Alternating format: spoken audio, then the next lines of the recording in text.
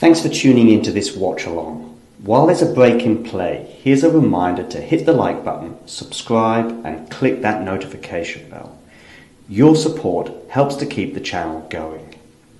While we're here, you can now become a member to enjoy perks including badges for the live chat, but also bonus material such as interviews with top players from both ATP and WTA tours. The membership link is pinned in the live chat. You can also follow us on Twitter, Facebook and Instagram.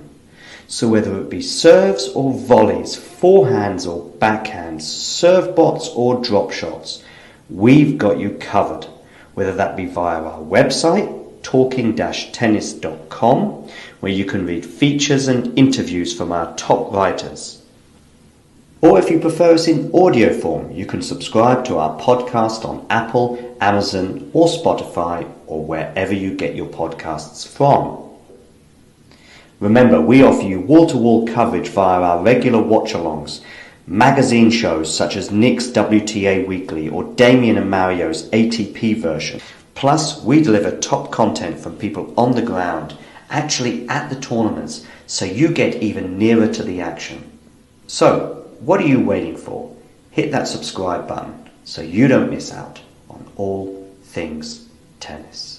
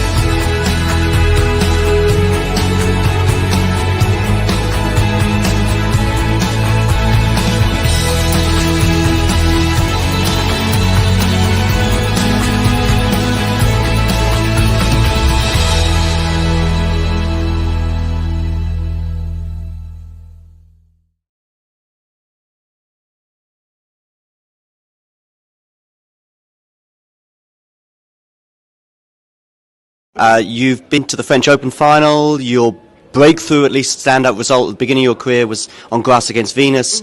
You've been very solid on the hard courts. Is there a slam in particular that you go, I think that's, if I'm going to get one, the first one might come here, there, or where?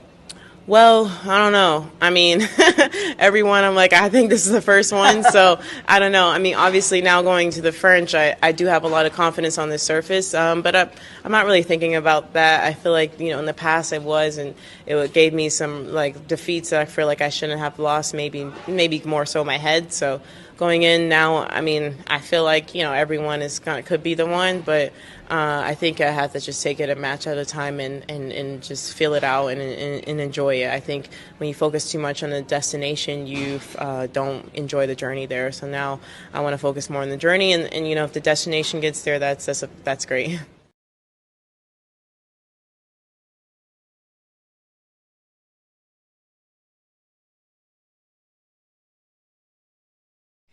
Thanks for tuning into this watch along. While there's a break in play, here's a reminder to hit the like button, subscribe, and click that notification bell.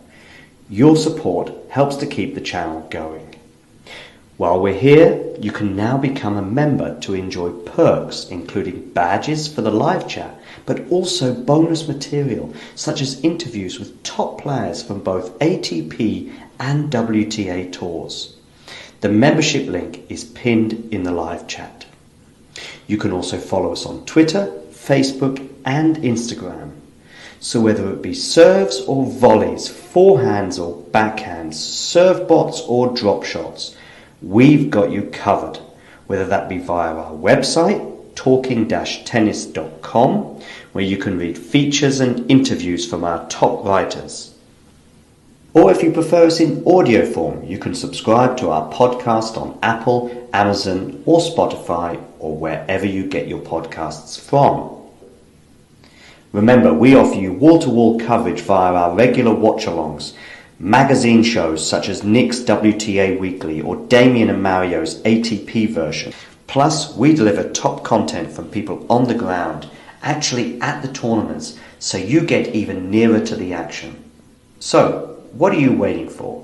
Hit that subscribe button so you don't miss out on all things tennis.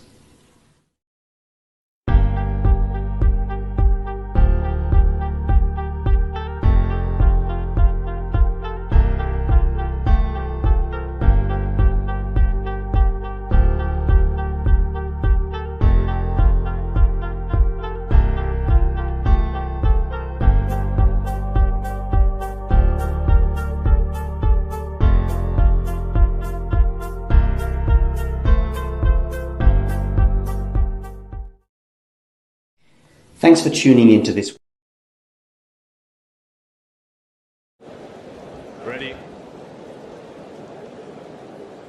Play.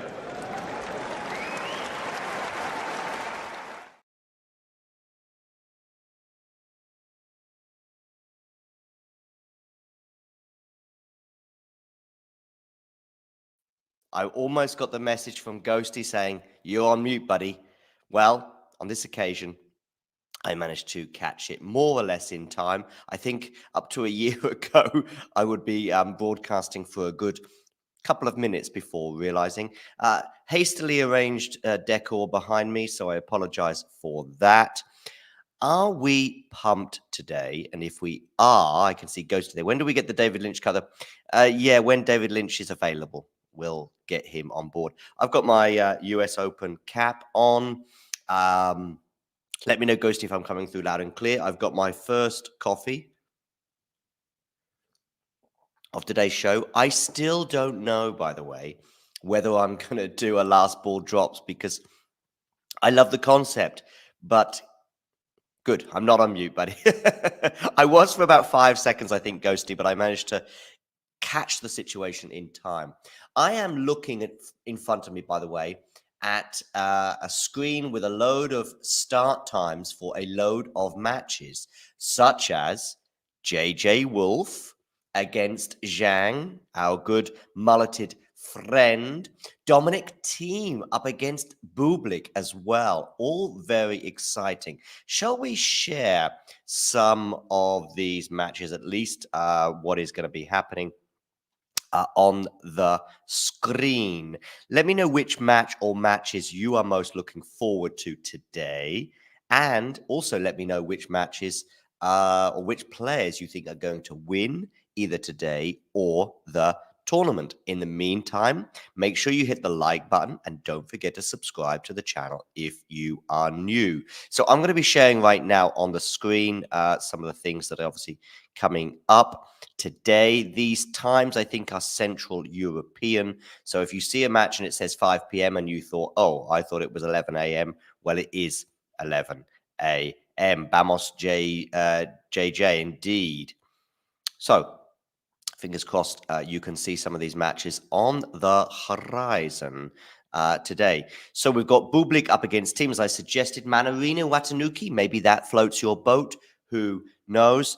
Sebastian Offner up against Nuno Borges. Make sure, by the way, you check out my predictions for all 128 matches, I think, at the US Open. I could be wrong, but put it like this. Every single match on the men's and the women's side, so 256 altogether, I have predicted, with my eventual winners being Carlos Alcaraz on the men's side, and on the women's side, Aryna Sabalenka. You know what I mean. Sadly, today, the Talking Tennis mug is in the dishwasher. So we may have to wait till tomorrow's stream, or maybe even a later one in the future, because I'm not sure if I'm going to be on tomorrow, at least in the early part of the day, for that. So anyway, Mannarino-Watanuki, as I suggested, Offner Borges, Ivashka Cerundolo. Are you excited about that one? Gasquet Marajan, I think, of course, the Carlos Alcaraz slayer up against Gasquet, who tweeted, by the way, earlier this year that he is retiring and going to become an egg, I believe. That tweet has yet to be deleted, which I think is very amusing. I'll show you what I mean by this tweet, because you're thinking, what is he talking about? Well, I will find this tweet. Fingers crossed it's still there. Yes, it is. It's still there on his Twitter account. I think it's the most recent tweet. Indeed, here it is. But good news is he is not retiring. For those of you just tuning in, make sure you hit the like button. Let's maybe put that up in a little message here. We'll also have a quick look at Twitter in a minute just to see what exciting things are going on there. JJ Wolf up against Zhang, Kashin against Shelton, Alcaraz, Kupfer. This is Alcaraz is on tomorrow, I believe. Oh, if I got that wrong. Yeah, Alcaraz is tomorrow, I think. Yes.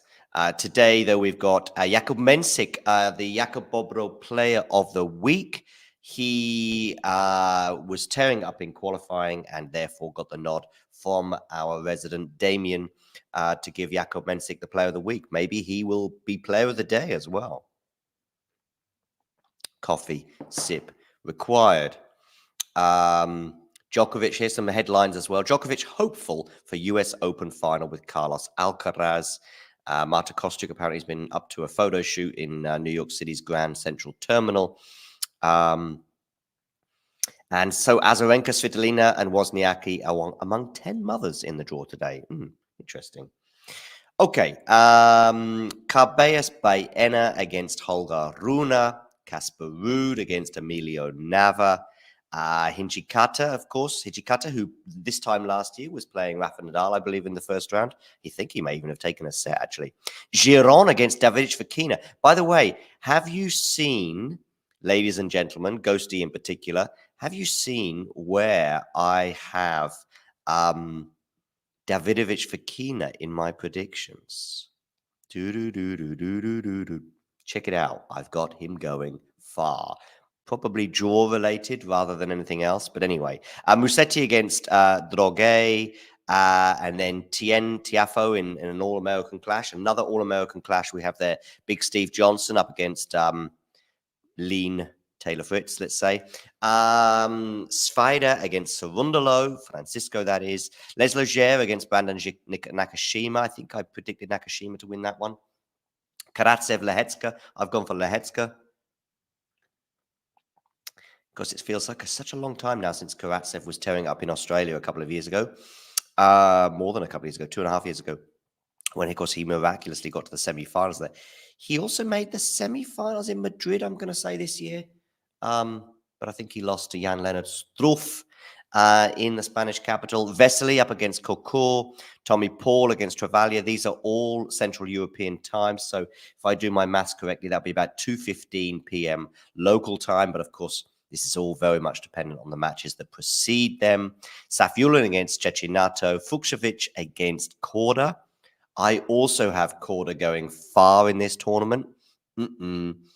But it could all end in the first round. But he beat Fucsovics last week, I think in straight sets. It was 2 close sets, but it was a Korda win in straight sets all the same. Then, of course, he pulled out at the quarterfinal stage with an ankle problem. But it did sort of have a little scent of, I'm saving myself for the US Open vibes. Let's see if he benefits from that. Kacmanovic up against Varillas. Quinton Halles up against Bonzi. Halles is having a good year. Delien against Gojo. Felix Auger-Aliassime up against Mackenzie McDonald. I think I have Felix getting to the second week. Draw related. It could even, he might not even make the second day. Anyway, get your comments in the live chat. I can see Ghosty here, very lively. I hope I don't miss the start play. What match should I perhaps turn my attention to? Well, first of all, it would be very useful if I had the remote control in my hand or at least nearby. I'm going to have to retrieve it.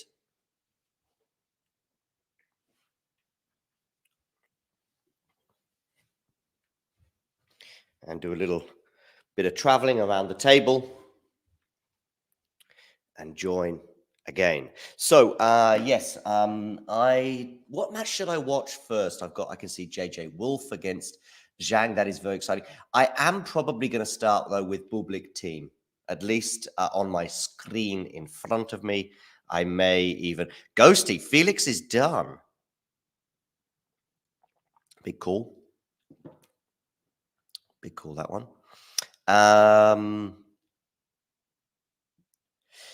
So anyway, what other matches on the men's side today? Kwon against Eubanks, and yes, and I think in the night session, of course, we have Djokovic among others.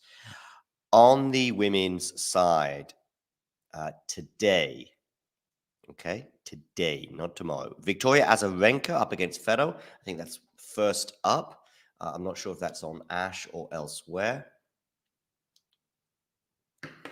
As I just wait for Bublik and Dominic Thiem to enter the court. When they do, I will let you know. Rakimova against Bencic. Bencic has had a lot of success in New York. Can she repeat that feat this year? Probably harder this year than other years. I think she lost in straight sets to Emma Raducanu a couple of years ago. I'm going to say at the 4th round stage. I think that was the moment when we thought, oh, hello. Emma might be winning the whole thing. Fresh against Navarro. Grasheva against Townsend. Masarova against Sakkari. Sakkari seeded 8. But perhaps that's a little bit on the optimistic side of things. I'm already halfway through my first coffee, and we haven't even got started yet. I wouldn't go quite so far as this on Felix just yet. Just yet. I would just wait let's wait another 6 months at least. The problem is, of course, is that so many of these other players are coming flying past. Yes. Oh, that's a very nice compliment here from Elena regarding Nick and Miles. Okay, so it looks like I've got Boris Becker on my TV right now, working for Sport Germany TV. But Boris is back home, it seems. maybe he's not allowed to travel. Maybe he's not allowed to travel. That would be my suspicion, because Boris is on a leather couch in his front room, chatting to his co-commentator, sharing his thoughts. The co-commentator I can see is in New York. Oh, they're having a quick chat about technical stuff. I think Boris is having some technical issues, a bit like we do on Talking Tennis. It seems like his volume wasn't working or something, so they've gone back to the main commentator. Poor Boris. Exactly. I think it might be Ghosty. Oh dear. Sean, I have some quite good news for you if you want to see him back at Wimbledon. I think he can go back in a year or two.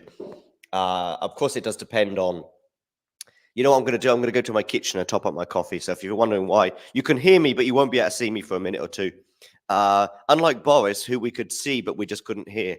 But he was having some technical issues. Very, very relatable, that is. Maybe you can hear me top up the coffee, by the way.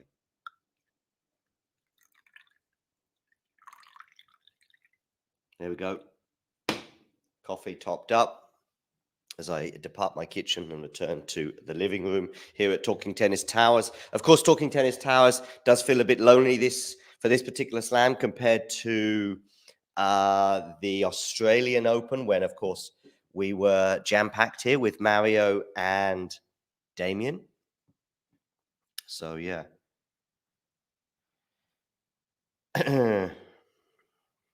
Anyway, yeah. So let's get back to today's action. If I see Boris reappear on my screen, by the way, I will let you know.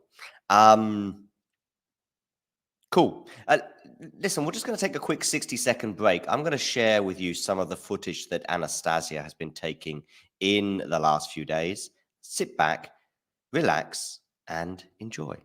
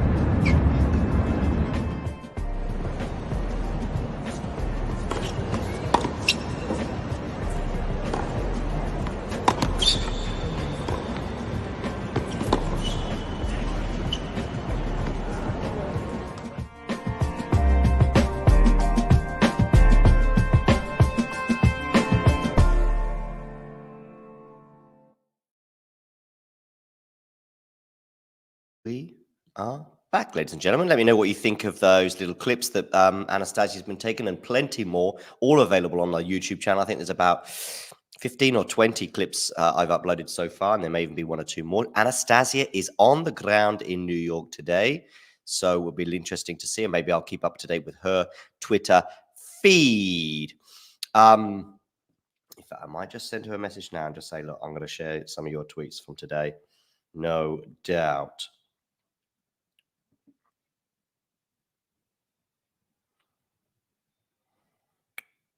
This doesn't make good TV.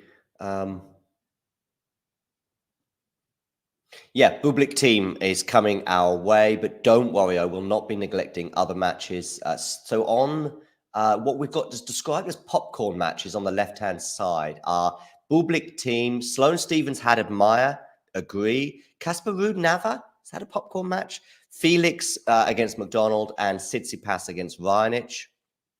Laura Siegmund, friend of the show as well. She is involved today against Coco Gauff.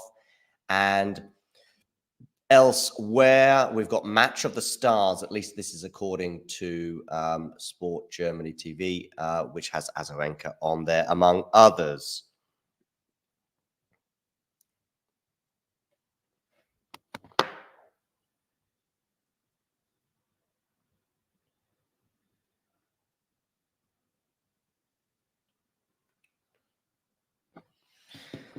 Okay, so back to some of these women's matches here that I was just referring to. Schmidlova against Kozlova, Mukova Sanders. I am going to butcher this name, no doubt. Ungunu Gavrilova. Oh, by the way, what do we think, ladies and gentlemen, of my predictions? Okay, my predictions for the US Open. Let's see if I can get them up on here. Actually, I might be able to.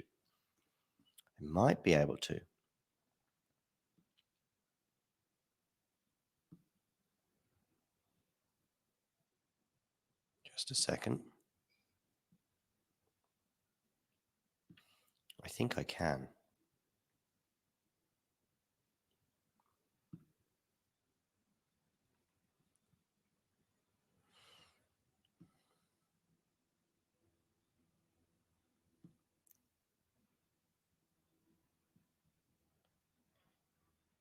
Anyway, if you've seen my video, you'll know where I have people landing. I think I went for, well, I know I have an Iga Swiatek final against Arina Sabalenka, which will be a shootout, of course, for both the number 1 number 1 world ranking and, of course, the US Open title. I wonder which one will feel more important. Indeed, Coco is definitely a juggernaut right now. Those of you tuning in, by the way, make sure you hit the like button and subscribe to the channel if you are new. Last time I saw, we were on about 2,700 subscribers. Let's see if we made any steps forward on that front. 2,705. Be nice to get to 3,000 by the end of this tournament. Oh, Boris is all hooked up again.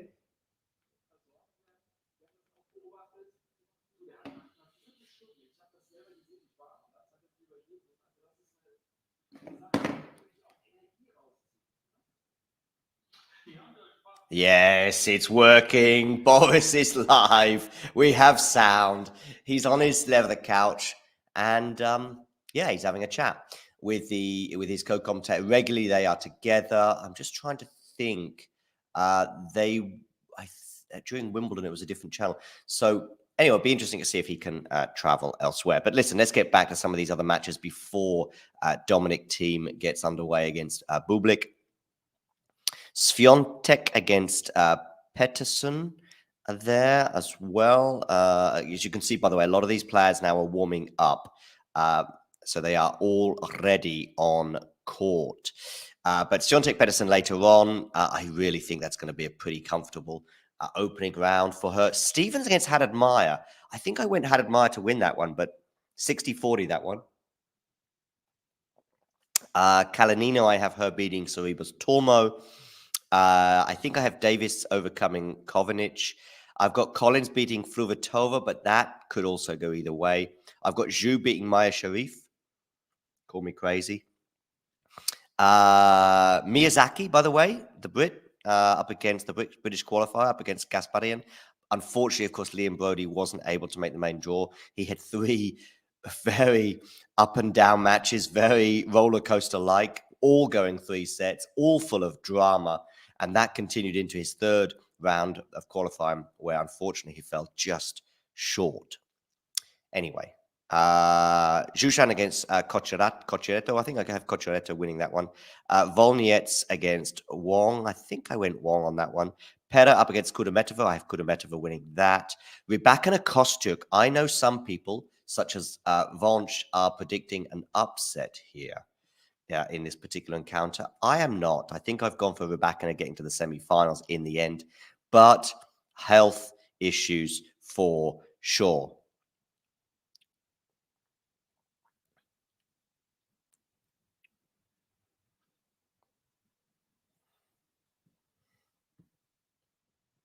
Let's have a quick look at some of Damien's hot takes here that he's tweeted out. Of course, he mentioned some of them yesterday in our ATP Weekly show.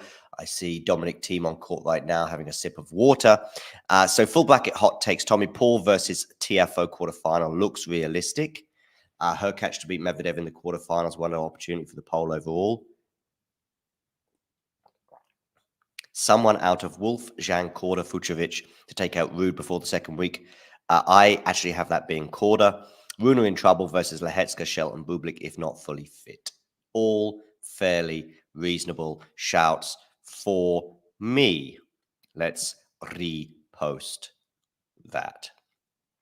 Okay, Birrell against Brady. Lucky loser Birrell, so I think I have Brady winning that one.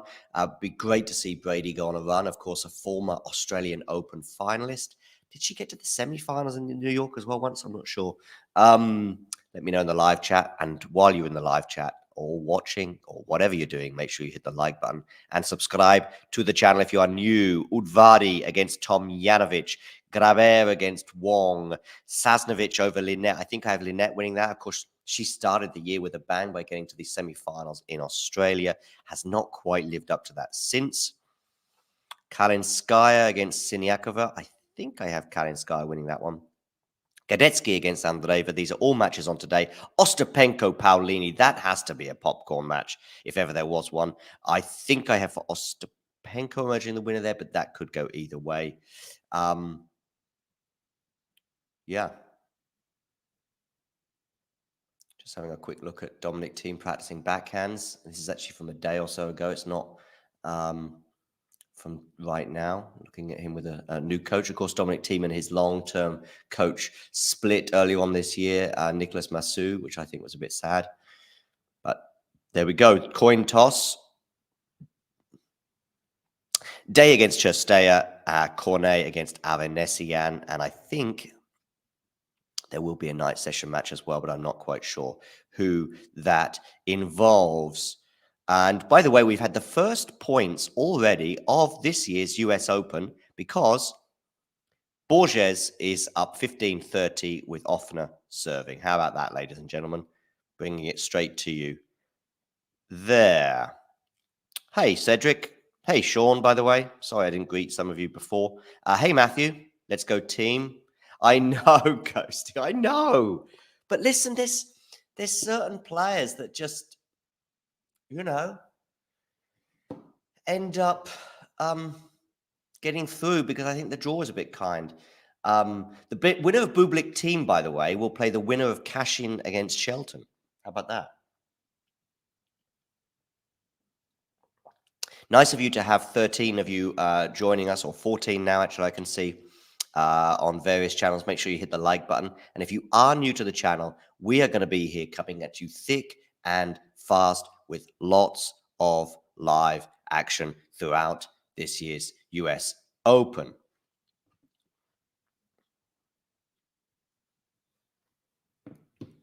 Sebi Korda. Oh, you think he's going to take an early bath? Sean, I'm guessing you're a football fan, by the way, given that expression. Early bath meaning a red card and off you go. Which reminds me that the time when Cantona flew into the crowd and gave a good kick to the supporter, which would be 1995, I believe, so 28 and a half years ago, because it was in January.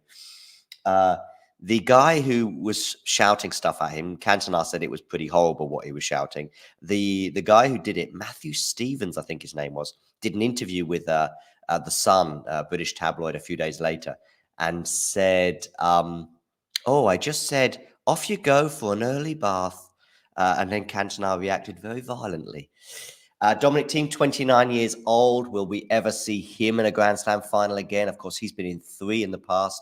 2 on the clay of Paris and 1 in New York where he did win. Of course, he's ranked 81 in the world, so he's comfortably inside the top 100 right now. 17 career titles. I think adding to the career titles, there's got to be a 250 for him out there somewhere. Surely.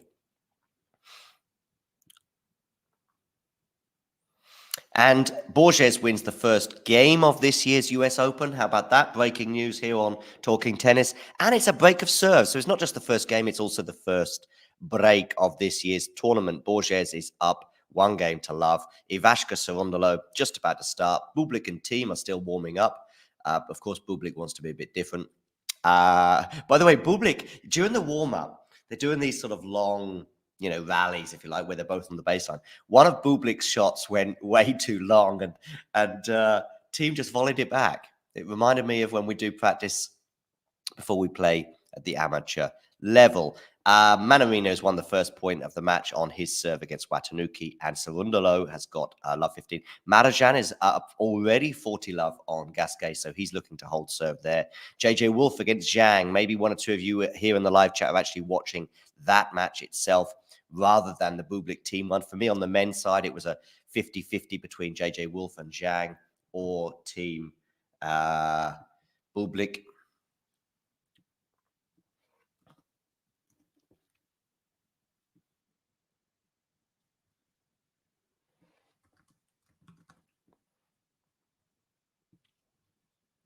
Dominic Thiem's coach, Benjamin Ebrach. Yeah. Oh, Thiem's just going off. I hope Thiem is okay. He's just going off for a little break already.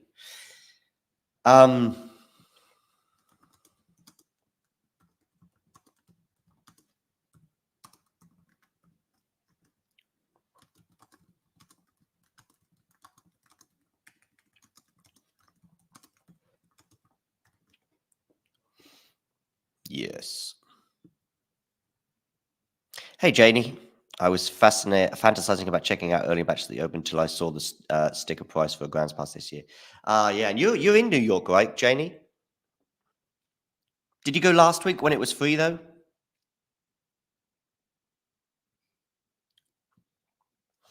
It's very strange how Dominic Thiem has gone off court when they should be starting the match. I do hope there's no health issues there.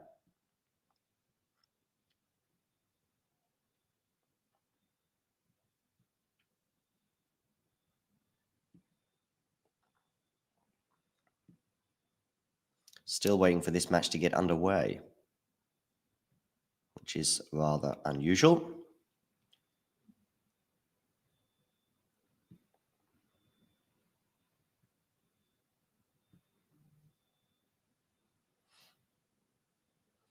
Thiem is back, and we are about to get started at last. Thiem is to serve.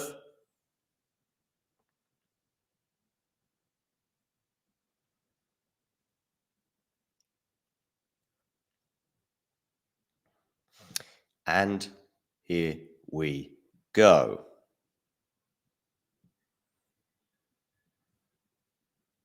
Thiem goes out wide with the first serve, and it is long.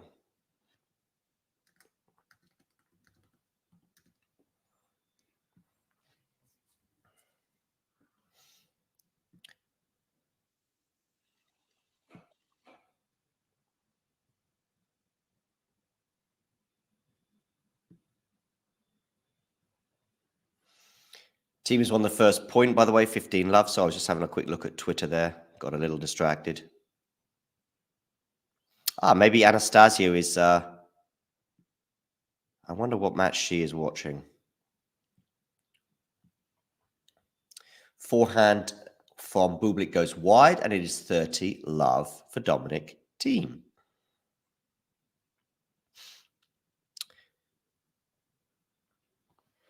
So first 2 points of the game for the Austrian.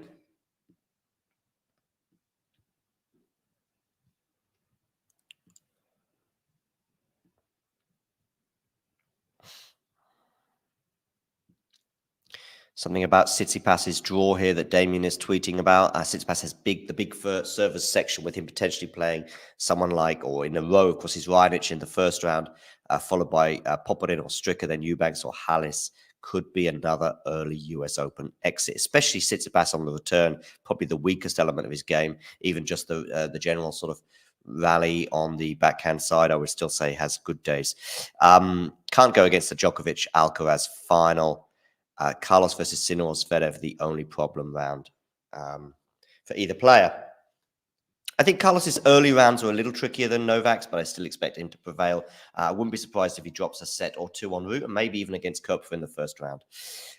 Double fault here from Bublik-Thiem, meaning 30 all.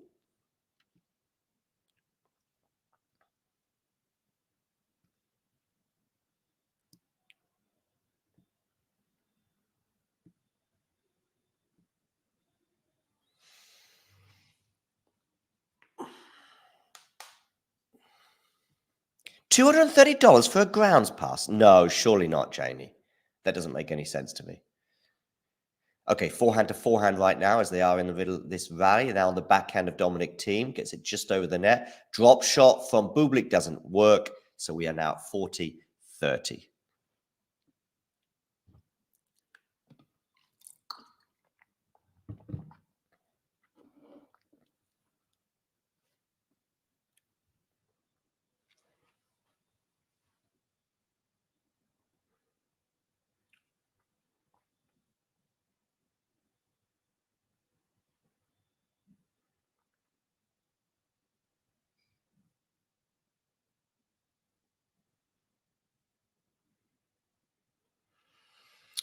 Okay, forehand now from Bublik-Thiem. And it's gone long from Bublik, and Thiem has held serve for 1 game to love. I know you wouldn't, Janie, but it just seems crazy. Let me see. $230 for a grounds pass? I mean, was that from the official website? From Ticketmaster? Maybe it's sold out and I don't know what's going on.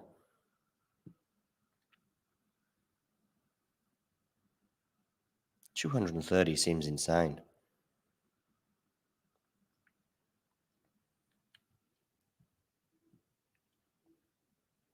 I see what you mean. I'm looking at Ash, I think, right now.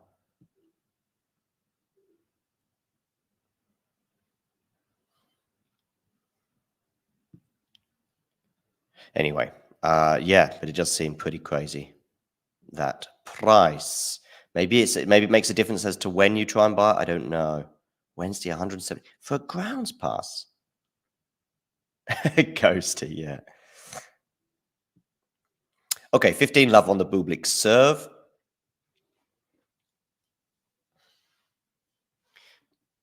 Backhand Thiem, forehand Bublik, forehand Thiem. Drop shot from Bublik is probably the worst drop shot you're ever going to see in your entire life. It doesn't even reach the net, or it bounced before it hit the net. And it is 15 all. Always bringing the chaos is Bublik. To the net on the first serve.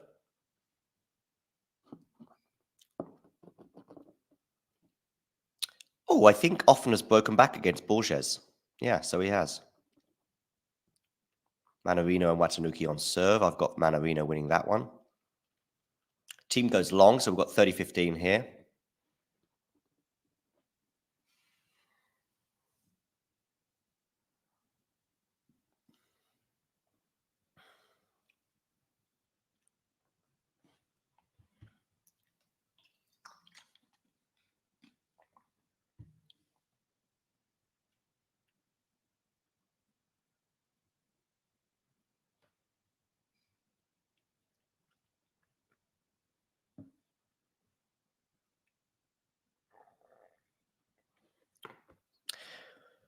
Okay. 40-15 now for Bublik as he seeks to hold serve. Only point that he's lost in this game was that drop shot that I mentioned.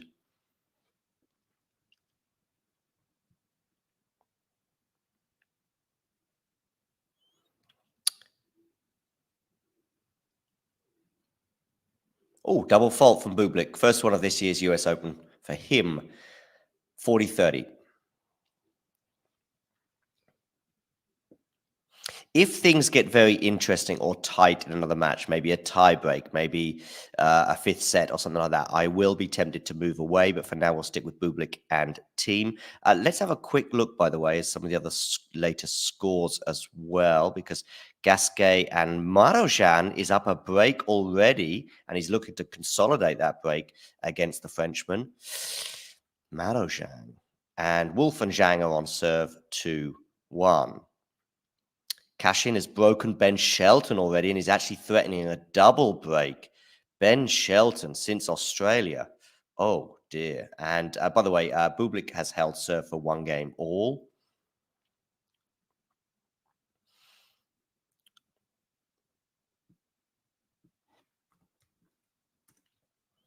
Let's have a quick look to see what's going on with the women. I think Azarenka should have started her match, among others.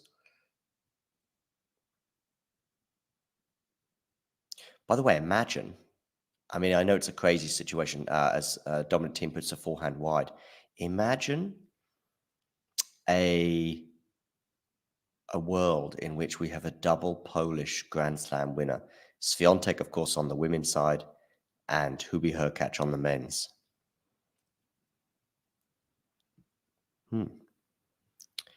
Crazier things have happened, ladies and gentlemen. Crazier things have happened.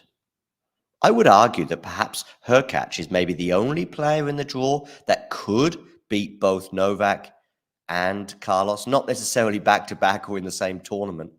Wow, what a rally this is turning into be. Dominic has got to win it from here, and he does. 15-all. Yeah, I mean, I'm not saying it's going to happen, but, you know, Medvedev, for example, can beat Novak, but he can't beat Carlos. Tommy Paul, for example, can beat Carlos, but he can't beat Novak. Jannik Sinner, you could argue the same, can beat Carlos, but probably not Novak. Zverev, I don't know if he can beat either. I mean, Zverev has pushed Novak really hard at 2 Grand Slams. I think it was at the both in 2021, Australia and the US Open. Certainly in Australia, I think he was up 2-1, was he? I think he won the first set in both matches, and I think he might have been up 2-1 in Australia that year. Anyway, looking here at some of the women's scores at the moment, Azarenka and Ferro on serve. Bencic is up actually, she's up a double break on Rakimova, but she is love 40 down on her serve as Rakimova tries to get one of those breaks back. Navarro is facing a break point against Fresh. Townsend and Grasheva have shared the first 4 games, and Masarova and Sakari are on serve, as are Schmidlova and Kozlova. Mukova, by the way, is up a break on Storm Sanders already, but she is facing 2 break points. And Gavrilova is up a double break already on Nugui. Dominic Thiem, by the way, is at 40-15 here.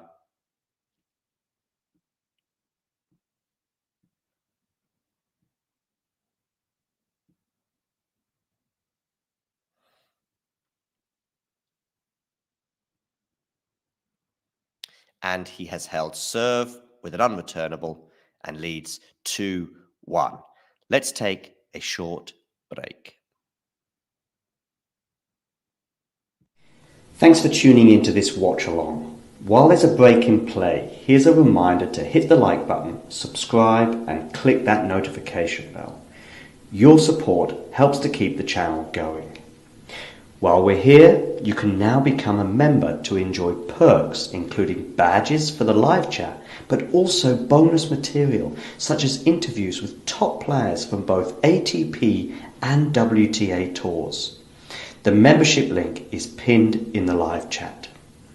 You can also follow us on Twitter, Facebook, and Instagram. So whether it be serves or volleys, forehands or backhands, serve bots or drop shots, we've got you covered, whether that be via our website, talking-tennis.com, where you can read features and interviews from our top writers. Or if you prefer us in audio form, you can subscribe to our podcast on Apple, Amazon, or Spotify, or wherever you get your podcasts from. Remember, we offer you wall-to-wall coverage via our regular watch-alongs, magazine shows such as Nick's WTA Weekly or Damien and Mario's ATP version. Plus, we deliver top content from people on the ground, actually at the tournaments, so you get even nearer to the action. So, what are you waiting for? Hit that subscribe button so you don't miss out on all things tennis. I'm just making a coffee, ladies and gentlemen. Hit that like button and subscribe to the channel if you are new. Let's have a quick look at the live chat, by the way.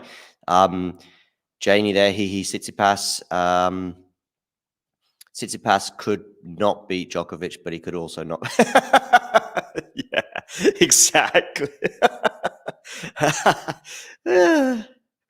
That's probably comment of the day so far, Ghost, and it may well end up being comment of the tournament. For the rest of you in the live chat, you've got a lot to live up to if you're going to beat that comment today, that's for sure. Yeah, so I forget what I was saying there, but yeah, so Hubie Hurkacz, I think, he's clearly a second favorite against both players, probably even more so against Novak. But I do think he's a player who has a more than 20% chance against both. Let's say that. I don't think Zverev has a 20% chance against either. I don't think Tsitsipas has a 20% chance against either. I think Tommy Paul has less than 20% against Novak, but more than 20% against Carlos, if you follow the maths. Keep up at the back.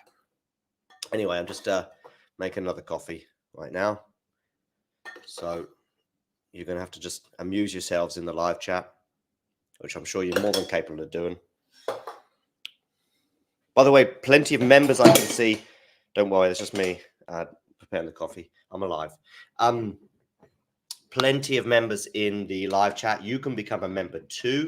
The membership thing is pinned in the live chat, but it's also in the description below. So become a member. Be cool. Be like Ghosty. Be like Janie. Be like Sean Power. And become a member. And you will be helping support the channel, but you will also get a little bit of bonus material from time to time. That is exclusively for members only. Coffee ready, or on at least, part one. And I will return to the kitchen shortly. But for now, I'm going to return to Dominic-Thiem against Bublik. And we have a break point for Dominic-Thiem. How about that, ladies and gentlemen?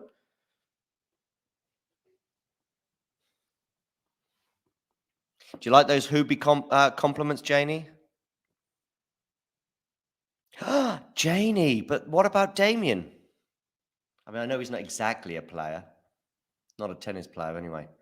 So, break point here. Let's focus on this good forehand there from Bublik. Bublik in charge of this point, and he wins it with a winner. And a little shake of the racket. Bublik is happy with that one. Deuce. We've got plenty of you now joining us, so please hit the like button. And if you're watching on YouTube, please subscribe as well. Deuce.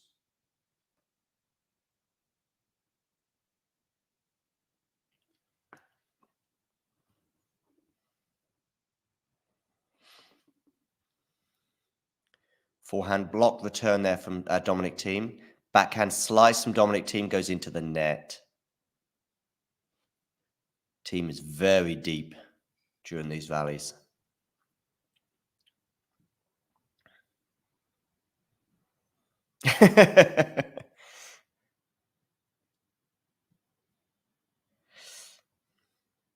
Gasquet's finally got a game against Manajan, but he remains a breakdown.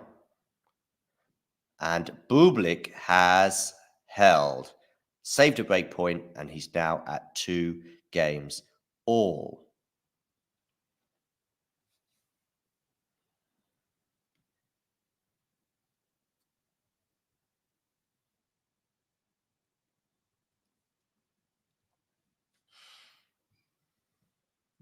What else is going on? Let's have a quick look then as Hubie, I've got Hubie on the brain. As Bublik has held serve, let's have a quick look at some of the other scores. Watanuki, Manarino remain on serve. Offner and Borges are on serve as well, but don't forget, Borges has ceded the early advantage of the break that he had. Cerundolo is down a break. Oh, Juan Manuel Cerundolo against Ivashka. I think I've got Ivashka winning that one. Gasquet, yes, remains a breakdown at 1-4 against Marajan. Zhang is up a break on JJ Wolf. Sorry, Ghosty. I like Zhang too, though. Ben Shelton is basically staring down the barrel of the first set loss, at least anyway, because Cashin has 3-set points, and I believe he might well end up being the first person to win a set at this year's Open. This year's Open, indeed, he has won that first set 6-1. So Ben Shelton is a set down. Bublik and Thiem remain on serve with Thiem up 15-love as they exchange forehands right now. Bublik in charge at this point, comes into the net. What a backhand pass, though, from Bublik-Thiem. That was tastier than a French croissant. Or perhaps I should say an Austrian Apfelstrudel. Lovely, lovely, lovely. 30-love. Let's have a quick look at some of the latest scores on the women's side of the draw. Grasheva and Townsend are on serve. Azarenka is now up a break on Ferro, 3-1. She leads. Bencic is up a double break on Rakimova. Fresh and Navarro are 3 games all.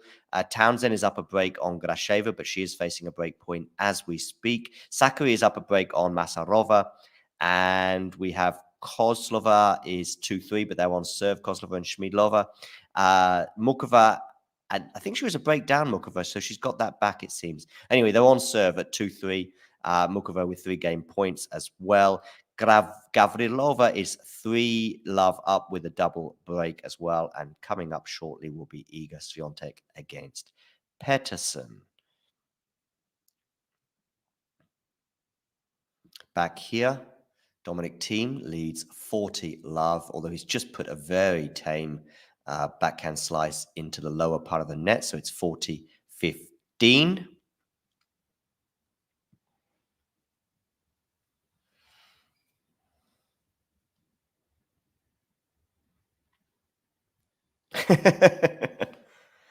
Good point, Shawnee. Hi, Casey. Happy US Open, everyone. Yeah, make sure you hit the like button, by the way. How many likes have we got? Because I've got 14 people watching on YouTube right now. Maybe 13, actually. We're hemorrhaging viewers right now. But, yeah. How many likes? We should have 14 likes, right? Or 13 likes. Bublik-Thiem has held serve. I will go and attend to the coffee, and when I come back, we'll see out the remainder of this set. Thanks for tuning into this watch along. While there's a break in play, here's a reminder to hit the like button, subscribe, and click that notification bell. Your support helps to keep the channel going. While we're here, you can now become a member to enjoy perks, including badges for the live chat, but also bonus material such as interviews with top players from both ATP and WTA tours. The membership link is pinned in the live chat. You can also follow us on Twitter, Facebook and Instagram. So whether it be serves or volleys, forehands or backhands, serve bots or drop shots, we've got you covered, whether that be via our website, talking-tennis.com, where you can read features and interviews from our top writers. Or if you prefer us in audio form, you can subscribe to our podcast on Apple, Amazon or Spotify or wherever you get your podcasts from.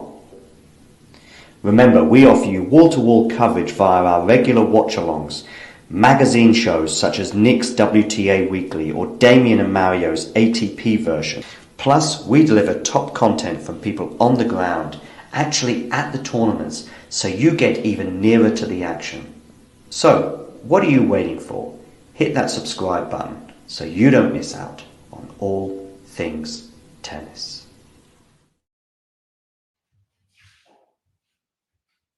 Talking of missing out, I'm back. Nice compliments here flying around in the chat, I see. Double fault now from Bublik, meaning he is love 15 down on his serve. Bublik has saved a break point, don't forget already.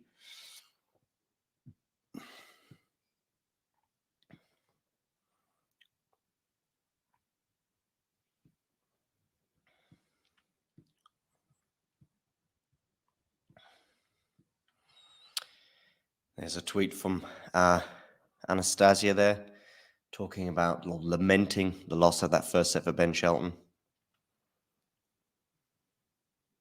Drop shot from Bublik. Gets it over the net at least. Oh, that's a lovely point, especially as he was in big trouble at love 30. 15-30 now. Mannarino leads 4-3, but they are on serve. Offner and Borges are also on serve, having exchanged breaks earlier in the set. Ivashka is up a break on Juan Manuel Cerundolo. Are we going to see another break point for Dominic Thiem here? It's 15-30 on the Bublik serve. Who do you think is going to win, by the way, this particular encounter between Thiem and Bublik? I mean, I had Bublik in my bracket, but it's been a good start for Dominic Thiem, I would suggest.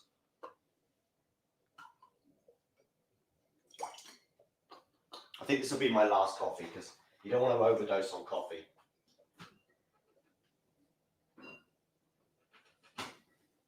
I had a lovely spinach and cheese pastry Turkish thing. Can't remember the exact name, but it was a very popular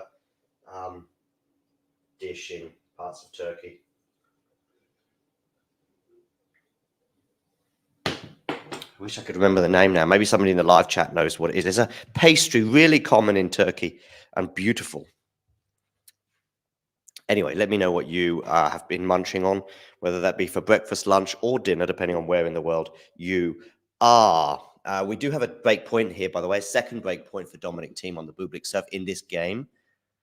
Backhand return. Drop shot from Bublik doesn't work, and Dominic Thiem has broken serve, ladies and gentlemen. He leads 4-2. How about that? How about that, ladies and gentlemen?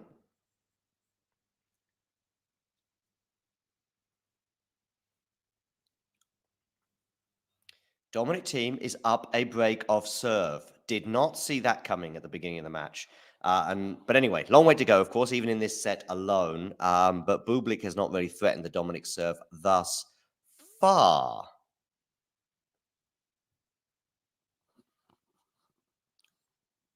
Mannarino, Watanuki are 4 games all. Offner and Borges are also on serve as they get to the deep end of that first set. Ivashka is 3 points away from winning the first set over Juan Manuel Cerundolo. Gasquet remains a breakdown to Marozsan. And JJ Wolf and Zhang are back on serve. So Zhang was up a break. And Ben Shelton is up an early break, by the way, in the second set over Cashin. So he's arresting that slide as he threatens to take a 3-love lead with 3 game points. Anyway, Dominic Thiem and Bublik here exchanging forehands. Now it's Bublik on the backhand, a backhand slice from Dominic. Backhand from Bublik goes into the net, and it is 15-all.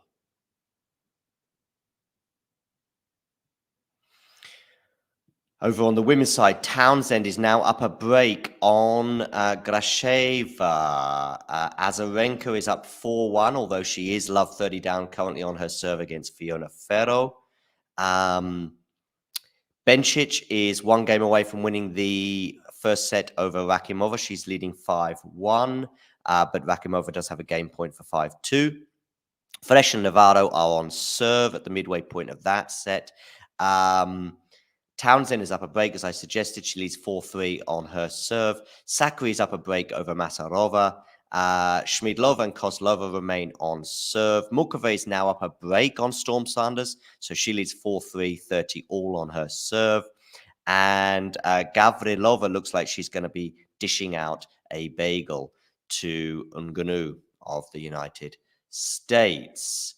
Dominic Thiem, though, for the first time on his serve, is in a spot of bother. He is at 15-30.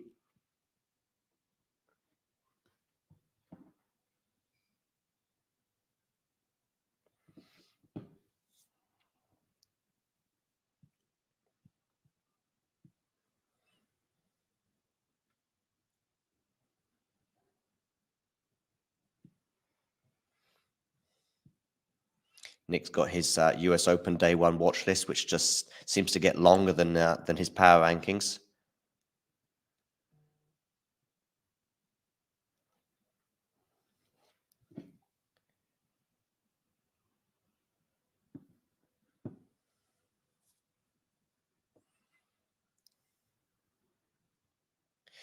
Okay, forehand Dominic, forehand Bublik. This is a big point here because we're going to be at 30 all or 15-40. Backhand from Dominic, good backhand. Backhand slice now from Thiem. Forehand drop shot from Bublik is not quite good enough. But the rally, that's a wayward forehand from Dominic Thiem. And it is 15-40. Bublik has his first break points of the match. So yeah, Nick Carter's watch list here, Bublik-Thiem, which is what I'm watching right now. Rakimov, Bencic, probably wouldn't be on my watch list. Swiatek-Peterson, well, we know why that is on his watch list. Stevens had admired, justified. Tiafo, Rybakina-Kostyuk, definitely. Karatsev-Lehecka, good shout as well. Tsitsipas-Raonic, absolutely certain. Ostapenko-Paulini as well. He's also got Felix against MacDonald. Anyway, here, 15-40. Oh, and Dominic Thiem has gone way long with that forehand. It is 4-3. We are back on serve. The euphoria around Thiem has been put a lid on by Alexander Bublik. We will take a short break. I'll be back in 60 seconds. Thanks for tuning into this watch along. While there's a break in play, here's a reminder to hit the like button, subscribe, and click that notification bell. Your support helps to keep the channel going. While we're here, you can now become a member to enjoy perks, including badges for the live chat, but also bonus material, such as interviews with top players from both ATP and WTA tours. The membership link is pinned in the live chat. You can also follow us on Twitter, Facebook, and Instagram. So whether it be serves or volleys, forehands or backhands, serve bots or drop shots, we've got you covered, whether that be via our website, talking-tennis.com, where you can read features and interviews from our top writers. Or if you prefer us in audio form, you can subscribe to our podcast on Apple, Amazon, or Spotify, or wherever you get your podcasts from. Remember, we offer you wall-to-wall coverage via our regular watch-alongs, magazine shows such as Nick's WTA Weekly or Damien and Mario's ATP version. Plus, we deliver top content from people on the ground, actually at the tournaments, so you get even nearer to the action. So, what are you waiting for? Hit that subscribe button so you don't miss out on all things tennis. One of my tennis balls has just dropped, so put that back. There we go. Okay, so we are back on serve here right now between Thiem and Bublik as they exchange backhands. Bublik serving at 3-4. Ooh, that is a tasty drop shot. That's almost as tasty as that spinach and pastry thing I had earlier. Let's see if I can. I think I've still got some left. In fact, I know I have. Maybe I'm going to reproduce that for you, and maybe someone can tell me in the live chat what it is exactly. What is exactly the Turkish name?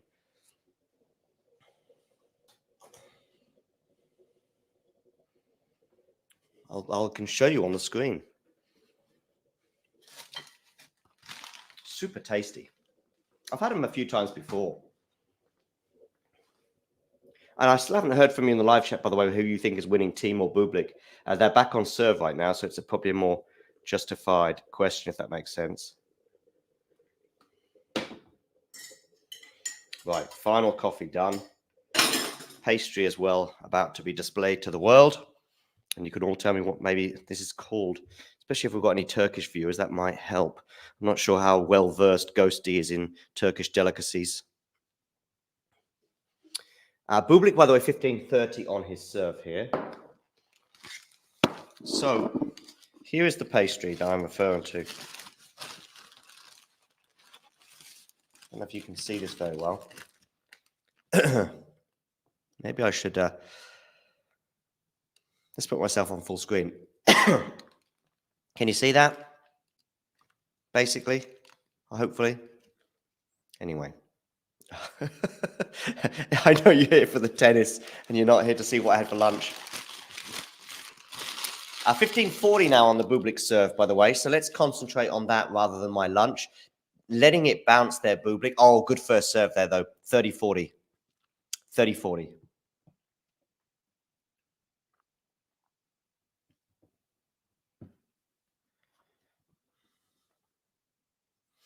Second break point here for Dominic-Thiem.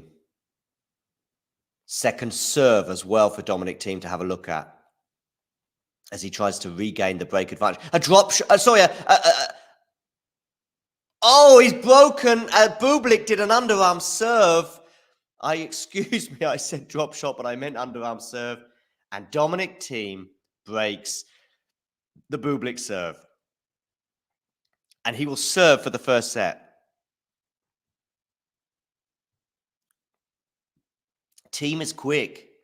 Thiem is quick, ladies and gentlemen. If you're going to do an underarm serve, you've got to really catch him by surprise. He nearly executed the lob, to be fair. Anyway, 5-3. Dominic-Thiem serving for the first set.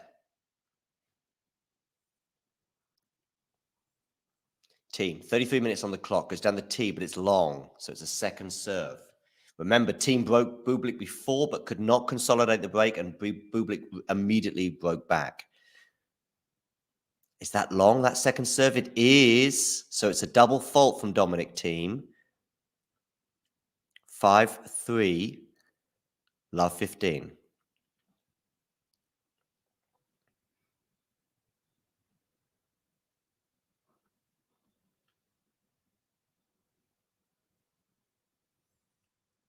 Thiem down the tee. Block return from Bublik. Good depth on that as well. Good depth there, though, from the Dominic too.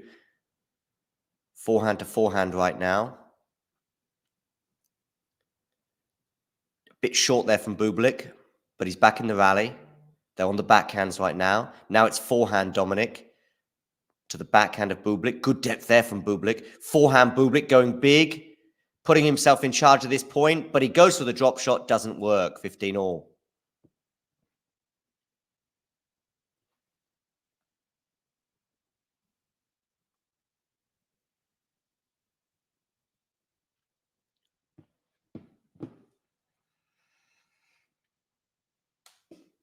$15 all now.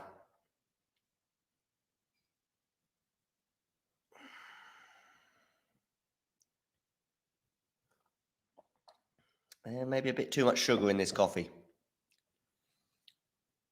How do you take your coffees, by the way? I mix and match.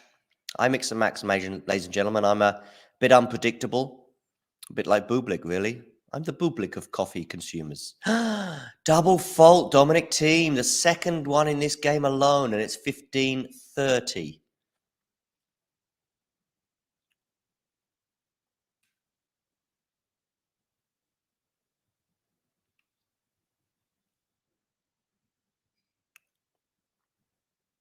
Thiem to serve. Backhand return from Bublik. He's going for the serve volley, but it's enough because Bublik errs 30 all, ladies and gentlemen.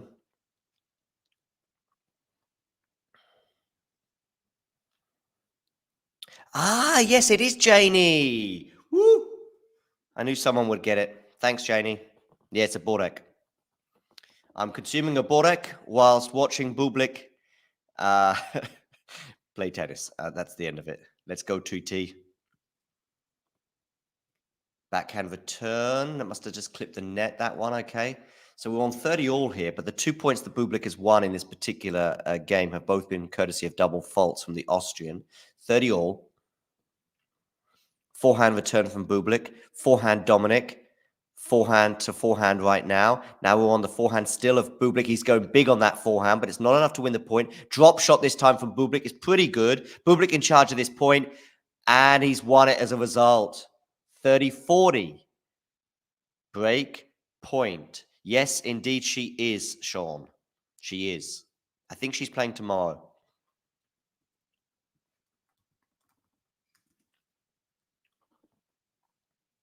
Oh, no, actually, she's on today against Gadetsky.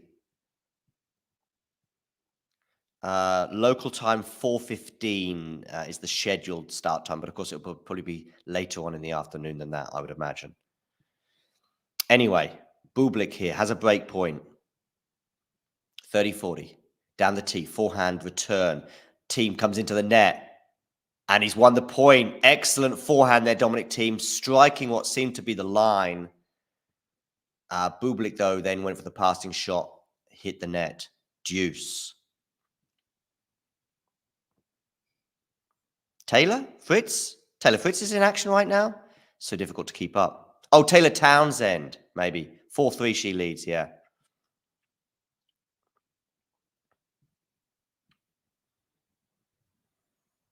Deuce between Bublik and Thiem. Thiem 2 points away from winning this first set. Goes down the tee. Backhand return. Forehand Dominic. Forehand Dominic again. Good forehand winner there from Dominic. Really good. Really good. Close to the line. Low bounce as well. Curving away. I can see some Austrian fans in the crowd with big hats saying Österreicher. Red and white hats, of course. And a little bit of black. A little bit like the Dominic racket. I don't know if he has that racket color because of that. But it's the same racket that I have, actually. The Pure Strike. I think it's the Pure Strike. Just like Cam Norrie as well. Set point, Dominic-Thiem.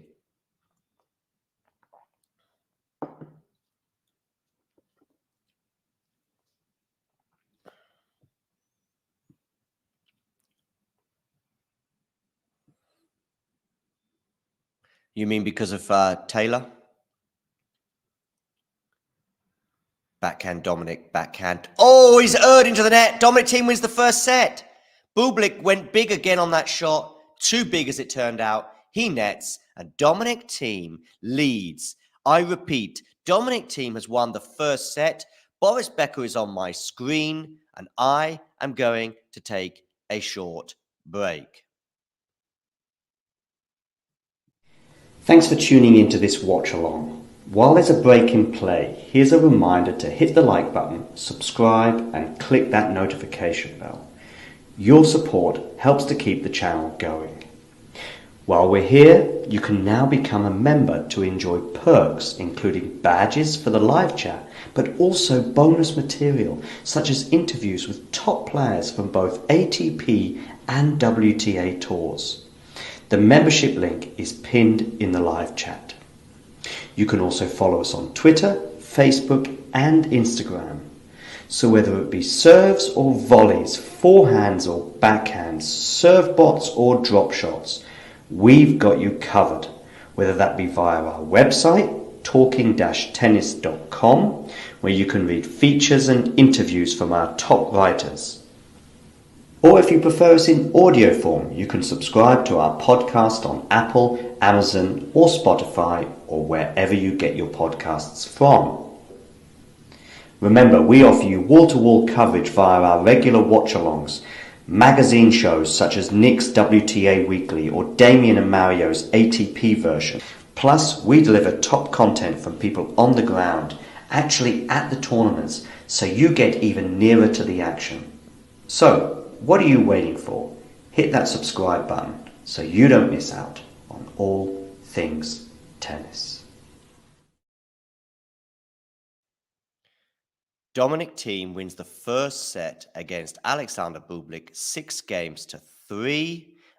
Damien, by the way, has been tweeting about Gasquet and Marozsan.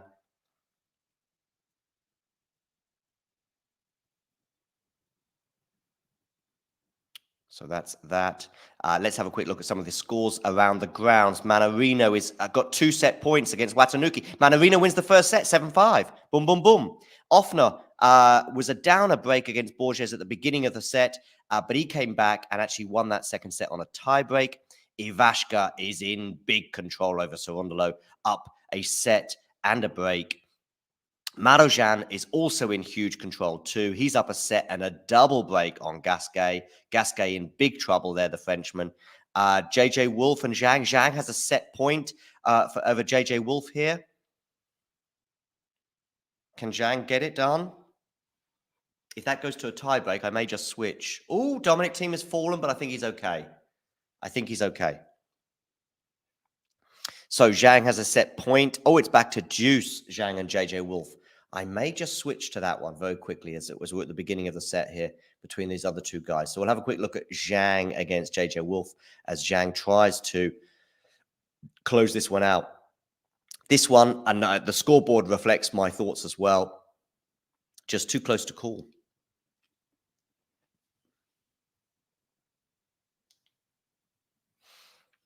Yeah, Marozsan is crushing Gasquet right now. Remember, Marozsan famous for being the slayer of someone, Carlos Alcaraz.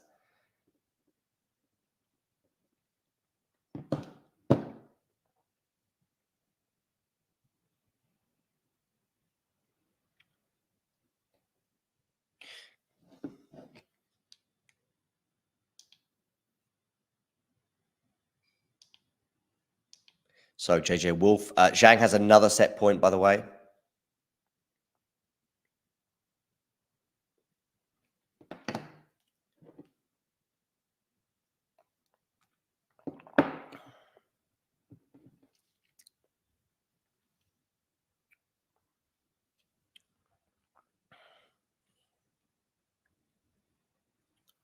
Are we pumped for Dominic Thiem? Is Dominic Thiem going to win the US Open now? I guess it does maybe slightly help. We're back at juice, by the way, between Zhang and JJ Wolf.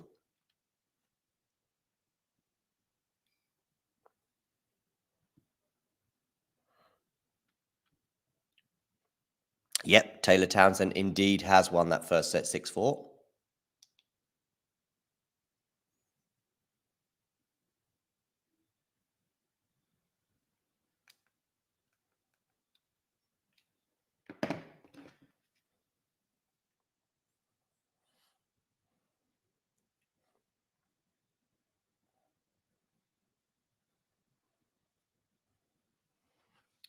I'm going to log in on my phone as well so I can maybe keep up to date with a couple of matches at the same time.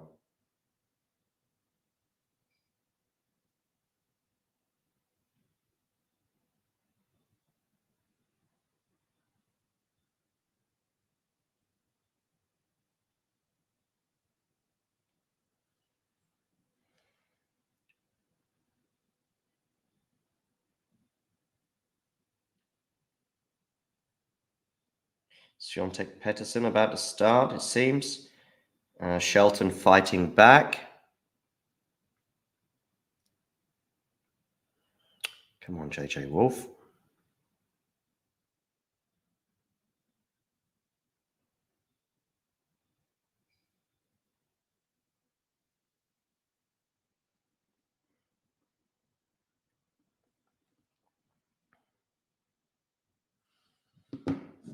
Chinese men are getting better and better. In fact, he's got another set point. This one is just going on forever, it seems.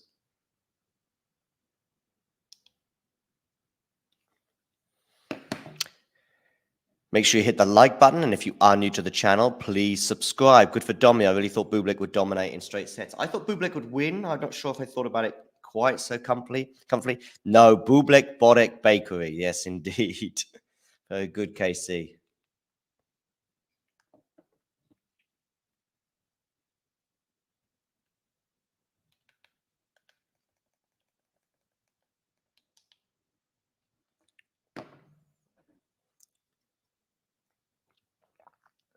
I learned recently that the Spanish lisp is actually called an interdental fricative. First Spanish to colonize the Americas were Canary Islanders. Yes, I'm aware of that, yeah. Also, I think they left from the south of Spain where there's a bit less of that too. Indeed. All very good knowledge, Ghosty.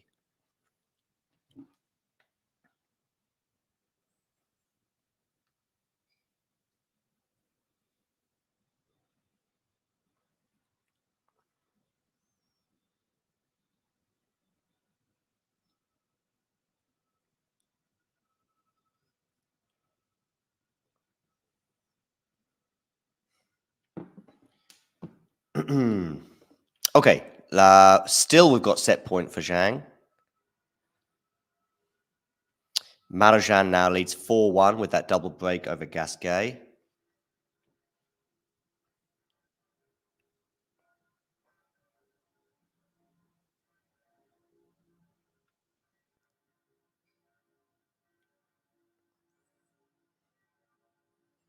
Swiatek, is she going to be retaining her crown? Is that what we're thinking?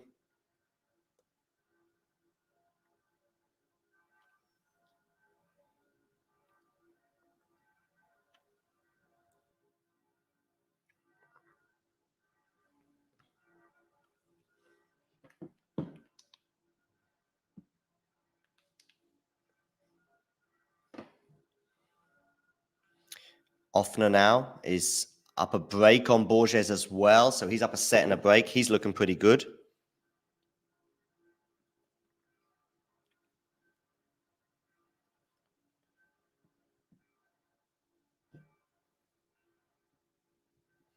And we will take a very short break, and I'll be back with you in a jiffy.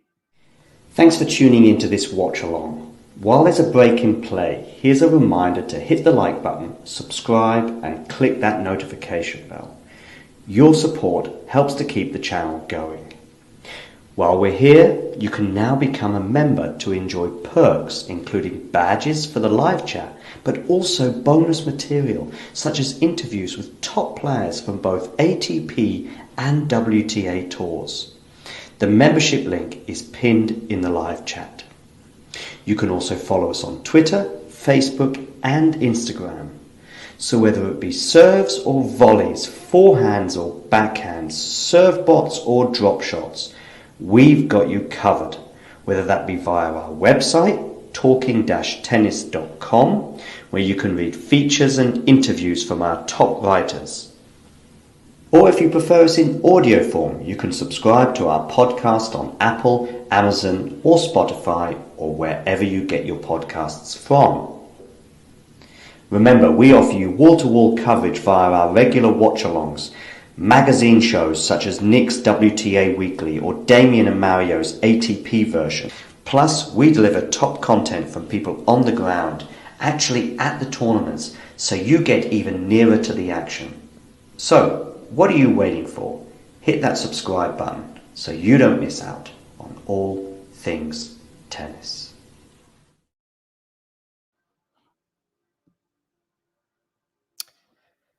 So, ladies and gentlemen, a quick look at the scores around the grounds. As I suggested, Offner is up a set and a break. Ivashka is up a set and a break on Juan Manuel Cerundolo. Gasquet is one game away from a two-set to love reversal or trouble there. Zhang did finally win that first set against JJ Wolf. By the way, Shelton is now back at one set all. That was a quick set, even if it was 6-3. So well done to Ben there. That is the latest scores on the men's side. Bublik-Thiem is already a break up at the beginning of this second set as well. Having a quick look over on the women's side, Azarenka did win that first set quite comfortably over Ferro, 6-1. Bencic won the first set 6-2 over Rakimova. Anybody suggesting that Bencic was vulnerable today? Not looking that way at the moment, at least. And we have Fresh and Navarro there. Navarro winning the first set 6-2, I believe, if I've got my maths right there. What else have we got going on? Taylor Townsend is up a set and a break.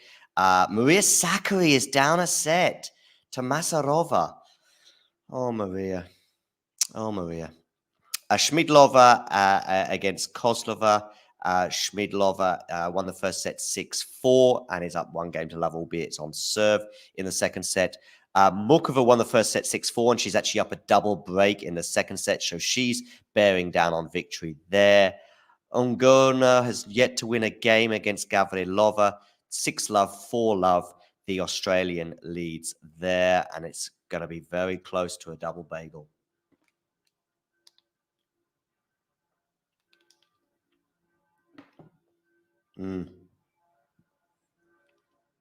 Indeed he did, Ghosty. Indeed he did. You'll be pleased to know.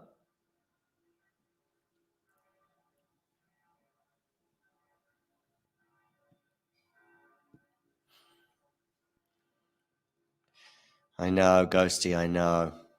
Really sad. I just don't know what the solution is, to be honest with you. I know she sort of teamed up with Mark Philippoussis for a few weeks early this summer.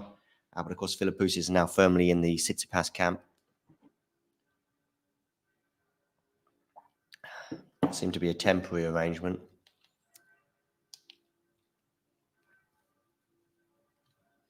Just hope that maybe there's just a one-off run from Sakkari somewhere. I mean, she's not even making semi-finals at the moment, which is, yeah, pity.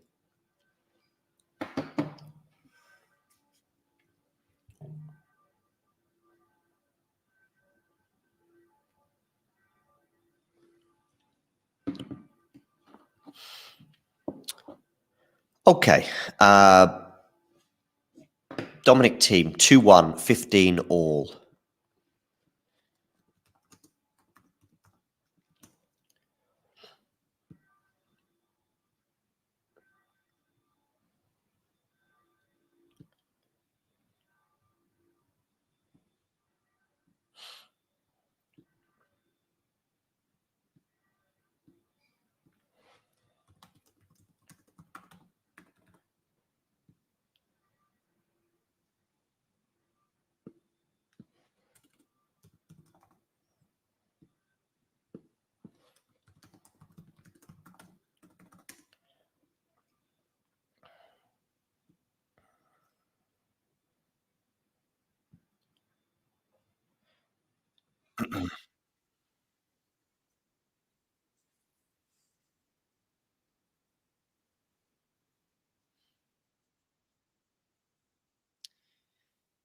Let's see, Ghosty. Let's see. Let's see. Anyway, Ivashka is up 4-3 on Sarundalo, but they are on serve in that second set.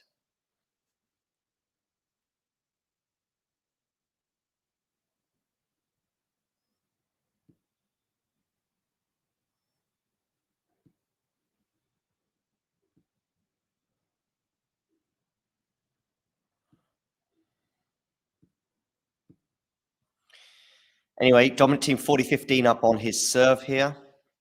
Backhand slice from Dominic that goes into the net.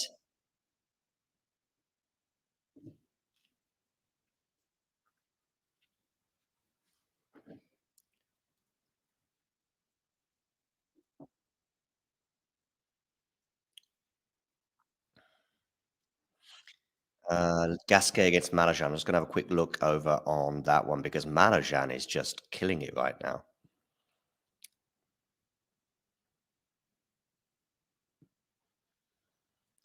Six-one, he won the second set. I see him stretching, getting ready, jumping up and down. He must be feeling pretty good right now. Pretty good. Gasquet there. 3-6, 1-6 down. Those first two sets. Deary me. What else we've got going on? Oh, Pair's about to get underway. Is he? Am I right with that one, I think? Ivashka Sarundalo is something I touched on a minute ago. Zhang against JJ Wolf. So, yes. Zhang there winning the first set 7-5. Let's have a quick look. I'll just dip into that one as well. JJ Wolf returning. He has won the first game. JJ Wolf decked out in all white today, although it is now 15 love after an ace from Zhang.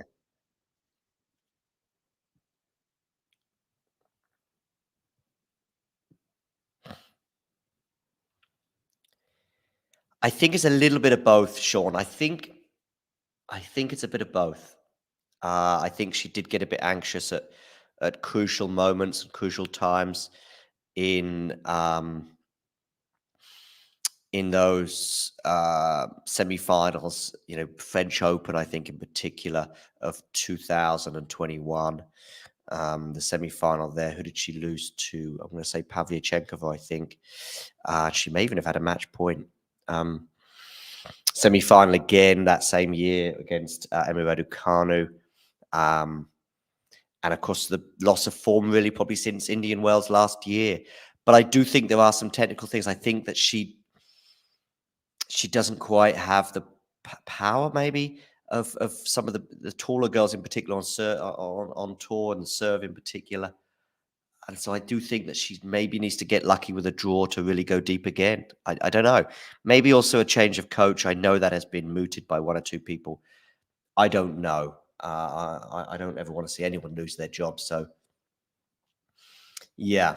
But it's not looking good. And really, she's just been overtaken by, some of these girls such as Rybakina and Sabalenka. And they were, Sabalenka in particular was kind of Sakkari's equal. She was somebody who was getting to semi-finals but wasn't able to get over that hurdle a year or so ago. Anyway, it is what it is. It is what it is.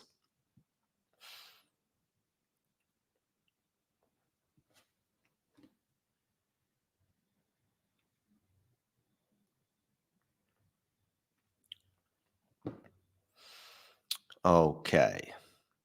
What match should I just switch to for a little while? I will come back to Bublik-Thiem, I think.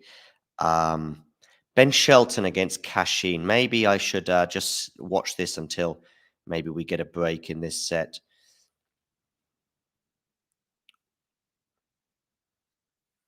It's at 1 game all. Ben Shelton is rocking an sort of three-quarter white and quarter pink outfit. He's smiling again. Not surprising there compared to where he was. By the way, they are racing through this match. They're already sort of 2 games into the third set, and it's only just over an hour on the clock. Oh, lovely pass there from Ben Shelton. He's happy with that one, and so he should be, taking that ball early. Looks like he's had a bit of a trim as well, has Ben. Love 15.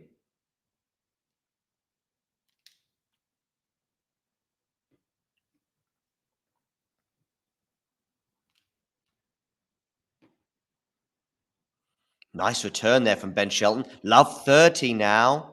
Love 30, Ben Shelton. On the cash-in serve.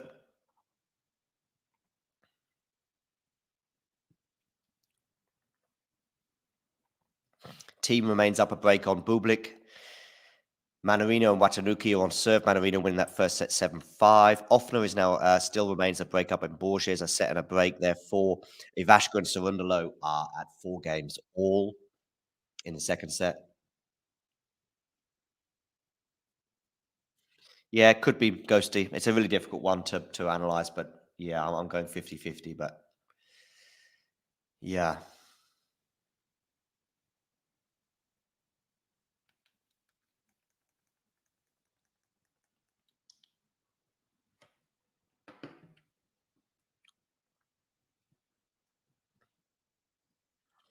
And Shelton has broken a double fault from Cashin. Ben Shelton has broken. I said I would join it until there was a break of serve. I did not expect there to be a break of serve that quickly. Shelton now 1 set all, but he's up a break. He is up a break, ladies and gentlemen.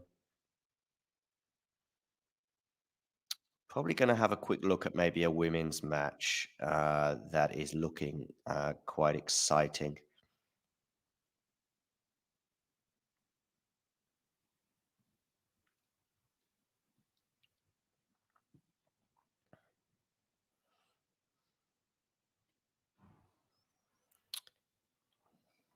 Mukova against Storm Hunter, maybe?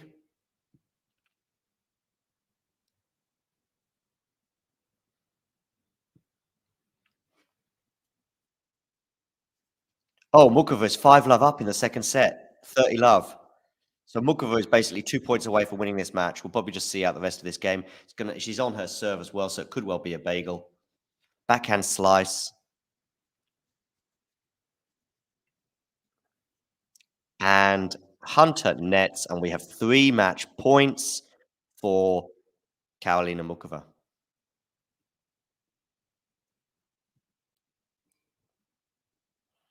Indeed, indeed, Ghosty.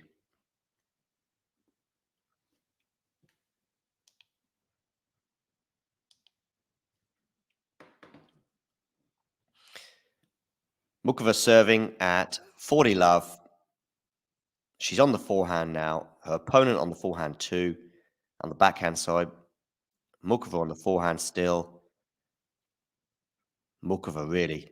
That would be a nice win for her straight sets to begin her tournament. She's on the volley and she puts the volley away. She is so talented. Mukova wins over Storm Hunter 6-4, 6-love. Very impressive opening round win for Karolina Mukova. And she thanks the crowd. There we go. Mukova is through. And I'm going to switch to have a quick look at let's have a quick look at Massa against Sakkari, actually. Let's have a quick look at this one because Sakkari, of course, is down a set.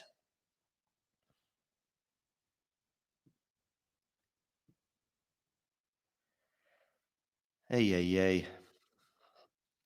And it's 2 games all in the second set.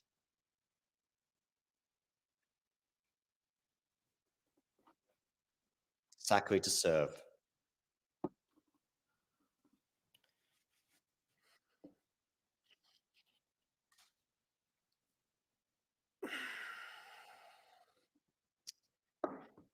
As we look at a kid in the crowd with a US Open 2023 hat, looks like he's got a couple of autographs on there. In fact, he's got more than a couple, I think.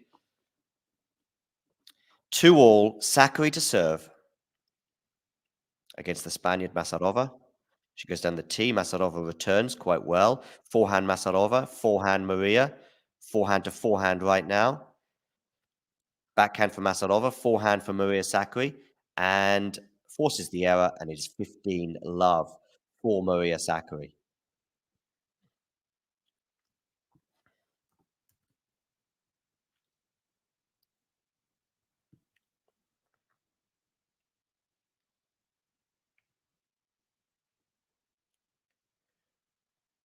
Swiatek-Peterson about to get underway.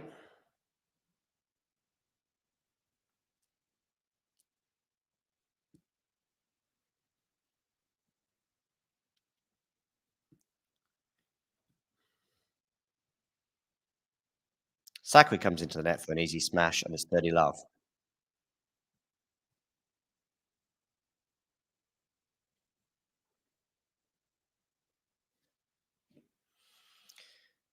Oh dear, I mean, this would be a new low probably for Maria, a first round exit here. I mean, she had a first round exit at the French Open to Mukova, but that's a super tough first round.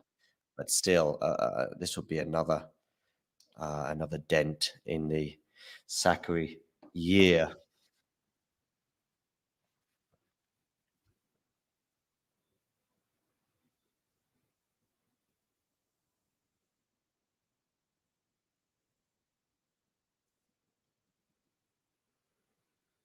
Forty love Maria Sakkari now.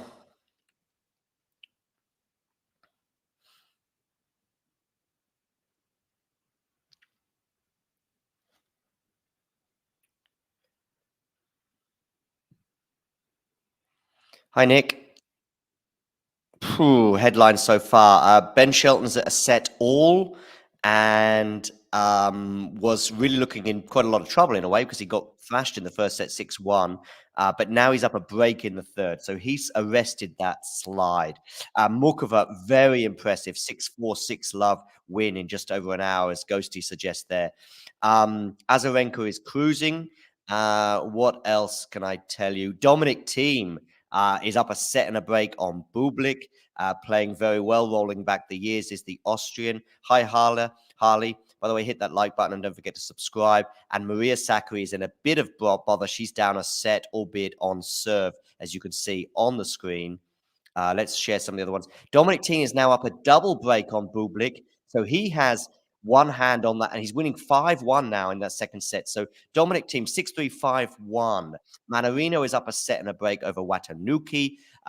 Offner went down an early break to Borges. In fact, Borges was the first person in the whole tournament to break serve over Offner, but unfortunately he was relinquished that break of serve, and then Offner won the first set on a tiebreak, and they're on serve in the second. Ivashka is up a set on Cerundolo, and Marojan is crushing Richard Gasquet. I haven't been watching much of that match, but I know Damien is all over that with his tweets. JJ Wolf lost the first set to Zhang. Really tight first set with both of them exchanging breaks. But anyway, Zhang winning that one, but now JJ Wolf is up a break, early break, and Shelton is now up a double break on cash-in. So Shelton has really arrested that slide. And I think we're about to get Iga Swiatek underway as well. Keep up at the back. On the women's side, as I said to you as well, Sakkari in a spot of bother, a set down already. As I suggested, this would possibly be a new low for her 2023. It's not been a great year for the Greek. Obviously, going out in the first round to Mukova is one thing at the French Open, but to go out to Masarova would be another, albeit that they are on serve. Talking of Mukova, by the way, very impressive, bagling in her second set as she cruised through against Storm Hunter. Bencic is up a set and a break over Rakimova. I know one or two people were concerned for Bencic and maybe even an early departure from this tournament, but that's not looking like the case there. Azarenka is comfortably up a set and a break, as I suggested earlier, in cruise control. Fresh winning a really tight first set. In fact, it went to a tiebreak, and that wasn't just the end of it. 12-10, Fresh won that tiebreak. Taylor Townsend is up a set, and in fact, she is one game away from winning that match over Gracheva. And did we get a double bagel? I think there was a threat of it. Oh, no, we didn't. Great. And Gunnar got on the board. I'm sorry, I'm saying great because she still lost, but it was 6-love, 5-love, I think, at one point. So she must have got a break of serve as well. Anyway, 6-love, 6-2. Gavrilova is through to the next round. Schmidlova is a set up on Kozlova. And I think that brings us up to date pretty much with every match that is either underway. Swiatek is already up an early break, as I'm probably pretty sure you are aware. Nick, hey Fabrizio, make sure you hit that like button and subscribe as well. Although you're watching on Facebook, hit the like button and keep joining in the comments. So thank you for that. Okay, I'm going to go back to the Dominic-Thiem match, although I might just see out this game here with Maria Sakkari. Sakkari's on serve. She's at 15 all on the Masarova serve. Maybe I should go back to Dominic-Thiem, though, bearing in mind he's very, very close to winning that second set. In fact, he may even have already done so as I switch around and match it all up and whatever else I need to be doing. Dominic-Thiem, where are you? Ben Shelton, Kashin. JJ Wolf Zhang. I'm going to get JJ Wolf Zhang on my laptop, maybe, and I'll probably get Domi-Thiem on my big screen.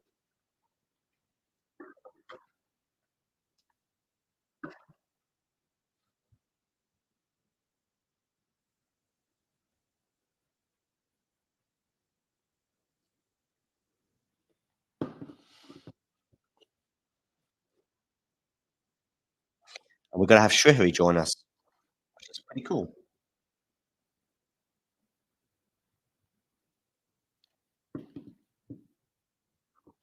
Yeah, Nick, join the club of getting things wrong. I have, I mean, you are a little bit closer to getting that one wrong than I am, but I have a Dominic-Thiem going out to Bublik, and he's currently serving for this second set. Oh, lovely passing shot there, though, from Bublik. Even the best of us getting one. By the way, Nick, I don't know if you saw the tweet from Elena earlier, giving big praise for you and Miles for your WTA Weekly yesterday.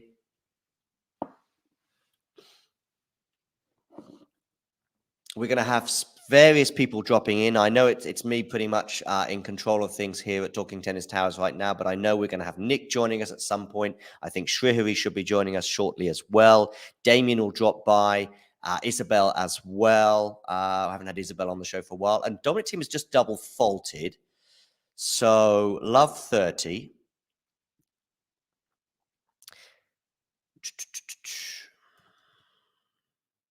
Let's get some scoreboards up for you.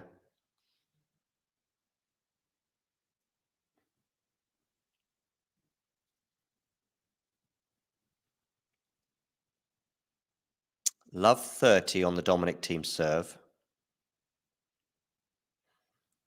Mukova, I think she may well have become the first person to go through, or she may well have been joined by someone else. And, oh, has he got that one in? Yes, he has. He has, but he went huge on that one, Dominic-Thiem, with what was a fairly rudimentary forehand close to the net. Anyway, 15-30 now.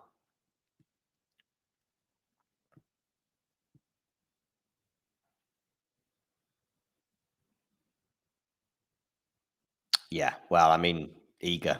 Come on, first round against Pedersen. Team goes down the T. Team down the T for an ace, and it's 30 all.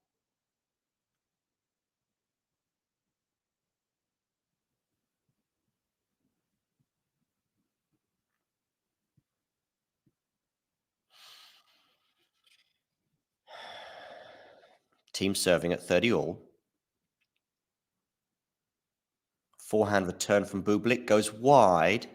No, it's going to be a second serve, sorry.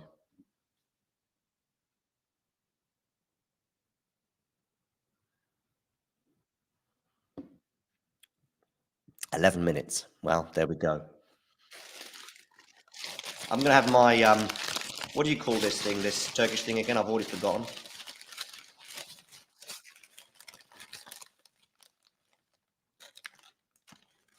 Dominic-Thiem, 40-30 now.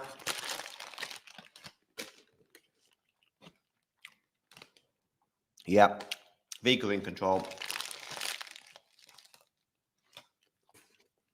Set point, Dominic Thiem.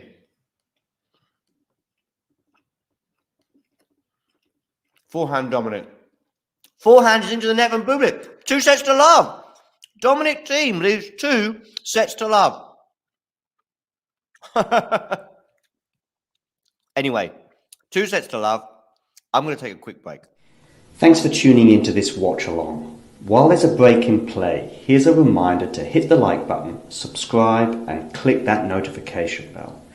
Your support helps to keep the channel going. While we're here, you can now become a member to enjoy perks including badges for the live chat, but also bonus material such as interviews with top players from both ATP and WTA tours. The membership link is pinned in the live chat. You can also follow us on Twitter, Facebook and Instagram. So whether it be serves or volleys, forehands or backhands, serve bots or drop shots, we've got you covered, whether that be via our website, talking-tennis.com, where you can read features and interviews from our top writers. Or if you prefer us in audio form, you can subscribe to our podcast on Apple, Amazon or Spotify or wherever you get your podcasts from. Remember, we offer you wall-to-wall coverage via our regular watch-alongs, magazine shows such as Nick's WTA Weekly or Damien and Mario's ATP version. Plus, we deliver top content from people on the ground, actually at the tournaments, so you get even nearer to the action. So, what are you waiting for? Hit that subscribe button so you don't miss out on all things tennis.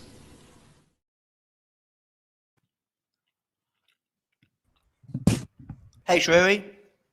Hey John, how's it going? Good. Are you surprised by this Team Bublik score? I am. I picked Bublik to make it to I think the third or fourth round, so it's not looking good for me so far. No. Yeah, A few I know. matches. But I mean, as far as that's concerned, I'm surprised. But I mean, having watched the match so far, I'm not really surprised, considering Bublik's antiques being in full flow and all of He's that. just smashed a racket. Yeah, that was coming really because was it towards the end of the first set where he was just moving up and down the baseline, or I think it was the beginning of the second set when he was down a break, doing that, sort of playing those tactics where he is, acting like he's returning from the service box, but then he moves back in the last minute. I think team just read right through it, and it just didn't work whatsoever. The underarm serve didn't work either, did he? I think it was on set point, wasn't it? He did underarm serve the first set. Oh, was it? Pretty sure. Oh yeah, he did because underarm serve on set point. I think it was when he was down break point at 3-4. Right. Okay, maybe in a break point. Yeah. True. Yeah. So his team's down. Yeah. Basically, I heard that team threw up before the match began. I wondered what was going on because he went off court. Yeah, he did, and I read that he threw up, and he was not feeling too well. And then he, I guess throwing up helps, right? He came back and he played some pretty good tennis from there. I was also watching a bit of Azarenka and Ferro. Ferro was just absolutely pumping some of the ground strokes, but then last I checked, Vika was I think 6-1 4-love up. She probably won it by now. I need to check. Yeah, I think so, but I can just confirm that. But yeah, I guess the matches. Zachary, no. Oh no. No way. Yes. No way. Not a third consecutive. Or is it? Wait, how far did she went out first round in Paris. Did she go first round in Wimbledon as well? Yeah. Azarenka is 1-6, 1-6-2. Yeah, this is not good for Zachary. And Shelton has pulled it back. He was love 5 down the first set, lost 6-1. Now he's serving for 2-1 lead. Yeah.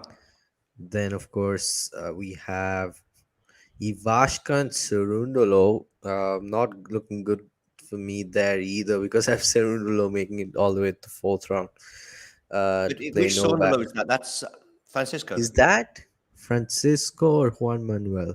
I think it's Juan Oh, it Manuel. is Juan. Okay, all good, all good. Yeah. It's a Because little I've got confusing. Ivanka winning that one. Yeah, and okay, Iga I see is just doing Iga things for love. Do you have on the men's side? Do you have something that isn't a Djokovic Alcaraz final? I have Djokovic Medvedev.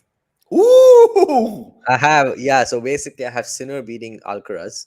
Okay, yeah, because I Medvedev know beating it's not going to Sinner. be Medvedev beating Alcaraz. Yeah, exactly. And Medvedev is not beating Alcaraz, so there's that. Yeah, I have Medvedev making the final, losing to Novak, and in what would be a revenge of 2021. But let's see. Yeah. Um, Yeah. I just something is telling me that Carlos is not going to defend his title. I mean, last year, I I don't even think this is a debate, but his Wimbledon triumph was much better than his US Open triumph. And he got there, huffing and puffing.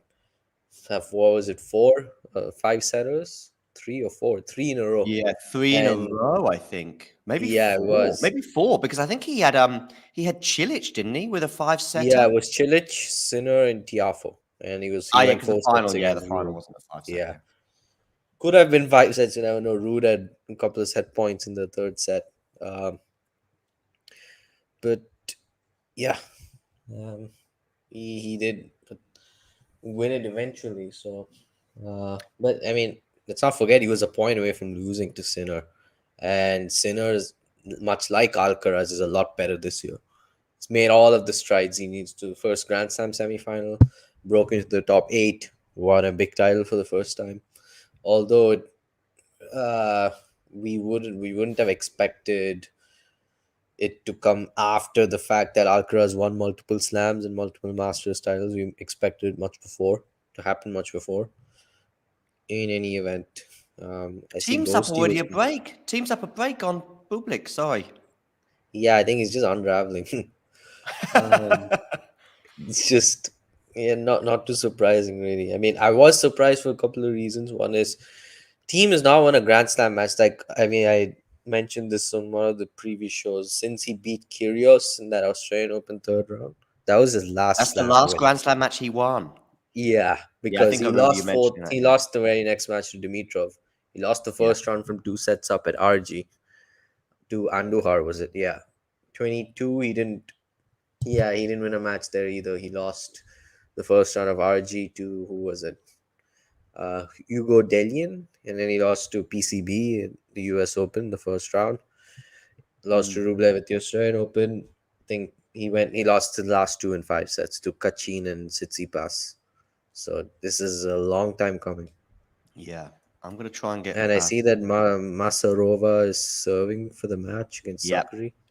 Yeah, I'm just going to get that one on my screen. I've been messing around a bit to get Masarova against Sakari to see if this does. So I see a lot of people have the Djokovic Alcaraz final. Yeah. I mean, I'm surprised that you don't as well, actually. Yeah, it's just I just have a feeling about Sinner beating him because it's just that he likes that matchup so much for some reason. I mean, when I say like, it's 3-3, I get it, but he's beaten him on all 3 surfaces so already, which is pretty significant, I would say. And some of those wins were comprehensive. The Umag final, all of his wins actually were comprehensive. He should have won the Wimbledon one straight sets, but after he lost that third set, he kept it together pretty well and put Alcaraz away.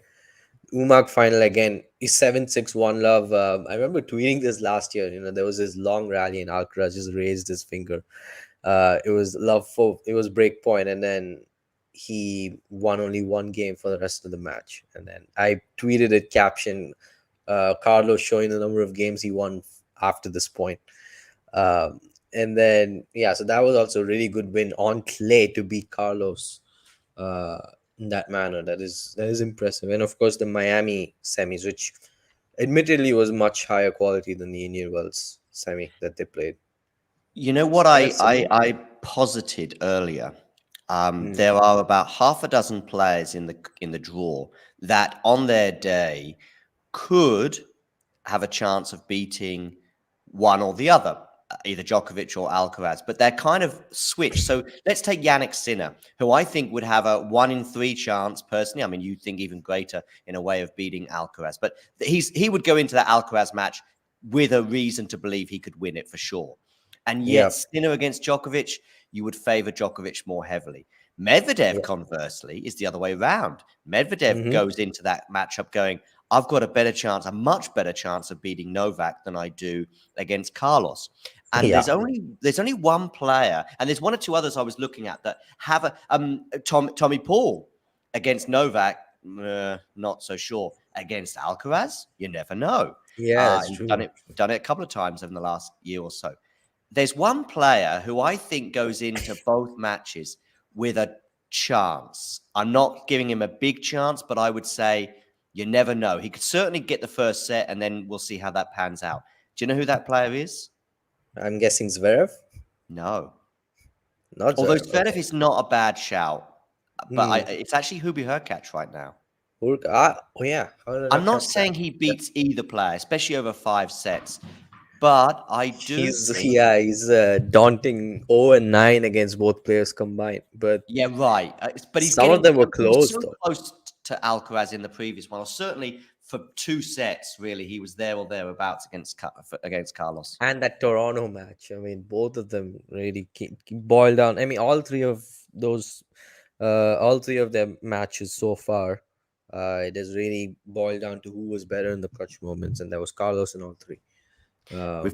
We've got 40-15 double match point for Masarova, but she's gone long, so it's 40-30. I'm just going to stick with this because obviously this is possibly the decisive moment. She's 40-15. My apologies. Just turn on a bigger light. I'll be back. Yeah, no problem. So match point, Masarova serving. Backhand return from Maria. Must have clipped the net, so we're going to have another serve. Maria bouncing up and down. She might be bouncing down more than up in a minute.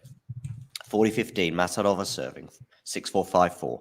Down the tee, forehand return from Maria, just over the net, that one. Now Maria, backhand. There's a good backhand from Maria Sakkari. Oh, it's a winner for Masarova. Masarova through, but the story, unfortunately, will be Maria Sakkari falling at the first hurdle in a Grand Slam again. I don't think she's gone past the third round. I think she got to the third round in Australia. It might have been the second even, but it was an early exit in Australia. She's not made the second week of any of the Grand Slams. And as you highlighted, she's gone out in the first round of each Grand Slam since then, the last 3. And this one has to be a new low because with grass, I don't think I ever really expect her to do well on the surface of Wimbledon. I don't really probably see a deep run ever coming there, but on the clay against Mukova, well, really tough first round. Mukova gets to the final. But anyway, Sakkari is signing a couple of autographs, but she'll be on the next flight home, unless she's playing doubles. When was the last time a player lost 4 consecutive slam matches on the WTA tour? WTA, not sure. Certainly, I mean, I'm sure there's a few probably lower down the rankings that maybe qualify regularly, but then go out. But anyway, dearie me. Dearie me. How's Team Bublik? Upper break still, I think, isn't he, Dominic Thiem? He's serving here. Yeah, looks like it. Yeah. 2-1. Yeah. Iga has bageled Peterson. No one's surprised. No. Hi, Max. You're a lot brighter now, Ashrahui. Yeah, I had to fix the lighting, of course. Ghosty pointed it out. I think it was a few. He did, yeah. Yeah, it just had to be him. Not this time though, but I think it was when Damien and I were calling one of the matches. Where was it? Cincinnati. I don't remember which one, but yeah, that is when he mentioned it, and yeah, I can see where he was getting at. Anyway, yeah, Jack Sock and John Isner, I probably mentioned it already, but they're retiring. And they're teaming up as well. Oh, for doubles? Are they? I don't know. I thought they were, because I know they Okay. won Indian Wells. When was it 2018, 17? Sock is a good doubles player, right? Yeah, he's won what, 3 or 4 majors, and So Masarova is through. She will play the window of Bindel Smidlova. Wow. I mean, Stevens and Haddad Maya about to get underway. That oh, would that's be a good one. I might switch to that yeah. one. I've got Team and Bublik on my big screen in front of me, and I'm just gonna Mhm. get Haddad Meyer up. I can totally see that match having like 20 breaks of serve between Haddad Maya and Stevens. And I've got Haddad Meyer going through my bracket, but that is a close one. It is. You never know with Stevens also. Just one day she just decides to peak, and then but teams just held for 3-1. Yep, and I'm guessing that by now we must have Azarenka through. It's probably accentuated a bit by the opponent, but this is probably the best team has looked in a while, because this is a good scoreline to be up Very good by. scoreline. I do think exactly a year ago, exactly the same round, that Pablo Carreño Busta match gave me what ended up being false hope for Dominic, because I thought he played really well against a guy who just won in Canada and went into that US Open as a potential quarter or even semi-finalist. He didn't quite get that far in the end. I Yeah, think I mean, PCB went out third or fourth round in the end, but in a really epic match against maybe Dimonor. Is that who PCB went out to last year in 5 sets? Maybe. Oh, that's a nice passing shot from Bublik. Yeah, from memory, PCB went out in 5 sets to I think Dimonor. But anyway, that oh back to the Dominic team. no, That match gave he me lost to Hachanov in 5. Oh, was it Hachanov? Was it? Oh, okay. Yeah, so the match against Domino, basically he was 6-1, 6-1 up, and then went to a fourth set tiebreaker. I think Domino at set point, and then he lost, and he just absolutely obliterated his racket. Yeah, I vaguely. So Dimonor obliterated his racket. Yeah. Yeah, he Oh, did. that's a lovely drop shot from Bublik. Also, I think US Open is PCB's best slam by far. 2 semifinals. Yeah. Last year, just he was stopped by Hachanov, but we all were low key hoping he would play Kyrgios, um, because of their sort of, I don't want to say back and forth, because just Nick going at him. But yeah, it's crazy to think that PCB has a big title and 2 slam semis on. Yeah. Yeah. Indeed. Um. And Kyrgios doesn't. So uh, it's Yeah. Just having a quick look at some of these other things. Okay.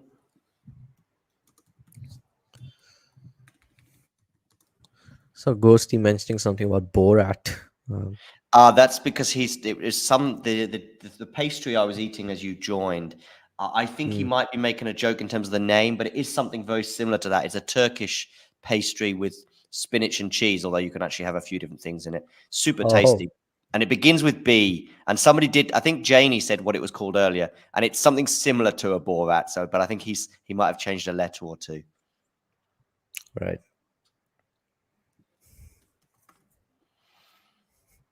On the women's side, who have you got in your final? Oh, I forgot to do the women's bracket again. Okay, but who I would thought you? I'd leave it for later, because obviously I don't watch the WTA tour as much, just because of all of the how do I put it, the complicated nature of trying to stream them. It's just Yeah, that the women's tour is much more difficult. WTA TV, which I mean, I probably should get a subscription at some point. But other than that, I mean, I use this channel called BN. I'm pretty sure you've heard of it, and they Mhm. just stopped streaming WTA matches for some reason. Obviously, they show the Grand Slam matches, but other than that, yeah, and I got to watch United Cup on Tennis TV, because that was a shared event.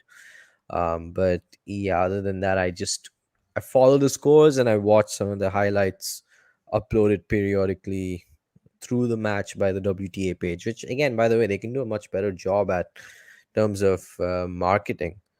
But yeah, so I usually put that to the end. I'm like, okay, I've done the men's bracket. I'm gonna take some time off and do the women's, and then I just forget about it. It plays underway. There it is. But if I were to pick a finalist, I would have probably gone for something like Goff and Jabber, maybe, if I wanted to go crazy. Gosh, Uh, Shabir. yeah, in the final. I mean, I know that Jabber is in Sabalenka's quarter. Sabalenka won their most recent match, but I still have a sneaky feeling Jabber could win. I mean, If they, Shabir won on grass at Wimbledon, but they've played again since then, haven't they, with Sabalenka winning, right? yeah, and Sabalenka won that match. Yeah. So, as we suspected, Azarenka is indeed through comfortably 6-1, 6-2 over Ferro.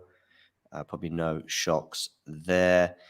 Regarding Dominic Thiem, he's up 2 sets and a break. It's 3-2 to Dominic. He is about to serve for potentially a 4-2 lead. And Iga is already up 1 set to love, having won the first set 6-love.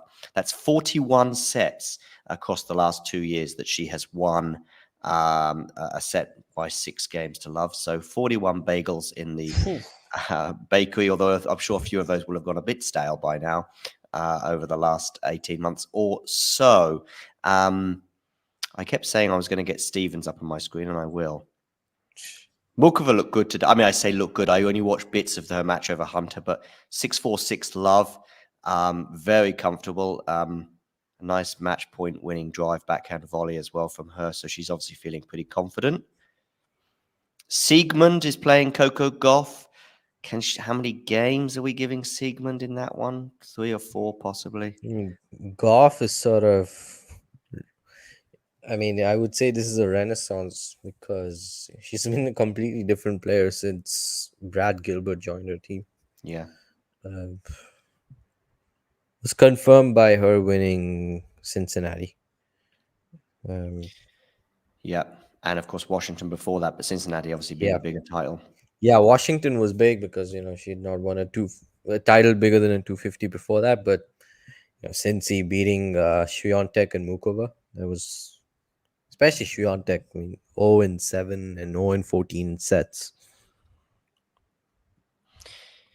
So, yes, Azarenka is through. Bencic has just closed it out as well over Rakimova, 6-2, 6-4, so no upset there. Nick was suggesting there might have been an upset in that one, but that didn't happen. Lovely return there from Bublik, so he's love 15 now on the team serve.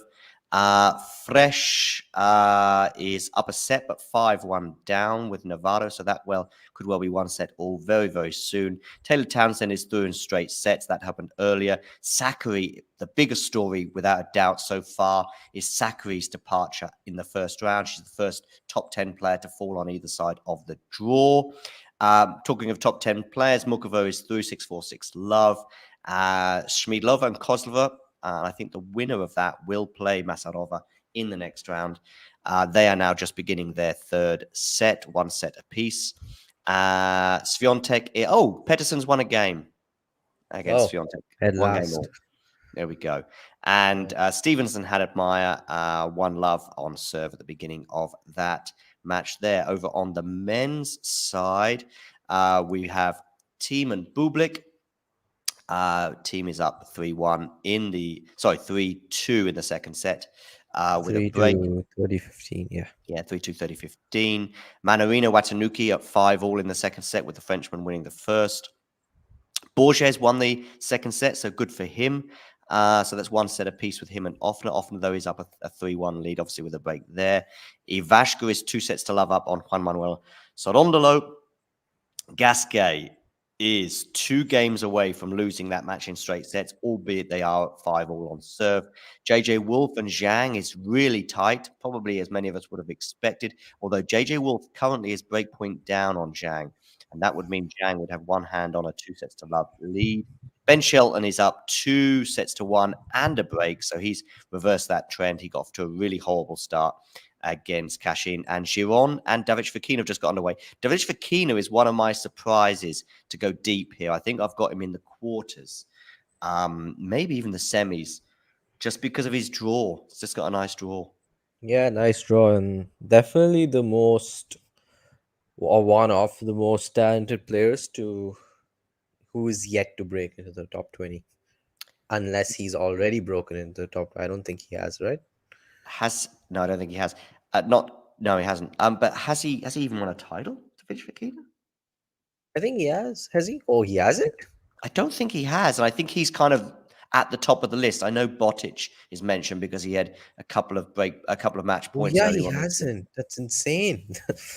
Yeah, he's but he does he's yet quite to win a well. title, and he's just one spot away from breaking the top 20. But yeah, 91 and 90s is win loss, and wow, it's all in the head. I mean, this guy, if he was a bit mentally stronger, he would have I also made think his. he does quite well though at the bigger tournaments. You know, we see him getting to fourth rounds and quarterfinals, and was it semis in Barcelona maybe, or quarters, maybe quarters Yeah, in Barcelona. semis in Toronto, final in Monte Carlo last year. Right, exactly, yeah, and he had some big wins. You know, beating Djokovic on the clay of Monte Carlo. He Oh yeah, seems he to have beat Runa in Madrid as well. yeah, he did, yeah, Yeah, yeah, second round there. yeah. But then he goes and loses to someone that you don't expect him to, like in Madrid. Mhm. And I think he's been in the semis and the quarters of Barcelona in the last couple of years. I think he was in the semis last year. Yeah, I think this year. Yeah. This Last year year, I was think he lost to quarters. He lost to Carlos. I remember that. Alcaraz, yeah. But it was really Yeah, close. I think it was 7-6, 7-5, something like that. yeah, it was. Team is looking to get a double break lead, although Bublik has just aced, so it's 30 all. Yeah, still half a chance. And yeah, Fabian Marozjan. Did I pick him to beat Casquet? I think I did. I think I did too, actually. Yeah, that would be a good pick. I mean, Gasquet is sort of having a rejuvenation himself, but Marozjan, we know how good he is. Yeah. A break point here for Dominic Thiem after a double fault from Bublik. Bublik is pulling out all the usual Bublik's racket smashes, underarm serves, unusual shot selection, and double faults. And he's just sliced into the net. So Thiem is going to serve for the match. It's kind of 1 hour 40 anticlimactic, I would minutes. say that the first time he is winning a match at a slam, it would be something as straightforward as this. He's lost some close ones, really, really close ones, especially the one against Tsitsipas Yes. in Wimbledon. Yes. I forgot about that. Yeah. He's had two very, very narrow defeats this year to Tsitsipas, one in Madrid and one in Wimbledon, as you said. Yeah, I forgot about that Wimbledon match. And Yeah, we decided look by just 2 points in the tiebreaker. we look back on Tsitsipas's Wimbledon with largely positivity, I guess, bearing in mind we don't really expect him to probably ever win there. By the way, I have him making the quarters, losing to Novak. Tsitsipas, I mean, that would be his best ever US Open result, I'm pretty sure, wouldn't it, if he gets to the quarters? Yeah, it would be. Because I thought, okay, he's playing Raonic. They played twice, and Steph only had one break point combined in both matches. Okay. But then looking back at Wimbledon, why? Yeah, I mean, there's no logical reason as to why he's not done well at the U.S. Open. We spoke about this. I mean, he's done really well on hard courts. Australian Open, 3 semis and a final. And outside, I would say, of the Sunshine Double, he's made at least the semis at every big event on hard courts, out except the U.S. Open. Semis in Bercy, he's won the ATP finals. He made the final in Toronto and Cincinnati. I think semis in Shanghai as well. So he is a really good hard court player. But yeah, something to do with the U.S. Open. I have no idea. That loss to Chorich. Just think about it. If he beats Chorich, I don't think he's losing to Zverev in the quarters. He's definitely making the final, and we know how teams started that final. So, and Steph, I would absolutely say that he is much more mentally stable than Zverev is in at any given point in a match. He's more clutch and he can keep it together as well. Zverev, I mean, the way he lost that match is just it's insane. I would never see Tsitsipas losing a match like that. I mean, the RG match against Djokovic, well, yeah, Novak was sort of looming large anyway, and like he was a completely different player from set three. Um, but yeah, I mean that. Other than that, I mean, there's no reason. Like I do think he probably beats Raonic this time. Okay, he gets Eubanks maybe in the third round. I have someone else instead of Eubanks. I think I have who was it? I have Alice, I think, playing Steph instead of Eubanks, and I think Steph wins that also. So yeah, it's a bold pick, but I have him making the quarters, losing to Djokovic. Yeah, that's a bold one. I mean, the thing is, I probably what you're suggesting is it is kind of Raonic or bust in that if he does get past Raonic, and I guess that's 60-40 in Stefanos' favor. I mean, even if you're predicting the upset there, purely by the fact that you're calling it an upset, you're acknowledging, oh, is that landed in? I think it did. Did it land in for 30 all? Yes, it did. By virtue of the fact that you're calling it a kind of an upset or a shock alert or whatever you want to call it, you are still therefore, making Stefanos the favorite, even if you've got a hunch that he's going to go out. And I think once he gets past that one, then things might get a little bit easier for him. Yeah. Okay, so team is 2 points away, but I think Bublik is That landed in. Wow. going big and hoping something 30-40. happens. Oh, okay, I have a point behind. Okay, I was wondering which point you were referring Oh, to. okay. Because Sorry. But that they're both volley, no, all good, because that volley looked comfortably in. So yeah, they're both good points, actually, the last two that Bublik has won.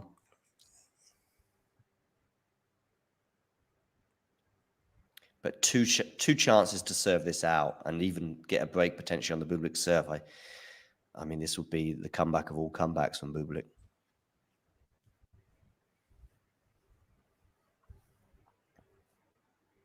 Who's the winner of this playing? Do you know? where of this? Let me check. Should pull it up pretty quickly. Draws, men's singles.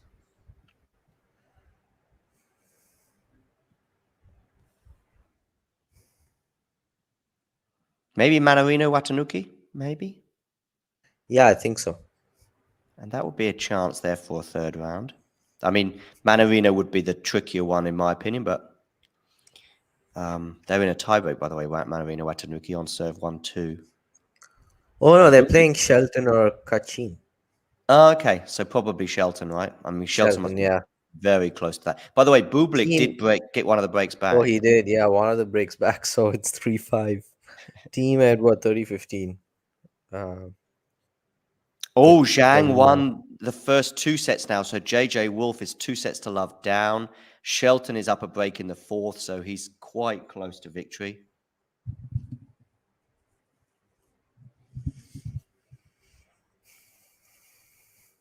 I didn't realize both of the Cerundulos are in the same section of the draw.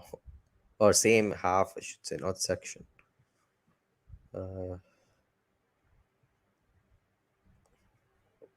Yeah, because I have McDonald beating Felix in the first round. I think that's... Yeah, I've actually got Felix. Could happen for sure, Absolutely, it could. And I've gone, and it's probably one of those where everyone's going, are you for sure? Are you for real? I think I've got Felix making the second week. But it's all about the first round. Again, a bit like maybe with Steph. I think if he gets through the first round, the draw actually gets a little bit kinder after that. Yeah, and if he plays Djokovic in the fourth round, that, because he matches up well against Novak, safe to say. And they have produced some really good tennis in the two matches they played last year. Yeah. Not as much as Alcaraz and Djokovic, but that matchup. Are you including the one at the what do you call it, Laver Cup? Laver Cup. Yeah, it was a decent match. I mean, it was pretty good because Felix played really well. He was down a break early in the first set, and then the second set also was, I think, was quite a tussle. I know Novak had his issues with the wrist, but regardless, the Rome match was excellent between the two. It was what, Ah, yeah, 7-5, true. 7-6. Yeah, that was a really good match. And again, like I wish they played more often. They just played twice. It's crazy to think of. So Bublik was obviously in a lot of trouble with Dominic serving for the match, and then he was serving Bublik himself to stay in the match. On both occasions, it went to 30. But he's yet to face a match point, at least. The broken racket remains next to his chair, so he has neither decided to hide it or no one's decided to pick it up and take it away. Perhaps he wants it there as a memento to just remember that things were pretty bad for him, although he can take one look at the scoreboard to remember that. Team is going to have a second chance to serve it out. Yeah. Um, I've I got think Boris probably Becker on head my out once Dominic closes this out. Hopefully he sure, does. no problem. I've got Boris Becker on my commentary, but I don't think he's allowed to leave Germany because of the restrictions Oh, right. because he's actually in what looks like his living room, whilst the main commentator was there in New York. Oh, But that's nice that they're yes. flexible enough to keep him in a job, knowing that he can't travel. Yeah.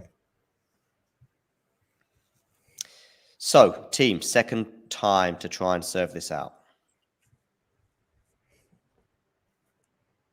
Wonder if is he on the world feed, or is that This is Sky? a German TV station, which I must admit, until a few hours ago, or maybe a bit longer, I had never even heard of, called Okay. Sport Deutschland or something, which have suddenly got the rights, which is a pity because they're a bit more expensive than what was Eurosport. So Eurosport does have it across large parts of Europe. Most of Europe, I would suggest. I think Spain, Movistar has it. Germany is somewhat different, but everywhere else seems to be Eurosport. But it's a pity because Eurosport's pretty cheap compared to this option. But there we go. At least I've got every single match and I can flip between the two. And it seems to be a bit closer to real time for whatever reason, which is probably why I'm a point ahead of you. Right. Yeah. Makes sense. 15 love for team. Yep. Good start.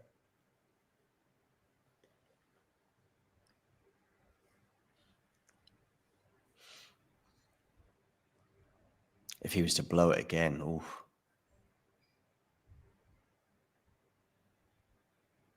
I mean, if he was to not close this out and then it went to a tiebreak, you'd have to fancy Bublik in that tiebreak.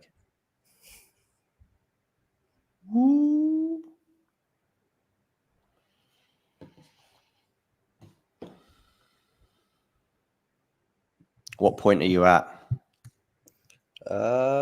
Yeah, they're mid rally 15 love.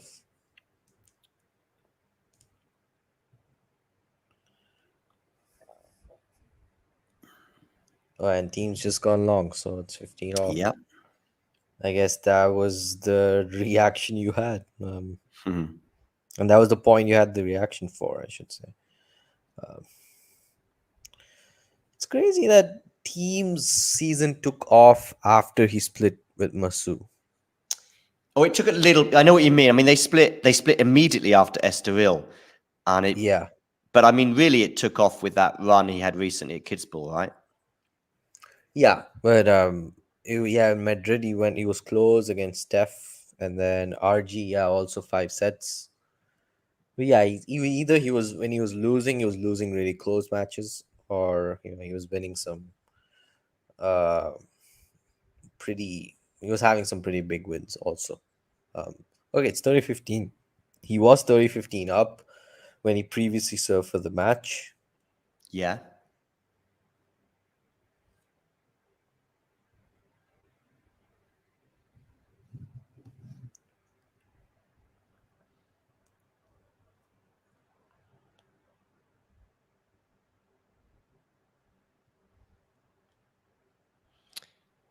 He's now got That was a 40-15 on my pretty good screen. forehand. Finally, match points.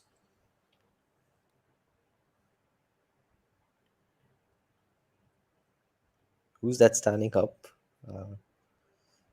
Probably.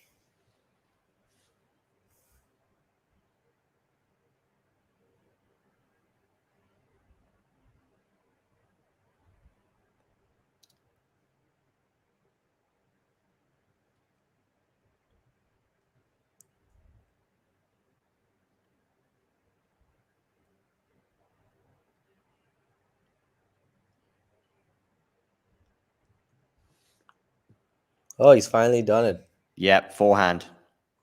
Yeah. It just had to be the forehand, and yeah, it's a pretty I mean, it was an easy forehand, but big. maybe on match point a little trickier.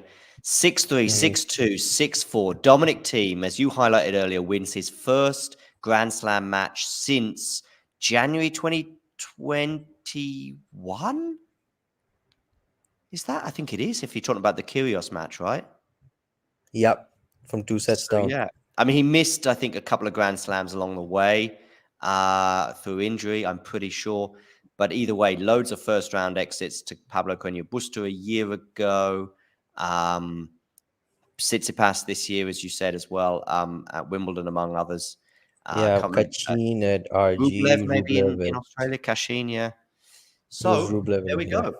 Bublik-Thiem is on the route to winning his second US Open title. Yeah. Or you could say his first win at the US Open since winning the tournament. Yeah, right. Yeah, right. Who I mean, he's else is still got a pretty, I think I saw something earlier, something like 15-7 or 18-7 win-loss record there. So still pretty good because of that title run, and of course making a quarterfinals as well in 2018. But yeah, there we Yep. go. Bublik-Thiem is off and running. Yep. Finally. And oh yeah, Gasquet has just won the third set, so maybe it's not done yet. Oh, well done, Gasquet. Because at 5-all, I was Yeah. thinking, And is this the highest Marino has been seeded at a slam? Manarino, 22 seed. Yeah, I mean, I know he won in Newport earlier this year or a couple of months ago. And I know Yeah, he's had a made the final in steadily. Mallorca and a few other big results. Yeah, I think quarters maybe at Queens, was it? Something like that. Um, Mm.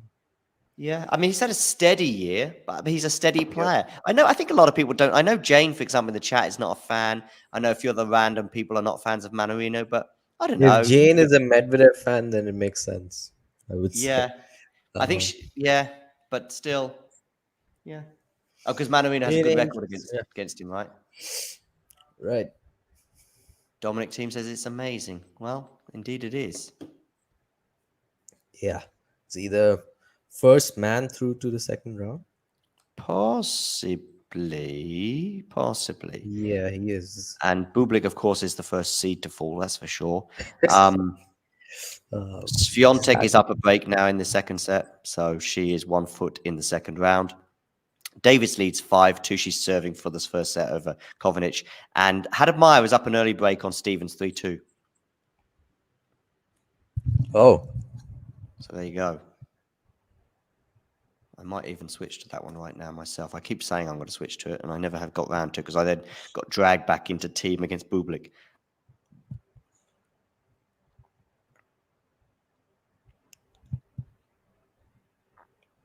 Ah, there we go. Stevens, Hadad Meyer.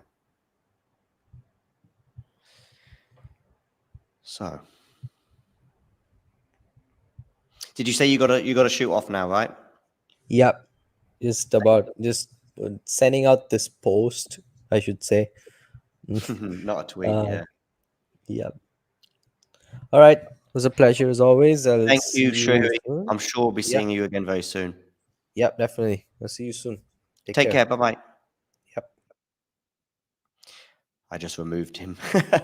Okay, anyway, back to some of this action. Bublik-Thiem is through in straight sets over Alexander Bublik, 6-3, 6-2, 6-4. Bublik's New York run is over before it even began. Manarino there is now at 1 set, all with Watanuki. Watanuki, they're getting that one. Oh, Janie there just doesn't like watching him play. It was a snooze final. Also, he plays in pajamas. Actually, that's one of the things I quite like about him. Bublik-Thiem is talking. What is he saying? It's really tough against him with his serve, but also all the talent that he has.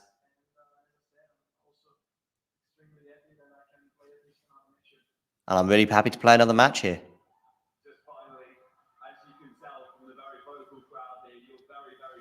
You're very, very popular here, as you can tell from the crowd.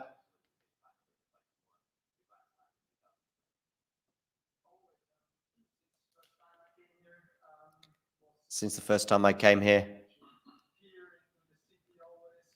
in the city.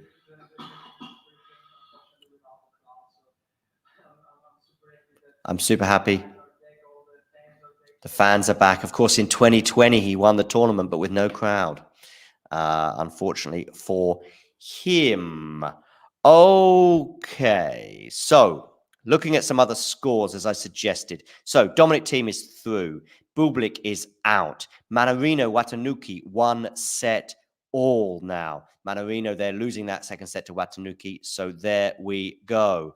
Offner, Borges, also at 1-set all. Very tight there as they head to the business end of the second set, or third set, sorry, at 5 all. Ivashka is up 2-0 on Juan Manuel Cerundolo.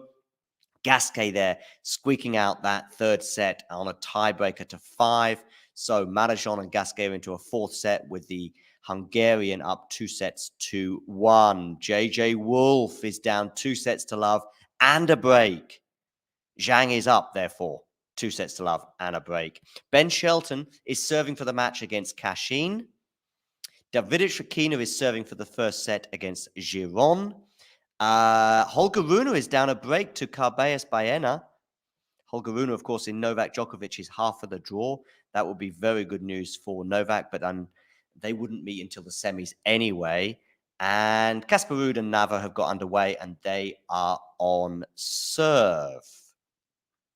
So there we go. Over on the women's side, Mukova is already through, as is Masarova, knocking out number 8 seed Maria Sakkari in arguably the story of the day. Bencic is through in straight sets.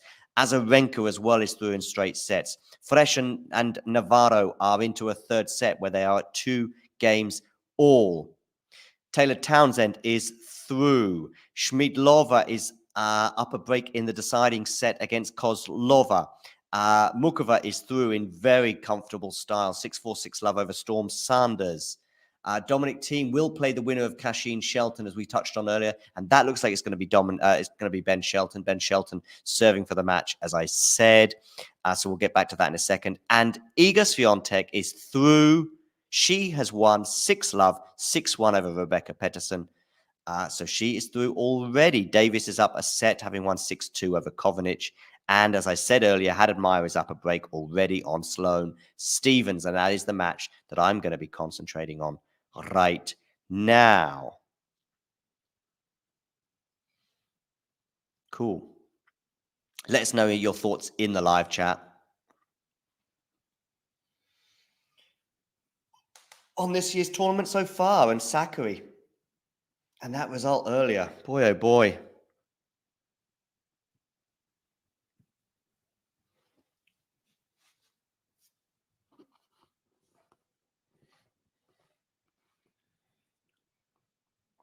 Haddad Meyer threatening a double break here, by the way.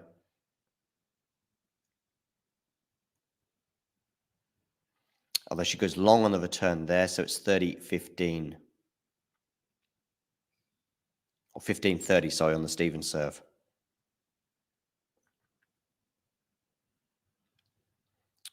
So Stevens serving 2-4, 15-30.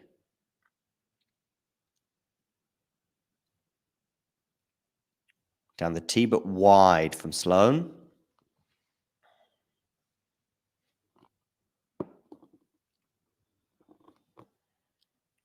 Haddad Meyer, aggressive return position. Haddad Meyer on the forehand now, pushing Stevens all over the court. Stevens on the defensive. Good defense, though, from Sloane. She goes big, though, for that backhand down the line, and it doesn't work. 15-40. 15-40.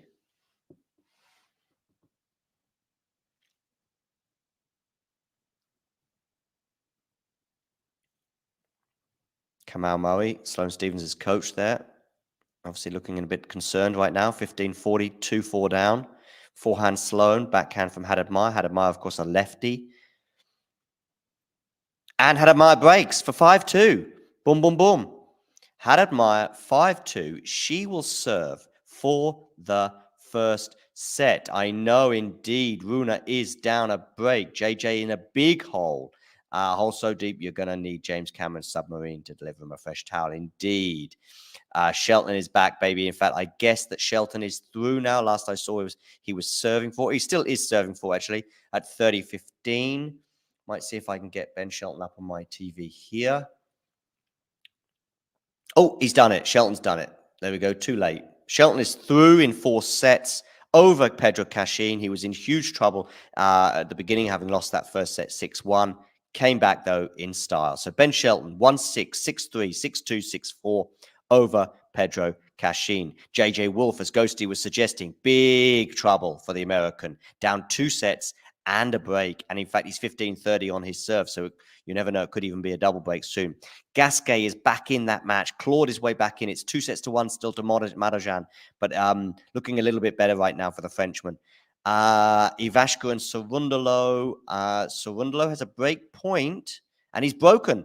Juanma Cerundolo has broken. So it may be 2 sets to love to Ivashka. But Cerundolo is going to serve for the 3rd set. And Offner and Borges are into a 3rd set tiebreak. 1 set all they are. Manarino and Watanuki are... Oh, Manarino's up a break early in that 3rd set. However, faces 2 break points right now. So it's down to 1 break point. And Bublik-Thiem is through. Bublik-Thiem, probably the 2 stories of the day so far. Maria Sakkari out. And Bublik-Thiem through at the expense of Bublik. Those are the big headlines from the US Open so far. I'm going to put Gasquet Madajan on my TV. Back to Sloane Stephens. Let's have a quick look to see what she's up to. 15 love, Haddad Meyer. On the Haddad Meyer serve.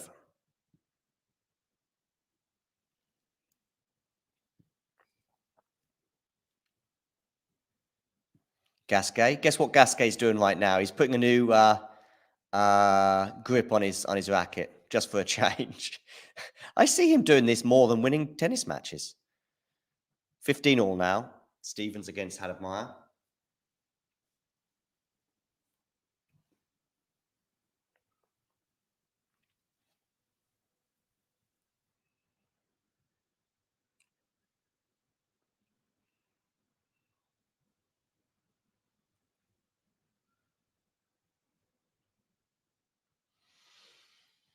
Okay. 15 all. Stephens here. Receiving.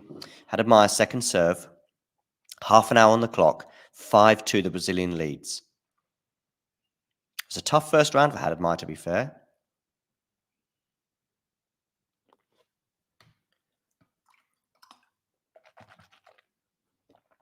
Forehand. Oh, I'm looking at the wrong match. Forehand from Stephens. Forehand from Haddad Meyer, the lefty. Backhand Haddad Meyer down the center of the court. Backhand again from Haddad Meyer. Hitting that ball with extreme venom. And Sloane Stephens nets. Just touching the cord there. 30-15. Haddad Meyer leads. She's 2 points away from winning the first set 6-2.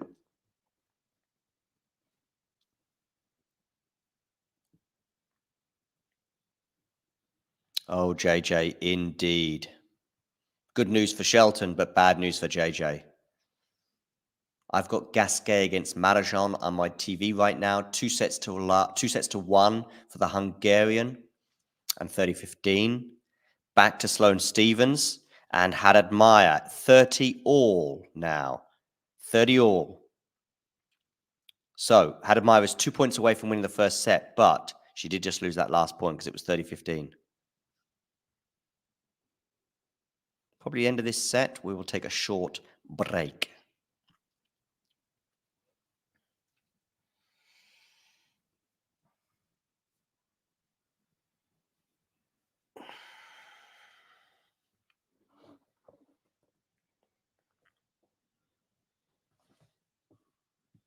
For those of you just tuning in, make sure you hit the like button.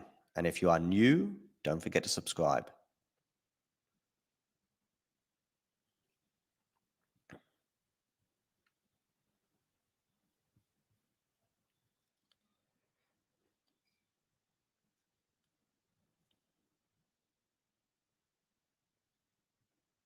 Runa, dearie me. Oh, we got a set point for Haddad Meyer, and she's done it. Haddad Meyer wins the first set, 6-2. And we are going to take a short break.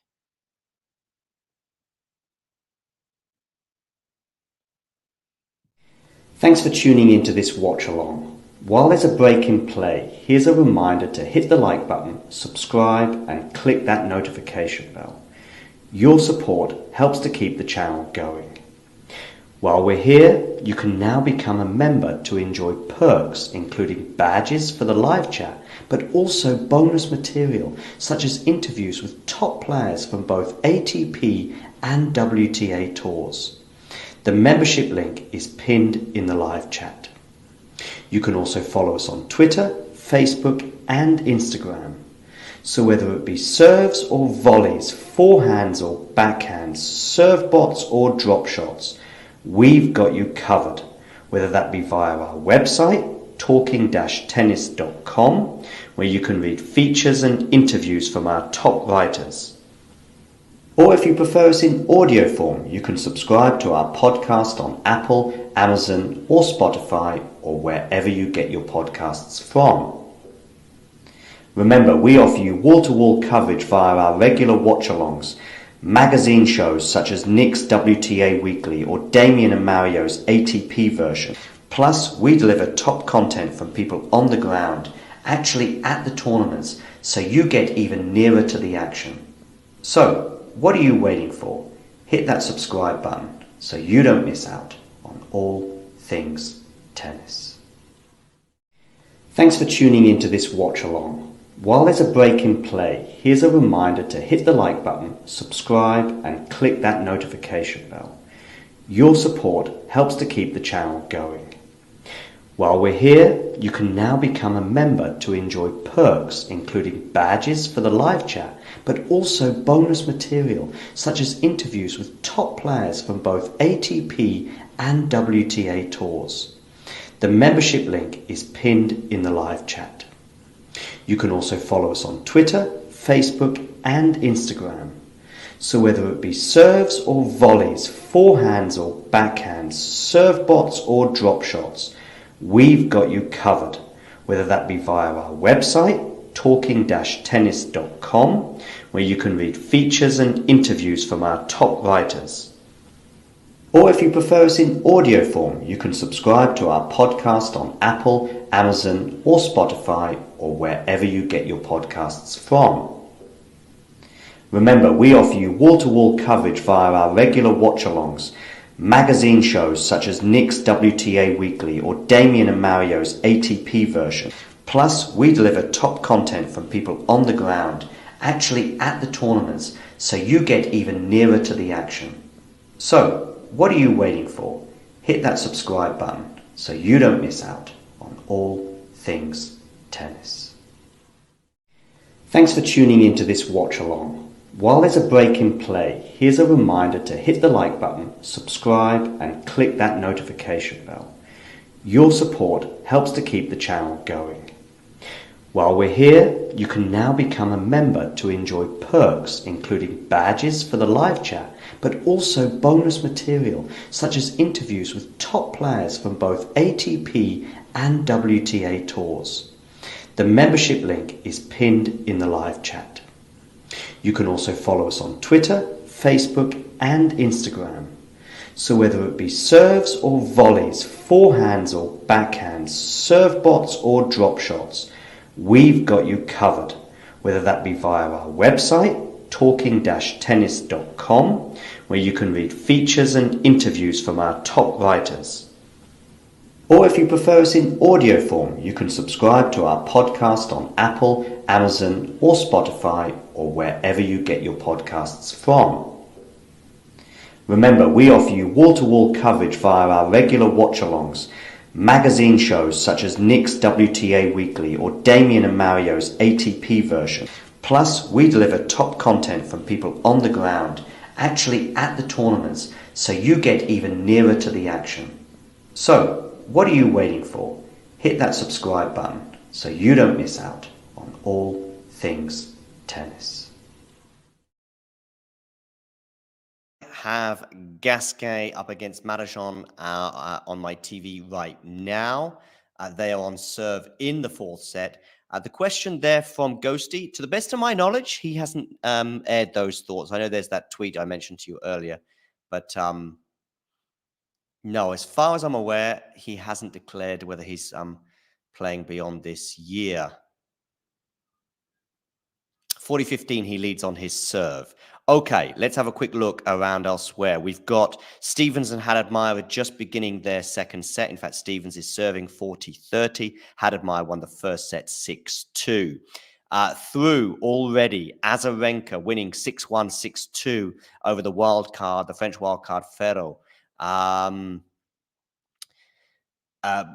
Swiatek also through today. She won 6-love, 6-1. Dun, dun, dun. 66 Grand Slam wins now for Iga. She's already into the second round. Stevens and Hadadmayer at deuce now. Big, though, story of the day, without a doubt, 8th seed, Maria Sakkari, out. 6-4, 6-4 at the hands of the Spaniard Masarova. So maybe she's one to look out for. Second big news today, I would argue. Bublik-Thiem winning in straight sets over Alexander Bublik. 6-3, 6-2, 6-4. Mannarino is up a break in the third set on Watanuki. Offner wins the third set over Borges, 7-6. So that's 2 tiebreaks the way of the Austrian. He leads 2-1 over the Portuguese. Ivashka leads 2-1 over Juan Manuel Cerundolo, although Cerundolo's up a break in the fourth, so that could well go to a fifth. Gasquet and Marajan are on serve in the fourth, as I said earlier. JJ Wolf remains a break down in the third set. He's 2-0 down to Zhang. I actually could see that one going 5. Well, it's looking like a straight sets win now, though, for Zhang, at the moment at least. 3-1, he leads in the third set, 2-0. Kashin shocked, stunned Shelton, winning the first set 6-1. Shelton came back, though, winning in 4 sets. Davidovich Fokina won the first set 6-4 over Marcos Giron and is up a break in the second. Runa is up a break in the second set, but lost the first set to Roberto Carballes Baena. And Nava is up a break, the qualifier, on Casper Ruud. 4-3, he leads. Over on the women's side. Through. These are the names of the players that are through. Azarenka, Bencic, Townsend, Masarova, Mukova, Gavrilova, Swiatek. They are all through to the second round. Collins and Fruhvirtova are just underway, 15 all in the first game. Saribas, Tormo, and Kalanina are on serve in the first set. Hadadmayer is up a set, and she has a break point on Stevens at the beginning of the second. Davies is up a set and a break over Kovanic. And other matches that are still underway or currently underway, Kozlova and Schmidlova are into a third set, but Schmidlova is just 1 game away from victory, 5-1. She leads. What else have we got going on? And Fresh has knocked out Navarro. I think I might have mentioned that already. So you are up to date with all things tennis. Marozsan is basically 40-love up on Gasquet here on the Hungarian's serve.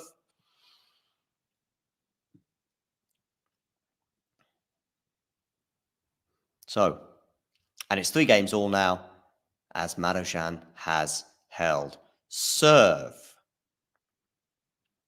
Those of you just tuning in, make sure you hit the like button. And if you are new to the channel, hit that subscribe.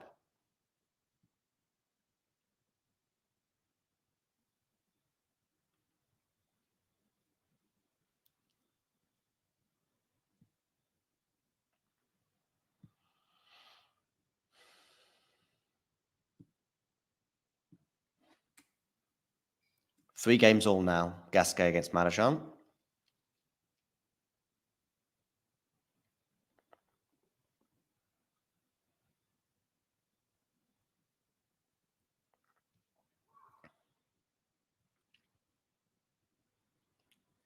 $15 now to Gasquet on his serve.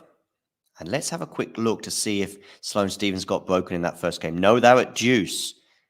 And now it's advantage to the Brazilian Hadadmayer after a volley at the net there. So, another break point for the Brazilian to take an early advantage in this second set. She already leads 1-0. She won the first set 6-2. A nice reaction volley there at the net. Advantage Hadadmayer.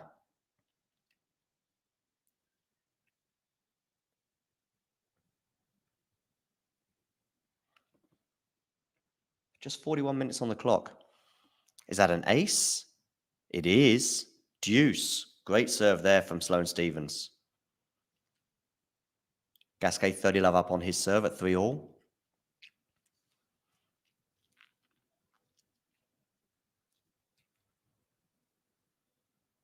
Good return there from Marjan. He's in charge of the point, but he actually slices into the net. So it's 3 game points for the Frenchman. Okay, back to Hadad Meyer against Sloane Stephens. Sloane Stephens on the backhand. Forehand Hadad Meyer goes wide. We've got a game point for the American to have a 1-love lead.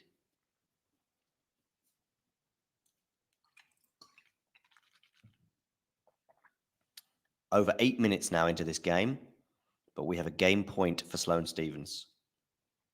Sloane Stephens, of course, a US Open winner. 2017, I'm going to say. Oh, deceived Hadad Meyer. I think she anticipated the serve going elsewhere. And in the end, she holds serve. 1-love. She leads. We are going to take a short break. In the meantime, make sure you hit the like button and don't forget to subscribe to the channel if you're new. Thanks for tuning into this watch along. While there's a break in play, here's a reminder to hit the like button, subscribe and click that notification bell. Your support helps to keep the channel going. While we're here, you can now become a member to enjoy perks including badges for the live chat, but also bonus material such as interviews with top players from both ATP and WTA tours. The membership link is pinned in the live chat. You can also follow us on Twitter, Facebook and Instagram. So whether it be serves or volleys, forehands or backhands, serve bots or drop shots, we've got you covered. Whether that be via our website, talking-tennis.com, where you can read features and interviews from our top writers. Or if you prefer us in audio form, you can subscribe to our podcast on Apple, Amazon or Spotify or wherever you get your podcasts from.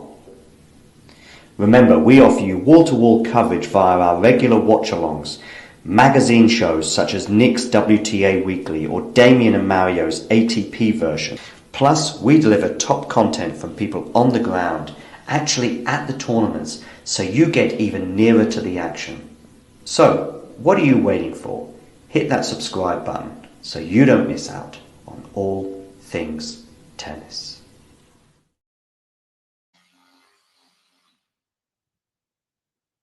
You've been to the French Open final. Your breakthrough, at least standout result at the beginning of your career, was on grass against Venus. Mm-hmm. You've been very solid on the hard courts. Mm-hmm. Is there a slam in particular that you go, I think that's, if I'm going to get one, the first one might come here, there, or where?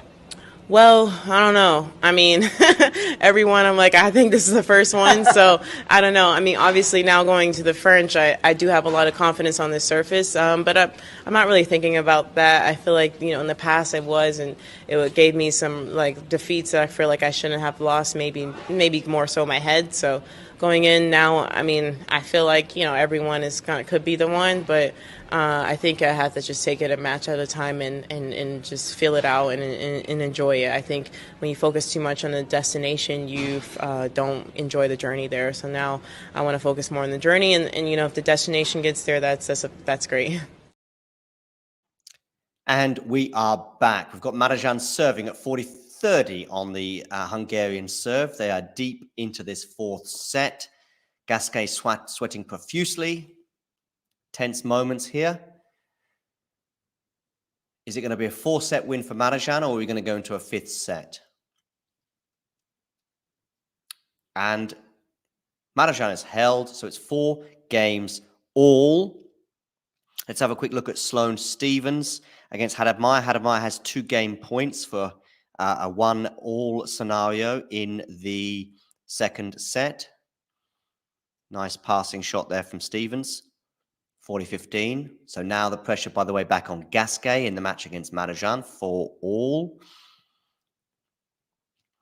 Mannarino is up a break in the third set over Watanuki. Offner is up a break in the 4th set against Borges as Offner seeks to force a 5th. And Marjan wins the first point of the game. So this is interesting times. 2 hours, 26 minutes on the clock. Gasquet serving, love 15, 4-all in the fourth set.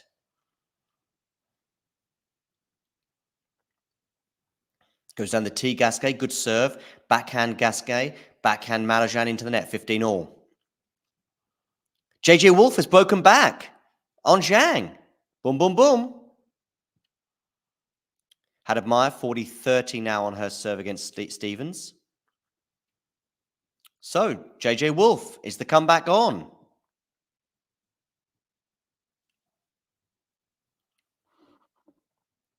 Oh, Gasquet, 15-all, second serve. Over on court number 14. Backhand return from Marozsan, backhand from Gasquet. Big point this, big point this. Backhand Gasquet, just go over the net, that one. He's on the defensive. Nice play, Marozsan. 15-30, ladies and gentlemen. 15-30. Are we going to have some break points here for the Hungarian on the Marozsan's, on the Gasquet serve? Gasquet, of course, knocked out last year by Rafa Nadal. I think it's 17-0, Rafa's record against Gasquet.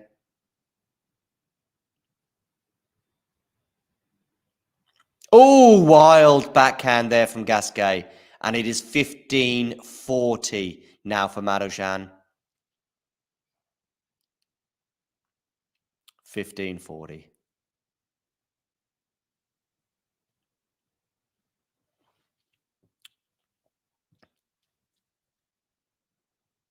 Don't forget to hit the subscribe button. It's going to be a second serve, is it? Gasquet, not a happy bunny. 15-40. Gasquet serving. No, it's going to be a second serve now. It's obviously a let. Second serve. Here we go. 15-40. Backhand return from Marozsan. Backhand Gasquet. Backhand Marozsan. Backhand to backhand. They're just staying on the backhands right now. Who's going to wilt? Who's going to relent? Who's going to win this point? Backhand again from Gasquet. Now he's on the forehand, Gasquet. But I think he's gone long, has he? No, he hasn't. Still in the point here. Marozsan is in trouble.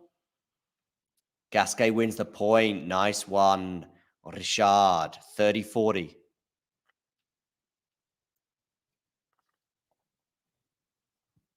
Why am I alone, Nolan? I don't know. Just people are busy, my friend. People are busy. You missed Triheri. He was here earlier. I know your friend Damien. He'll be here later. I think he might be coming on for Raonic against Tsitsipas.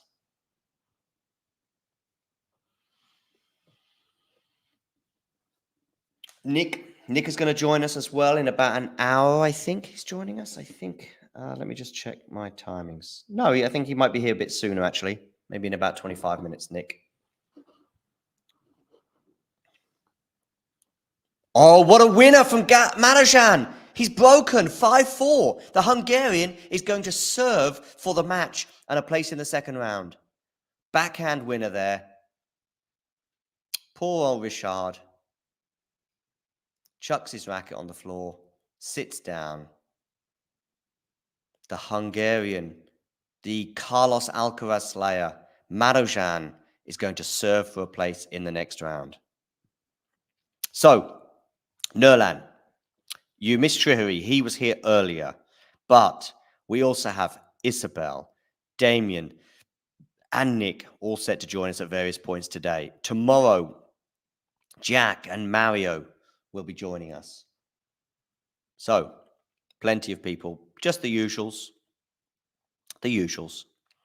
Okay, having a quick look around. So, Manarino remains a break up in the third set on Watanuki. Offner is up a break in the fourth set with Nuno Borges as the Austrian seeks to force a fifth.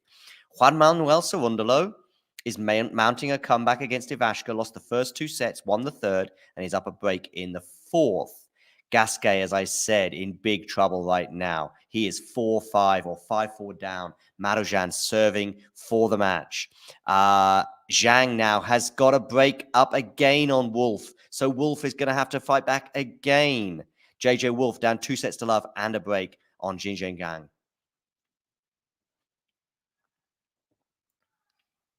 Okay, let's focus on Gasquet-Madajan for now.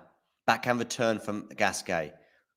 Forehand Gasquet, just over the net there, though. Marajan forcing the issue. What a passing shot from Richard Gasquet, though. Love 15. Don't forget to hit the like button, by the way, for those of you just tuning in.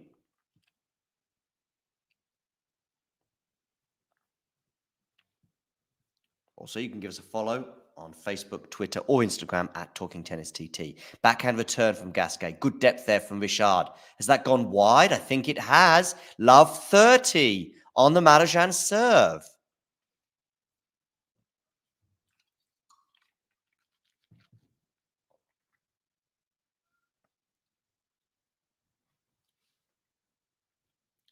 Block return goes long from Gasquet, so it's 15-30.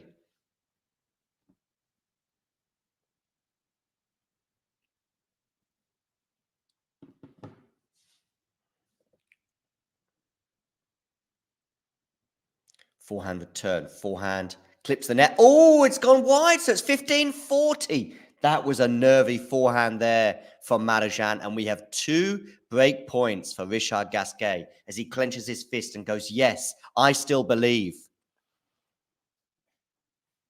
Senses blood here.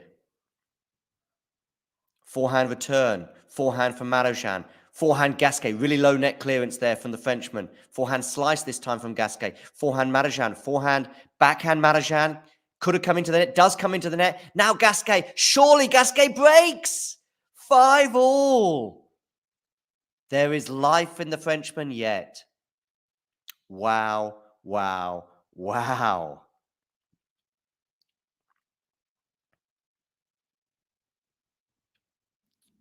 No, I didn't know that Mario had a YouTube channel. Good for him. I'm sure he'll be mentioning it tomorrow.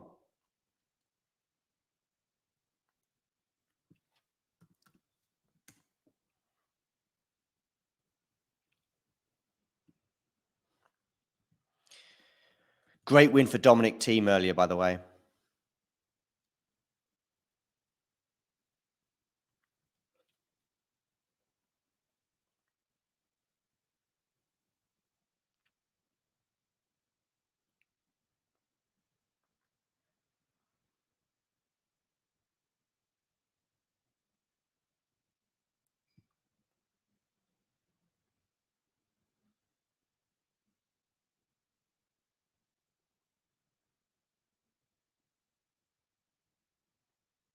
Ah, I see. Yeah, the Novak show.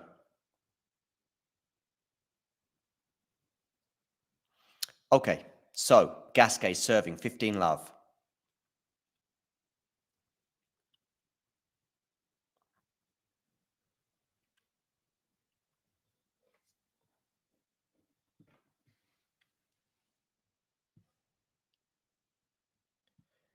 $30 love now, Richard Gasquet.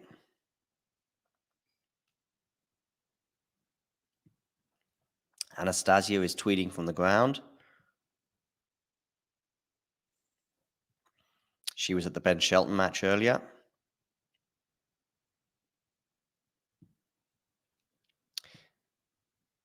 Daria Saville, is that? Is she through comfortably?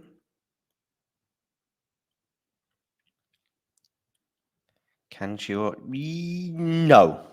No, I don't think she will. I think Pegula's winning that. By the way, 3 game points here for Richard Gasquet.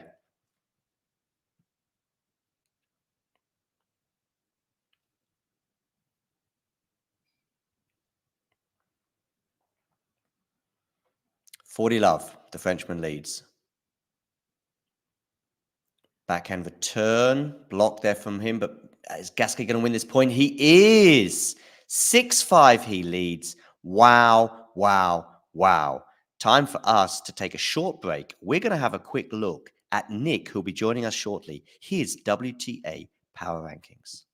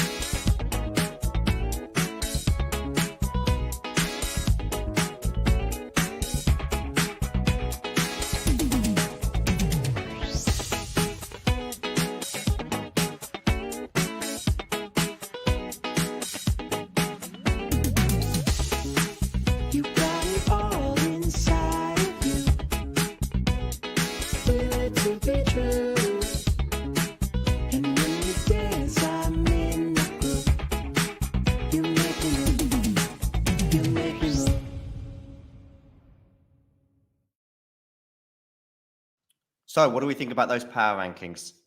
Makes sense to me, mostly. You think Saville is dangerous for Iga? Not so sure. Okay. Gasquet-Marujan. Marujan serving now to stay in this fourth set. Wasn't so long ago he was serving for the match. Gasquet fighting, fighting, fighting as he's done throughout his career.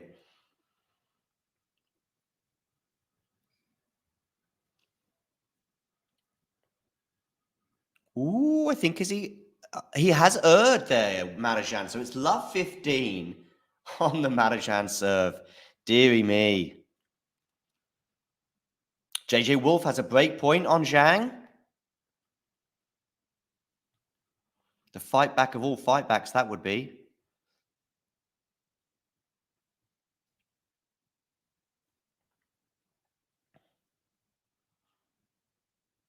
Gasquet-Marujan at 15 all.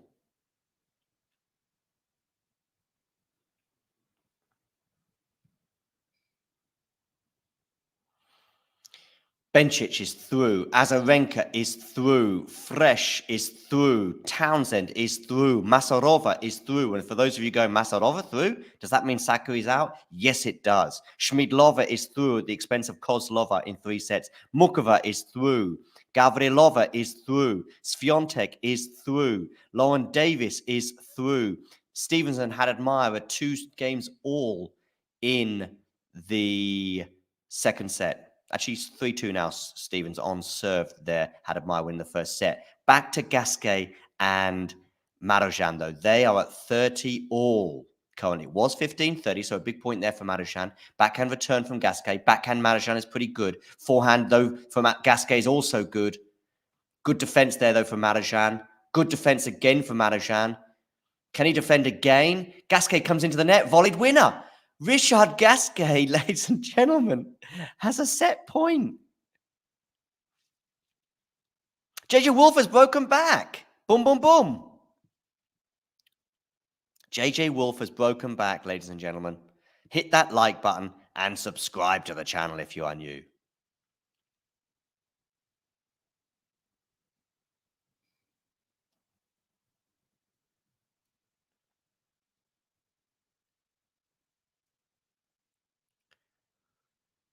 Backhand, forehand now. Backhand from Gasquet. Forehand. Forehand. Down the line, winner from Marujan. Deuce.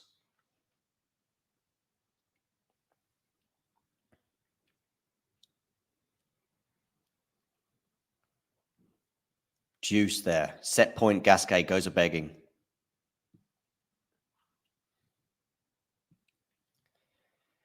Mannarino did indeed win that third set, so he's up 2-1 on Watanuki. Offner is 5-1 up in the fourth set with Borges. So he's 1 game away from her place in the second round. Okay, Deuce here. Gasquet-Marujan deep into a rally. Some backhands and slices from both players. A drop shot from Marujan, as he loves to do, especially on the clay, but it doesn't work. Set point number 2 for Richard Gasquet. And remember, the Frenchman was staring down the barrel just a few minutes ago as Marujan was serving for the match. Now the Frenchman has set point again. 2 hours 41 on the clock. Marujan to serve. Where are you going with this serve? You're going into the net. So Gasquet has a second serve to look at. How is your nerve, Senor Marujan? Backhand return from Gasquet. Forehand Marujan. Good forehand from Marujan. He's in charge of this point. Has he gone long? No, he hasn't. That must have just clipped the line. Woo!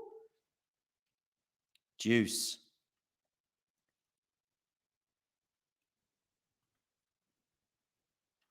Ooh, that was closer than it needed to be. Anyway, doesn't matter. Back to Deuce.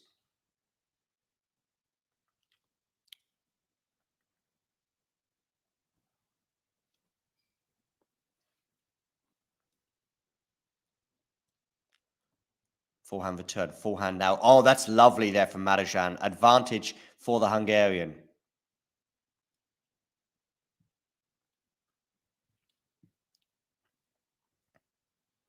She could do.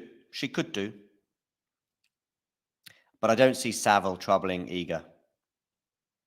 Game point here now for a tiebreak for Marozsan. Forehand Marozsan, forehand Gasquet into the net. We're into a tiebreak. Tiebreak, ladies and gentlemen. 2-1 it is for Marozsan, but he has just saved 2 set points. He was serving for the match. Topsy-turvy 4th set. What is going to happen in the tiebreak?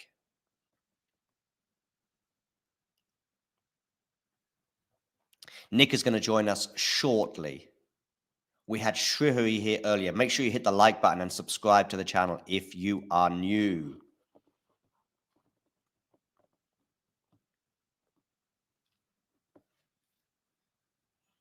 Gasquet serving, 6-all, tiebreak. Down the tee, clips the net though.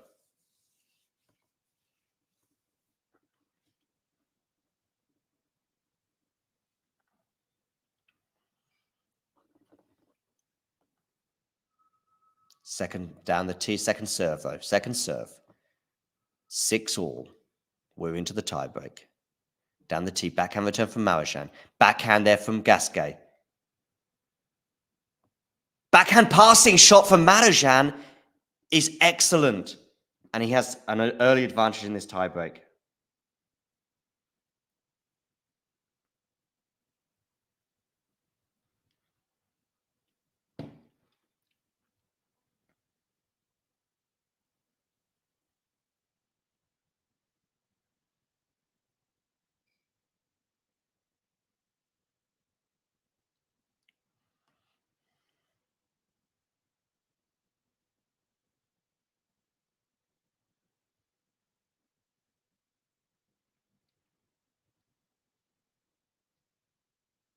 Okay, so back to the tiebreak. 1 point all. Gasquet breaks back with a mini break. So Marozsan serving. Hit that like button and subscribe to the channel if you're new. First serve is into the net from Marozsan.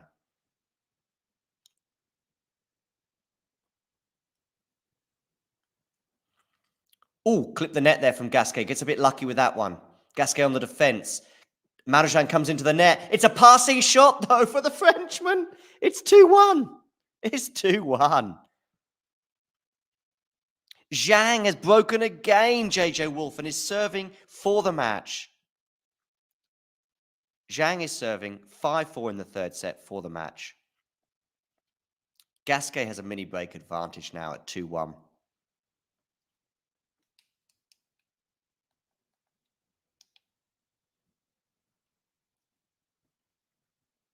Down the tee, it's an ace for Gasquet. 3-1 he leads now.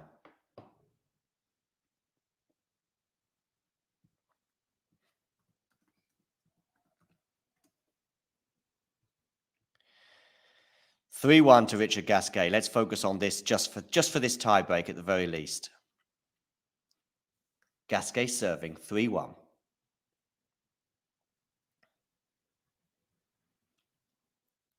Oh, Marozsan goes long. 4-1 now. 4-1 Gasquet. Wow, wow, wow, ladies and gentlemen.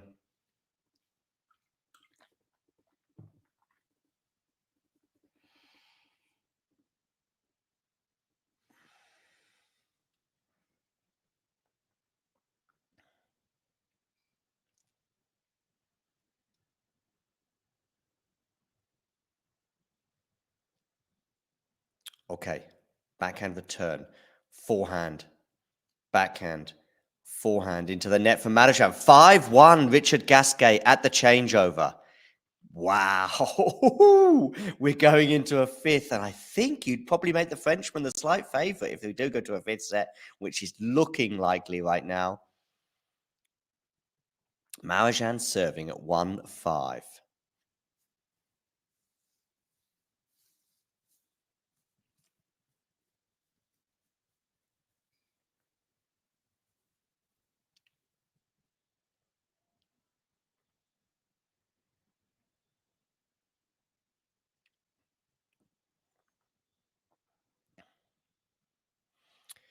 Marozsan to serve. Clips the net and bounces back on his own side. So actually, it's a second serve here for Gasquet to look at. Forehand return from Richard is good. And it's forced the error for Marozsan. 6-1 now. We've got 5 set points, the first 2 of which will be on his serve. Surely Gasquet's winning this set from here. Surely.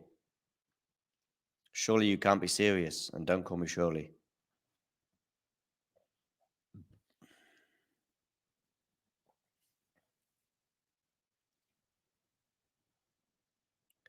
Backhand return. As long as it is. Gasquet wins the set. Wow. 2 sets all. We are into a 5th set, ladies and gentlemen. And surely the momentum is with Gasquet right now. Thanks for tuning into this watch along. While there's a break in play, here's a reminder to hit the like button, subscribe, and click that notification bell. Your support helps to keep the channel going. While we're here, you can now become a member to enjoy perks including badges for the live chat, but also bonus material such as interviews with top players from both ATP and WTA tours. The membership link is pinned in the live chat. You can also follow us on Twitter, Facebook and Instagram. So whether it be serves or volleys, forehands or backhands, serve bots or drop shots, we've got you covered, whether that be via our website, talking-tennis.com, where you can read features and interviews from our top writers. Or if you prefer us in audio form, you can subscribe to our podcast on Apple, Amazon or Spotify or wherever you get your podcasts from. Remember, we offer you wall-to-wall coverage via our regular watch-alongs, magazine shows such as Nick's WTA Weekly or Damien and Mario's ATP version. Plus, we deliver top content from people on the ground, actually at the tournaments, so you get even nearer to the action. So, what are you waiting for? Hit that subscribe button so you don't miss out on all things tennis.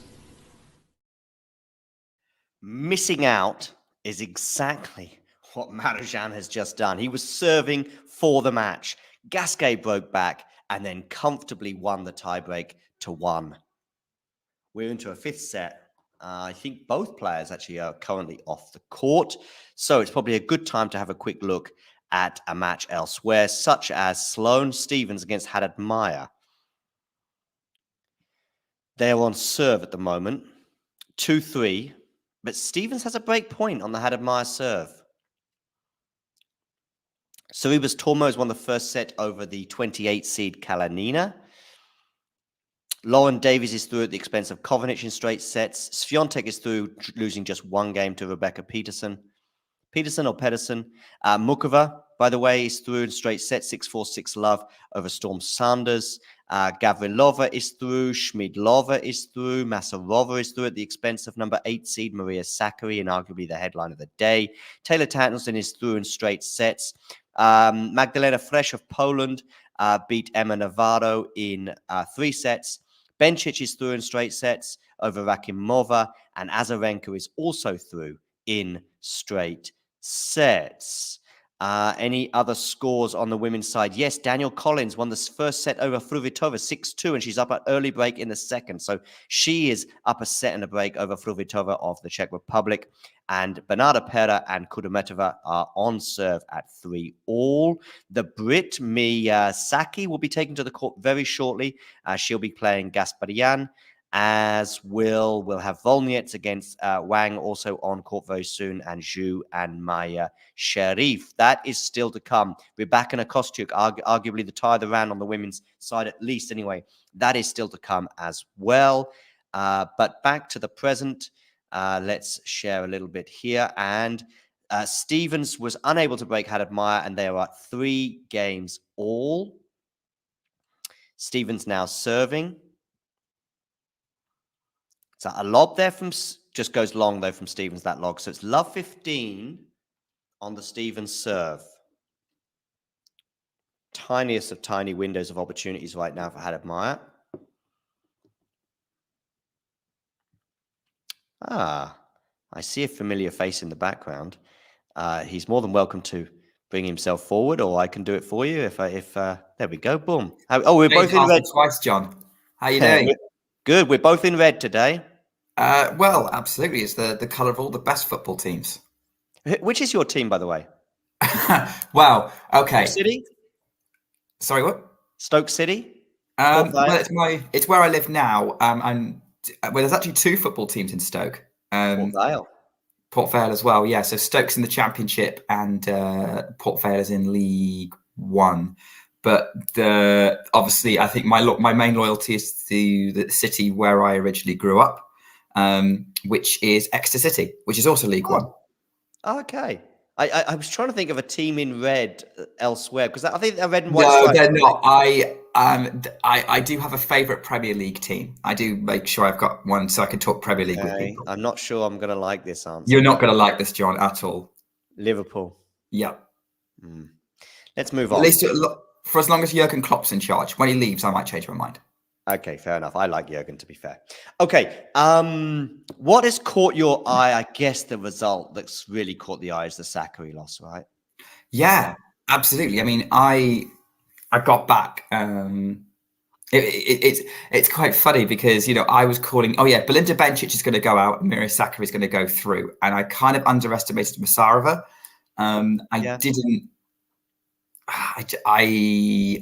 I knew she was good. I just thought, Sakkari likes it in the US. She'll do better than most slams. And from what I can gather, Masarova just outperformed her. And great job from Masarova. Bencic threw fairly easily. So I got that one the wrong way around. What was it that made you doubt Bencic or maybe think that she was going to go out then? There was an injury concern, but also Rakhimova was getting some really decent sort of wins under her belt and sort of the lower levels. And never underestimate. I think it doesn't matter who you win against as long as you're winning. And Rakhimova seemed like the kind of player who might be able to pull something off. As Haddad Maia has broken. She has she? Is that the match you've got on? That's the match I've got on. Yes. So. Great. My choice, I'm much more limited for choice now. My choices are either Haddad Maia Stevens or Ruud Nava.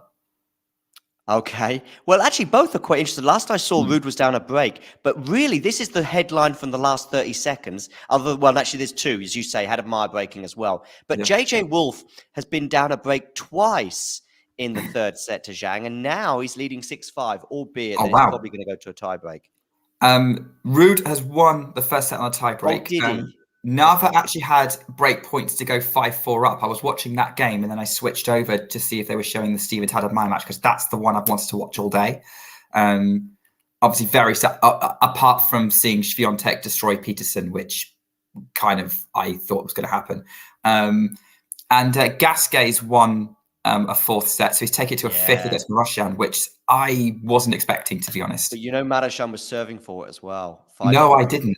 Yeah, he was serving for this, and there's a couple of nervy shots from him, and I remember at 15:40, Gasquet sensed blood because he was like, he sort of took a moment to have a 15-second celebration, not immediately at 15:40, but it was like, oh, I've got 2 break points here. This is not done yet, and it certainly wasn't. And I guess there was a bit of a hangover taken into the tiebreak at least because it was very comfortable for Gasquet to just losing 1 point in the tiebreak. Yeah, so it's kind of there's so much going on, and that's what happens on sort of the first day of majors. If I could have my sort of Wimbledon hub set up, I would. Although I can't. You got 2 matches, and they're pretty good ones. Although with Ruud was down a break in that first set, I thought we could be in for an epic. But you say Ruud has won the first set now? Tiebreak, yeah. Oh, tiebreak, okay. So Nava could make it interesting. I mean, obviously, I remember last year, like when we first did Talking Tennis at the US Open, like we would talk about Nava a lot because he was playing Andy Murray, and obviously Vance had some history with him. Yeah. Well, there was Cincinnati. They played each other, not history that they'd had a fight or something. A fight on a tennis court in terms of like battle. I mean, I've been playing catch up for most of the day because I had a tennis match myself at 4:00, and then I had to get back and sort of warm down. I lost 6-love, 6-1. A bit like Peterson. Yeah, I kind of got back and saw Peterson lose by the same score, and I said, "Oh, so that's what it feels like." To be honest, the guy I played against hasn't lost a match in this league for like years to anyone. So it was. I'm not. Again, it's very much a Swiatek-esque lost, and I played better against him than I had last time. So I will take that. But yeah, very much sort of any given opportunity he was coming into the net, and not usually just very good at rushing his opponents basically. So Haddad Meyer, as you said, is up a break now. So she's 2 games away. Did you have Haddad Meyer beating Stevens? Because I did. No, I had Stevens winning that one in 3. Okay. Yeah, I mean, it was 50-50 in many respects, and then I just erred towards Haddad Meyer. I think she's had a better, year probably than Sloane. I mean, Sloane's obviously a previous US Open winner here, so that could have gone either way. Collins, by the way, nice that she's up a set and a break over a tricky first-round opponent against Fruhvirtova. Yeah, I mean, Linda Fruhvirtova can be tricky. I mean, I certainly think that she's got a lot of potential. And she's still pretty young. She's still, 18, 19? But I did think that I did think it was very likely that Collins was going to overpower her because she does have that tendency to be overpowered. There's still some development there. So we'll, yeah, but it's interesting definitely for Collins. I think Collins is definitely someone to watch this US Open. If I'm kind of hoping we'll get a Collins Goff 4th round. That would be epic.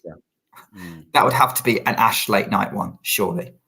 I mean, Collins, I know, but in Australia she looked quite good, but then she came up against Rybakina, and I think I had her beating Rybakina in my bracket that tournament, but I probably had underestimated her. I saw her. I think Rybakina's US Open last year. She went out in the first round, didn't she? I think maybe second round. Maybe. I think she's better than that. Maybe not. Super early, and as a result, she kind of went off the radar for me. I know she won Wimbledon, but and from Wimbledon until the Australian Open, I don't remember Rybakina doing a huge amount. No, because she kept on getting ridiculously tough draws very early on. Yeah, Rybakina's actually never got past the 3rd round. Her best result was 3rd round in 2021 at the US Open, which is another reason why. Last year it was a first round exit. You're right, but I think she had a really tough draw or something happened. If you just turned on your TV to tune into Gasquet against Marozsan, you may have just been thinking, oh, Marozsan is the warm-up and Marozsan is practicing his overheads. No, it was actually a rally, but Gasquet kept getting his racket on it, and Marozsan had another smash at it each time. And it was they just weren't great smashes from Marozsan. You know, in the warm-up when they're doing the smashes like this, and the player just hits it back for them. Well, that was kind of what was happening in that rally. But that's a nice drop shot there from Marozsan. Marozsan, I've seen him do 2 drop shots that didn't come off, not even close. And of course, he is kind of known for the drop shot, even more so than Carlitos Alcaraz, of course, who he beat in Rome earlier this year. Anyway, it's been a good match between him and Gasquet. Yeah. Who have you got winning out of Raonic and Tsitsipas? Tsitsipas. I mean, I know he's never beaten Raonic before, but I don't think it's going to be the same Raonic as we've seen in previous years.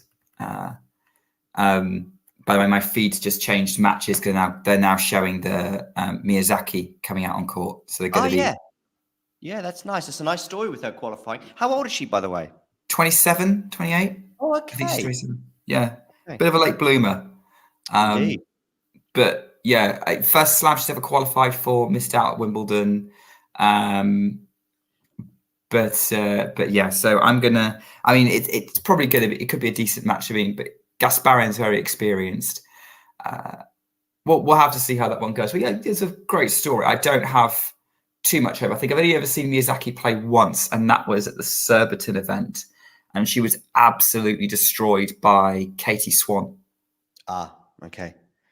Haddad Meyer's just saved a break point, by the way, although you could say that Stevens lost it because she had a good chance on the backhand, but an unforced error from the American means we're at deuce on the Haddad Meyer serve.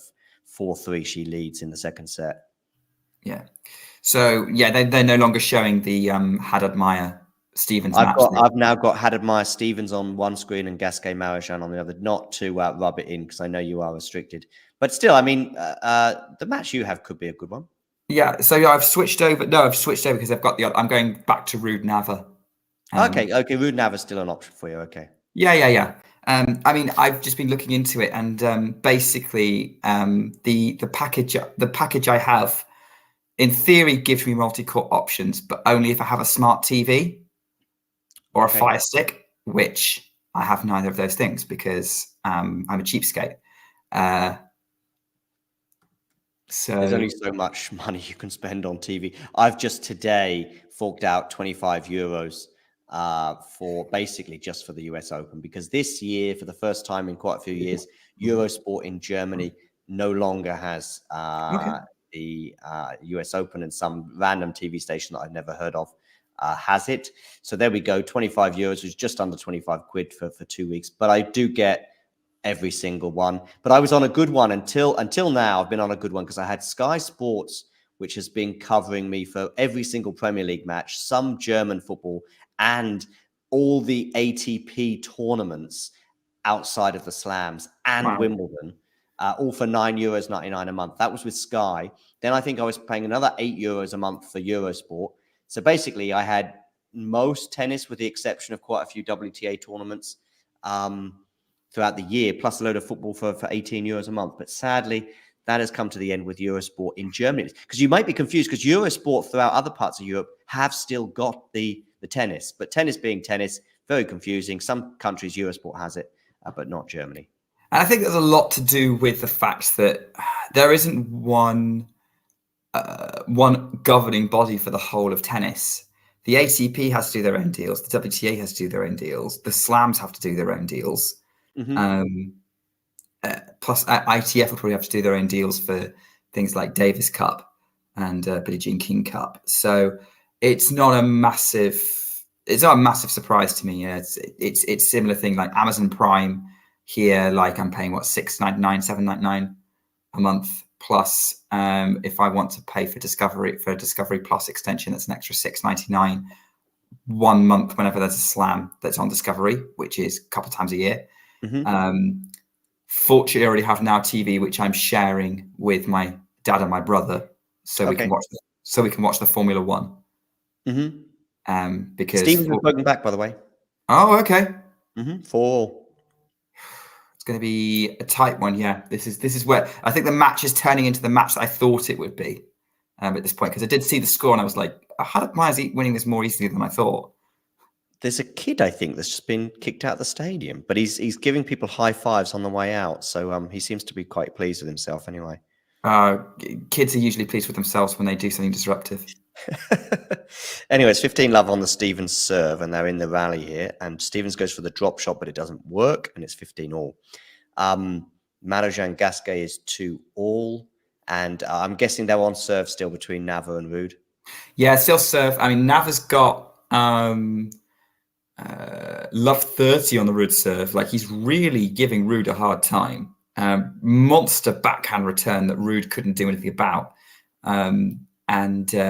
So he's giving himself an opportunity to go break up in the second set, but obviously it was a break up in the first. So this is a real battle for Casper Ruud to open up.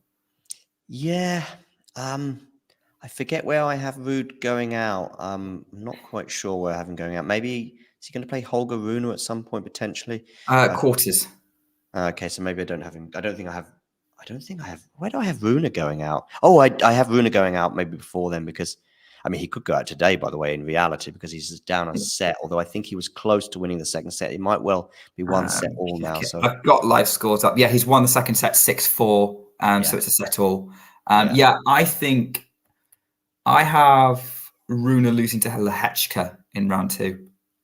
Yeah, could happen. Lehechka's got to beat Karatsev first, but I do have Lehechka winning that one. So do I. I think that one's going to be a really, really good match, by the way, Lehechka-Karatsev. Yeah, it could be. With Karatsev, you never know. He might do 100 winners and 100 unforced errors. There was one match I think he did have over 100 unforced errors at the Australian Open, maybe about 2022, maybe first round, I think it was actually, against somebody. What about Bublik-Thiem? That was, I mean, I expected that. I thought Thiem would win that. Did you? Yeah. Okay. I thought after that Wimbledon 5-setter with Tsitsipas, I thought Thiem, and then there was that run in Kitzbühel, I think. Was it Kitzbühel? Yeah. where I was like, oh, okay, I think Team's coming back here. And I looked at him and said, Bublik's not looked great recently. And we know what Bublik can be like. So, yeah, it kind of played as I thought. Bublik wasn't motivated. Team was looking pretty good.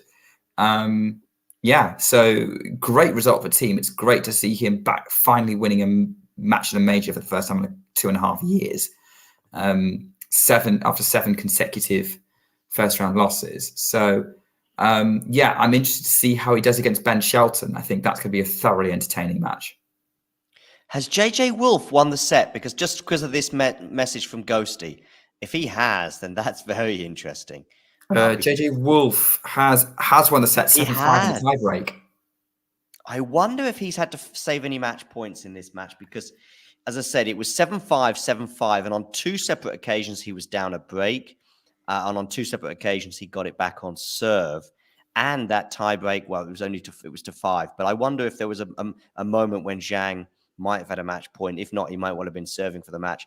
Anyway, either way, 2-1. And yeah, JJ Wolf is back in the match, let's say. Emilio Nava has broken Casper Ruud. Again? Yeah, so he's now... Couldn't turn that into a set win before, but yeah. That's a tricky one for Ruud, first round. Yeah, I guess I watched Nava against Murray last year and I was like, oh, I think this guy's kind of limited. Like, nothing against Murray, but I did think, you've got to be pretty good to challenge Murray. But hey, he's holding his own against Casper Ruud pretty well, hitting pretty confidently. Ruud goes along with the forehand 15 love Nava. Danielle Collins is 3 points away from bageling Kvitova in the second set and winning the match. Wow. And something else I'm pretty happy about is Tiafoe looks like he's in control on Arthur Ashe, which I kind of thought he would be. Yes, Tiafoe is possibly the third, because there's that section with Rune and Ruud, who are like the 2 main seeds in the quarter to potentially play Djokovic in the semi. And Tiafoe's in there. And I did keep looking, going, I reckon Tiafoe, I haven't backed him to do it, but I reckon Tiafoe could get a second consecutive US Open semi-final. He could. A quarterfinal, I think, is very realistic too. Maybe even semi-finals, you say. But I do think the draw for him, Tommy Paul, I think, is who Damien has in a quarterfinal matchup. But I think that's also partly because of the draw. If I go into a tournament, Nick, and it's quite clear for me that let's say I have 4 or 5 players that I think have a good chance of doing well or going deep or whatever. And then suddenly I start doing my draw predictions and I've got Tiafoe in the quarterfinals, but he wasn't in my reckoning before. I'm thinking, that just has to be the draw. Because Sebi Corda I have going far, but just because of the draw, because I'm not really thinking about him as being a deep run guy. Felix I have getting to the second week as well. Okay, that's optimistic. Yeah, I know, but it's all about the first round. He could go out in the first round, but if he wins the first round against McDonald, I think, then I think he should be okay for the next couple of rounds. But it's all about the draw. Juice here on the Gasquet serve, so a little bit of pressure for the Frenchman. Yeah, okay, that could be an interesting one. Ghosty's certainly finding my Corda. Yeah, I think that might be optimistic. I'm also on the Shelton train. Actually, I think Shelton's someone I could see coming through that section. I know there's some issues potentially with his return of serve, but Shelton in the US on a hard court is he just gets lifted up. So I could see him making it. Jethro's probably optimistic that Dominic Thiem's going to make it through. Dominic Thiem's going to win it. He's going to win the tournament. He's going to party like it's 2020. That would be a story, fans. And by the way, the Dominic Thiem interview afterwards, he didn't mention how there were no fans in 2020. Oh, Gasquet's just saved a break point, by the way. But he didn't mention how there weren't any fans, but he did mention how it was nice to have a fairly vociferous crowd, and it wasn't full, but there was plenty there, if you like, watching his match against Bublik earlier. I had Bublik winning that one. I didn't think it would be easy for Bublik, but given that Thiem hasn't won a Grand Slam match, I think, in over 2 years, He went out to Rublev, for example, this year in Australia. He went out to Kashin, I think, in Paris. Good return at serve there from Gasquet. So from Marajan. So Marajan has a second break point. Took that one nice and early on the backhand. I mean, Marajan's going to be so frustrated he hasn't put Gasquet away already. I know. Yeah. I love Gasquet. I mean, so do I. Just a bit sad that, that a career that seemed to promise so much never ended up getting big titles. Marajan's broken with a backhand win across court. Nice. 4-2. Yeah, I keep thinking that Gasquet was like the wunderkind along with Rafa, like same generation. And yeah, I think maybe there's a few reasons why maybe he just didn't develop his game because he thought it'd be good enough, but I don't know. He definitely had some major matchup issues against all of the big three, and that was probably his big problem. But he's actually one of my mum's favorite players. I mean, that's a nice 1-2 there for Marajan, 15 love. Regarding Gasquet, I mean, funny enough, he was the better player over Rafa when they were in juniors. And in fact, I think he beat him a few times in juniors, but since then it's 17-0 for I think Nadal. Rafa left juniors early though, didn't he? Did he? Yeah, he only ever played one junior slam. Okay. That's a really early departure from juniors then. Maybe he regrets that. I don't know. 4-2, 30 love Marajan now. So I wonder whether he's thinking, I can't blow this again. 90 winners for Marajan. Oh, good return of serve. Is that from? That's a lovely return from Gasquet, 30-15. 90 winners from Marajan. I don't know how many unforced errors, but I still haven't seen Marajan play, by the way, because I know he came to fame against by beating Alcaraz at Rome. I didn't see the match. I think I was at work. It was lunchtime, I think. It was certainly early afternoon anyway. Yeah, so I was at work. I think I was at work on that day. There was no way I could see it. Straight sets as well. Yeah. Only person to beat Carlos in straight sets this year. Is he? I mean, Carlos had a similar scenario last year. It's 40-15 now on the Marajan. Carlos had a similar scenario last year where I don't think he lost a single match in straight sets until about September, October.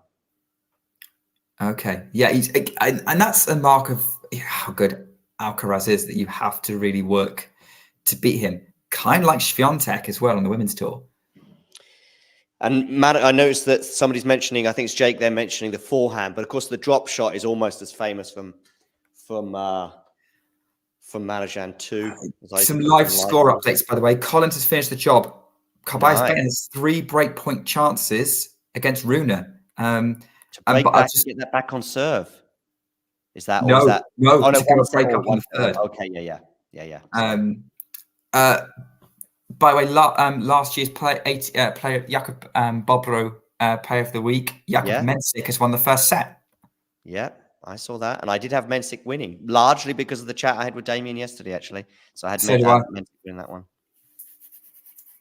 I always think that if you come through qualifiers in style and you're playing well, I mean, Raducanu is the exaggeration of this, but just generally, you've got a good chance of winning at least your first round, unless you're up against Novak or Carlos or whatever. But if you've won 3 qualifiers, even if you've won them, even if you haven't come through in style, it's been 3 close 3-setters, that can really make you battle ready. And if you come up against a wild card, I fancy your chances. Yeah, I agree with that. That's I think generally if you have in a qualifier v wild card scenario, generally I will back the qualified. Me too. If you just said, if I don't know who either player is, I just have no idea. It's a random qualifier against a random wild carder. I'm going qualifier every time. Yeah, I think so too. I think you have to be doing that. Rune has saved those 3 break points. Wow, that's impressive. They're still in the game, but he has saved all 3 break points. Again, all I'm watching is Ruud versus Nava.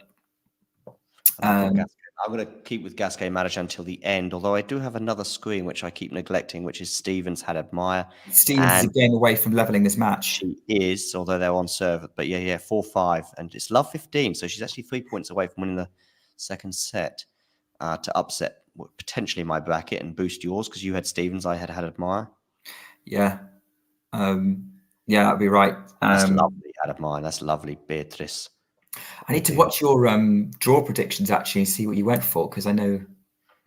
Yeah, I did one without a microphone because I was just in a hurry, and then I did the other one. I did them both at like stupid o'clock this morning, and yeah, I don't know if that's an excuse. It's not an excuse for having Bublik to beat Dominic-Thiem, for example, and having Felix and Alex. Davidovich-Fokina is maybe the biggest sort of winner in my draw prediction. Oh, we've got 3 match points for Marajan. Love 40 on the Gasquet serve. Oh wow. I think I have Davidovich-Fokina either in the quarters or the semis. That's what I was getting at. Yeah, I had him going pretty deep as well. I almost put him in my quarters. Yeah. I then played it really safe with my bracket though. Yeah, I think I went quite safe on the women's side. I ended up putting Rude in the semis, and I'm kind of regretting that now. Yeah, I don't see that. Okay, I originally was going to go for Runa, and everyone was telling me, "Oh, don't put Runa in there. He's injured." Yeah. Anyway, just a second. Backhand return is good from Marozsan. Forehand Marozsan is a winner. He's done it. He's through in 5 sets. Really impressive for the Hungarian after being 2 sets to love up and serving for the match in the 4th. But probably even the bits that I've seen, which has been mostly Gasquet pulling it out of the bag, probably over the course of the match, Marozsan was the better player. That's another good win for Marozsan and kind of backing up that Rome result, and he will play potentially Adrian Manarino, who is currently has 40 love to go 5-4 up in the 4th set, leading 2-1 against Juan Tanuki. And Carballes-Baena has indeed broken serve. So Runa saved the 3 break points, but then ceded the advantage, and Carballes-Baena is a breakup in the 3rd set. If we have Runa and Rude losing today, that's just gonna basically straight away blow an entire quarter of the draw wide open. Yeah, although it is a quarter of the draw that I already feel is wide open. Is that the same quarter as Tiafoe and Tommy Paul? Yeah, Tiafoe's in there. Paul, I think, is in there as well, yeah. And Davidovich-Fokina, is he in there too? Yeah, Davidovich-Fokina, Shelton. It's already Shelton. It's already open anyway. I mean, I agree, Runa in particular, but Rude as well. Yeah, but if they win or lose today, I still see it as being a pretty open quarter. I mean, that's one of the reasons why we look at Novak's half as well, because we also look at who's he going to play in the semi. So you can sometimes look at a guy's draw and go, oh, the first week's easy, but it gets difficult in the second. Or sometimes the other way around, we go, oh, got a couple of tricky first rounders or first and second round, but if he gets deep, he should be fine. Whereas with, who's that hugging? It looks like Musetti is. No, it's not Musetti. It's just somebody who looks a bit like Musetti was giving Marozsan a big hug. Anyway, I thought there was a bromance going on that I wasn't aware of. Yeah, but Novak's half is good in the first week and good in the second. Yeah, I mean, listen, if Runa was to suddenly pull it together and start playing really, really well, and if Runa is in that semi-final, then suddenly that does become interesting. Davidovich-Fokina, by the way, the big issue, or one of the biggest issues for him, is a back injury that made him retire against Novak last week. I do wonder if that was a Grand Slam, whether maybe Davidovich-Fokina would have given it a go to keep playing, but perhaps he thought 10 days away from New York, he thought, I'm not going to risk it. So he did retire against Djokovic at the beginning of the second set last week. And for 8 games, it was really interesting, the Davidovich-Fokina-Djokovic match. But when the back issue flared up and then Novak sealed the first set, that was that. So Marozsan is through in 5 sets, 73 unforced errors from Fabian and 93 winners. I guess this was always going to be a good match to watch, really, and it probably delivered on that front. 150, almost 150 winners from both players, and around about 100. I think it was 99 unforced errors between the two. Mensik, as you said, is up a set to love over Barrère. Tiafoe is up 6-2. Casper Ruud is on the verge of losing the second set. Runa is a breakdown in the third. And Davidovich-Fokina is a game away from victory. What is going on with Sloane Stephens and Haddad Maia? They are at 5-all, 15-all. So Haddad Maia was love 15 down on her serve at one point, serving to stay in that second set, but she did hold serve. Now Stephens is 30-15 up. So that's tight moments. Yeah, very tight. Very, very tight. I mean, I mean, I think, it's obviously a very highly competitive match. It's probably not the best tennis match you'll ever see. But Is Stevens not someone who gets you going? Stevens is an interesting character, is an interesting player. I mean, she's a very smooth player, but yeah, I've never seen anything massively inspiring. I did retweet a winner she hit from earlier in the match, the US Open shared, which I thought was good. Like she's got some good points to her game, but yeah, you're she's going not to say someone. I retweeted a winner she hit earlier this year, as though she doesn't hit winners that often. Yeah, It's well, like Wozniacki. There's a Wozniacki video clip of a best winners of her career, and it's like 15 seconds long. By the way, we are one set. Or Nava's taking the second, 6-3. Okay, there we go. Miyazaki is already a breakdown. I tell you who else I've got. I tell you probably another sort of headline for my bracket. Avanesian.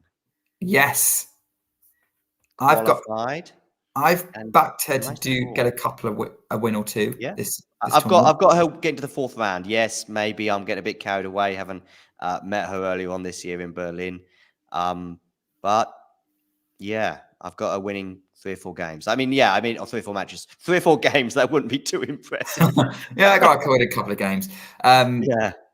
By the way, headline match about to get underway on Grandstand. The players have arrived on court for Elena Rybakina versus Marta Kostyuk. Oh dear.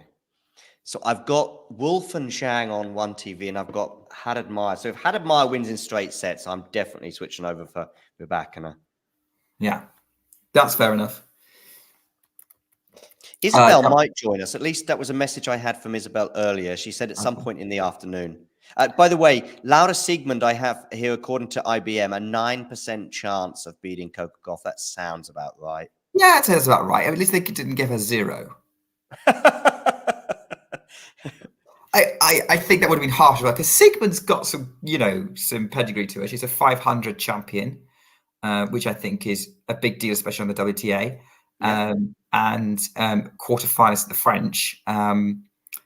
Yes, better on clay than pretty much any other surface, but yeah, I think she's got some great qualities to her. I'm trying to make up for the fact that Miles was kind of dissed her game on the show last night. Did he? Laura Siegmund. I missed about 5 or 10 minutes of the show last night. He basically said he found her irritating. I did say, she's a friend of the show, right? Yeah, I see a little bit of it. Wolf has got 2 break points on the Zhang serve. Zhang is pushing the shot clock as well to its nth degree. Listen, I saw in Berlin this year a little bit maybe of what Miles was hinting at, because she does, I think, take a bit of time between points. And I know that she got in trouble for that at the French Open in that quarterfinal with a quite a well-known umpire whose name escapes me right now. So in that French Open quarterfinal, she did have a mini fallout. Oh no, medical timeout according to Terry for Holger Rune. Oh dear. I mean, he also had back issues, didn't he, in Cincinnati? Yeah, he did. It's not a massive surprise, I don't think. I'm going to get this one on the big screen, I think. The scores for Stevens.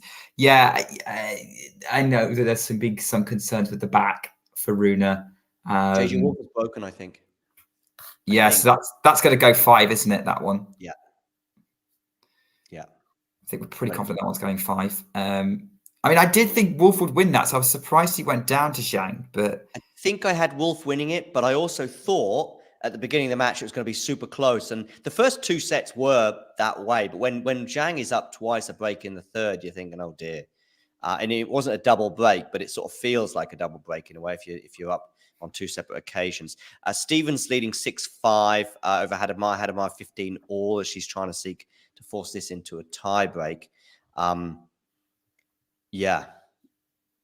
And I want to get Kostyuk and Rybakina on, but if Rybakina goes up 4-1, 5-1, then that might suddenly become less interesting. But if Kostyuk is there hanging it out throughout the first set, or even goes up a break, then that certainly could be the match to switch my attention to. 15:30 on the Haddad-Meyer serve. So Stevens 2 points away from the set. Well, I tell you what, Ghosty's got to be quite happy right now. Bearing in mind, Shelton lost the first set 6-1. Wolf was staring down the barrel, as I just said. And I know he's got a soft spot for both of them. And Collins. Has Collins won, by the way, over Fruhvirtova? Yeah, 2 in love. 2 in love? 6-2, 6 love? Yeah. Oh, my goodness. Yeah, and I think he's got a soft spot with Bublik-Thiem. He's probably on the champagne already, then, is Ghosty. I don't think Ghosty needs much excuse to go on the champagne. He's also a tacos and cervezas. He mixes it up. He mixes it up. Oh, 2 set points for Sloane Stevens. 15:40 on the Haddad-Meyer serve. Good grief, this is ridiculous. JJ Wolf is 40 love up. I'll just tell you what's going on here. Oh, she's done it. Really good forehand down the line there from Stevens. 40-15, or sorry, 15-40. Now she's broken. So it's 1 set all. This And is in fact, I am just going to switch over to Kostyuk and Rybakina while they have a sort of a chill out. yeah. I think that's reasonable. I'm trying to get something up that I can follow kind of the scores. There seems to be a bit of a break for Ruud and Nava. I think someone's 1 set having all, right? You said as well. Yeah. I think someone's gone off court. I think it might be Ruud because Nava's strolling up and down the baseline. Let's have a look at the match stats on Stevens Haddad-Meyer. But I don't think that. Yeah, I'm just gonna go. You've got Rybakina winning against Kostyuk. I do, yeah, I do. Me Most too, but people do, I think. I think Kostyuk might make it difficult. I think I could see Kostyuk going up an early break, then Rybakina taking over. Yeah, that could happen. Yeah, Yeah, I think if she gets through Kostyuk, I don't think Rebecca's got that much competition to get to the quarterfinals. yeah, right. And in fact, as a result, although I've got lots of doubts about Rybakina, mostly physical, but because of the draw, and if you have her beating Kostyuk, then off she goes. Yeah, and then it's potentially Mukova in the quarters where I think she's really going to potentially run into big trouble. And Mukova, by the way, listen, I watched snippets of the match, including the final stages of the match. She looked really good. 4-0 against Storm Sanders is a decent scoreline, I would suggest. Yeah, I would say so as well. I mean, Storm Hunter, I think, has a very limited game when it comes to singles, but Mukova controlled it. And was clearly the better player. And it's nice to see Mukova clearly be the better player because she can get someone to scrap sometimes. Mm-hmm. Mm-hmm. We're back underway on court 17 between Ruud and Nava. The delay is over. They're exchanging forehands at the minute. And Nava's just putting Ruud under so much pressure. He's missed the backhand. It's 30 love.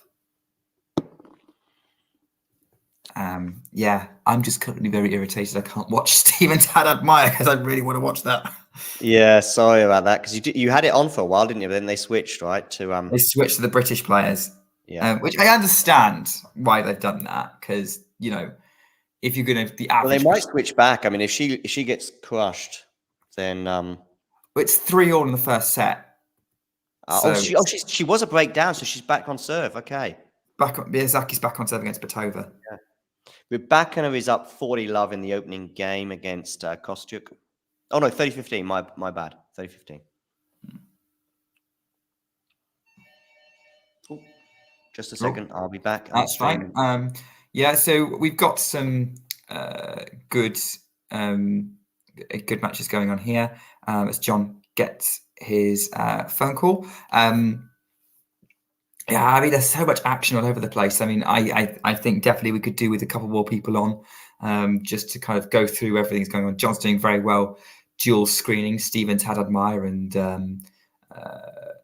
But yeah, I'm sitting here fuming. I can't watch that match. I get why a British broadcaster would prioritize the British player, but then I'm like, well, then why are you showing maybe Ruud Nava for name recognition? But I think it's a little insulting to assume that people don't know who Stevens and Haddad Meyer are.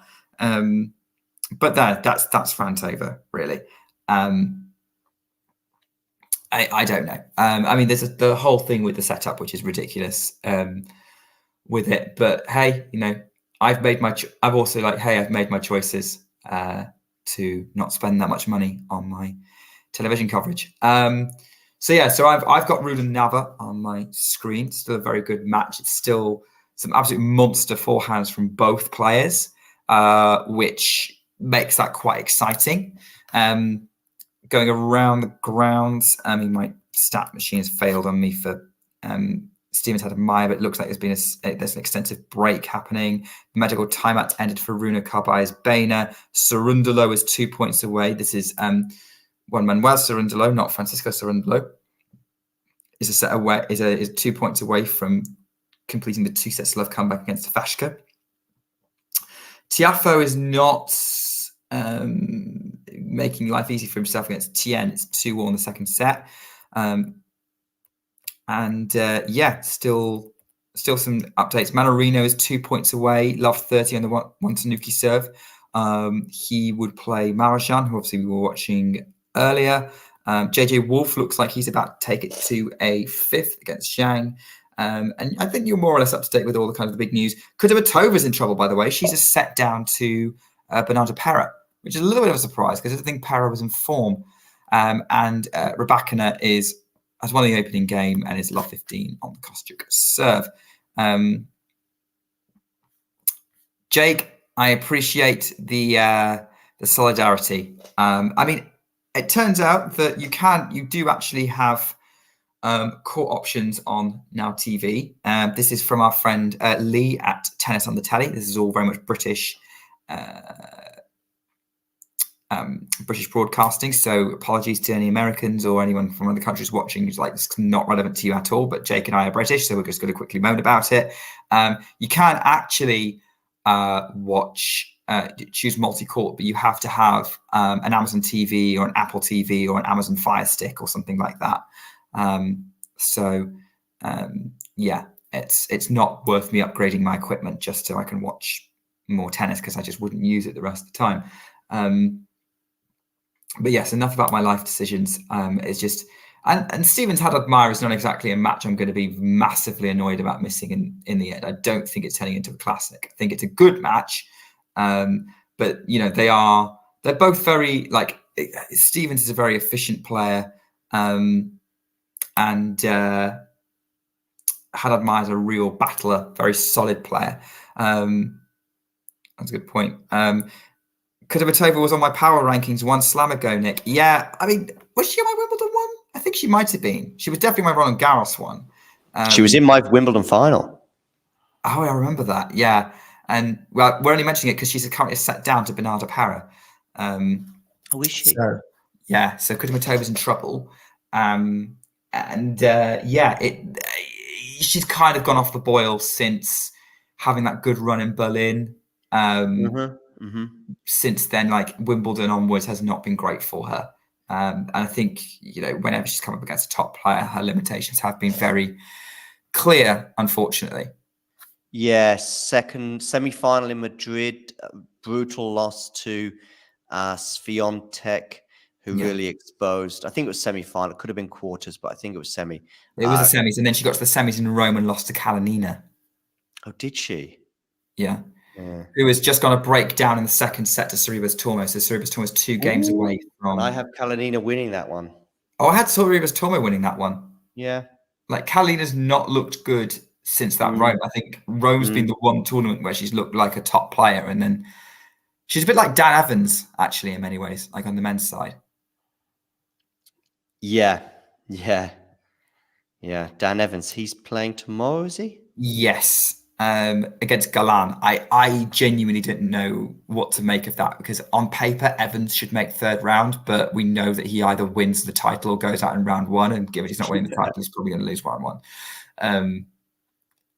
Adrian Manarino has just won, so he will be playing Marajan in the next round. Okay, Manarino is through. Okay. And so is Cerundolo, completing the 2 sets to love comeback against Ivashka.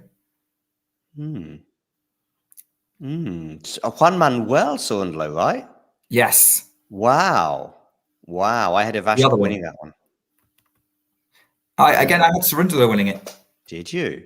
Yeah. And you knew which Cerundolo it was. I did know which Cerundolo it was. Like he's had a couple of good wins recently, Cerundolo, on like the Challenger circuit. So I was like, okay, let's see how he's getting on. Yeah. I mean, you've probably got. I'm not going to update you on the matches you're currently watching. Wolf is about to serve for the 4th set against Zhang at 5-4. Yep. I've got Rybakina-Kostyuk on now, by the way. So Kostyuk has a game point for 1-1. Fucsovic and Korda have just come out onto court on the warming up. Okay. Korda winning last week in straight sets over Fucsovic. I have Korda winning that as well. Again. Of course, they played. Korda, by the way, I'm not buying the injury from last week. Neither am I. Yeah. It's unfortunate. I mean, I took a leaf and inspiration from you, Nick, in interviewing the tournament director of Winston-Salem a couple of weeks ago. That was a good interview. Yeah, and one of the questions I put to him was basically, but it was actually looking ahead to potentially, but also no, just in general, it was just about having that week just before a slam and concerns over players just coming along, playing 3 or 4 matches, and then. But what can you do? I don't blame the player, but it's a bit, yeah. I wonder as well if when the US Open decides what days to put on players, whether there's any consideration for, and I think there might be, because I think the 2 finalists, Baez and who's the other finalist in Winston-Salem? Baez being Lehetska. Yes. And I think, is Lehetska playing today or tomorrow? I think he's playing today. Oh, okay. Maybe I just looked at Baez to see when he was playing, and he's playing tomorrow. But anyway, back to the point. It's such a bad slot, really. I mean, I know you don't have any choice, and it's just how it is. Because he also got loads of pullouts. I saw Gael Monfils and Bublik-Thiem. Bublik-Thiem was just a few hours before, I think. Monfils was maybe the day before. I mean, basically, Monfils had a slight injury he picked up during Cincinnati. I remember watching the match, and he actually won the match when he picked up the knee injury. But he's been going a bit deeper than maybe. Winston-Salem must be watching these players thinking, please go out in the first round of Cincinnati. Don't go deep. That's a nice smash there for Wolf. Wolf has 2 set points. But it's also why I was chatting to not the tournament director, but an official in Estoril earlier this year. And he was saying, the slot in the calendar, being the first week of the European clay court season. And I think it overlaps a bit, doesn't it, with, or at least the final of Miami is maybe the first day of Estoril. And I was saying to him, I think it's not a bad slot. You're a 250 at the end of the day. You're also, the Europeans, we're really pumped as the clay court season gets underway. Sure, if you've got a Miami finalist, they're not getting on a plane to play the first round of Estoril. I get that. They're pulling out. But you also get people going out early in Miami thinking, you know what, I'm going to jump on that gravy train of the clay court season and sign up as a late entrance. If you're a big cheese, Yeah. And they had a great lineup. They had Bublik-Thiem, they had Quinton Halles, they had Casper Ruud, Sebi Baez, of course, last year's champion was there again this year. Kecmanovic was in the final. I think it's not if you could pick a slot, sure, you'd probably go 2 weeks before a slam or something like that. But normally there's a 1,000 happening at that point. So good luck with that. JJ Wolf is forced to 5th set. Yeah. By the way, so have you completely turned away from Rybakina-Kostyuk? I just did to have a quick chat about 250s. Yeah. But now OSC she's 2 love up. Yeah. 30-15. Haddad Myers a breakup already. She won the opening game in the 3rd set. It's 30 also back on court there. Rune has broken back in the 3rd. Okay. JJ Wolf is changing his socks. And Eureka Miyazaki's won the 1st set against Wow. There we go. Qualifier. And we shouldn't have written off Kudermetova because she's now broken in the 2nd set against Pera. you are up to date. And Rude has an opportunity.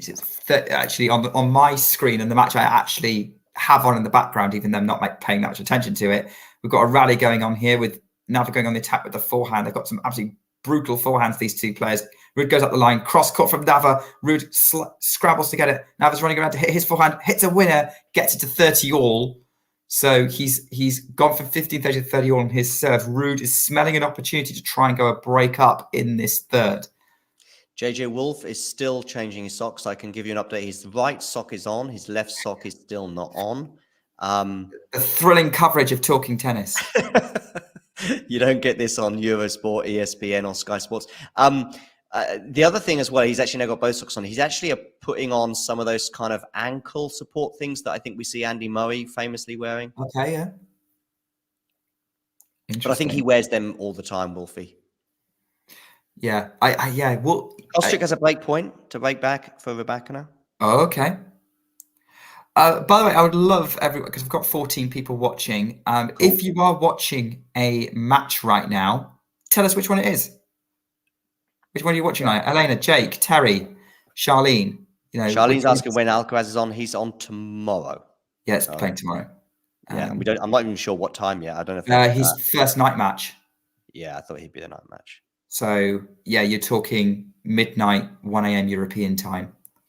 Yeah. So that Alcaraz Sinner match last year must have finished about 9 a.m. right or 8 a.m. UK probably, because I think it was 3 a.m. New York time. Yeah. I think the Andy Murray's match. Yeah, I think they were finishing as I was waking up for work. Yeah, Andy Murray Kokinakis was still going at like 4 or 5 in the afternoon. Yeah, here in Europe, which I know is Australia, and I'm crossing over there. But yeah, insane. So Terry says he's watching Runa. Jake is watching. Good question, by the way. Kalinina is watching. Sorry, Kalinina Sorobis Tormo. Jake is watching. Terry's on Runa. I'm going to assume that Ghosty's watching JJ Wolf, and Elena's watching Elena. Elena's watching Elena. Yeah, I've got Elena on the laptop. It's back to Juice, by the way. So she saved a break point. We're back now against Kostyuk. And we're still, it seems a good 5 or 10 minutes since the last point of Wolf Zhang. Wolf has finally got all his shoes and socks on, but we're still waiting for Zhang to return to the court. It's basically Wolfie's now having a chat with the child. Wolfie's having a chat with, he's having a chat with his team. Okay. I should probably specify rather than just random members of the crowd, but. Elena, I can't think of a better person to get tips on a serve from than Rybakina. Maybe Federer. Talking of which, and I think she's just saved another break point with a really good unreturnable Juice. Oh, Ash Barty, actually. That's someone I would get service tips from. Really? But she great spot serving. Yeah. I think that's more important to me than sort of power, because Rybakina is also an excellent spot server, and I think that's probably the key thing in tennis is get your spot serving right. Did you see the praise that came your way from Elena on Twitter earlier? You and Miles got some love. Oh, we were like I saw something about it. I can't remember her exact words, but I was sufficiently flattered. There you go. I feel like Miles knows what he's talking about more than I do, but I just love the chemistry you guys have. It's just fun. I have so much fun whenever I do a show with Miles. It's always a highlight for me when I get to do something with him. Kostyuk has another break point. Fourth one of this game. Terry is updating us on the Runa match as well, buying a breaking back. So yeah, if you're watching a match, because you're clearly watching like Terry, Elena, Ghost, you are. You're helping us cover this. You're helping us out. Like, yeah, tell us what's going on. Like, we can give you score updates. Jake, same thing. We can give you score updates, but we can't necessarily describe what's going on. So please fill us in on what's going on. It's a good rally here right now between Kostyuk and Rybakina on break point. I thought Rybakina was going to hit the net. What a winner from Kostyuk. Okay. She's broken 2-1. She did kind of anticipate the cross-court because it was a pretty mean cross-court shot from Rybakina. It had a really low net coverage, but Kostyuk then just hits a forehand winner down the line. 2-1. Back on serve. So we thought it would be tough for Rybakina. Delivering already. What is going on with? So no one's watching Sloane Stephens. It seems, at least not in the Apparently chat. not. I don't. Am I the only person who thinks that's an interesting match? What, Stephens had Admire? Yeah. Oh no, that's up there for me. And I can see, although Hadamaya has the early break, it's deuce at the moment on her serve. So Stephens again making her work for it. Do you know what would be hugely amusing to me is if Miyazaki finishes her match on court 8 and then they go back to Stephens had Admire. Yeah, I mean, I thought that she was going to lose Miyazaki because she was down at an early break 3-1. And I was almost jesting that she would unfortunately lose quite easily and you'd be able to switch back to Stephens had Admire. But of course, she may win easily and therefore mean you can switch back to Stephens had Admire if the tennis gods or the broadcasting tennis gods switch you back to Stephens had Admire. Who knows? They may go for something more left field. Terry's updating us saying that Bayern has won the third set. Over Holger Rune. I mean, the thing is with Holger right now, you just hope that he's fit enough to continue. Yeah. Well, any timeouts going on, Terry? I know he had one earlier. There was one earlier, wasn't there, with Rune? I don't know whether he's gone off court or anything like that. Still waiting. Oh, Zhang is back, finally. But we're still waiting for the first point. For this fifth set. Yeah. Wolfie's prowling. Pun intended. Pun intended. Well, he's let's see. Hopefully he's not massively disrupted by this. I think the crowd will still keep him in it. Great volley from Navara, by the way, at the net. Backhand, 15 love at 2-3.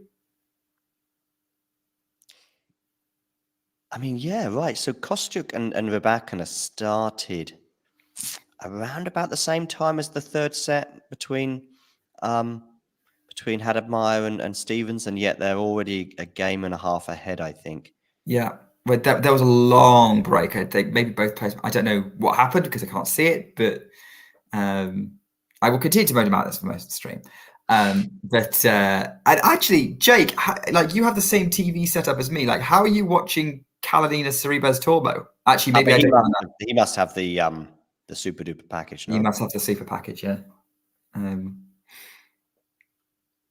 Must be. Wolfie has won the first point of this fifth set, and it feels like about 20 minutes since the last one. What do you think of JJ Wolf? I don't think I've actually watched him play. I saw him play at Wimbledon, actually, close up. Oh, he's fun. I only know him for the mullet. I don't think he has anymore. But yeah, I don't think I maybe have watched him play, but nothing about his game stuck with me. Really, very good player. Never mind. Thank you, Jake. Yeah. The benefits of are you a Rune fan, Terry? Seems that way. You are.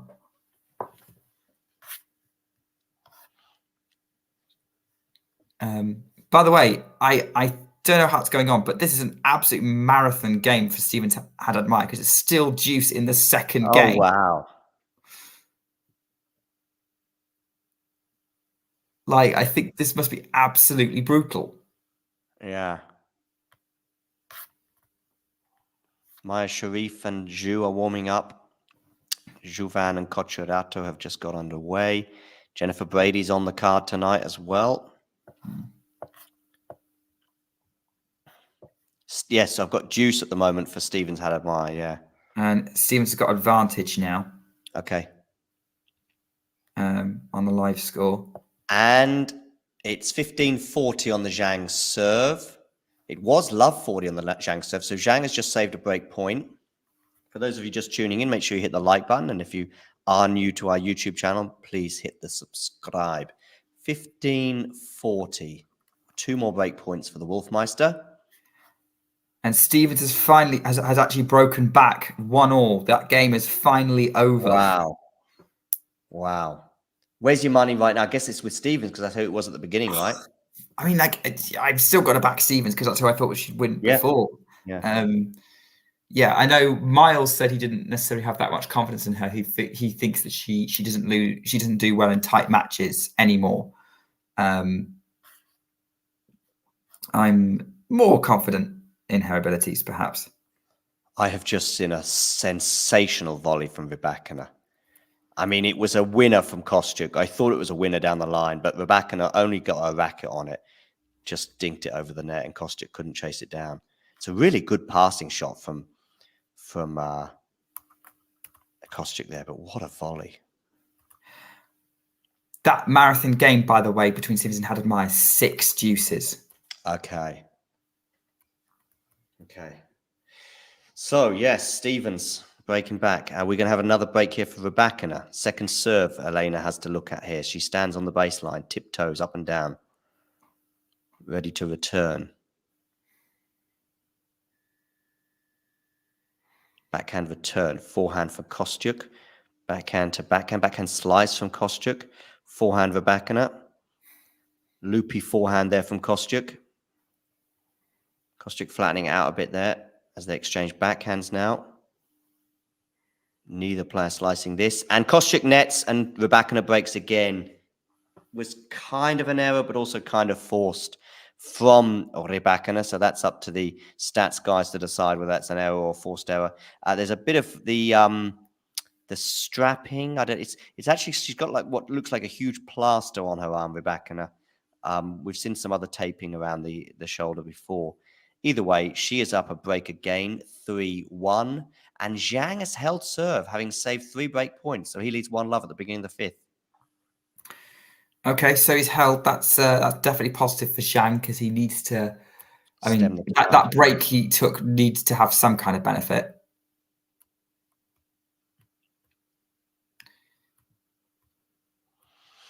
By the way, Francis Tiafoe is 3 points away from taking a 2-sets-to-love lead on Arthur Ashe.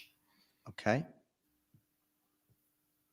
Rune has held serve at least at the beginning of the 4th, so he leads 1-love. And Ruud and Nav, which I know is what you've got on your screen, they are on serve in the 3rd.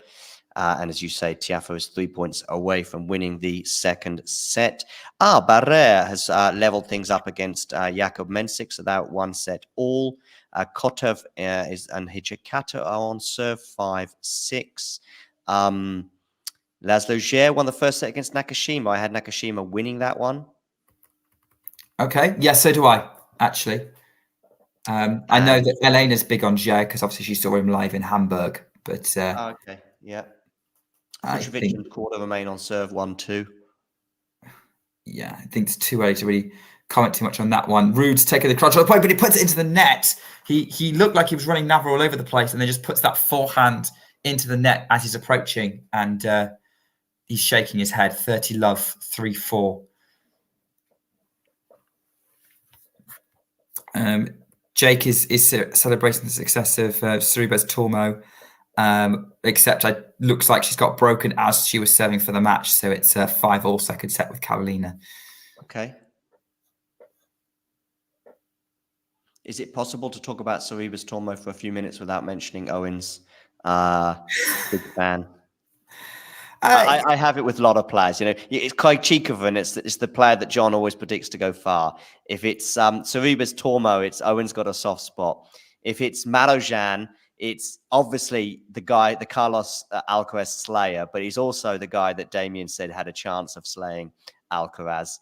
If it's who else is out there? Who else? Let's not go for the big ones, but there's always players, and there's always sort of a consideration to add to them, you know? Yeah, absolutely. If it's Tsitsipas at the US Open last year, it's the guy that John tipped to win the tournament. It wasn't a crazy idea. It's just we didn't think he would play that badly in the opening round. I just had no clue last year, to be honest with you. I didn't see the Alcaraz form because he hadn't shown it for really since his French Open defeat to Zverev, really. From that moment until the US Open run, we knew that he was going to win Grand Slams. We knew that he was still going to do really well and have an unbelievable career. But there was nothing in the sort of 3 or 4 months after the French Open that suggested he was going to do it as soon as New York last year.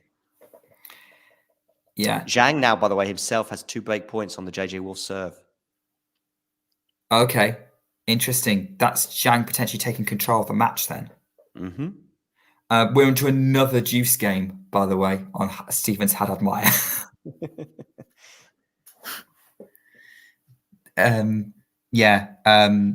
Haddad-Maia had a break point opportunity, but missed a forehand. So, according to the online commentary the US Open are providing. JJ Wolf in charge of this rally and ends up winning it with a forehand. 30-40. Okay. What's the score? I've got Rybakina walking towards her chair. Is she walking towards her chair with a 4-1 lead? She is, yes. Kudermetova's lost that break she had in the second set, and now she's serving to stay in the match against Bernarda Pera. Ooh. So that could be interesting. Rude is serving at 40, love 4-all. But he's double faulted. Haddad-Maia has a break point on the Stevens serve. Here we go again. Another break point chance. That says backhand volley winner on the description. Yeah. I tell you what, I think this is like one of the busiest opening days of a slam I can remember. Well, if we keep getting, 5 setters on the men's side and 3 setters on the women's, then it could be a long day. Who do you have winning between Zhu and Sharif? I went with Zhu. Me too. I think Zhu was showing more form on the hard than Sharif was. Sharif seems to be much more of a clay, natural surfaces player. Yeah. Yeah, clay 250. Yeah. It just maybe. Oh, Wolf has saved another break point. It's just with it's Maya Sharif. Oh, she's picked up a 250 because everyone else is at a different tournament. Because she's obviously gone out early in Paris or whatever, and then she's disappeared off to a 250 during the second week or something, or maybe it's the week after Paris when everyone's getting ready for Wimbledon, or I don't know. She just seems to pop up and win a 250 somewhere when you didn't even realize the tournament was taking place. And I think the rest. Another person who sort of pops up in all sorts of obscure parts of the world is Tatiana Maria. Oh, yeah. Well, no, Tatiana Maria only pops up in Colombia. Colombia, exactly. Yeah. But India as well. But yeah, those two. Colombia, she's winning an obscure tournament in Colombia that I didn't even know was happening. Has Zhang not broken yet? Pardon? Has Zhang not broken yet? No, he's got another break point again. He had 2 break points. I think this is his 3rd now. We're into the 5th minute, or no, more than that of the game. But both players really are pushing the serve clock too. Yeah. It looks like everyone across the borders as well, because, there's so many long, drawn-out games going on across the board. You've got this Stevens Haddad-Maia one again. You've got Miyazaki Petova just had a long one. What's happened? Wolf has just put an easy forehand into the net and Zhang has broken. Oh, Wolf might regret that. I mean, it was just sat up there for a winner. I mean, it was a good serve from Wolf. Zhang gets his racket on it. It lands quite nicely on the other side of the net for Wolf to just put it away, but he nets it. I think Jake's going to be pretty happy at the minute because Sorribes Thomas got another crack at serving for the match against Karolina. Okay. I'm making an assumption. Kostyuk is 30 love up on her serve, although it might be 30-15 now. Yes, it is 30-15. So 1-4 Kostyuk, but 30-15 on her serve. Seeing Elena being very complimentary about Tatiana Maria. I agree. Yeah, so I really like Maria's game. I like her. I like her as a personality. I loved the semi-final run that she had last year. In fact, I was probably rooting for her a little bit over Ons. I know Ons has got a story of her own and that, but I really liked Tatiana Maria. I loved one of my favorite moments of the whole tournament was how her and Ons embraced at the end, and Ons encouraged her to, enjoy the crowd, if you like. Yeah. Okay, we've got a development brewing on the match I'm watching. Love 30 on the Nava serve at 4-5. Loving this from Jake. Me too. Listen, that's a real competition for Ghosties. Ghosty did comment of the day earlier because I was saying about various players on the men's side. It's kind of interesting how one player you can say has a chance against Djokovic, but doesn't have a chance against Alcaraz, Medvedev being an example there, or has a chance against Alcaraz, such as Tommy Paul or Jannik Sinner, but you wouldn't give them much of a chance against Novak. And then Ghosty said, or there's Stefanos Tsitsipas, who doesn't have a chance against either of them.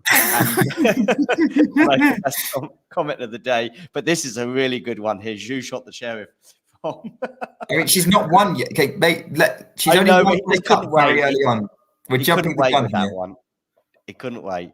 I don't blame him. When you got a gem like that, you can't leave that up your sleeve for too long because someone will steal it.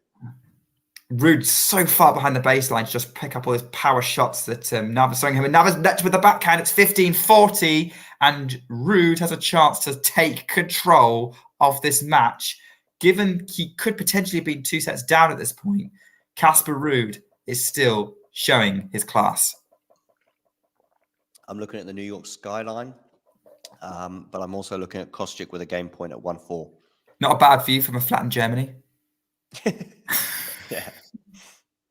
Very good. 2-4 now. Kostyuk holds serve. That is quite a cool thing at these tennis tournaments.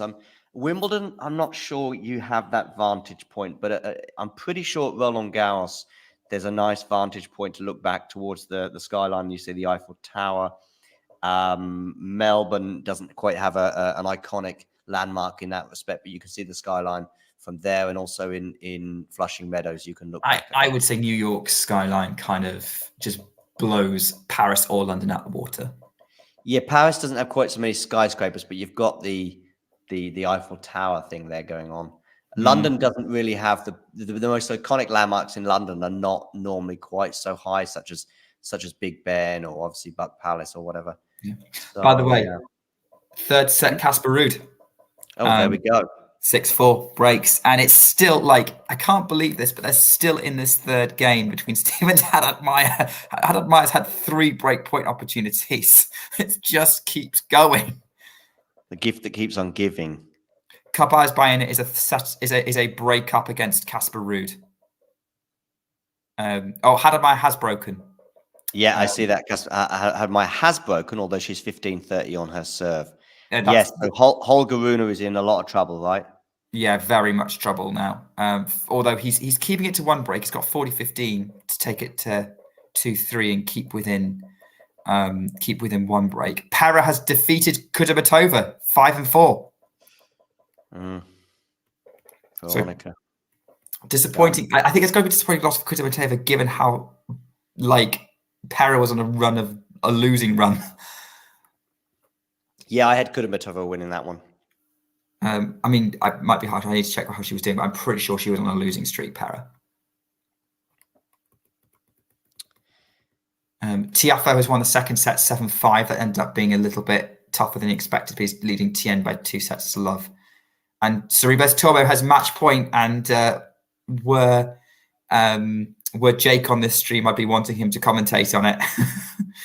If anything, just to see the stress, like you made me suffer through with Ego at the French. 2 match points for Tsitsipas Tormo, right? Yeah.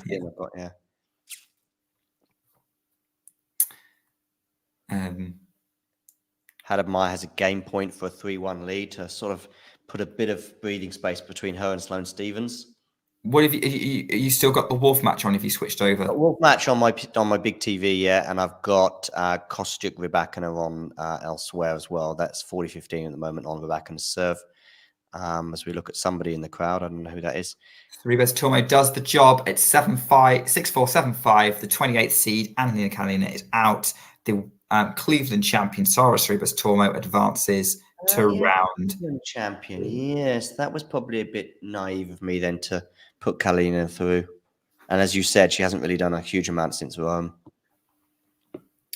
We're at deuce again. It's the 4th deuce game of this third set. It's four games, four deuce games in Stevens Haddad-Maia. I mean, yeah, there's a good chance that we're going to both get a chance. I mean, at some point I may, if Rybakina goes up a set and a break, that may well be enough for me to then go back to basically, I'm going to go back to Haddad-Maia at some point. I just don't know when.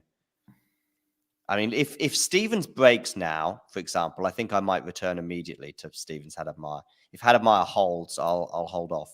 Yeah, I think that's a fair. It does feel like, from looking at some of the momentum, Haddad-Maia has the edge, but there's a lot of errors coming from both players. Somebody said, I'm pretty sure it was in the live chat, just did posit that there would be lots of breaks of serve in the Haddad-Maia Sloane Stephens match. If that was you, please remind us. Yeah, I just don't remember who. I wasn't even sure if it was you, Nick, but given that there It was a wasn't sort of me. a few seconds break, I guess it wasn't. Yeah. Yeah, I didn't see the volley that Elena's referring to, but I saw a volley about 5 minutes ago from her, which was just sensational. Rybakina's held for 5-2 at the changeover.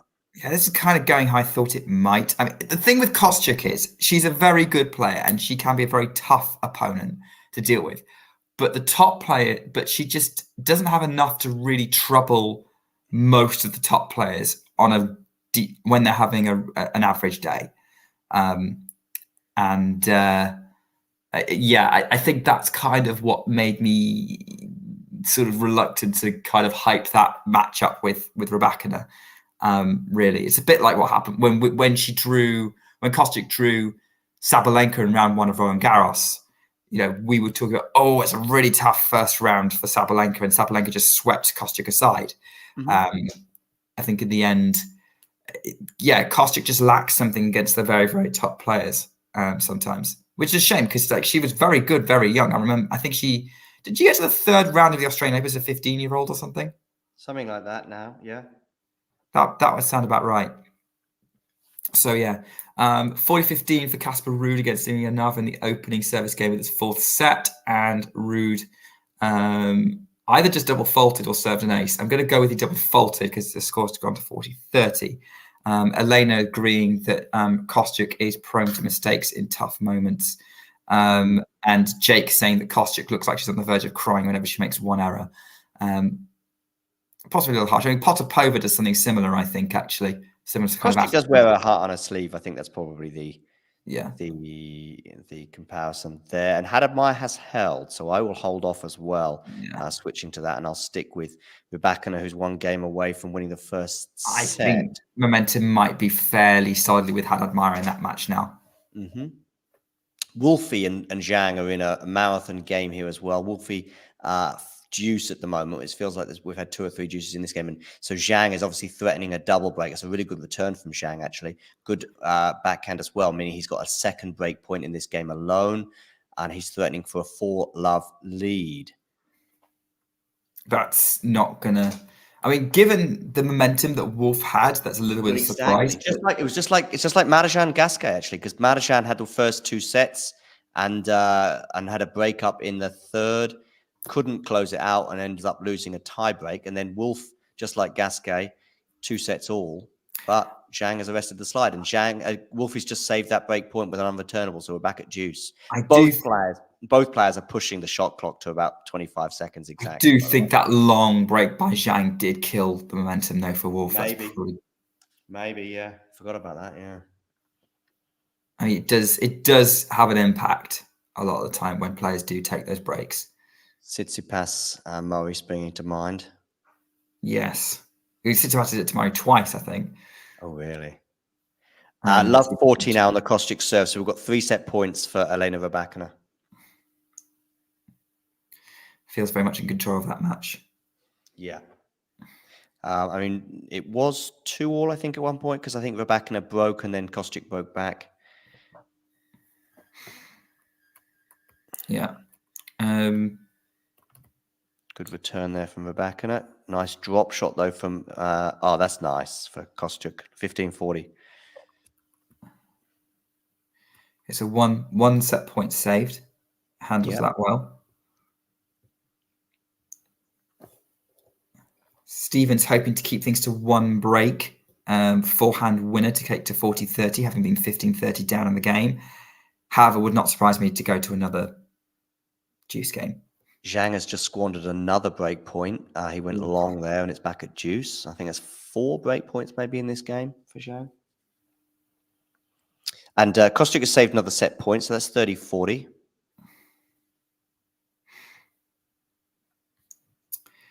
I have to ask, so the live scores is telling me that Miyazaki is playing someone called Betova. Everyone else is referring to her as Gasparian. Has Gasparian changed her name? Has she got married or something? Could be that, but sometimes... Which live scores are you looking at? TNNS or live scores? US Open. Oh, US Open, okay. Well, US Open's probably right. Oh, by the way, back at Juice now, but I've seen a few anomalies with names and also flags beside names on various... Okay, is her married name. 24. Okay. So I think we're talking about Gasparian because that's the name we're familiar with. It's a bit like Darius Saville, right? What was her maiden name? And also Storm Hunter and Storm Sanders. Storm Sanders, yeah. Kostyuk now is at a game point. She's won 4 points in a row. Okay, so staving off that set. Yeah. Oh, good grief! It's Deuce. We're back at Deuce again. But Stevens has finally held 2-3, keeps it to 1 break. Because if she was in danger going a double breakdown, at which point I think she would have been done for. Maybe I will once at the right moment. I might reset my. Tsitsipas-Raonic has broken Rune again and is going to be serving for the 4th set at 5-2 up. Well, Holger Rune is about to be upset in round 1. That's right, Gavrilova. Yeah. Yeah. Probably physical issues again with Holger. I mean, Terry's watching the match. I don't know if Terry's still in the chat, but they can probably confirm what's going on. But yeah, we kind of thought it was possible. Owen was tweeting. I think I saw a tweet from Owen saying he thought Tsitsipas-Raonic was going to win the match. I think that's the one he's been watching.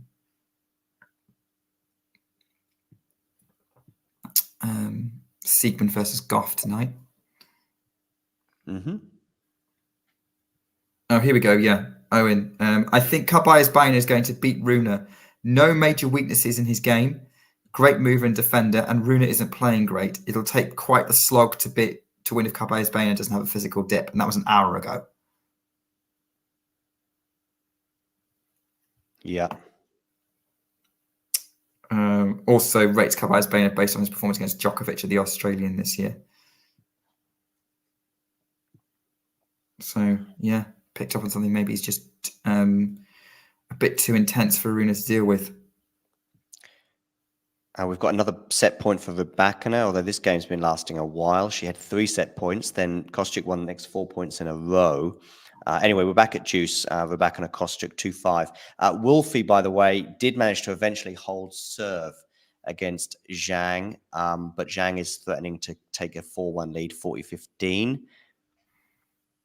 I guess I should have a quick look to see what's going on with Hadad-Meyer and Stevens. Hadad-Meyer's still up a break, but it's a thin break lead because it's 3-2. Yeah, I think they're just getting that game underway after the change of ends. Zhang has held for 4-1. Interestingly enough, Rash, Tien's got break point opportunity to go 2-love up in the 3rd against Tiafoe. Okay. How's Mensik doing? Last 1 set all on serve in the 3rd. Okay. Miyazaki's a set and a break up on Batova. Oh, Miyazaki is a breakup, so she may get that done before Hadad-Meyer. Just switch over. Yeah, remember that match? Yeah, just going to watch the break. Oh, look, this other match we were watching before is still going. Laszlo Djere is up a set and a break on Nakashima. Interesting. Wasn't calling that. No, I had Nakashima winning that. Fucsovics and Korda on serve. The match they played at Winston-Salem last week was really tight until Korda won the tie break. Yeah. It's not surprising. Yeah, I thought that might be a tough one. I think given the way they both play, like Fucsovics is quite metronomic. I think Korda's going to try and have to be creative to get through him. I love that Fucsovics slice. Yes. Such finesse for a big guy. Yeah, I got to see that as well close up at Wimbledon in the first week. Nakashima's got love force to get the break back against Djere. Okay. Oh, yeah, I see that, yeah. Tsitsipas-Raonic has match point, 40-15, 5-2. Oh, and Rybakina has taken the first set over Kostyuk, finally, 6-2. I think Rybakina seems to have the clear edge. I mean, you and Elena are watching it, so you can probably confirm it, but she does seem to have just judging by how you're describing it and how it's going, she does seem to have a little bit more. Yeah. No major issues as well with Rybakina in terms of the movement or any other physical potential issues there. Elena's a big fan of Ger, as you suggested earlier. I haven't seen him in Hamburg earlier this year.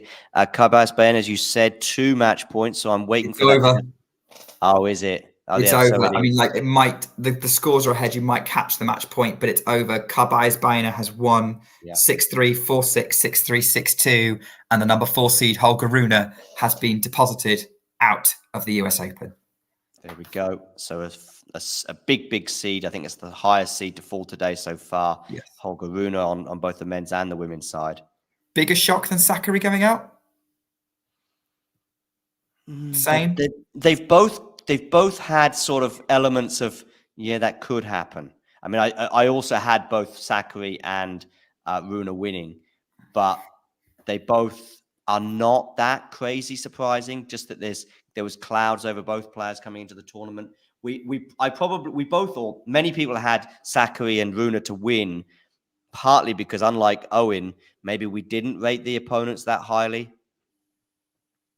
And I would agree with you. Yeah, the Spaniards are the reliable Spaniards proving us wrong yet again. Indeed. KC suggesting it's a bigger upset than Sakkari. Yeah, maybe. It's just the physical issues.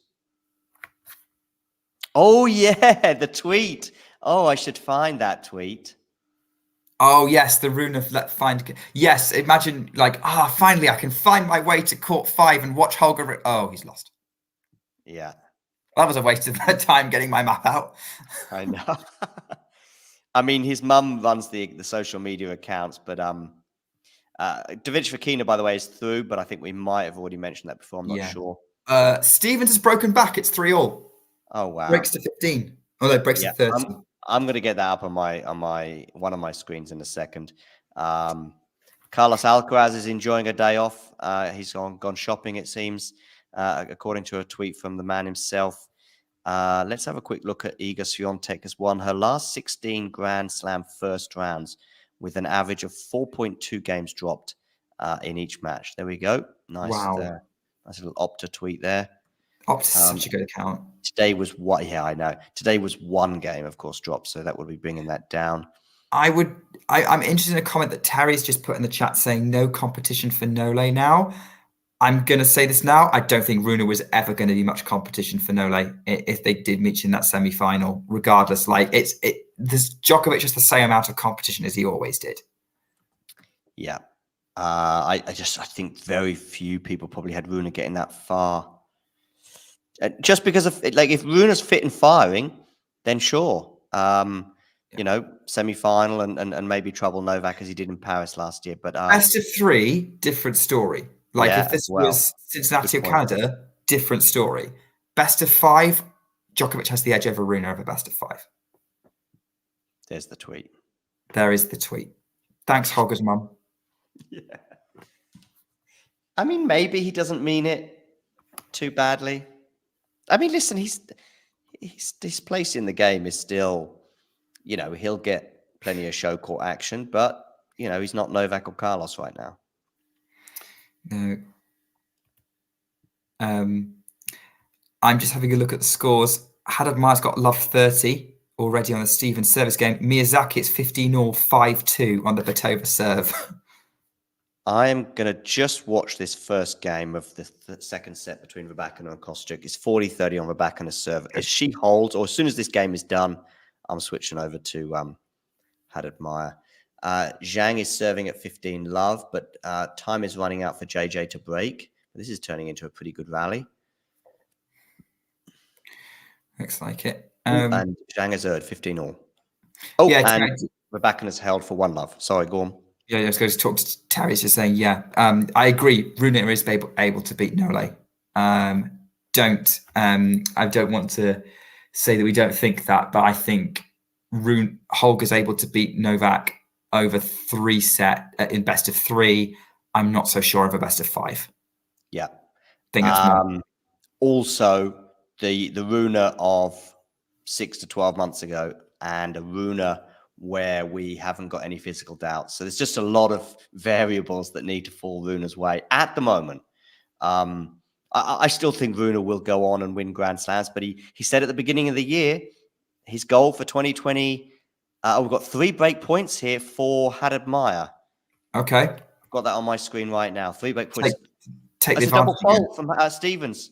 So she has broken again 4-3. After all that hard work to get herself back into it. Yeah.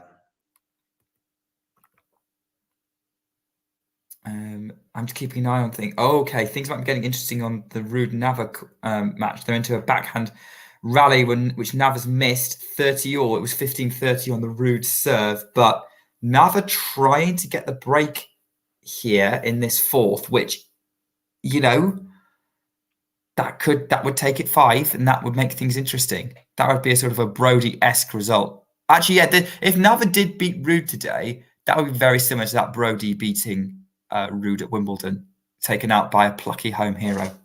Yeah. Although I don't know if Americans have. I don't think it's going to happen, though, right? What? That Ruud's going to go out. I would say it's not. I would say right now he's at game point now. Not beyond the realms, but I think it's still possible.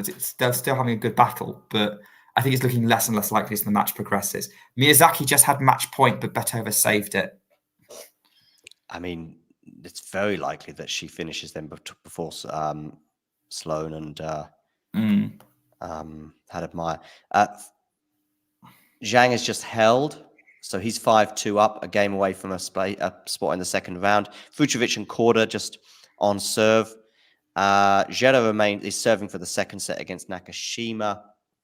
Hichikata and Kotov. Kotov is a breakup now on Hichikata in that particular match there, and Mensek and Barre are on serve in the third set, sharing the first 2. Tiafoe is now a breakup on Tien. I think he had to save a break point or 2 of his own, but he's now a breakup in the third set, so he's looking very good.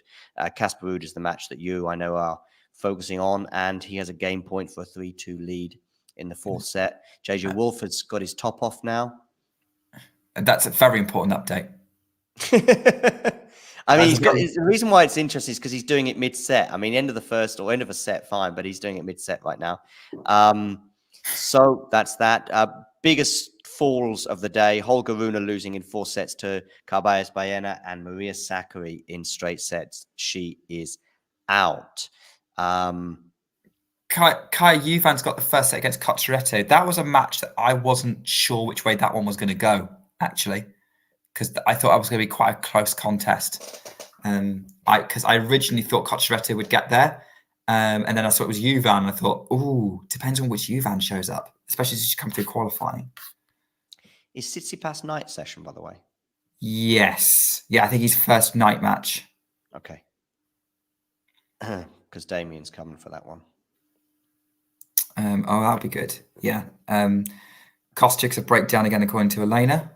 It's good to know. Oh, she's already a breakdown. That was quick. Yeah. Rybakina lobbed her to break. Oh, nice.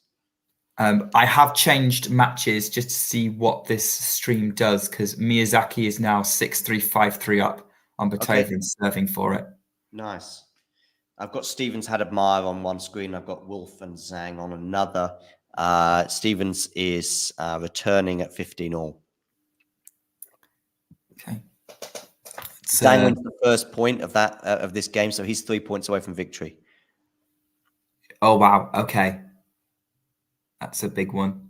I mean, credit for Zhang to sort of stave off the momentum from Wolf in that situation. But yeah, not necessarily what we expected. Did that land in? Or did that land out? Haddad Maia Stevens.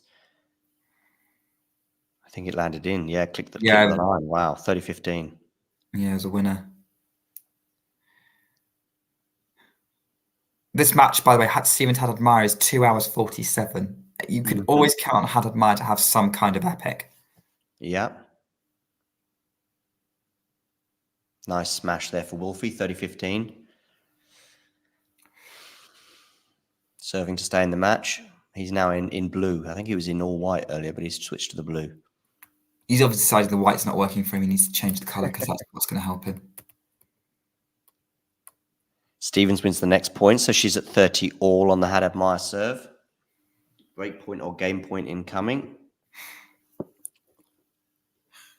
I mean, yeah, I mean that match it's so tight, really. Such a scrap.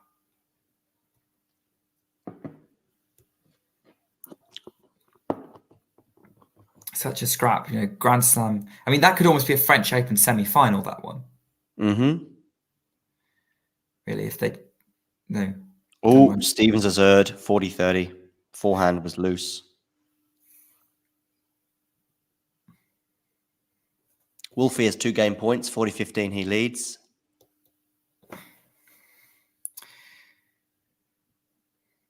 Okay, so digging himself out a little, like just trying to extend that match a little bit. Wolf keeping the mullet alive just that little bit longer. Backhand return from Stevens. Forehand, though. I keep thinking they're exchanging forehands, but of course it's because Hadad Maier's a lefty that suddenly I forget. Anyway, Hadad Maier's held, so that's a big game for her. 5-3 now. Yeah, Stevens needs Brazilian in the crowd that's very happy about that. Stevens needs to be resilient here. Sorry?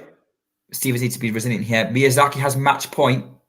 They're trading forehands, and Batova goes long, and Lily Miyazaki, on her Grand Slam debut, age 27, wins her first main draw appearance 6-3, 6-3. What a result for the Brit. We could have 2 or 3 matches all finishing in quick succession here. Stevens Hadad Maier's a game away, and Zhang is also a game away from winning his. So yeah, nice win for the Brit. Yeah, for sure. Not what I expected, actually, but maybe I need to stop underrating Brits because I did the same for Liam Brody a couple of years ago. And she was 3-1 down at the beginning of the match as well. Yeah, so good comeback. Good comeback there. Tiafoe is now a double break up in the third 4-1. Okay. Should be closing this out against Tien, and Kimberly Birrell and Jennifer Brady are warming up on court 5. Excellent forehand there. Hadad Maier winning the point 15 all. Jen Brady, that's another comeback. Yeah, I mean, we've been waiting for that comeback for a couple of years now. Mm-hmm. It's very nice to see her hit the ground running, as it were, and sort of come at that with the awesome power that we know she has. Yeah, definitely. I wasn't expecting to be a contender out the blocks again so soon, but hey, this American hard court summer is all about the old guard making very good comebacks. When you've got Raonic in there as well, Wozniacki, Nishikori until he got hurt again. I am a little concerned now that maybe Nishikori might be heading towards sort of a Del Potro-esque end to his career. 3 match points for Zhang. Stevens is looking okay on her serve at the moment, but I will switch back to that in a second. We've got 3 match points for Zhang. It's an unbelievable serve. It's an unreturnable. And he wins 6-3. Wolfie's on the floor. I hope he's okay. He's up. He congratulates his opponent. And Zhang is through 7-5, 7-5, 6-7, 4-6, 6-3. Arms aloft. He's in the next round. Casper Ruud has broken in the 4th set for 4-2. So he is near, I think he broke for 3-2 and then held for, he broke for 4-2. So he is definitely in control of that match against Nava. Now it looks like he's going to be progressing to the next round, and we can breathe a sigh of relief that at least some seeds are able to win. And Hadad Maier is 2 points away from victory. Returns the Stevens serve with a pretty good depth on that one. Goes for the drop shot. That doesn't work though, but she's still in the rally. No, she's not. 40-30. Keeping the crowd happy. I think I'd be interesting to. I know we can't necessarily listen to it, but I'd be interested to know how rowdy the crowd is, because Miles and I were talking last night about how much that was going to play a part in this, given that there's probably a strong Brazilian contingent in there as well, mixing with the Americans. They do keep showing one Brazilian in the crowd, but that's maybe because he's just a bit more vociferous than the rest. That's a nice shot from Stevens. So she's held for 4-5. Making her opponent serve it out. And given the number of breaks of serve, she's still very much in this. We could be in for a very nervy conclusion to this match. Yeah. On Louis Armstrong. Curious naming of that particular court, bearing in mind most courts around the world are named after renowned tennis players, but somehow Louis Armstrong has got his name. I think it's because he was local and enjoyed the tennis. Okay. Was he a tennis fan, was he? I definitely, because he was local.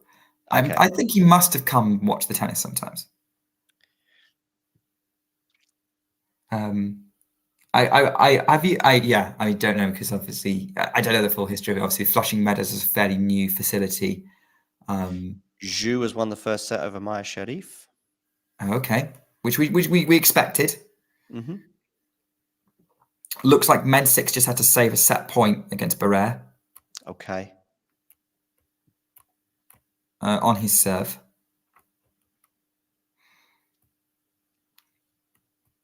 Yeah, Tiafoe is 1 point away from a 5-1 lead over Thiem. Yeah, and Mensik's now got a game point to make it 5-all. Yeah, definitely rooting for Mensik a little bit. Not going to lie. Korda is 2 points away from forcing a tiebreak. I don't think there's been any breaks of serve in that particular first set between those two. In fact, it is now going to a tiebreak. Now we have very crucial moments. Haddad Maia is serving for the match. Of course, Elaine is just updating us that Kostyuk's called the physio. Oh, okay. Okay. Haddad Maia serving for the match. If it wasn't for that, I would probably switch over to the Fucsovics Korda tiebreak. But I might get Korda and Fucsovics up on my other screen. Yeah, I mean, like, you've got two screens now because Zhang and Wolf has finished. Yeah.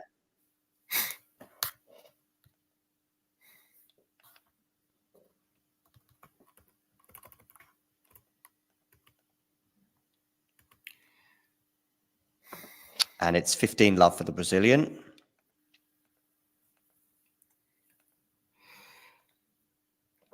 And try not to give too much away, because I think my live score is a little bit ahead of yours, of your screen. Yeah, don't worry. I'm actually just, my entire screen is focused on Haddad Maia Stevens. Yeah, it's frozen a couple of times for a few seconds, which is why I think it ended up going behind. Possibly, yeah. Although live scores are usually ahead of the TV anyway. It's very rare. Usually, yeah. But today I was doing pretty well on my streams, but they seem to have slowed up a bit in the last hour or so. Yeah, I have 30 love now, Haddad Maia. Yeah, same for me. Tiafoe's definitely finally held for 5-1. Like, this match is not as straightforward as the score suggests. Like, Tien's giving him some long games. But Tien's now going to be serving to stay in the match at 1-5 down in the third.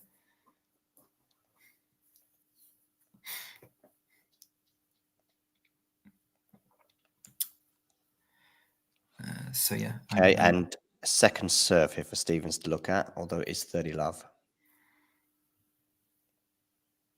Big pressure.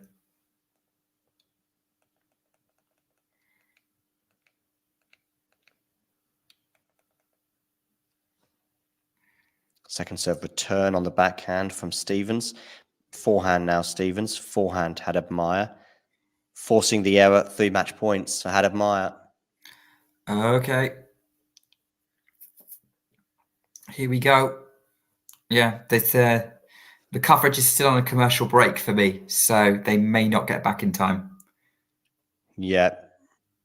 Yeah, because we've got 3 match points. 3 match points for Haddad Maia. In what will be a very hard-fought one. It's another 3-hour epic. Yeah, she loves a good epic, does Haddad Maia. Remember that the French Open. Who was it? Was it Tsitsipas-Raonic? It was Tsitsipas-Raonic. Yeah. Yeah, great result. Great result for her.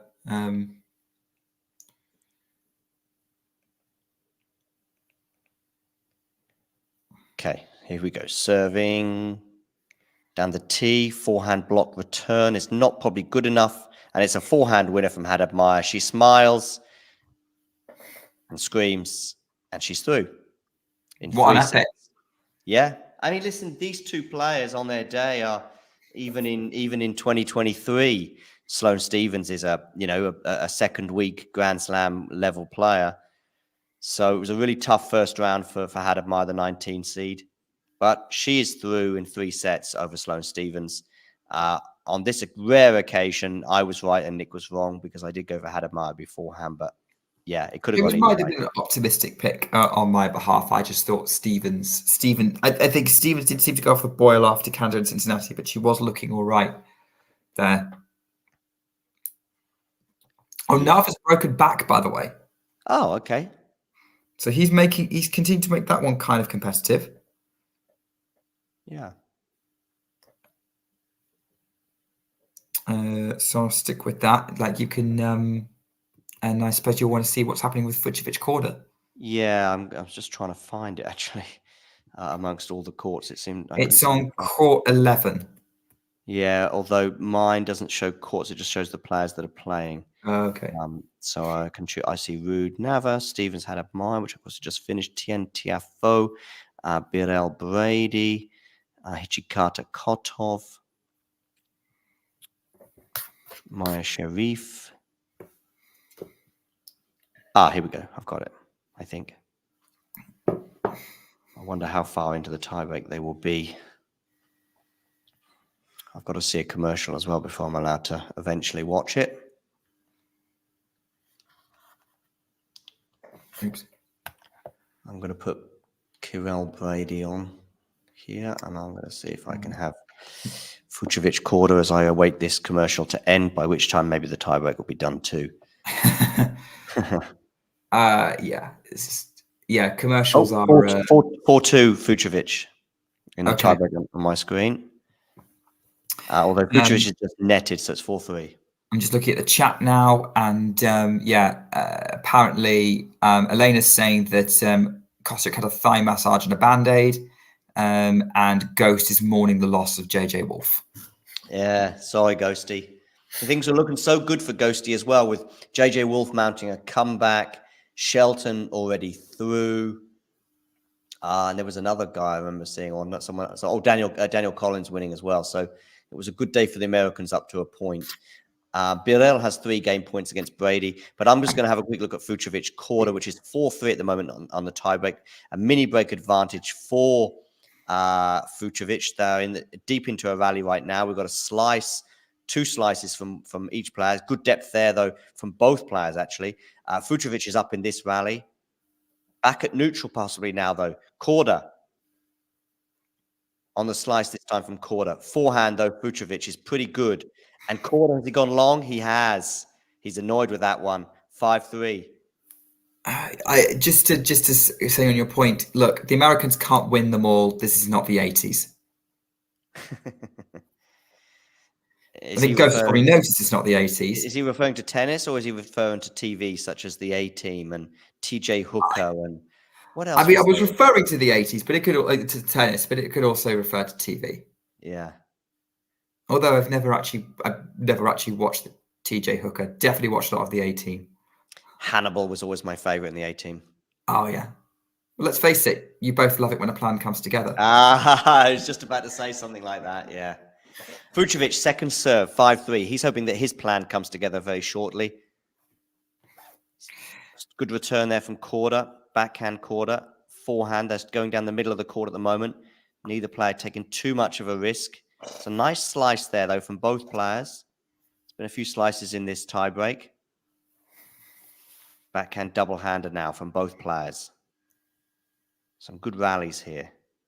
Oh, that's too short, though, from Korda. But Fucsovics doesn't punish him. Has he gone long? He has. 5-4. So we're back on serve. 4-5. Okay. So making it competitive. And it was a first set tiebreaker in Winston-Salem that could have gone either way, but went the way of the American. Are we going to have a similar scenario here? Fucsovics, though, was up a mini break for large parts, and he went pretty far long in the end. Very different, though, given that was for a best of 3, and winning a first set tiebreak is often critical to the momentum in a best of 3 match.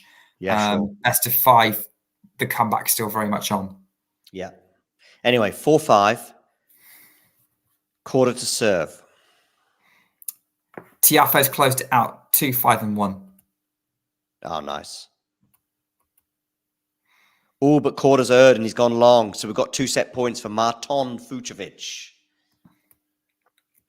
big moments on court 11. We also have a tiebreak on court 6 with Mensik leading 3-love against Barrere. Oh, okay.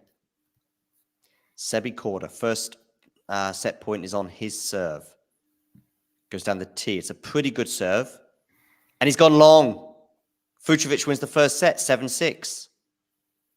Wow. I'd like to respond to a comment I've seen from Ghosty in the chat about saying, I know it's not the 80s. My generation of music sucks. I know it does. I would agree. And actually, I remember at university, I was part of the debate society. Yes, because I was that kind of politics nerd.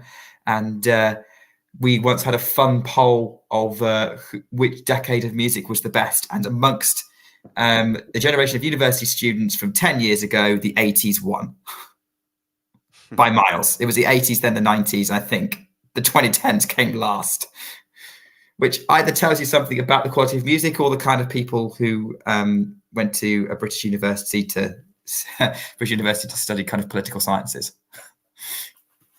Damien here has got a thread about Zhang often complicating things for himself at slams. And that's what he did versus Wolf. Yeah, he was up 7-5, 7-5. 3-love with a double break. I didn't realize that. I knew he was a break up, but I didn't realize it was a double break. Anyway, eventually winning 6-3 in the third. Quick courts, heavy courts, balls combo is great for him, though. And if he plays Ruud in round 2, he'll have a better shot than he did at Roland Garros.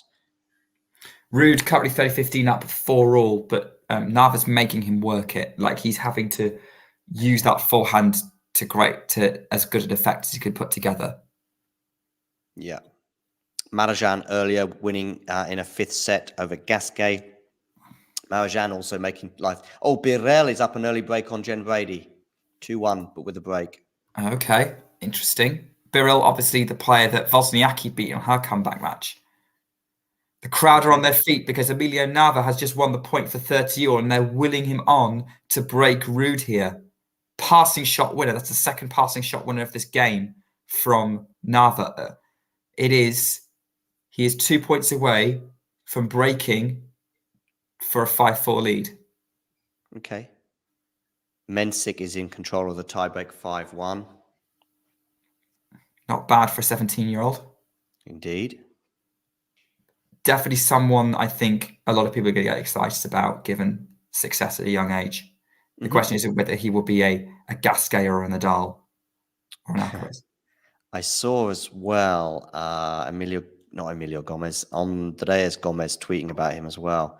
French Open winner who we interviewed a few weeks ago. Oh, my stream's crashed. Yeah, I've had a few stream freezes today. That's unfortunate timing as well, by the way, for you. Yeah, I was right in the middle of a great rally between Nava and Ruud. Which, by the look of it, Nava lost because Ruud it was a 21-shot rally. Ruud has 40-30. Okay. Yeah, I see that 40-30. I think Ruud had like a 60-shot rally maybe last year against Khachanov that he ended up winning a point in a tiebreak. I wouldn't surprise me to get someone like Khachanov. I don't think I saw that semi-final. I don't think I saw either semi-final, actually. Oh, okay. Who was the... Oh, the other one was Tiafoe against... Alcaraz, yeah. That would have been pretty late here in UK or Germany. Yeah. And if you're working, it's just a no-go, really. Yeah. Well, it was a Friday night. It was a Friday night, but it was late because I wasn't in the stadium. I was in Flushing Meadow, but I was just in the grounds rather than in the stadium for that one. Brady's got 3 break points to get back on serve against Pirrell.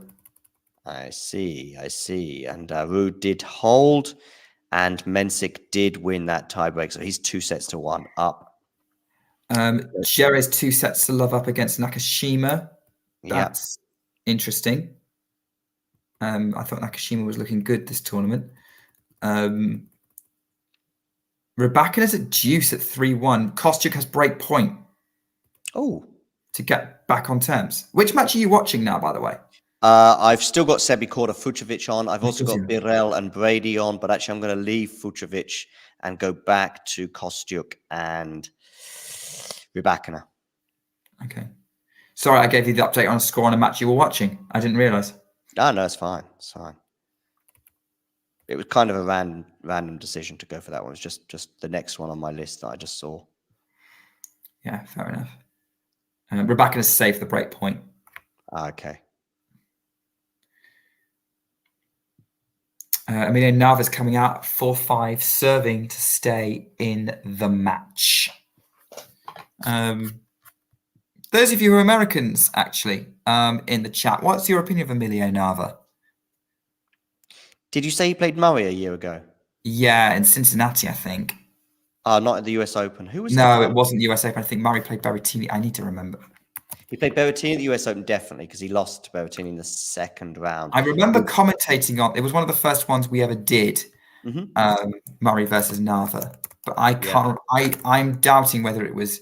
Oh, it was the US Open last year. Yeah, I think it was. Yeah, and it was 4 sets, Murray maybe. won in 4. Oh, was it straight sets? Okay. No, it was 1 in 4. 5-7, 6-3, 6-1, 6-love. Got it. So, yeah, and then lost to Berrettini in round 3.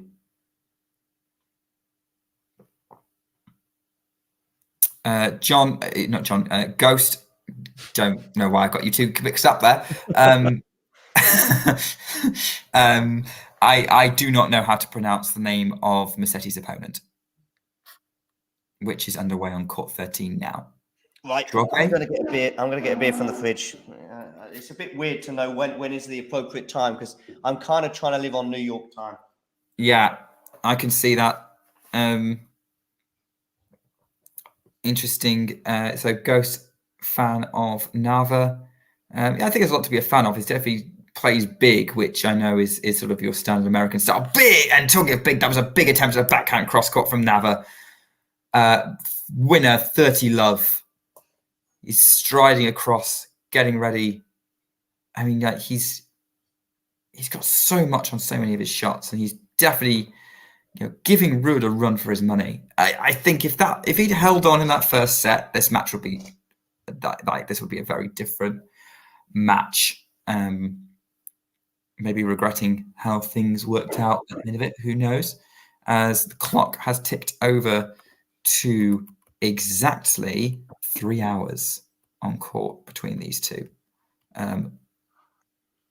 Winner, of course, playing Zhang, who just beat JJ Wolf in 5 sets.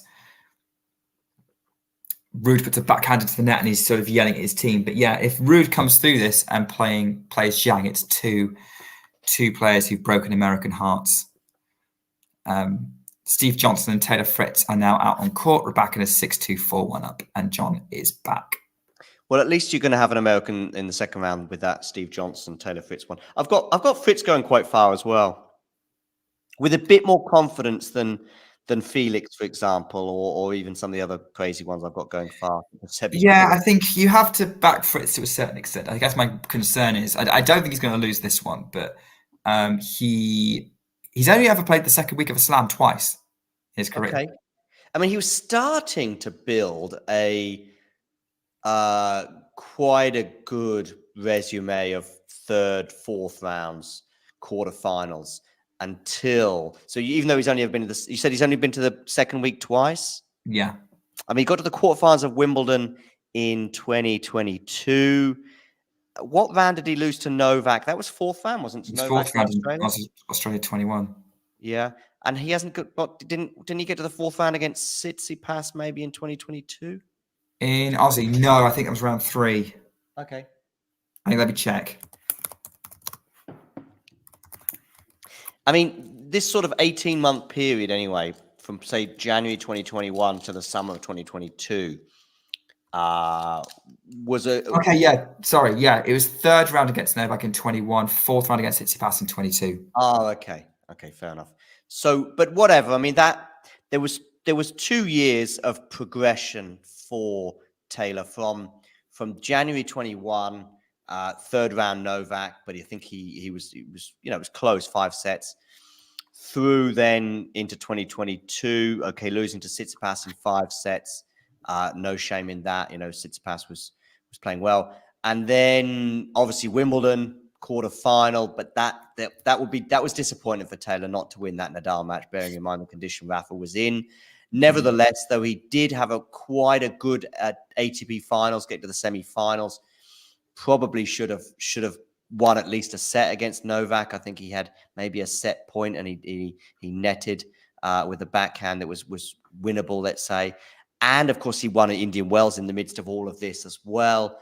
And I thought, okay, the only blot on the copybook for 2 years was the first round exit at the US Open a year ago. In my opinion, we saw gradual progression over that 2-year period. This year, at least in terms of results, has been a mini step back, which, by the way, if he goes deep here, he will reverse that and maybe have a good end of the year in the European indoor season. But I was saying that, I've just looked it up. Fritz is 9th in the race. Yeah. I had no idea. Like, that's about on par results-wise. Yeah, he hasn't won a Masters 1000 and got to a Slam quarterfinal, so the headlines are not as good. But he's still... What's he won, though? He's probably won a 250 somewhere. Yeah, he's won a 250 or 2, I think. Who won Acapulco this year? It wasn't Taylor, was it? No, Dimonor. Was it against Taylor in the final? No, Paul. Oh. I think maybe Taylor got to the semi-finals. I think he beat Taylor. Or did Paul beat Taylor for it? I can't.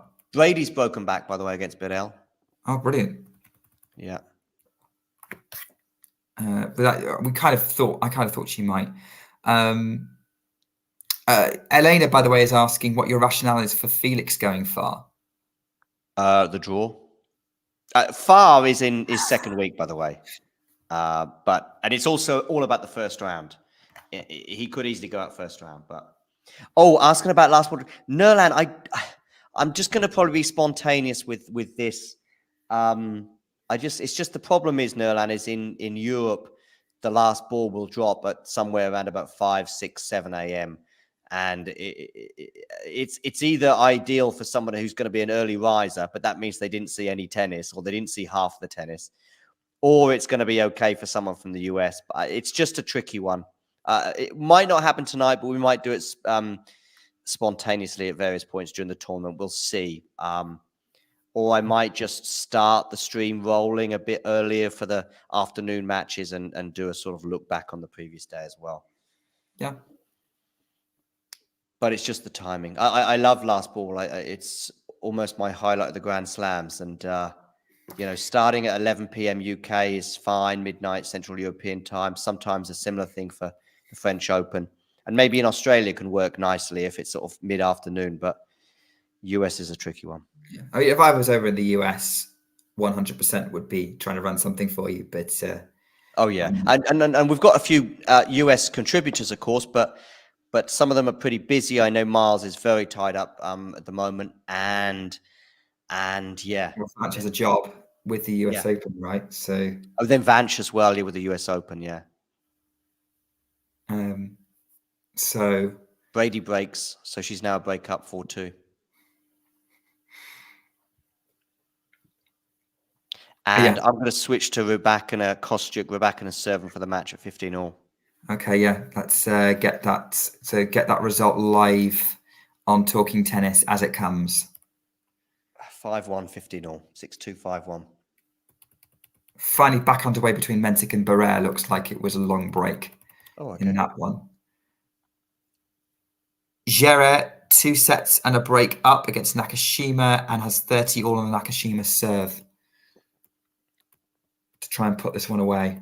And Nava is serving to stay in the match again, right? Yes, he is. He's 30-15, and Korda is a breakup already against Fucsovics. Okay. 2-love 40-30. Unbelievable forehand there from Rybakina, 30-15. Kostyuk got a racket on it, but it was done. The damage was done. I wonder how compromised Kostyuk has been. Of course, I haven't seen most of this second set. Once Rybakina won the first set, I moved away. I don't know how compromised she has been with the thigh injury. Yeah, I mean, Elena's been watching. Has Marta been moving slower? Is there any sluggishness to her? Or has there been?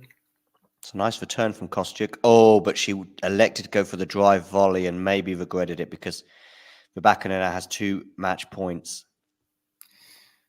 We're into a tie break in the 4th set in my match. We'll go to that after we've covered Rybakina's closing this out.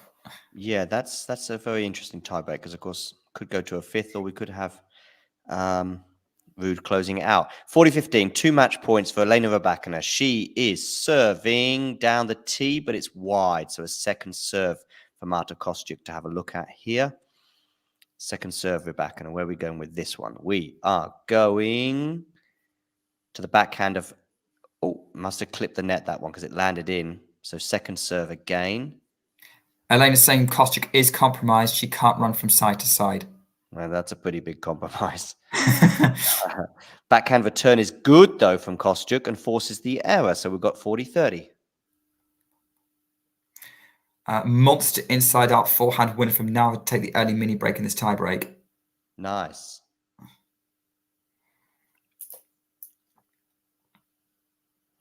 Okay, second match point for Rybakina, the 2022 Wimbledon champion, and of course Australian Open finalist from this year. 40-30. She goes down the tee, but wide. So another second serve for Marta Kostyuk to look at. She enjoyed the second serve before.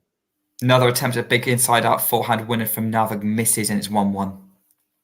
Forehand Rybakina is excellent, and I think she's going to have a smash to put away, and she does. Game, set, match for Elena Rybakina.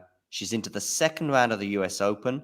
Off the top of my head, and I think we did touch upon it earlier, didn't she go in the first round last year? She did, yep. So she's already gained on points. Yeah, true. So the number 4 seed is through, dropping just 3 games. And that'll be a relief for her to sail through that one reasonably comfortably compared to considering how dangerous her opponent is. And now things look a little bit easier for her. It was the first round that I think many were concerned about. And I think Vanch himself tweeted earlier that he thought there was going to be an upset in this one. Rybakina is through, but there have been upsets elsewhere. Holger Rune is out. Maria Sakkari is out. And Kostyuk is flying off the court. Yeah. I mean, let's face it. We're in the world where the WTA number 4 makes it through and the ATP number 4 is upset. We're going into a mega rally at the minute over here. Nava tries to go for a big haymaker backhand up the line and puts it in the net. And it's 2-2 in this tie break. Yeah, just they're both hitting, like they're just both absolutely hitting the cover off the ball at the minute on this court.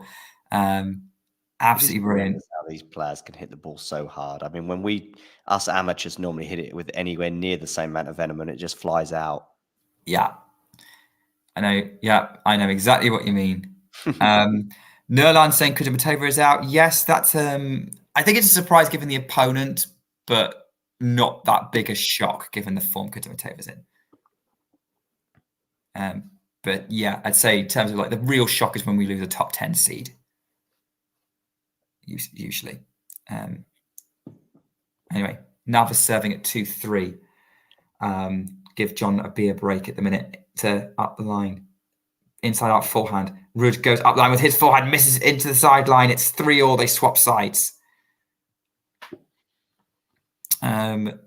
Hopefully you're enjoying this. Those of you who aren't watching this match, I would assume most of you are probably watching Ruud Nava. That seems to be where the match to watch at the minute. I'm actually just getting it up on my screen as well right now.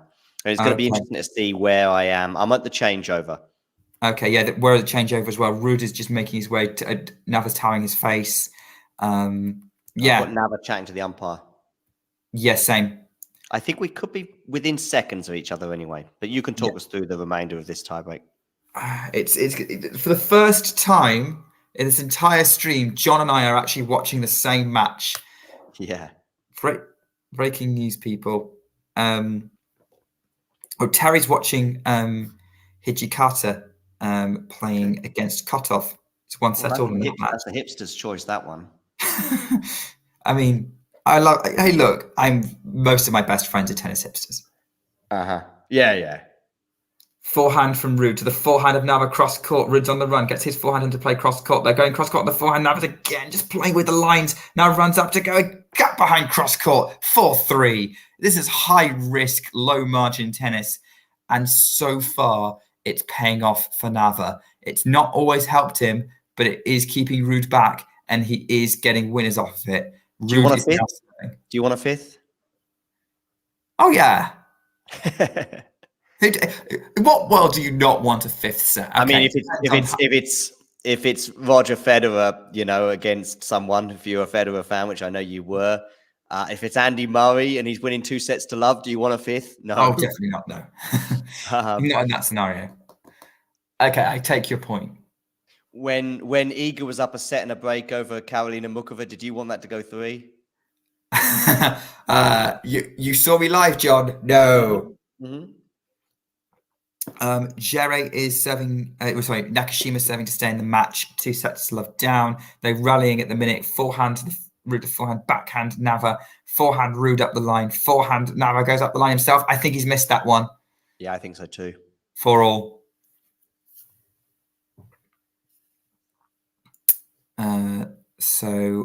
Fucsovics is trying to avoid going a double breakdown to Korda on court 11.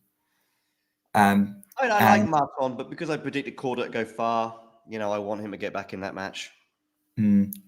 Sharif has just broken Zhu when Zhu was trying to serve the match out on court 9. Oh. Up the middle from up the tee from Ruud on the first serve, he's missed it. 4-all, second serve in the tie break. Nervy times. Second serve again goes up the tee, backhand into play. Oh no, he's put the top backhand from Navas into the top of the net. 5-4 Ruud. Should have done better there, poor Nava, because that was a pretty slow second serve from Ruud. It was almost like he was too far back and just couldn't generate enough pace over the net. I was thinking certainly that he was far back. And anyway, 4-5. Yeah. Good grief. Benzica Barrera's in the second game of this fourth set. In this tie break. Oh, Nava's been lobbed. He goes the serve. He comes in for the serve volley. Yeah. And I don't know if Ruud could react to the fact that he was coming into the net and deliberately went for the lob, or he was just looping it back. He goes out wide with the serve. Ruud looks it up. Yeah, that was either genius from Ruud or sloppy from Nava. He stuck his hand up just then. I don't know. I think he's just saying, "Can you give me a second to compose myself?" But I mean, if he knew what he was doing there, that's shot of the day. Nava tries to go up the tee on that first serve, but it's gone long. Second serve, match point down. Serves. Very slow serve. Backhand into play from Ruud, looped up. Forehand Nava to the backhand of Ruud. Nava takes his backhand. They're trading backhands at the minute. Just not going to... Now Nava goes on the attack up the line. Ruud retrieves it. Forehand up the line. Back behind. Forehand again, trying to move Ruud around. Ruud slices. Nava runs around for the forehand inside out. Backhand up the line from Ruud. Nava has to run for it. And it goes out! No, it landed in. I think it landed in. Just... But I know what you mean, but I'm just going on the reaction of the two players. So am I, yeah. It looked out to me and I was reacting to what I saw. But yeah, Nava, low percentage shot on the line. Casper's asking for a review, but we know how this ends. There's a video review coming up now. Oh, wait, no. Yeah, it was plumb on the edge of the line. Yeah. What a match point save from Nava, but Ruud has another one on his own serve. Gets ready. He's a little disappointed, but that was, thrilling there. Ruud serves up the tee. Forehand into play from Nava. Forehand Ruud. Backhand Nava in the middle of the court. Ruud's attacking with his forehand to Nava. Backhand going straight. Ruud's changing direction with the forehand. Nava's trying to run it down. That one is definitely long. Ruud pounds his heart, and he is through in 4 sets in a tough match against the American Emilio Nava. In many ways, Ruud could have very easily lost that match. He was a breakdown in the opening set. That tie break was tight. Yeah. That was a very tough win for Casper Ruud, but he's doing well here in New York and showing how he got runner-up last year. Just in that last rally, he just couldn't get away from, because he was always kind of just slightly down in the rally. It just meant that when you're slightly down in the rally, you can't then get on the weakness, if you like. I say weakness. It's more a case of avoiding Ruud's strength. I'm not calling his backhand a weakness, but you just couldn't get off the forehand. Nava's smiling anyway to the crowd. He's probably enjoyed a bit of the home support today. But yeah, he just couldn't get away from the Ruud forehand in that last rally. And when you're in a rally like that against Casper Ruud, you're in trouble. Probably only Novak and to some extent Rafa can get out of that scenario by turning defense into attack. Carlos? Yeah, Carlos too, probably. Yeah, true. Yeah, I was probably looking a bit further back, but yeah, Carlos too. But the thing with Carlos is he often gets on the front foot in a rally very quickly. That's probably where I would differ with him and Novak and Rafa. Sometimes Novak and Rafa can be down in a rally, but then turn it around. Carlos too, to be fair. I mean, the rallies between him and Sinner last year, I mean, both players were down in the rallies and then up in the rallies, then down in the rallies, and then so far down in the rally, you think that they've gone down a hole and somehow they end up winning the point. But that was a special match, and fingers crossed we get a special match if those two meet again in the quarters again this year. Back to the present, though, Casper Ruud is through in 4 sets. Probably the least appealing Casper Ruud outfit I've seen him wear for a couple of years. Generally, the Yonex guys pull up a bit of class for Casper to wear on court, but I'm not sure I'm convinced by this one. It does remind me a lot of the A6 kit they used to put Iga in before she switched. You happy with that switch for her and her style? Yeah, I think so. I quite like the more, prefer the more muted color palette, and obviously the Federer link is obviously something I'm going to enjoy. For the shoes, yeah. Well, I think the clothing as well. She's not changed the shoes yet, has she? I think she's still on Asics, isn't she?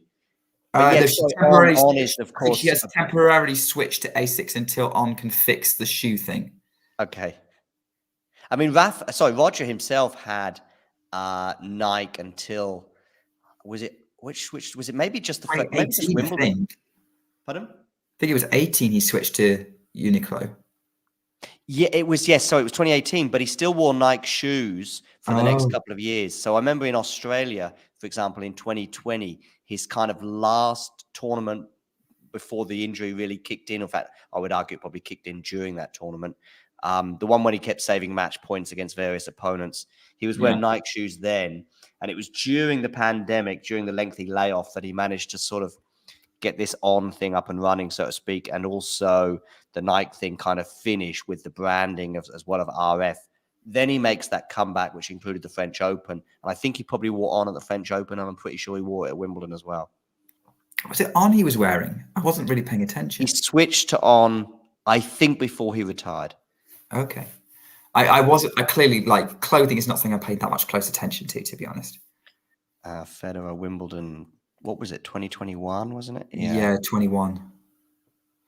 Whilst you're looking for that, I'm just going to quick update. Jere is serving at 5-4 in the third for a straight sets win. Fucsovics has broken back in the second against Korda, 2-3. And you've got Brady with set point against Birrell, 5-3, 40-30. And Mensik is 2-love up early break in his match on court 6 on the 4th set, but it's deuce against Barrère. So, and Fritz is already a break up 3-1 against Johnson. Kai Yuvan is 3 points away from seeing a win against Cocciaretto. I'm just waiting to see what my stream decides to put on, to be honest, because I'm. Can you see what I put on? To go for. Can you see what I put on the Talking Tennis stream? Roger Federer's right foot showing the On shoe there. I didn't realize he had such a scar, by the way. Looking, I don't know whether that's from a knee op or not. But I know it's on the leg. That's going to be for an op, yeah, because I'm sure he had a knee op in 2016. Yeah. I mean, it's on the leg itself, but it could be related to the knee. Anyway, that's to confirm he was wearing On shoes for at least the last couple of tournaments. Because when I look On, obviously it's always seen as more of a shoe brand, but I'm sure they're branching out into other clothing. Well, they are now, obviously, clearly, yeah. But I mean, there's a few brands that are branching out into different things. I mean, we've got Hugo Boss, haven't we? And is it Armani as well? I think both are now sort of doing quite a bit of sports clothing. I think Armani have a Napoli football as well. Okay. I think Hugo Boss, like, this is an F1 thing, but I know you'll be interested in it, that like they're looking to buy a Formula One team. Oh, are they? They're looking to buy AlphaTauri from Red Bull. Okay. I used to be a Formula One fan. I'm not really following it much anymore. I mean, I know who's winning and who's not, but let's face it, it's pretty easy to know who's winning. Yeah, now it is, yeah. Okay, my stream is now showing Brady against Birrell. Okay, I've got that on my big screen.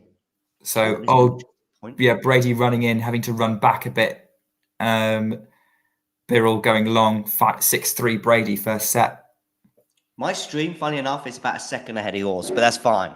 You know, considering how far apart we often are, that's pretty cool.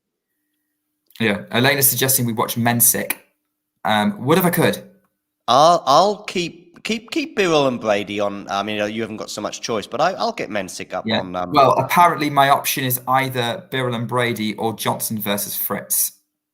I mean, you might maybe just see out Birrell and Brady. I'm going to see out Birrell Brady. No offense to the Americans, but I think Jennifer Brady is going to be more interesting to watch than the other one. I'm getting Mensik up. Yeah, I think Armani do have Berrettini, Elena. I'm not sure. No, Berrettini's Hugo Boss. Was it Hugo Boss? Yeah. Armani Armani with the other Italian, Fonini. Oh, yeah. I mean, both those guys, sort of their demeanor, the way they look, from Italy, Bosses with one, Armani's with another, it sort of fits. Yeah. But actually, I wonder, have they played each other much? I don't know. Berrettini and Fonini. Look it up. Cool. Are we nearing the end of Fonini's career? I feel like we must be. I think we are, yeah. Singles definitely anyway. He might continue in the doubles. Does he have a regular doubles partner? He's had, I don't know if he has a regular one, but he's certainly had some success on the doubles in the last year or so. Okay. Yeah, okay. Berrettini and Fonini have played each other. It's 1-1. Yeah, but that's not many times considering Berrettini's been on the tour for good 5, 6, 7 years now.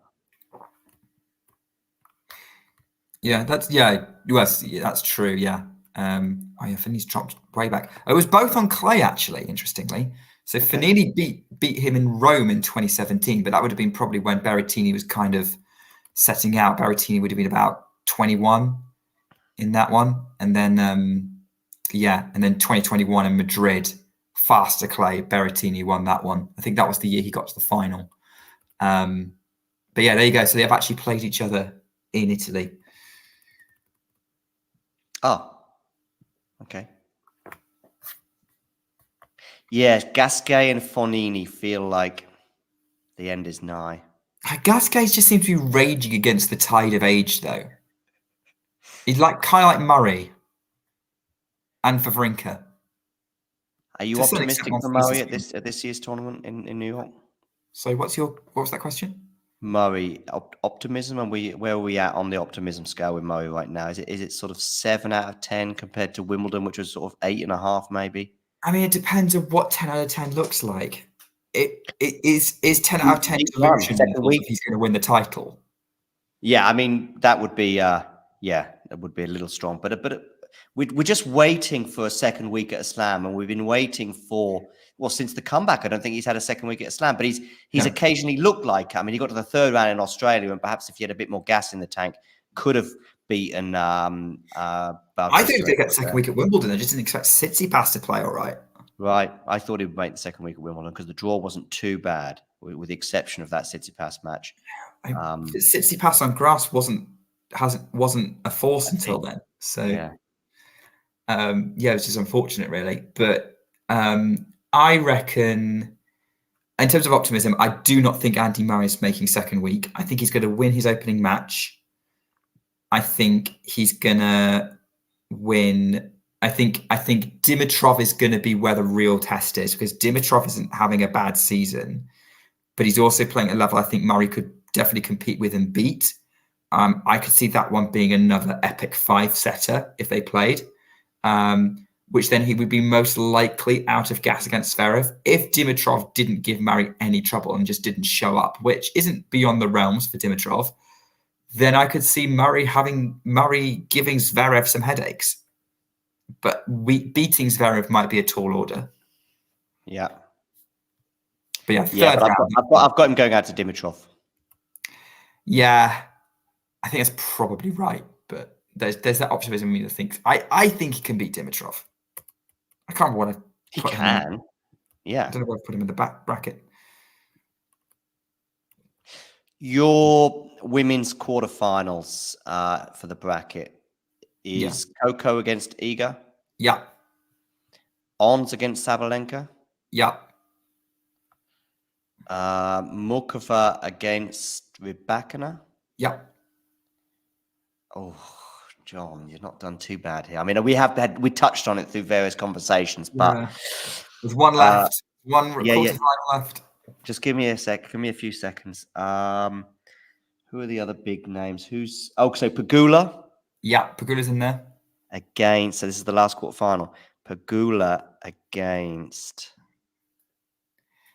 It's not Garcia. No, and it's not Sakari either. But I'm guessing, therefore... so Sakari was seeded A. I think I know it. Well, I don't know. I'm 50-50 on it, but let's go for the Wimbledon champion Vondrousova. That's absolutely right. Spot on. Oh, there we go. My quarterfinal lineup is very similar, I'm sure. I don't have Garcia there. I know my final. I work back from my final because I know my final is Sabalenka, Swiatek. It's your final too, right? Same. Yeah. Okay. That's my final. And my semi-finals, I think, and I have Coco against Iga. And that could go either way. It really could, but I have gone Iga. Wait, Iga against who, sorry? I'm just trying to remember who I have Iga against. I have Sabalenka against someone, but I don't remember who. And I have Iga. Oh, I have Iga against... I think I have Iga against Rybakina. Yeah, so do I. Okay. And therefore You have Rybakina in your semi-finals? Yes. Maybe I made a mistake with my predicted quarterfinal lineup for you then, because I don't remember putting Rybakina in there. You said... Oh, you had Rybakina beating Mukova. Okay. Yes. Okay. Yeah. So I got the quarterfinal lineup correctly. But if I had to guess, given what you said about Mukova earlier and Rybakina as well, I thought maybe you had Mukova. I did go back and forth on that pick. I went, but that's ripe for a Mukova upset. I just can't remember who I have Sabalenka playing in the semi-final. Pegula? Maybe. Yes, I think I have Pegula breaking the yes, I'm pretty sure I do, because when I was making the so I've got Pegula getting to the semi-finals and Sabalenka beating her. And my quarterfinal lineup is difficult for me to remember, but I know that Coco Gauff and Swiatek is one of them, and I have Swiatek winning that, of course. And I've obviously got Pegula against someone and Sabalenka against someone and Rybakina against someone. I don't know if I have Mukova getting to the quarters. Okay, so I did it on the tennis section, so it's Mukova or Sakari or someone else. Yeah, I didn't have Sakari going that far, but I didn't have it going out in the first round. I didn't do it on the TNNS website on the app this time. Normally I do, but I didn't on this occasion just because I did it on the laptop, and it's a pity you can't do the TNNS one on the laptop. Okay. Yeah. Well, I did mine on the laptop first. I do a spreadsheet of the draw, and then I just work through it, and then I just plug. But then you do it on the app, right? Yeah. I mean, I think you've dropped out our league. Actually, I haven't seen you in the league since. I tell you why, because I've been doing them, but I didn't officially sort of enter them for a few times. No big deal. I'm doing it mainly for the videos, but yeah, I'll try and rejoin at some point. Maybe. I mean, you actually did really well in Australia. You came second in the men's throw. I mean, I had the men's final bang on, and I had the women's winner. That probably both those. I mean, the men's final was quite easy to predict from memory because of Tsitsipas' quite nice draw. Yeah, and Djokovic in Australia. Yeah, Djokovic Australia, exactly. Oh gosh, do you know what? In retrospect, if Carlos had played Australia, I could have been. I'm hoping Carlos plays Australia this time because that's going to make it fascinating to see whether he can stop Djokovic. Mind you, he already did kind of stop Djokovic in one of his backyards, but his biggest backyard is Australia. Yeah, just ahead of Wimbledon, but yeah. Kai Yuvan's just beaten Cocciaretto 6-2, 7-5. It's going with serve for Burrell and Brady. Fritz has got the first set 6-2. Mensik is 4-1 up in the fourth against Barrera with only the one break. What else am I looking at? Korda's managed to get the break advantage in the second set again, and Vucevic is serving to stay in the second set 2-5, 30 all. And Tommy Paul's coming out on court 17 against Travaglia. I think those are the matches that probably are the most worth talking about. Yeah. Oh, Francisco Cerundolo's dropped the first set to Svider. Who would have thought Juan Manuel Cerundolo would be the one of the two brothers to go through? Well, let's not get too far ahead of ourselves. I know, yeah. But that would be a twist. That would definitely be a twist. John, how long have you been on stream? Since the beginning, 6 hours. Yeah. Okay. With occasional spots off, but yeah. Do you want a break? Right now I'm okay. Okay. I know Isabel said she might. Well, I think she was sort of a probable, and I was thinking if she did appear, then I would shoot off. But let's see. Let's see if that manifests itself. And I've got Damien will be on for the Tsitsipas match anyway. So, yeah. What match have you got on? Burrell against Brady, right? Still Burrell Brady, yeah. In fact, I will just take 5 or 10 minutes. Is that all right? Okay. Yeah, that's absolutely fine. I'm here. So if you say something like, John, can you come on? Because I've got my kitchen's on fire. Then, well, I'll be amazed if you have. That's not going to happen twice. once during a recording of your power rankings, yeah. Power rankings, yeah, I remember that. And you said to me after you said, oh, there's a bit you're going to have to take out, but I was tempted to leave it in. So, I mean, it would have. I was convinced it was going to end up in the outtakes video at some point. Yeah. Oh, yeah. Actually, that could have happened. But sometimes these cuts get cut forever, as in, like, once I cut the bit out, it gets deleted. If you like. But yeah, if that would have been a great one to leave in the outtakes, yeah. But I still got some pretty good ones in there anyway. Oh, you've got some mad ones as well. But yeah. If you want a break, then yeah. I will. I might just make a quick video of the headlines of the day as well in my absence. So I'll be back in a few minutes. But I'm not far away. I'm always within earshot of the laptop. So speak to you soon, John. All right. Well, now the boss is gone, we can mess around as much as we want. Right, what have we got? So we just had Brady. Birrell holds serve for 2-1. Just going around the courts. Men's 6 still trying to close it out against Barrère, 4-2 up in the 4th. And so Kucho's trying to serve out the first set 6-5 against Vesely. Fuciovic advantage in his match. Musetti potentially 2 points from dropping the first set to Droguet. That would be an upset if Musetti didn't make it past round 1, I think. I mean, I didn't have Musetti going far. I think I had him going as far as round 3. But it would still be a bit of a surprise given sort of he had a fairly kindish draw to make the most of it. For discussions around the league, so if you have the TNNS app, there is a fantasy draw predictions league, which you can do, and I have made one for the popcorn tennis community, and I invited a few people if they to join it. They weren't necessarily regular writers. In the same way, just so we could try and expand things a bit and have a bit of fun with the wider community and not just the people who write or do talking tennis. And yeah, that's what we're doing. And so actually, Elena has not only joined the Popcorn Tennis app, but also joined the Popcorn Writing community. So if none of you have actually read Elena's article yet, where she actually covered Hamburg and told us about her experience of playing there, not playing there, of being spectated there. And it sounds like the Hamburg 500 event is actually a pretty good visit, which is not surprising for an event that used to be a Masters 1000 event. I'll see if I can find it, actually. But yeah,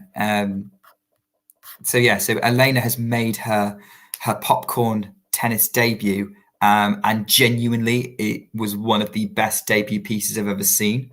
It has to be said. So if you haven't read it yet, check out Popcorn Tennis. It's from a couple of months back, or maybe I'll share it with you all. But yeah, there's maybe some selfless popcorn promotion here. But yeah, and by the way, if anyone ever wants to write for Popcorn, genuinely, if you just email an article to them, they'll usually publish it. I think I'm only aware of one piece ever being turned down in the entire sort of couple of years that we've existed as a site. So there you go. That's something. I'm just trying to navigate the site because it's not particularly.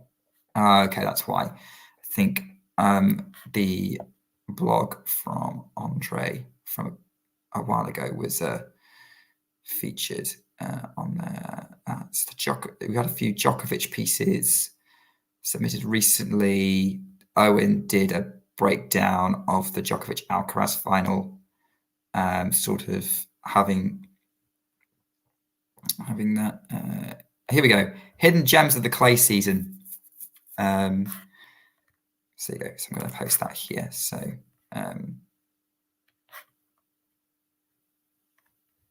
so there you go. Popcorn tennis there. So yeah, if you ever want to send anything in, there you go. So but yeah, so let's like celebrate sort of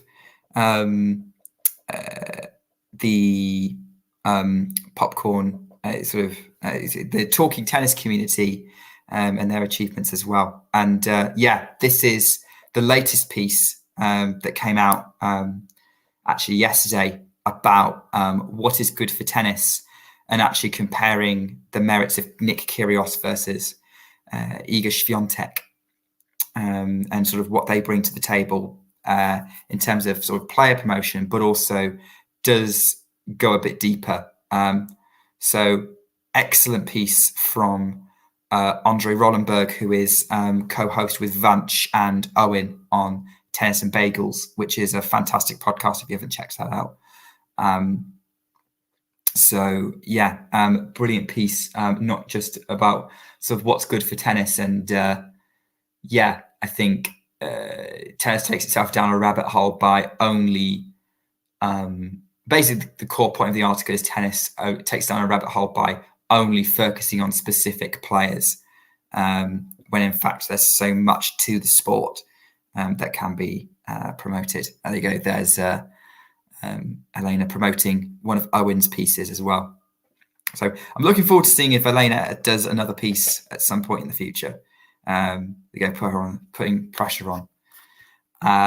Still back to the US Open, and it's 2-2 between Birrell and Brady. Checking the live score. Ina Tomljanovic, first match of the year. She's just warming up in court 4 against Udvardy. She is making her return to tour a year after one of her biggest results of her career by the quarterfinals at the US Open, having been the player to end Serena Williams' career. Mensik is a game away potentially, maybe even less, from beating Barrère. It's currently advantage Barrère 2-5. Cerundolo's trying to come back against Svaya. Lehechko and Karatsev are underway on court 9. That's a hipster's choice, and one I would definitely watch, but I suspect they're probably not going to show that one, which is a shame. On my stream, I am at mercy of the broadcasters. And Fucsovics has got a point to break back against Korda.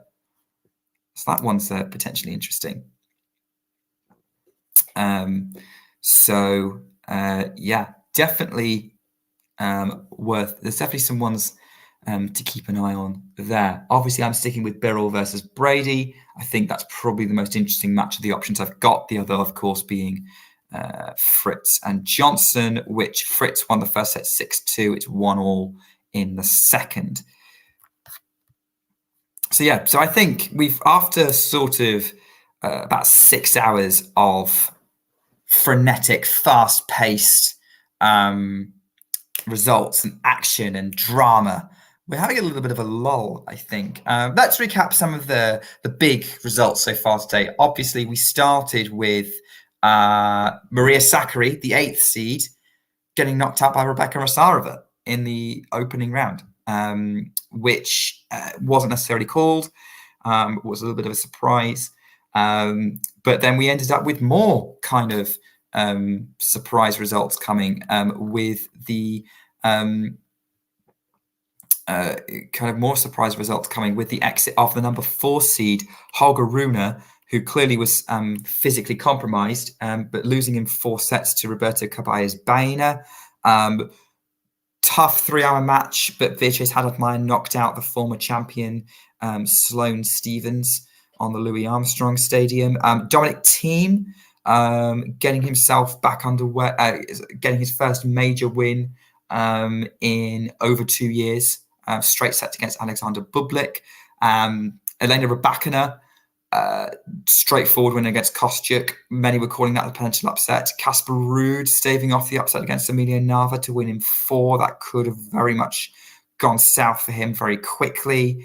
Ben Shelton coming from a set down to beat Kachin, which is a great result for the crowd, for Americans out there.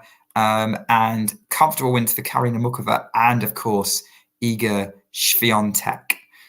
Still plenty of interesting matches to come as well. Haven't necessarily started yet. Obviously, we're waiting for Karatsev and Lehechka to go live, but there's other matches on their way at some point soon. So if I'm looking through sort of I'm not going to talk about the night session just yet, but if we talk about the matches that pre-night session, we've still got to see Chris Eubanks is due out in the next 20 minutes against Soonwoo Kwon. Petra Kvitova is going to be playing Buxa in about an hour and a half on court 17. Felix Auger-Aliassime against Mackenzie McDonald is going to be coming up after this Brady Birrell match is done. This is going to be to see whether McDonald can pull off another upset this year, or whether Felix can get some momentum into, let's face it, what's been somewhat of a stuttering season for him so far.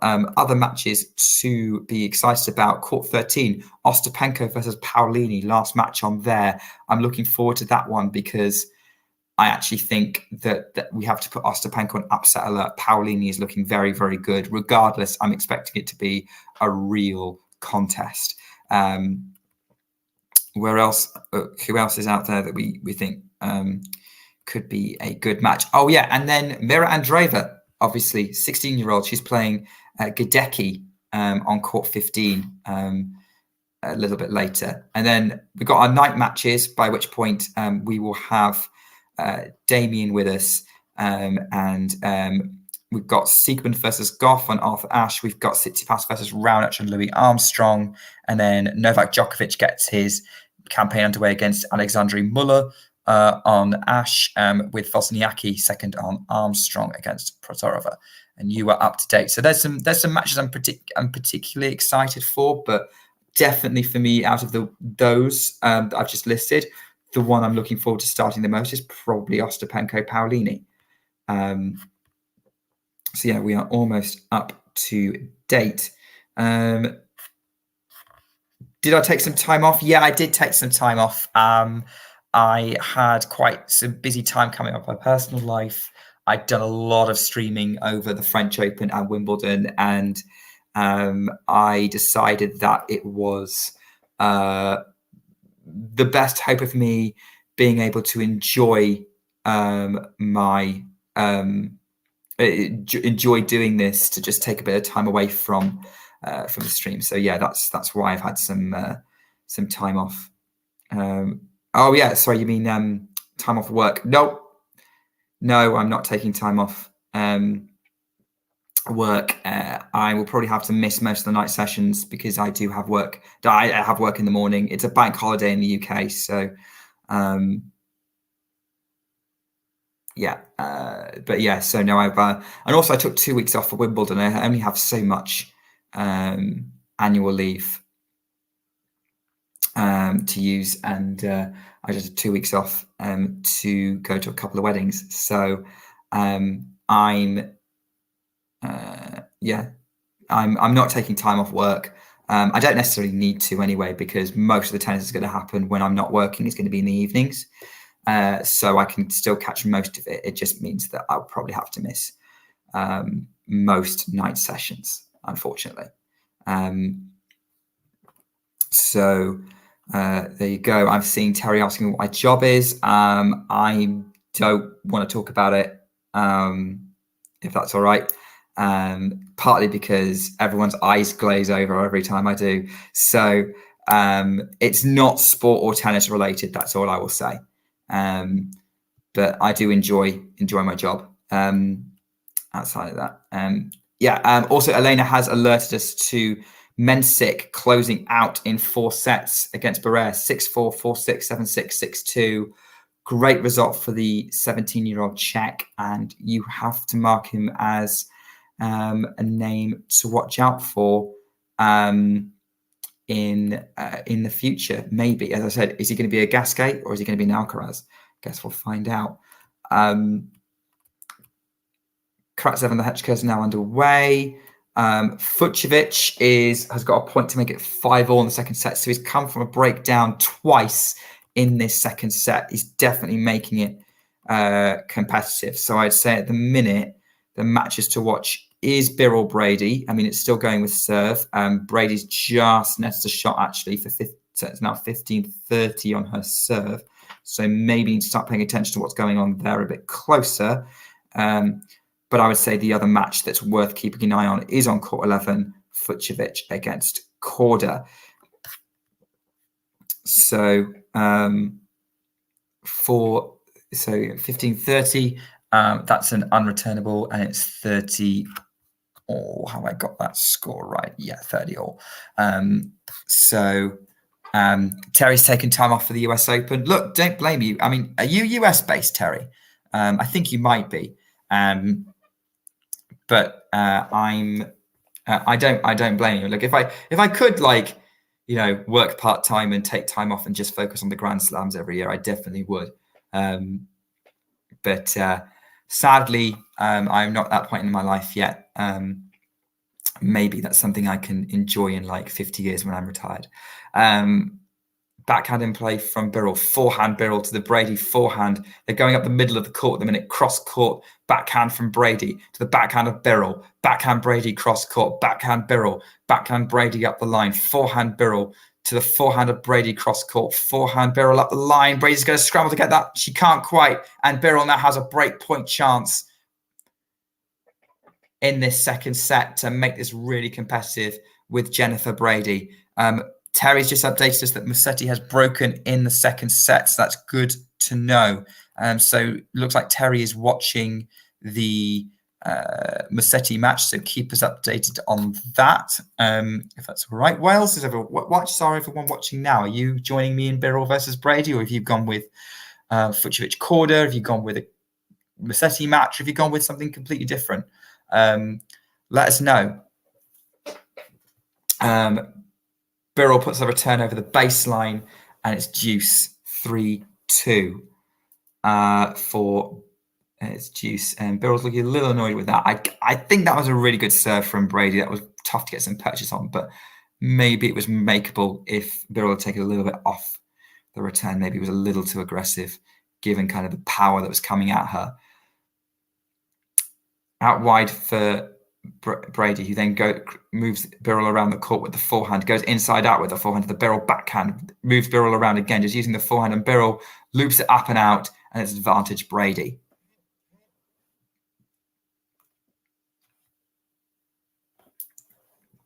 It's advantage Brady, so digging herself out of trouble in this game. Definitely plenty to look forward to as well. Out wide from Elena's going to watch Korda versus Fucsovics. Don't blame you. Looks like we've got some drama. Although Korda has now, I've just seen the live score ticking over on the screen, taken that second set 6-4. So she's Korda looks like he's actually done something. And Isabel will be joining. Oh, that's great. Yeah, I think I'll probably stick around and say hi to Isabel. 5-setter. Yeah, I think I agree with you, Elaine. I mean, those two are having a real battle. I mean, Korda had to break Fucsovics 3 times in that set. over, which probably tells you something. Brady is held for 3-all. So yeah, this is where we're at on court 5. Clearly a higher profile court than maybe Holger Rune made it sound, because they are putting some big names on this court. I don't know the layout of Flushing Meadows, but I know if you put someone on court 5 at Wimbledon, it's not that good a gig. But maybe it's a bit different at the US Open. I'd say that if you're at Wimbledon, sort of your main courts are centre 1, 2, 3, and then 12 and 18, and then 14, 15, 16, and 17 are pretty good gets. And then court 4's got got a decent stand on it. But anything after between sort of from court 5 to court 11 isn't necessarily a great spot. But yeah, if you're, I'd be interested to know sort of US Open, judging by this, you want to be on Ash, Armstrong, Grandstand, or court 17, and then maybe courts 4 and 5. But if you've actually been to the US Open, let me know. Okay, Terry's saying court 5 is actually pretty small. Backhand in play from Brady. Forehand up the line from Birrell. Brady scrambles, can't do anything about it, and that's another sort of winner from Birrell. 30 love. I mean, yeah, court 5, yeah, there's not... I think that's probably kind of sort of similar levels to, looking at this, like similar kind of levels to what you would expect on court 12 or court 18 at Wimbledon. But I know that US Open has a very different scale to Wimbledon. Backhand from Birrell, who then attacks cross-court back behind Brady, 40 love. At the minute, Birrell's looking the more confident player right now. The Australian. Who, you know, I did say earlier I thought lost to Wozniacki, but maybe I've got her mixed up with a different player. Who did Wozniacki play in Canada? It was Birrell. Yeah, Wozniacki won that match 6-2, 6-2. As a mishit forehand forced error from the power of Brady means that Brady gets a point in this Birrell service game. It's now 40-15. Fritz is, he's a set and a double break up against Johnson at the minute. Like, he's very much in control of the match on Louis Armstrong Stadium right now. Elise Mertens is now playing Denis Shapovalov's girlfriend, Miriam Bjorklund, on court 6. They're just warming up. Karatsev and Kucher's only in game 2 after 11 minutes. That one looks like being a battle. Musetti's 4 love up now on court 13, but I think Terry already knew that one. Yeah, no, Terry's literally just updated on that as I was speaking, so thank you, Terry. So, yeah, we're going to have... So Terry just let us know when anything happens on the Musetti match. Elena just let us know if anything interesting is happening on the Korda match, and hopefully between the 3 of us, we can manage that until either John comes back or Isabel joins us, or both. Brady gets another point, by the way, 40-30.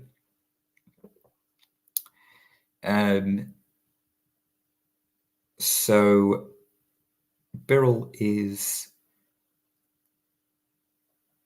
not having it so easy. She's going to try and want to try and close this out.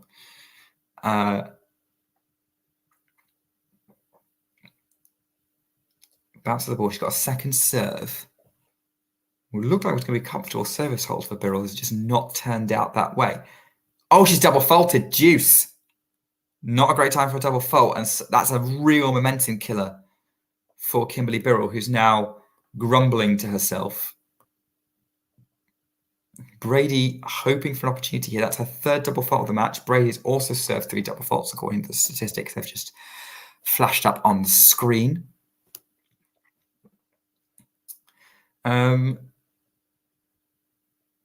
So yeah, I was going to ask you guys something, and I slipped my mind what it was. Backhand. They're trading backhands, but Brady's gone along with the backhand, and she's hunched down, clearly frustrated. Advantage Birrell. Yeah.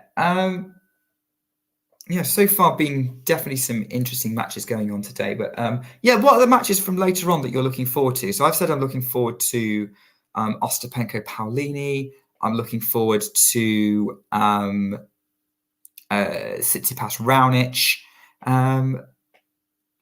Those are probably the two main ones for me. What about you guys? There's 10 of you watching. Which matches from today that haven't happened yet are you looking forward to? So Terry's looking forward to Stefanos Tsitsipas against Raonic. That one's an interesting one because obviously I believe if I know that the head to head, I've got the head to head right. It's the head to head is actually 2-0 Raonic, but they haven't played since Raonic got injured. Both their matches were in 2020. Raonic, and actually Tsitsipas has never won a set against Raonic, but Tsitsipas in 2020. I suppose actually Raonic in 2020 wasn't necessarily peak Raonic from 2016, but Australia and Cincinnati, the conditions very much favoured him fast, hard courts. Here and now, I think Steph's going to make it competitive. I definitely think Steph's going to take his first set off Raonic. I'm backing Stefanos Tsitsipas to get a win against it. Elena, yeah, you're saying you're looking forward to Raonic versus Tsitsipas. Yeah, you need to sleep at some point. I am 100% with you. That's going to be a struggle for me too. As this US Open generally is, until someone pays me to stay up late watching tennis, this is not gonna happen anytime soon. I mean, fair play to John and Damien Mario from Australia, completely destroying their sleep schedules and bringing you what coverage they could from the Australian Open.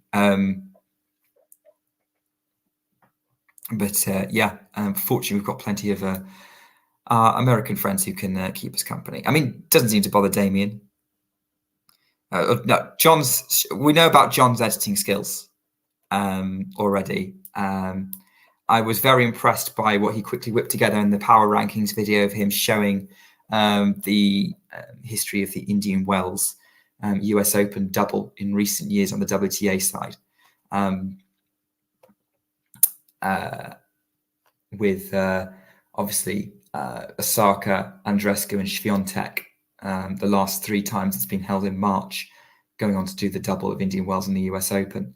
Can Rybakina do the same thing? I think she probably could. I don't think she's looking as strong as Swiatek or Sabalenka, but if we got to the end of it, I would do that.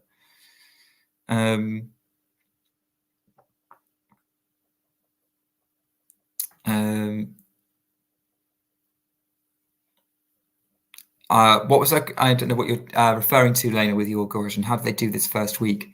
I don't know if you're talking about Australia or not, but yeah. Oz. Yeah. I think John's probably the best person to answer that question because I just woke up and turned on my YouTube stream and saw 3 very sleep-deprived men on a sofa.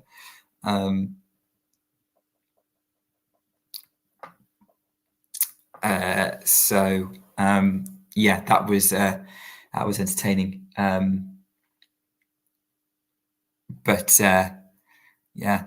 Damien, I can imagine, has a lot of adrenaline in him. He seems like a man who doesn't need caffeine. I am much the same, actually. I'm not a caffeine person. I have way too much sugar. But yeah. Oh, is that why you joined us, Elena? Yeah. It feels like you've been part of us since the beginning. Obviously, Ghosty and Janie are sort of the probably the OGs, as it were. 30-all, by the way, on the Brady serve at 3-4, keeping an eye on that. She goes up the tee, forehand cross court, and too good. Birrell having an error force off the forehand. It's 40-30. Brady's not having it easy today, has to be said. But yeah, interesting. I've been looking through sort of a history of sort of US Open and sort of typical doubles they have with the tournament. And the most common double with the US Open was actually a tie. It's actually Canada, wherever it's located, and Wimbledon. So that by that logic, either Yannick Sinner or Carlos Alcaraz is winning the US Open. Terry has updated us that there has been a bagel from Musetti. So he's got everything more than back on track by the look of it. So great job for Musetti. Let's have a look and see what else is happening around the grounds. Still only in game 4 after 20 minutes or so in Karatsev-Lehechka, and that seems to be living up to its reputation as being a real battle. We're at deuce, by the way, in this Brady match. Brady hits a forehand winner for advantage. Fritz has taken the second set 6-1. So, yeah, he's only dropped 3 games in this match against Steve Johnson so far, and they're only at 54 minutes. Chris Eubanks and Soonwoo Kwon have arrived on court on grandstand. Tomljanovic is doing pretty well. She's holding serve against Udvardy. It's 3-2 with serve. Mertens has got the broken in the opening game against Bjorklund. I don't anticipate that being too much of a challenge for Mertens. Varias is leveled at a set all with Kecmanovic, having lost the set 6-1. So that's an interesting turn of events. It's going with serve on court 11 between Fucsovic on Korda. Anything exciting going on in that one? Korda and Elena, like any? Okay, yeah, you've just said that they're on serve. Are they? Is there anything particularly interesting happening at the minute? In terms of what they're doing, is it all fairly straightforward for both? Forehand looped up from Birrell, backhand, forehand Brady inside out, but wide and break point for Birrell. So here we go. This is a development, actually. Court 5. If Birrell breaks, she's serving for the set 5-3 to take this into a decider with Jennifer Brady. A player that I had going a decent distance, like I think I had Brady in either my 3rd or 4th round. Former Australian Open runner-up, US Open in 2021, US Open semi-finals in 2020, playing one of the matches of the year against Osaka. Forehand looped up from it. Again, Brady puts the forehand away winner. Again, low margin shot, but she gets it within the line still. And it's deuce. And she's frustrated that she had to be in that position. She's frustrated that she put herself in this position, but it's deuce at 3-4. Yeah, Jennifer Brady's an interesting one because obviously she's been out the game for a couple of years with that injury. And really she sort of just burned pretty bright for like 6 months with that US Open run. Very close to that final, actually. Like that Osaka match has gone down as being one of the best matches of the decade. Or definitely in recent years on the women's tour. That was Brady's gone long again. It's advantage for Birrell. That match, and then it wasn't so close with Osaka in the Australian Open final, but she did well. She beat Mukova in the semis, and generally, was marking herself out to be sort of a real kind of top player, and then injury took off. So I'm interested to see what she can do. Important poll in the chat right now if you want to vote in it. Another breakpoint saved by Brady. No, she's missed it. She missed it. It's Brady is huffing and puffing in frustration because Birrell is now going to be serving at 5-3 second set to level this up.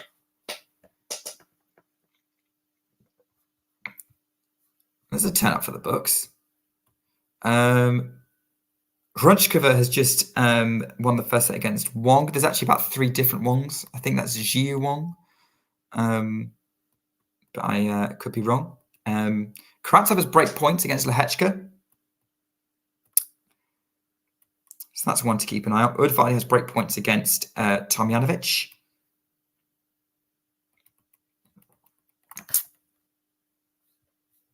Oh, Maya Sharif is out. Zhu has won. Wasn't that from a while ago, or did that go 3? I think I lost track of that score.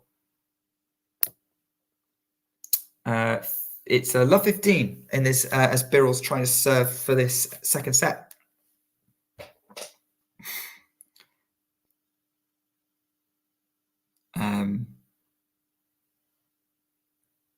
So yeah, Jake, are you watching Mertens? Are you watching a different match? Birrell serves backhand in play. No, but Brady misses the backhand, drags it wide, and it's no. There's some discussions. Oh, okay. Jake's predicting that Mertens is going to lose. But I think this is one of the few times where Jake and I disagree. I think this is going to be an easy win for Mertens.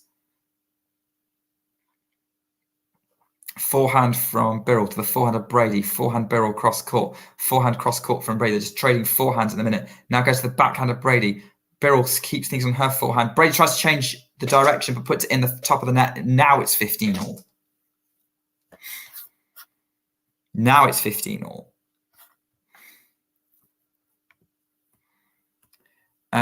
Looks like it's at an interesting point in this third set, Elena. 2-all, 30-all between Fucsovics and Korda. Mertens already a breakup.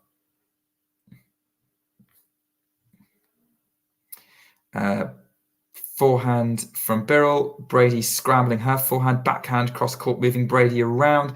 Birrell goes more at the middle. Brady gets the forehand into play. It's a monstrous forehand when she gets something going. Backhand to backhand now, but again, the backhand at the top of the net trying to go up the line. And she's just not getting enough height on the ball to make these up the line shots work, Brady. It's 30-15, and Birrell is 2 points away from leveling this match.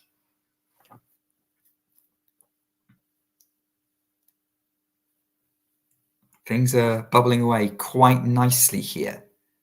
Quite nicely.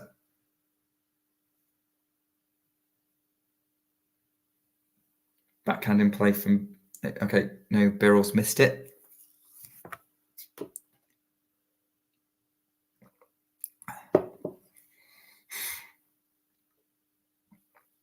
This could be an interesting one. Second set for Birrell.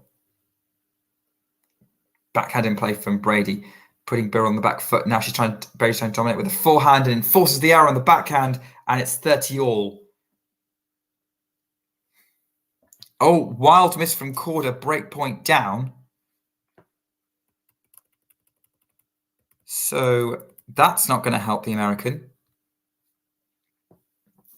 It's definitely not going to help the American as he's trying to wrestle control of this match from Martin Fucsovics and repeat the win over him that he got in Winston-Salem. Birrell's getting ready to serve here. We're going to keep going with this one. Backhand in play from Brady. The backhand of Birrell. Backhand Brady to the backhand of Birrell. Now Brady runs around for the inside out forehand. Birrell's having to scoop that up, go up the line. Brady can't get that. Has to put that up the middle because she can't get the angle on it. Goes inside out with the forehand. She's trying to keep things to her forehand, but has to use the backhand there. Now tries to go inside out forehand. That's a winner. Monstrous winner from Jennifer Brady. And it's 30-40. And Brady has an opportunity to break back and get things back on terms in this set. Seb Korda has saved break point. Our commentator, Elena Sordis, is keeping an eye on that match for us.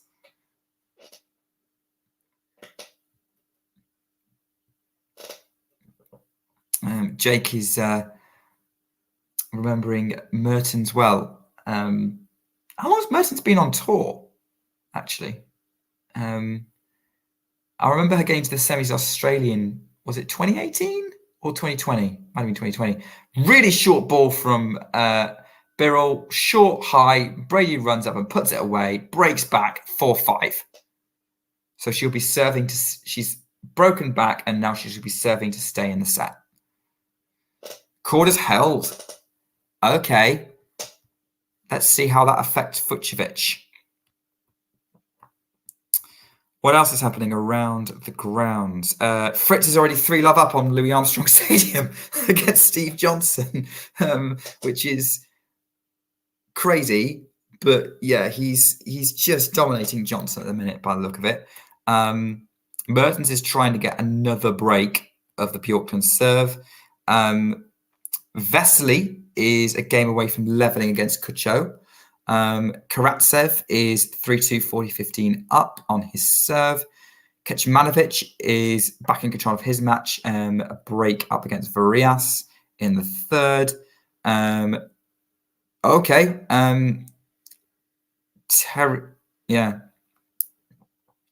Terry is probably seeing that Musetti is a break down already to Droguet. So this is a real seesaw match going on court 13. Tommy Paul's already a set up against Travaglia, and Hijikata's 2-1 up against Kotov. More or less up to date. Elena's thinking that Korda is feeling the pressure. I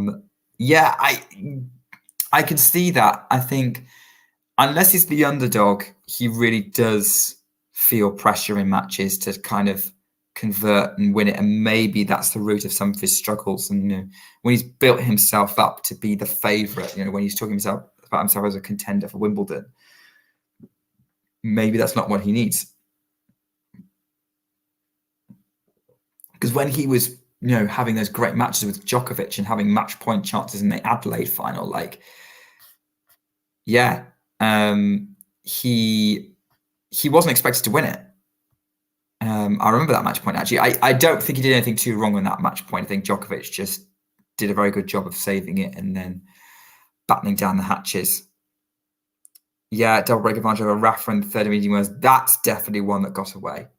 That would have been a big opportunity because that could have been him against Carlos in the semis. Although, that Indian Wells actually in 2022 may be one that got away for Alcaraz, because if he converted against Rafa, who ended up being injured, I think Carlos probably would have beaten Fritz in that final. Got the sunshine double, and then we would have been talking about him very differently. Backhand from Brady to the forehand of Birrell, puts it into the net, 15 all. Birrell had love 15 at one point. This is a really scrappy one, it has to be said. Tomjanovic back on serve, by the way, against Udvardi. So great job from Tomjanovic to keep herself competitive. This is not bad for someone who hasn't played all year to get herself in that situation and breaking back and making competitive with someone as seasoned as Udvardi is impressive. Brady going for the big serve up the tee, but misses. Cerundolo levels up at a set all against Freya, so Francisco is hoping to follow his brother into the second round of the US Open. Birrell tries to do a looping moonball shot, but it goes over the baseline. It's 30-15.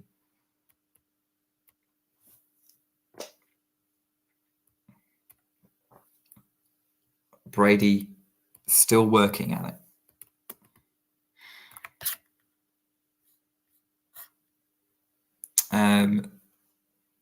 Okay, so Jake's remembering seeing Mertens playing Jelena Jankovic in 2016 in Mallorca. Let's face it, unfortunately, from having been on tennis Twitter for too long, I expect any reference to Jankovic to be completely made up.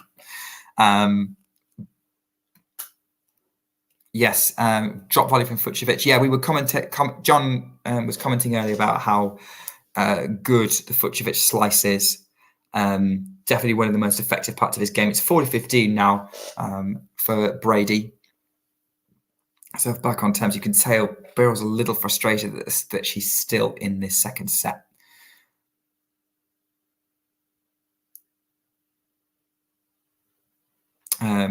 Piece of cake, apparently. Don't know what we're referring to here. Oh, okay. I was like, I don't remember saying piece of cake, but yes, this makes far more sense. I wonder how often tennis players get to have cake. Brady holds 5 all.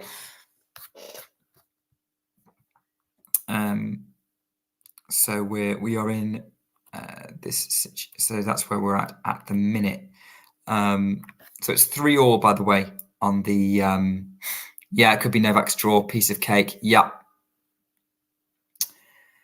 Yeah, I would agree with that. There's just no one in the entire half of the draw who could really trouble him. I don't think.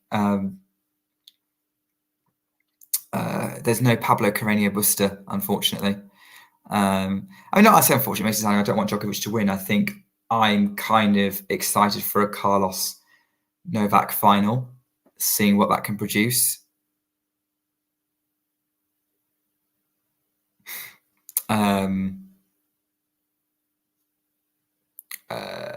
And what that can produce, but sort of getting there. I don't like foregone conclusions in tennis. I mean, Carlos's draw isn't a foregone conclusion only because Yannick Sinner's in it. Okay, so far it's about 50-50 between as to whether Ghosty has a mullet. To be honest, I think he's got more. I think he's more got the long flowing hair from the 70s.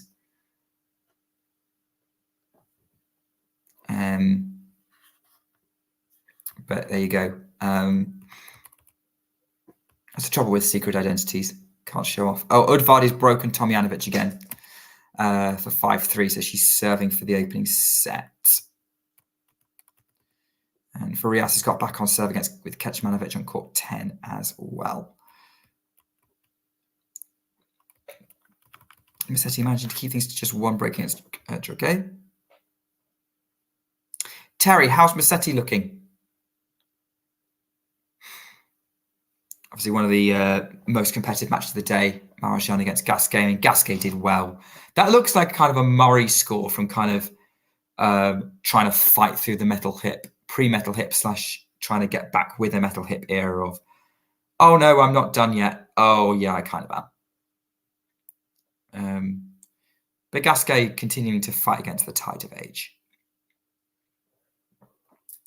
Birrell at 30-15, by the way. Well-constructed point to get her to this point at 5-all. Update from Jake on Mertens, as Mertens has double faulted on break point and we're back on serve. Well. I don't think I've ever watched Miriam Bjorklund, actually. 4-3 going with serve on the Korda-Fucsovic match. I don't think I've ever watched Bjorklund. Maybe I have, maybe playing against someone who like a top seed or something.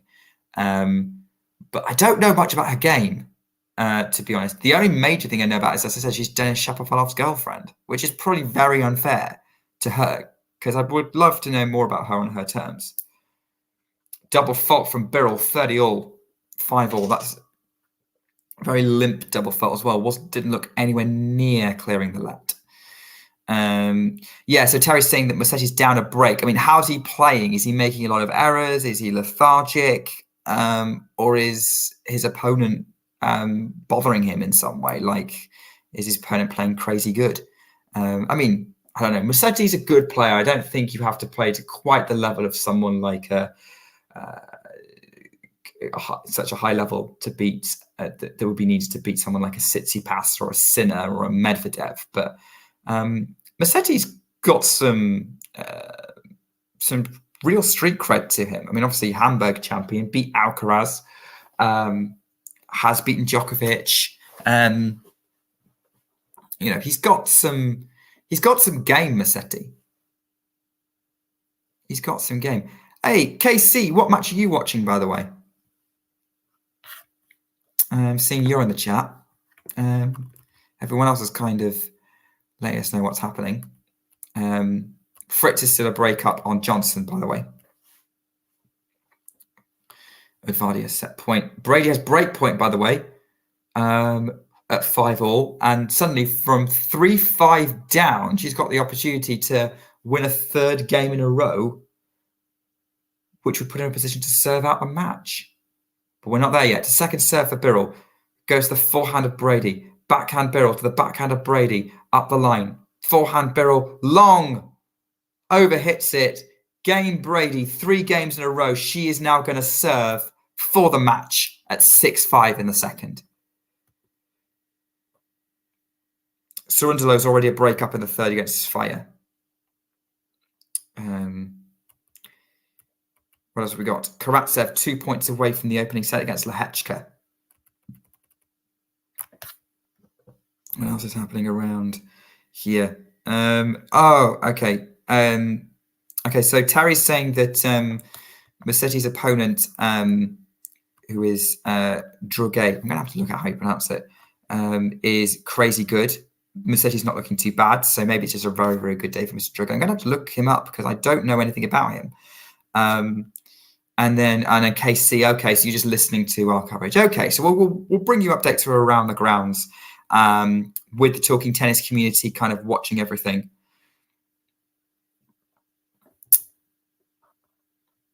Yeah, I could see what you mean, Elena, by Musetti having a short fuse, kind of giving up on matches. Yeah, I can see that. Yeah, when he gets down, he gets really down. But yeah, we'll keep describing what's going on, and I'll let you know sort of what happens as and when if Brady can put this away, and then I'll see what else is out there, what's my stream's going to show me. At the minute, still going with serve, Korda, Fucsovic. Still going with serve with hitch, cutter, and cut off. That looking like a real battle on court 15. Mertens and Bjorklund. Jake's keeping an eye on that one. Eubanks is just underway.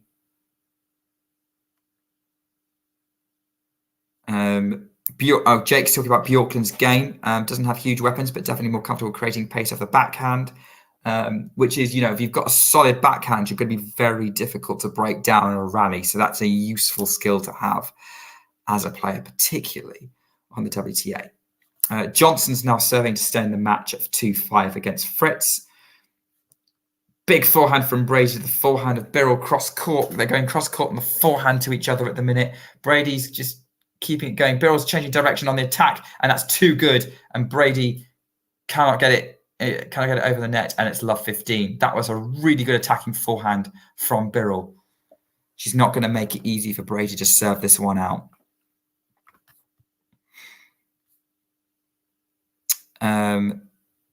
Rooting for Brady. Casey's rooting for Brady and Eubanks right now. Yeah, good to see Aya again. Yeah, that's big backhand winner from Brady. Great result from her. So good to see Aya again. Yeah, I'm really happy to see Aya back in action and doing relatively well, making it competitive with Edvardi. Eubanks, I'm hoping he has a good US Open as well. Be nice for him to back up Wimbledon. Elena's saying that Fucsovic-Korda is heading for a tie-break. If it goes to a tie-break, who do you see winning that one? But maybe that's more of a prediction to make as we get there.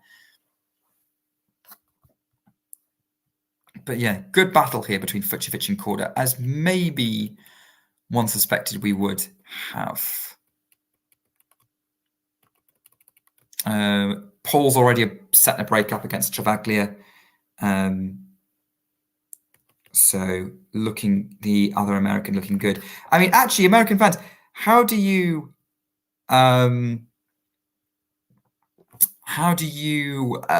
feel about most of the big American men's stars being in the same half of the draw? You've got Fritz, Tiafoe, and Paul, and Eubanks, and Korda, all in the same half. Jake saying that Mertens has got yips on the serve. Oh, thanks, Elena, for the compliment. I think I'm very much inspired by the radio. For a long time, I could only follow slams through the radio, particularly the US Open. So I'm very heavily influenced by commentators such as Jonathan Overand, David Law, and Russell Fuller on the BBC.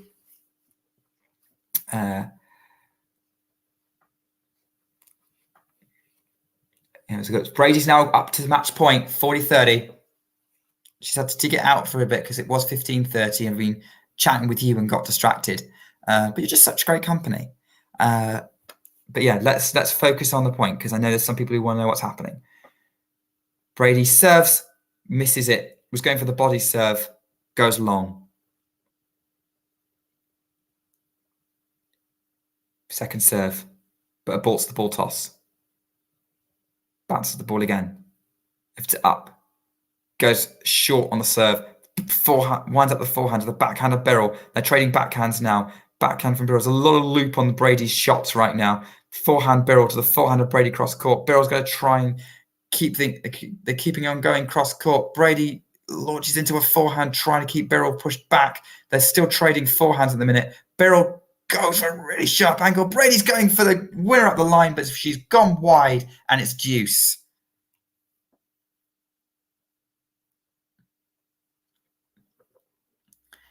Absolutely brilliant from I think Brady was a little tight. She was reining things in. She was waiting for the error, and Birrell just kept the intensity up and forced Brady to go for a big shot to try and hit the winner, and ended up in the tram line. Not by much, but it's always the fine margins in tennis. Again, Brady aborts the ball toss, keeping an eye on things. The backhand of Birrell. They're trading forehands again. Brady goes long, way long. That was a bit wide and over the baseline, and it's advantage Birrell. Break point to take us to a second set tie break.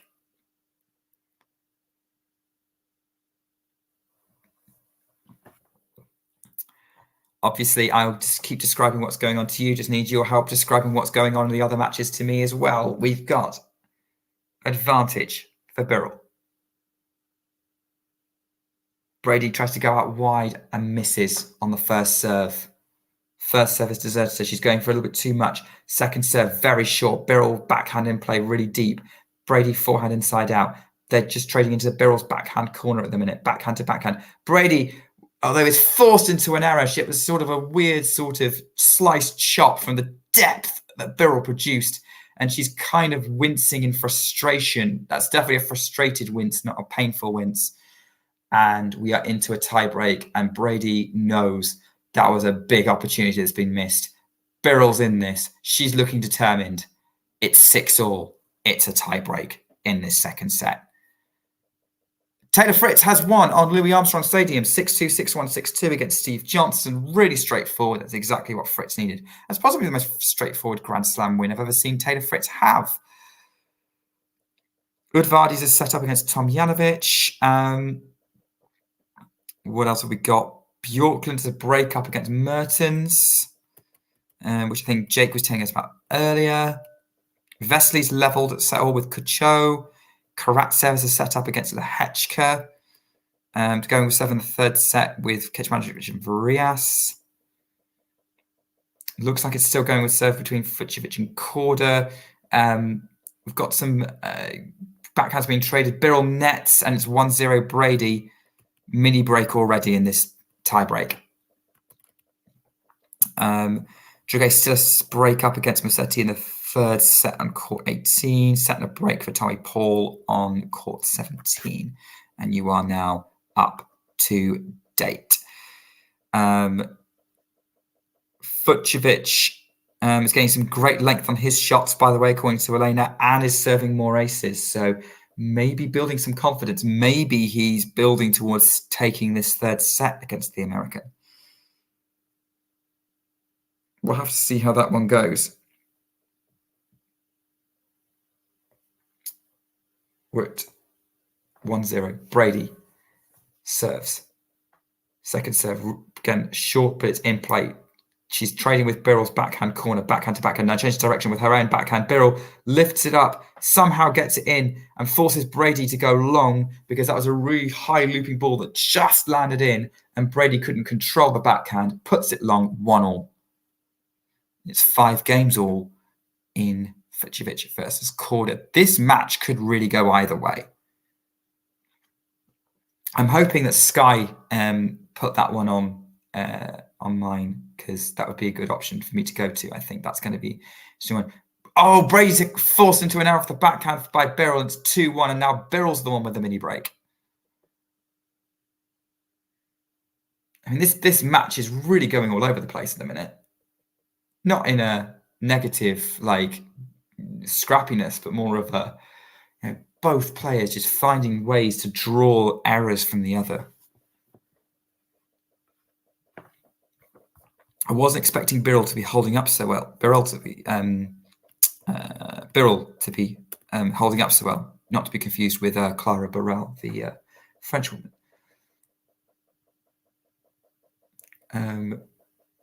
Backhand in play from Brady. They're trading backhands. Again, looped high from Brady on the backhand. Then goes on the attacking side on the forehand, just trying to keep it in the backhand wing of Birrell as much as she possibly can. Now she's changing direction with the forehand. Now they're trading forehands. Birrell goes on the attack with the backhand, goes to Brady's backhand, where he goes up the line. They're moving all over each other, all over the court. This is a great rally, and Birrell nets the backhand 2-all. No one's held a point on serve yet in this tiebreak. Eubanks has just saved break point on grandstand, by the way. It's 2-all deuce.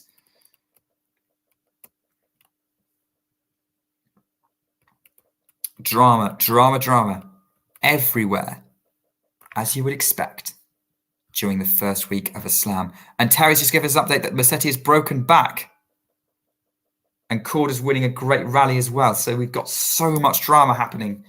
Musetti breaking backs could change the dynamic and the momentum of that set and that match. Korda's hitting winners by the look of it as well, which is impressive given that we were seeing Fucovic's praises earlier. Backhand to the forehand of Brady. Nearly called Brady Elena there. I think Elena was updating us. Looped up. Forehand, middle of the court from Brady, but it was enough to draw the error from Birrell, who was rushed. And it's now 3-2 Brady with the mini break, but no one's held serve in this tie break yet. Hello, Pleudet. Or bonjour, I should say.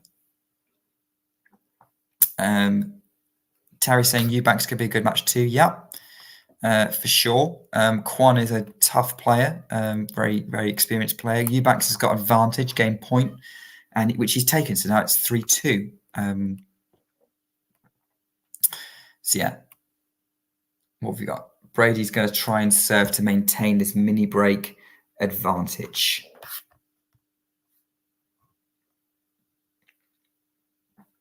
Got Fucovich serving to stay in the set in the match Elena is watching. Forehand inside out from Birrell, keeping Brady under pressure on the backhand, now changing direction with her forehand. And then really great forehand winner back behind Brady. That was a tight angle that could have gone horribly wrong, but Birrell did a brilliant job of pulling that off, and it's 3-all. Very even between Fucovich and Korda on court 11 at the moment.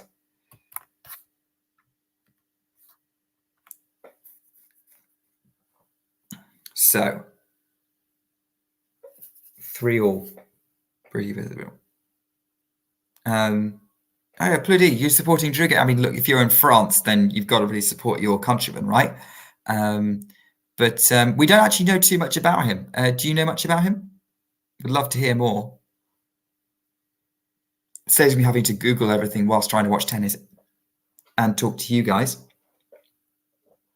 Yeah, I'm kind of cheating, but as you can see, we're all kind of getting involved in bringing each other updates in the chat. And that's what makes this such a great community to be part of.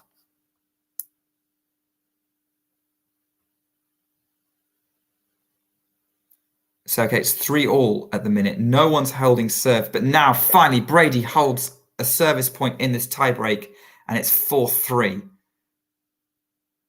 to the American. Pressure now on the Australian for her to win a service point in the tiebreak, which she hasn't done yet. That was the first time Brady did, though, so we'll have to see. Okay, so Plidy's not really heard about him either, about Musetti's opponent, Drugget. Gonna have to look him up by the look of it.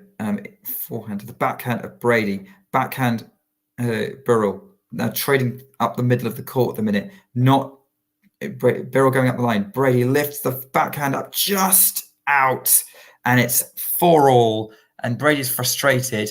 Birrell finally holds serve herself.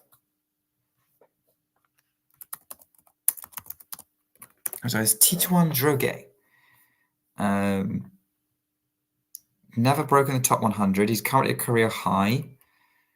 And this is his Grand Slam debut, by the look of it. Hasn't even won a challenger. So for him to come out and compete with Musetti as he has, that's Pretty impressive. Yeah, we were singing Men 6 praises earlier, Plidi. Actually, he's someone that we've spotted as having a lot of potential. He won our sort of Jakob Bobro Player of the Week from his performance in qualifying for the US Open. It's really impressive for the 17-year-old. Elena confirming we're going to a tiebreak between Korda and Fucsovics. Brady is 5-4 up with a mini break in this tiebreak. She is 2 service points away from this, but we know how much that both players have been struggling to hold serve in this tiebreak. Goes out wide, misses it on the first serve. So much going on all over those. Backhand in play from Birrell to the backhand of Brady. Backhand up the line, Birrell. Really short. Forehand from Brady. Forehand from Birrell. Looped over the baseline. It's 6-4 and Brady has 2 match points. She had match point earlier on at 6-5 on her serve. It's now 6-4 in the tiebreak.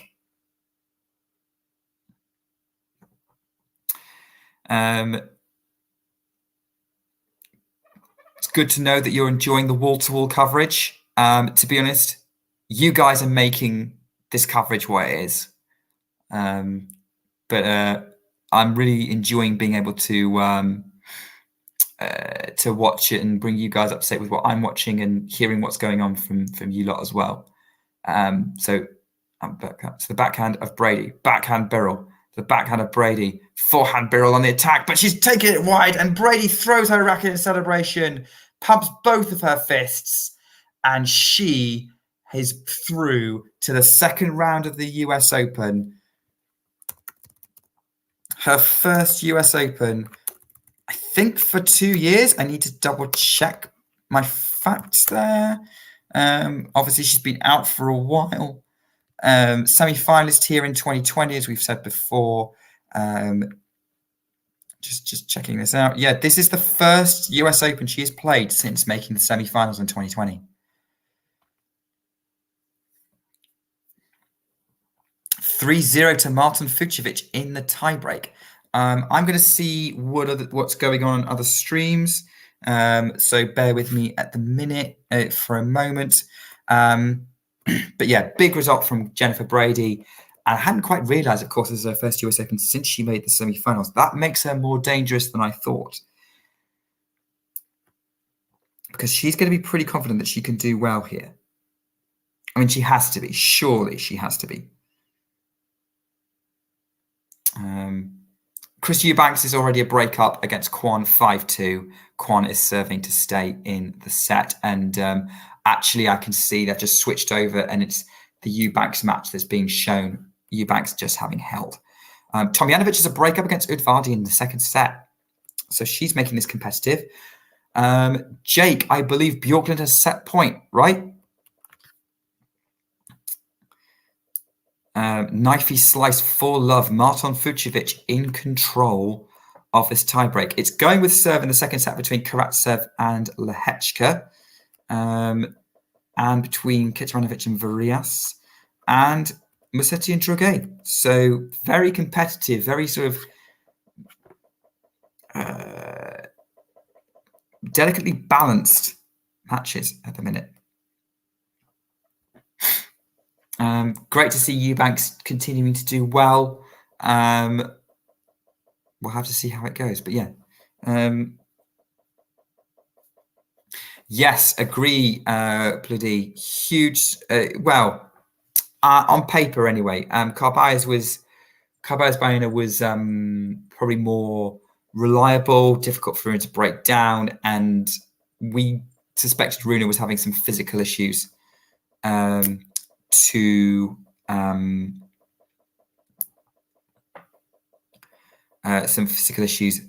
the moment. So, yeah, I'd say it's a shock, but I suppose when you drill down it, you have to wonder sort of how much of a shock it really was. But yeah, Rune going out this early, yeah, not great for him. And continues to highlight how open that quarter of the draw is in the men's singles. Oh dear, things going horribly wrong for Korda in this tiebreak. Fucsovics seems to be being a bit of a tour de force in these tiebreaks.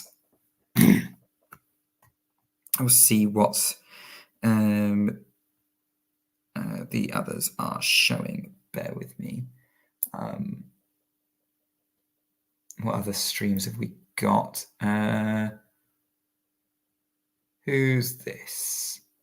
Okay, so my options for streams are either Eubanks Kwon or Paul versus Travaglia. So I unfortunately cannot watch Korda versus Fucsovics, so I am relying on Elena and John for those updates. Interesting point about Runa from Sean.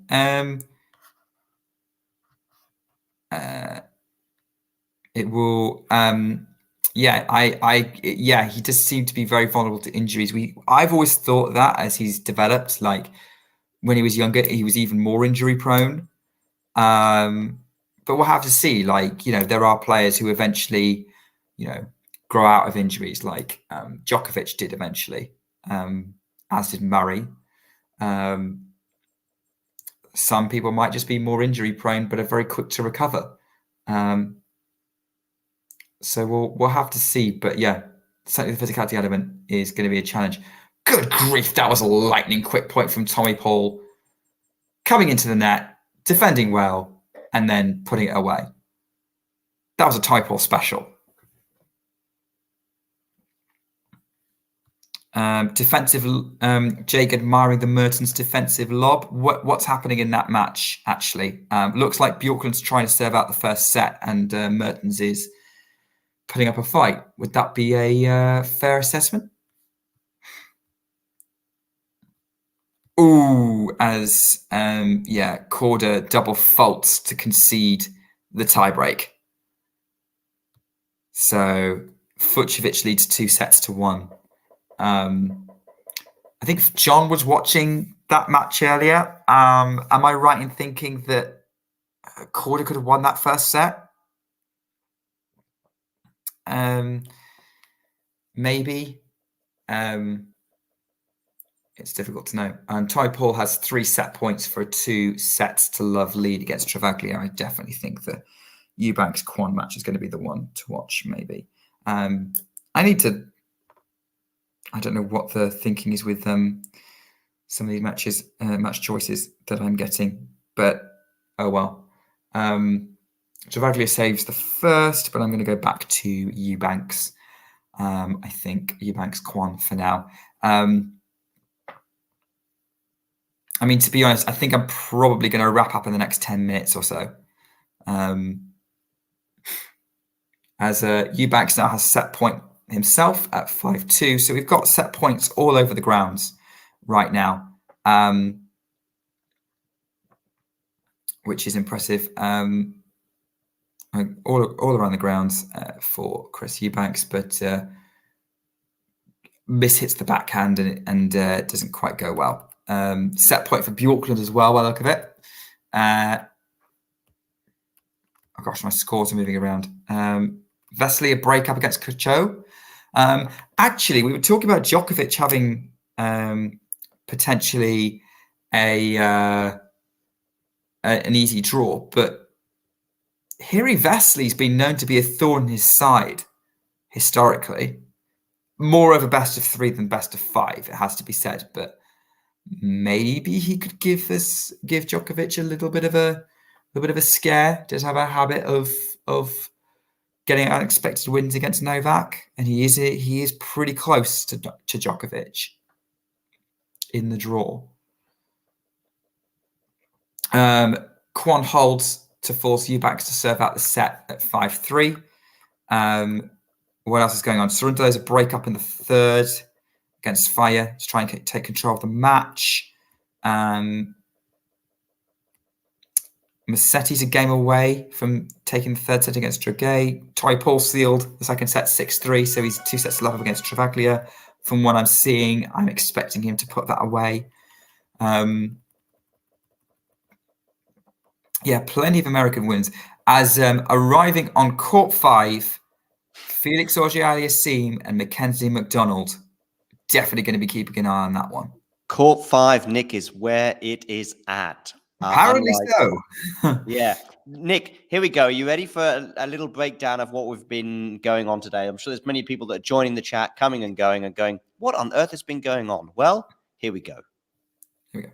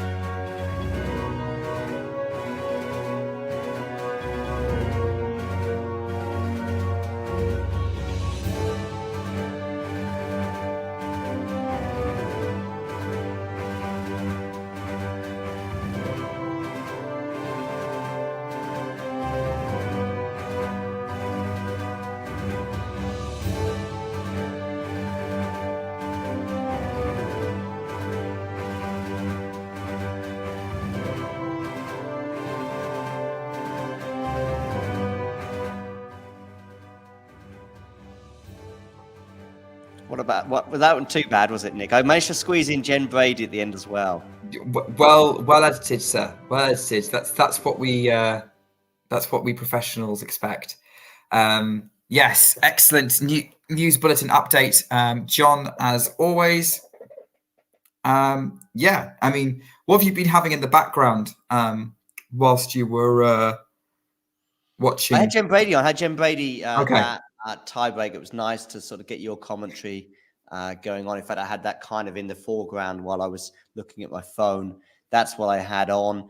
I've just turned on Fucsovics against Korda, maybe a little bit late because I missed that third set tiebreak, which obviously has given Fucsovics a big upper hand in this match. But I think it could well still go 5, although Fucsovics is doing well here, and he's just gone wide there. So Korda's actually broken at the beginning of the fourth set. So actually, I was just saying Fucsovics is doing well, and then he goes against broken. Commentator curse. I mean, look, if the third set's going to be like the first set, then the fourth set's going to be like the second. We're going 5. Yeah.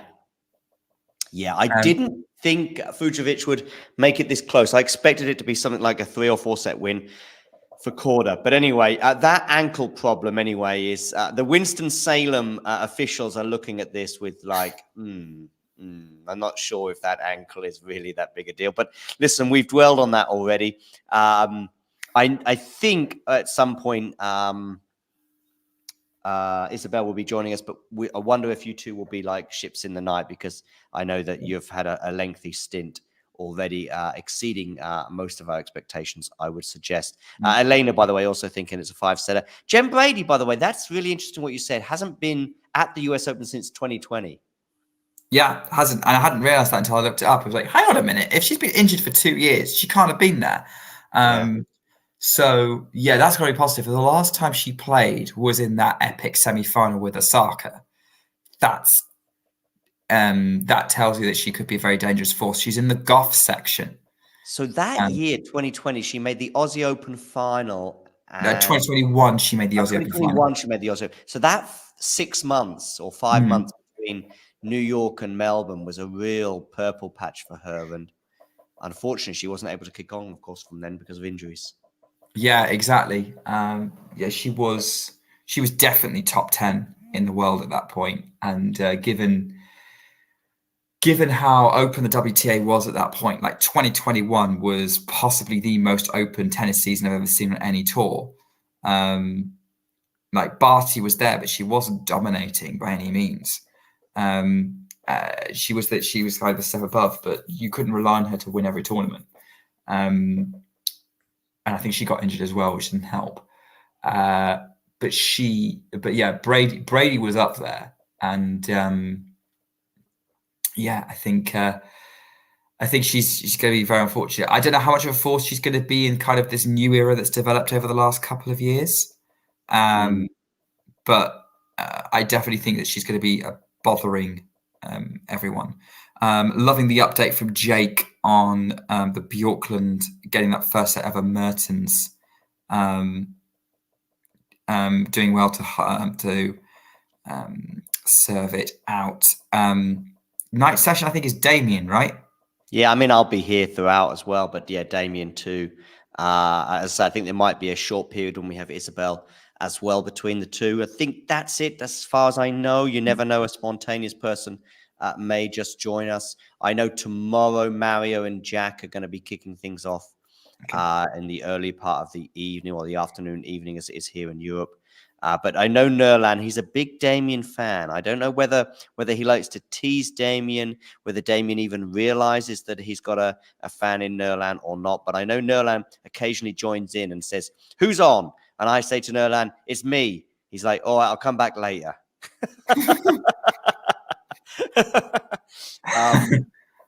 Where's my? And sometimes he'd come back. Where's my boy Damien? And from time to time, Damien is, of course, here. So yeah, that's pretty much. I've got a similar relationship with Ghosty.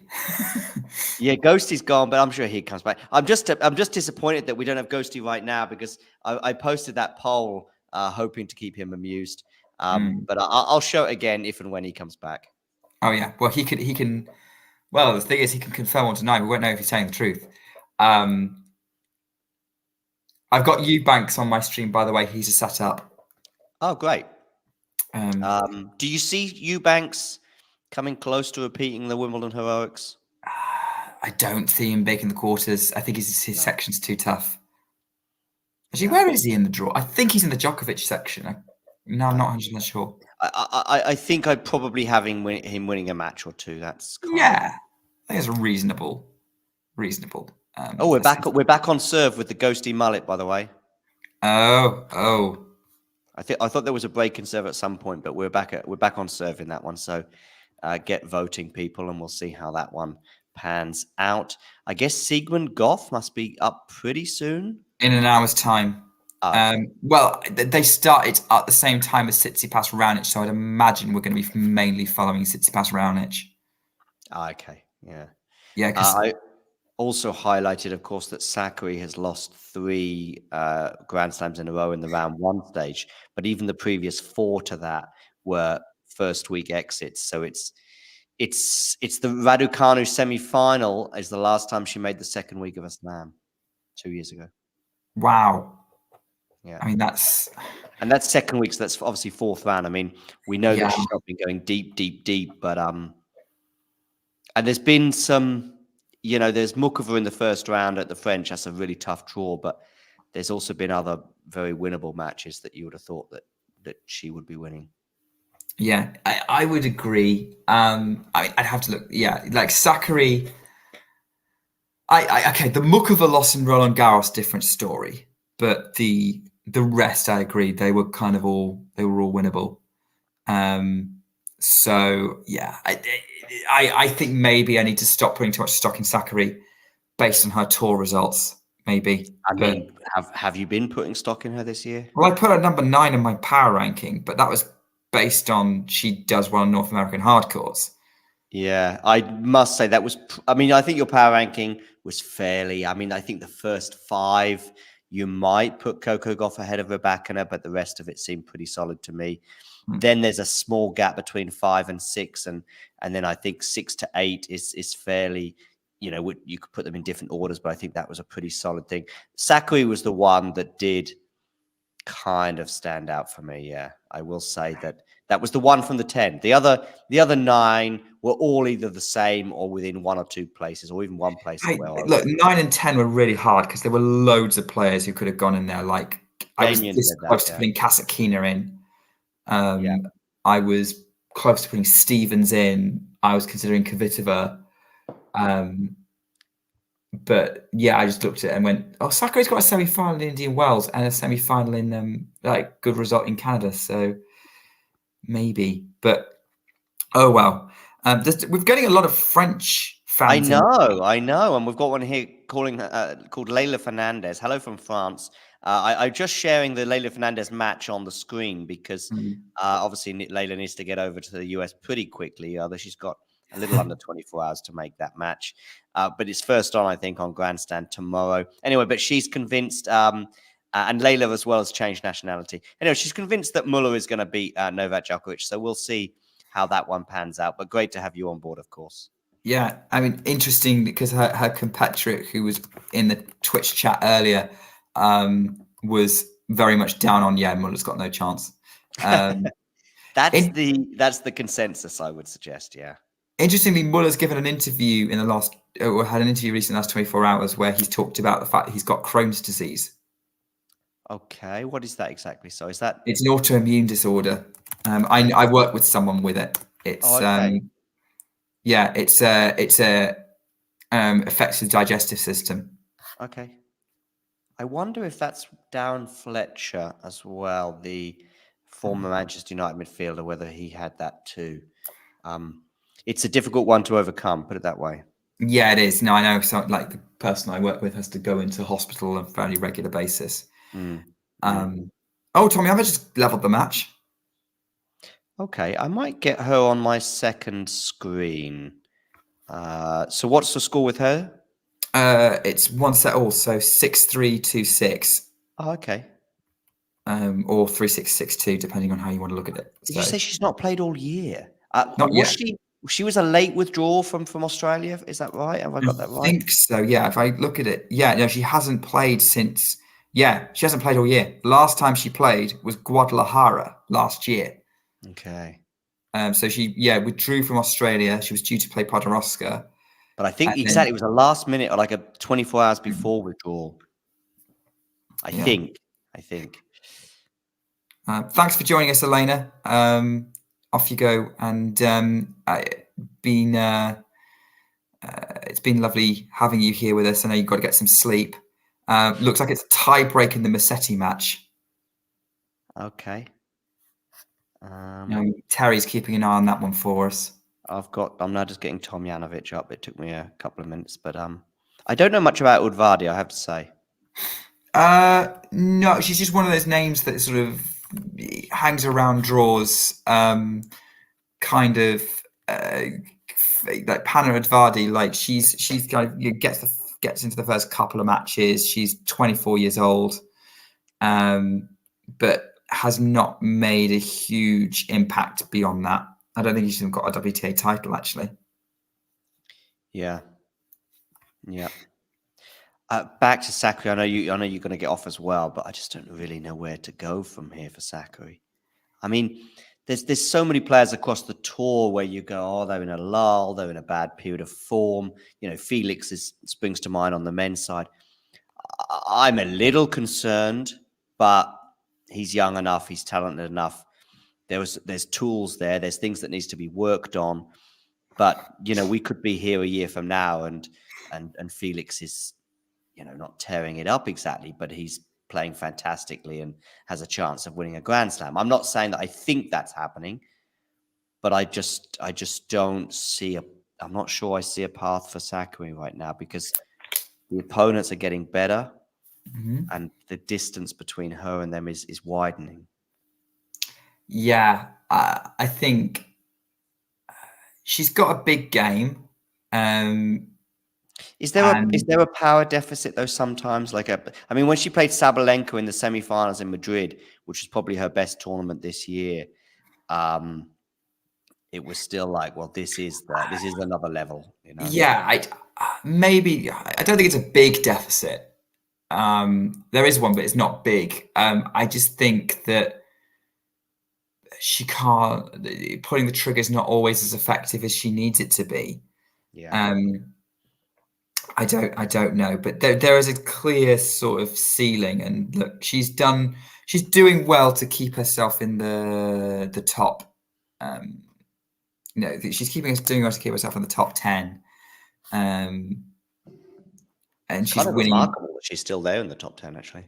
Yeah. I have to have a look, and I just want to have a look and see actually how she is Don't know how doing. many, she'll probably drop some points, but she didn't go deep last year in New York. No, it's not going to be big. I think the race is what we need to start looking at now. Because I know people look at the race at one point, but I think the race has much more stock when we get sort of around or past the US Open. Yeah, she's currently 13th in the race.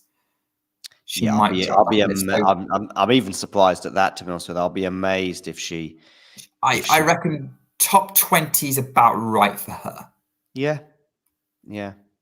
But that line, top 20 is about right for her. 2 years ago, you'd be like, no, she's top 5. She's a Grand Slam potential winner. And I think the French, I know she lost in New York, and I know that was a tough one against Emma Raducanu. And she was, pretty glum, as you'd expect, in her press conference afterwards. But the semi-final at the French, where I think she had a match point. She had a match point, yeah. I think that's the one that really is still lingering. She also, I think, made public statements about a year ago where she was like, you know what, it's been a tough sort of 12 months or whatever, but I've found something. I'm at peace again. I'm at good. And I'm like, okay, that's cool. But the problem is you sort of put pressure on yourself. Then it's like, it's like me saying, I've done a few bad streams, but the next one, I feel I can put it down to this, and the next one's going to be amazing. But if you're still sort of, not delivering a good stream, if you like, then it's when I used to see these statements from Man United players over the years saying, "Oh, we've got to work harder," and then you get a good result, and it's like, yeah, because we're putting in the effort on the training pitch, and then it's 1 step forward, 2 steps back. It's by the way, Jake, I was referring to Darren Fletcher, the former United midfielder. Yeah. Eubanks has just broken early in the second, so needs by a set and a break. Look, Karatsev's now 2 sets to love up against Lehechka, so that could be. Is he? Yeah, 3-3. Korda's a break up against Fucsovic, although I've got that. 6-3, but that could be needing to be updated on the. That needs to be updated. It's 6-3, 6-3 according to the live US Open site. Oh yeah, well there we go. And Varias is 2 sets to 1 and a break ahead of Kecmanovic. Okay. Set point for Musetti in the tie break on court 13. Hijikata's just won against Kotov in a tight match, 7-5, 5-7, 6-3, 7-5. 4-hour match. So it's about an hour a set. That's a monster. Okay, Dragais saved one of the set points. So keep an eye on that. Who's Lehecka supposed to play next, by the way? Oh, that's a lovely volley from court. You mean Karatsev Lehecka? They played Tobias Boehner. Okay. Because he knocked out Rune. Yeah. So there's a potential third round, I think, there for one of those two. Yeah, which is probably looking at it being Karatsev. Which wouldn't be. We know it's not beyond him. He's a Grand Slam semi-finalist. Yeah, I mean, that Lehecka one, I think probably I'm sure I went for Lehecka, and I'm sure many of us did. So it's just based on 2023. But Karatsev winning it is not, the biggest shock of the year. No, I mark that down as that could be a good match. And it still could be. Lehecka could mount a comeback. We've seen a couple of other 5-set comebacks today. Or attempt at it anyway. Yeah, definitely. Could be about to be seeing that now with Korda and Fucsovic. Yeah, although of course 2 sets to 1 is a bit different. But yes, I see what you mean. 4-2. Tommy Paul looking very comfortable. Yes. Musetti dropping a set and then winning the next one 6-love is a bit of a quirky one, and they're now into a tie break. Yeah, Musetti's just won the tie break 7-5. Has he? Okay. Zapata Marias is a set. He's up. He's serving for the second set to take a 2-love lead. Fucsovics Korda, which I have on my screen right now. Korda is hoping to level it up at 2 sets all. That match has turned out to be a bit closer than I imagined. Mertens and Bjorklund, I was not expecting that to be a fight. Okay. Yeah. Qualifier again, you know. Yeah. Okay. Well, thanks for having me, John. Pleasure. Thank you for coming on. Not a problem. I'm glad to give you a little bit of respite, give you someone to talk to. It's been fun. I definitely cannot join you tomorrow. But if we'll see you later in the week. I will see you later in the week. All right. Thanks, Nick. Take care and happy resting. Cheers, mate. Bye. Cheers. So Nick is sailing off into the Stoke sunset. Although, given that it's 6 minutes past 11 in Stoke, I'm not sure quite how much sun there will be setting there right now. Musetti gets the third set. Does he indeed? By the way, for those of you in the live chat, make sure you hit the like button. Make sure you subscribe to the channel if you are new. But also, let me know, where are you tuning in from?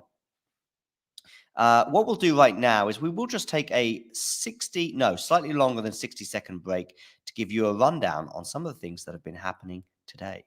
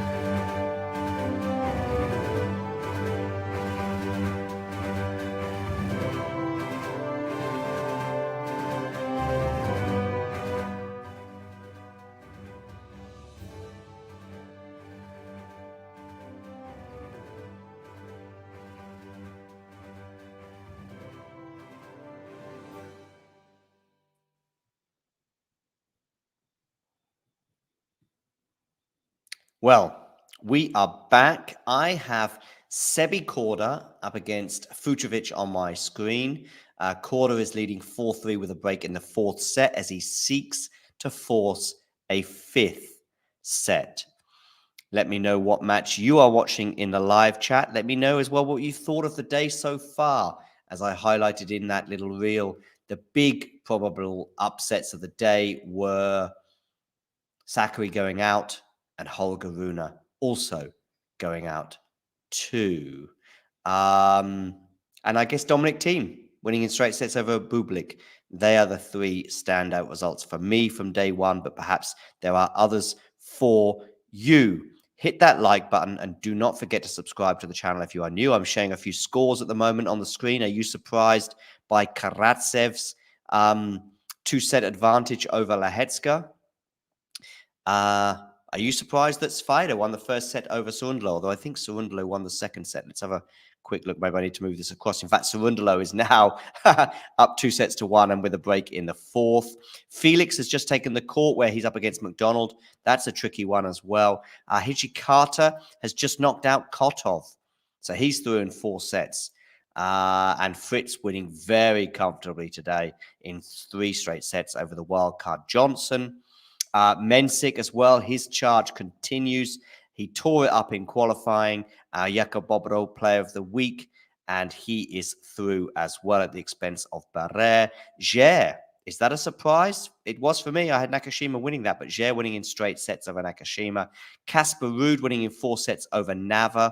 I think Casper Ruud will now play Zhang in the next round after Zhang won in 5 sets earlier today over somebody, JJ Wolf. Tiafoe also through in straight sets. There's that Zhang Wolf scoreline I was referring to. Carballes Baena as well, stunning Casper Ruud in 4 sets. And Manarino also through in 4 sets at the expense of Watanuki. And yeah, Juan Manuel Cerundolo. So is it going to be a double Cerundolo? I think it is, because his brother Francisco is certainly doing very well, up a break in the fourth and 2-1. So both Cerundolos probably going to be in the second round. And Korda, by the way, has held serve. So he now leads 5-3. And Kecmanovic is down 2-1 against Pablo Varillas. And Varillas is actually a breakup in the fourth too. Let's probably share those scores on the screen for you so you can see a lot of the men's action at the very least going on. Go Rinky there, Terry there, big support for Hijikata. So Fucsovics serving at 3-5. Serving to stay in this 5th set. Forehand return. And Fucsovics goes long, so it's love 15.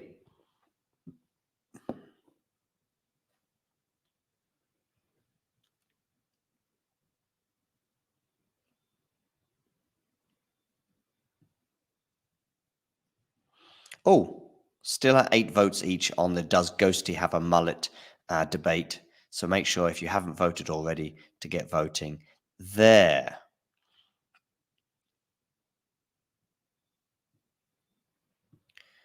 Back to some of these live scores. Backhand from Fucsovics. Backhand slice from Korda is really good. And Fucsovics nets on the forehand, so it's love 30. Korda 2 points away from making this 2 sets all.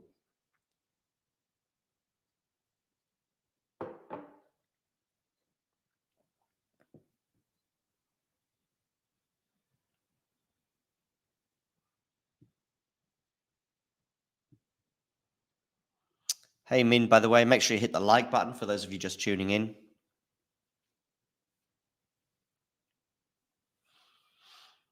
Okay, backhand return from Sebi goes long. It was a forced error, really. It was an unreturnable. So it's 15-30 on the Fucsovics serve.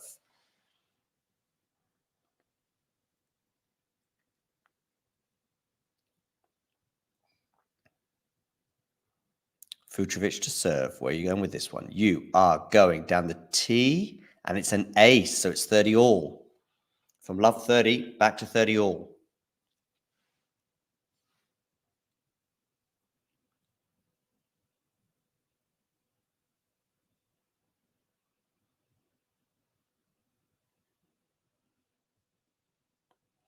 And with this serve, you are going to the backhand of Sebi Korda, although it's obviously missed because it's going to be a second serve at 30 all.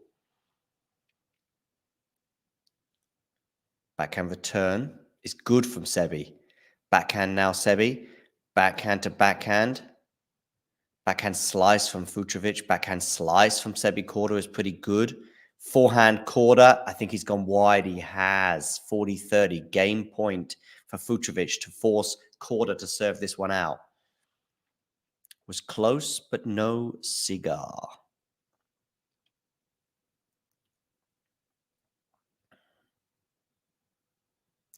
Fucsovics to serve.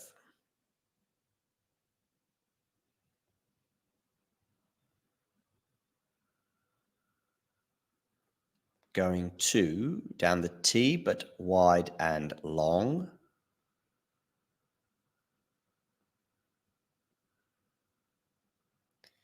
Forehand return from Sebi's good, but so's the depth from, and so's that slice from Fucsovics. A couple of good shots from him there, and an excellent forehand, although good defense from Sebi Korda. Now it's good defense from Fucsovics, and forcing the error, we're back at deuce.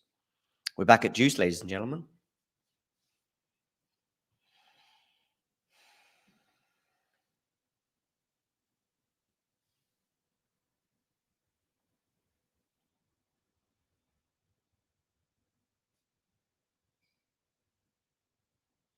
Okay, deuce on the Fucsovics serve.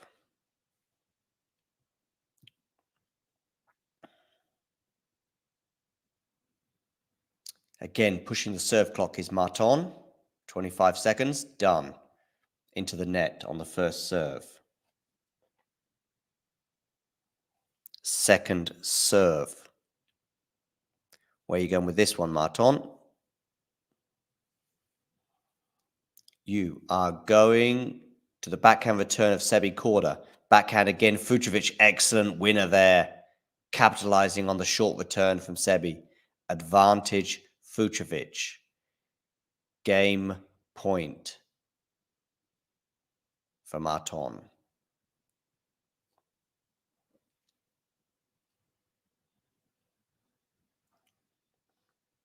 Fucsovics serving to the backhand of Korda. Backhand, Fucsovics is a winner.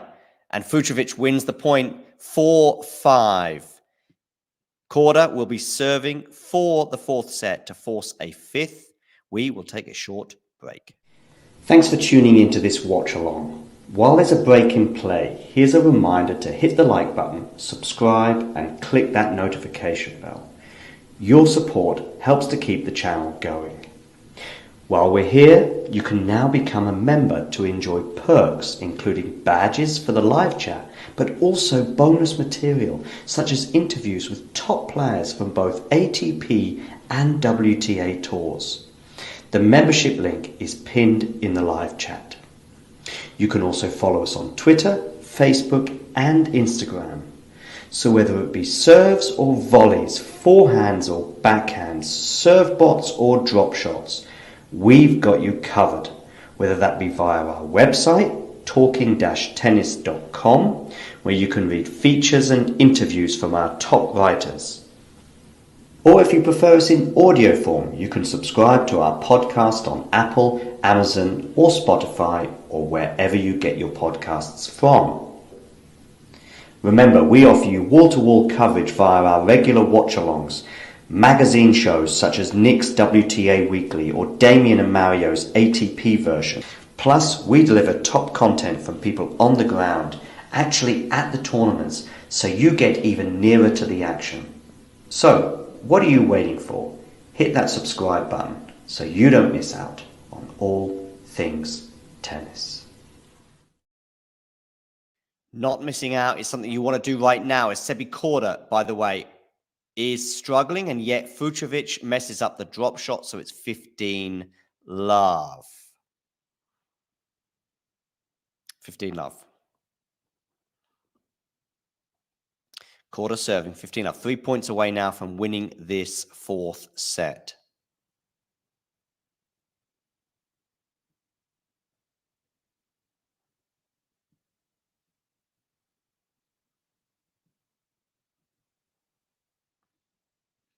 Make sure you hit the like button, and if you are new to the channel, do not forget to subscribe. 15 all now on the Sebi Korda serve.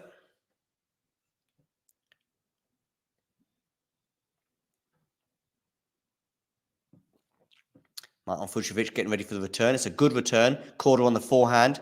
Backhand slice is really good depth there from Marton Fucsovics, but he goes long on that occasion to the relief of Sebi Korda. 30-15.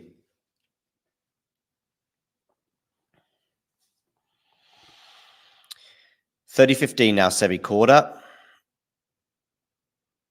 5-4, he leads in this fourth set, 2 points away from forcing a fifth. Swing volley, test of the nerve, that one.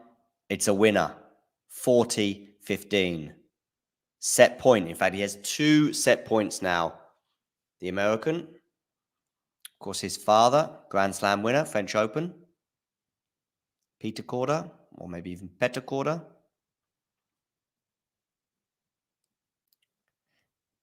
Sebi to serve.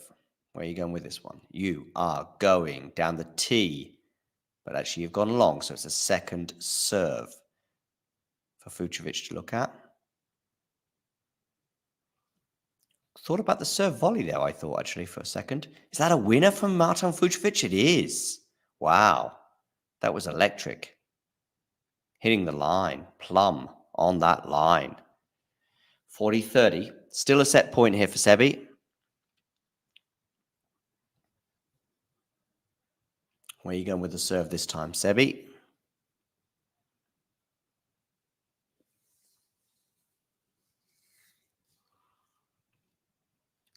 Backhand return. In fact, he's gone wide.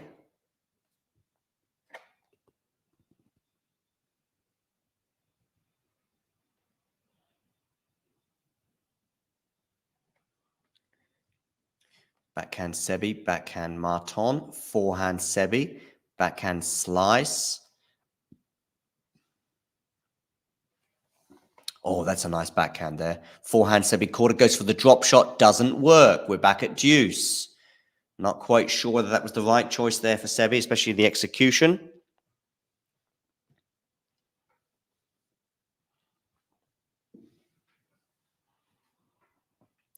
Let me know whatever match you are watching.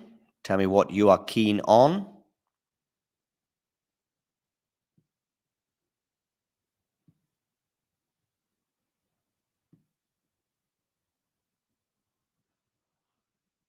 Deuce here on the Sebi Korda serve. 2 points now away. He did have a set point. In fact, he had 2 set points. Both of them, though, went awry.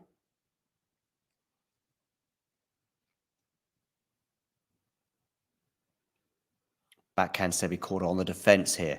I think he's kind of hoping for a Fucsovics mistake. Let's see if it comes. Oh, that's a great backhand, though, to be fair, from Sebi Korda, setting up another set point.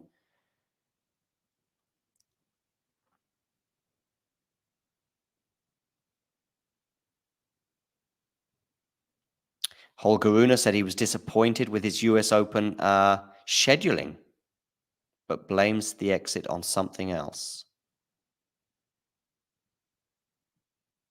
Okay, Sebi Korda, though.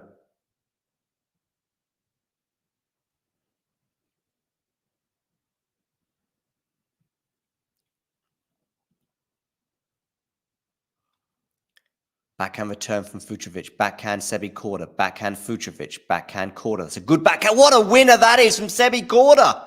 Wow. Korda wins the 4th set, and we are into a 5th set, ladies and gentlemen. Will we go to a 5th set with Does Ghosty have a mullet? Let me know. You wonder what was wrong with Holger Rune today. Yes, I know, Janie, as well. Lehetska's in big trouble. Well, let's just have a quick look at this article that I was just sharing a second ago. Holger Rune disappointed with US Open scheduling, but blames shock exit on something else. Holger Rune says he has no issue with playing on smaller courts at Grand Slam after crashing out in the first round. Of course, that's in reference, I guess, to his Court 5 tweet, perhaps. The 4th seed suffered a surprise 4-set loss to Carballes Baena, who until today had never won against a top 10 player. Rune appeared to be far from his best and took a medical timeout during the 3rd set for treatment on his left leg. Well, that does seem to be a different injury to the back issue that he had in Cincinnati. Coming into the New York Major, he retired from his opening match at the Cincinnati, as I said, after ongoing treatment on his back. It's a disappointing day. I had a setback after the tournaments in Toronto and Cincinnati, where I had to retire. Not the best preparation as well. So it's tough, you know, what to believe after you went to big tournaments like this. Not satisfied with the result, obviously, but also with my tennis. There's only one way, and it is to work. Before the clash, he hit out at US Open organizers after they decided to put him on Court 5. The world number 4 suggested that a duo of ATP managers have something against him without elaborating further. Last Friday, when he learned where he would be playing, he posted a map on Twitter for his Twitter account so fans could find where he was playing. I suggest it's just basically a combination of health, etc. Yeah. I think whichever court he plays on doesn't really matter too much. Get voting, by the way, in the poll. Does Ghosty have a mullet? Would be interested to know your opinions on that. All in all, though, I think it's time for us to have a quick roundup of the day's play.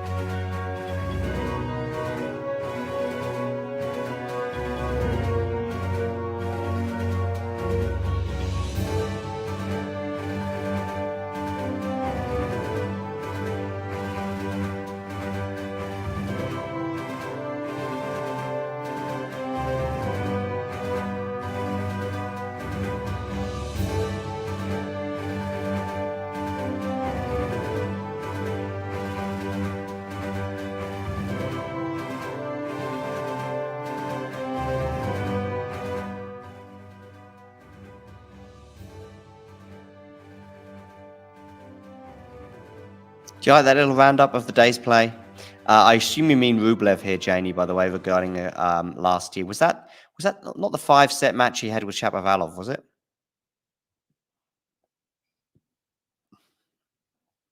Okay, Fucsovics serving at 30-15. Down the tee, forehand return. Nope. Second serve, ladies and gentlemen. Fucsovics has changed his T-shirt, by the way. It's into a white number as opposed to the black one he was wearing before. Ooh, nice domination of the net there from Sebi Korda, 30-all. Big point coming up here because we've got a game point or a break point. For me, Sebi Korda has to be the favorite at this stage of the match, bearing on mind how the rest of the match has played out.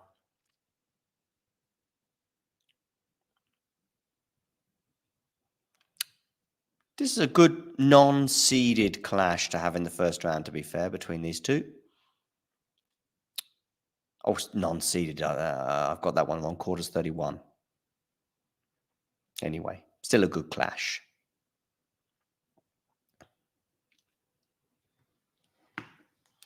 Okay. Forehand return from Sebi is pretty good. Forcing the error from Fucsovics, and we have a break point already.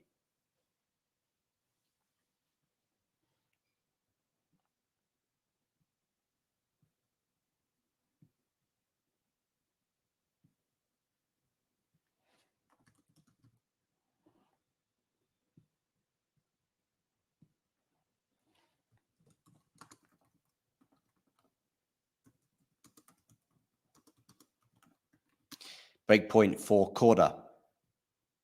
And it's wide on the first serve. Second serve for Sebi to look at.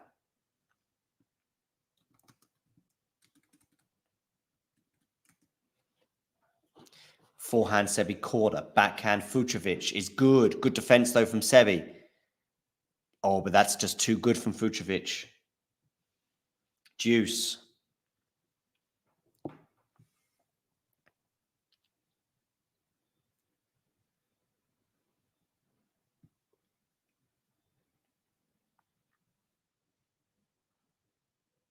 Deuce now for the Hungarian.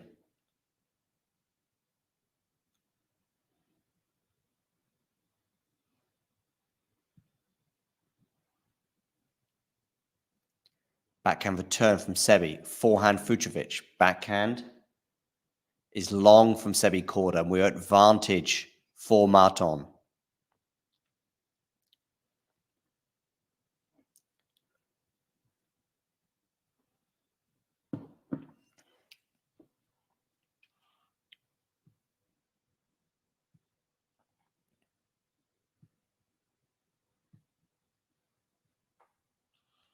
Okay, for Fucsovics here, going to the backhand of Sebi Korda, and it's into the net. So Fucsovics holds. So there we go. We're on serve in the fifth set.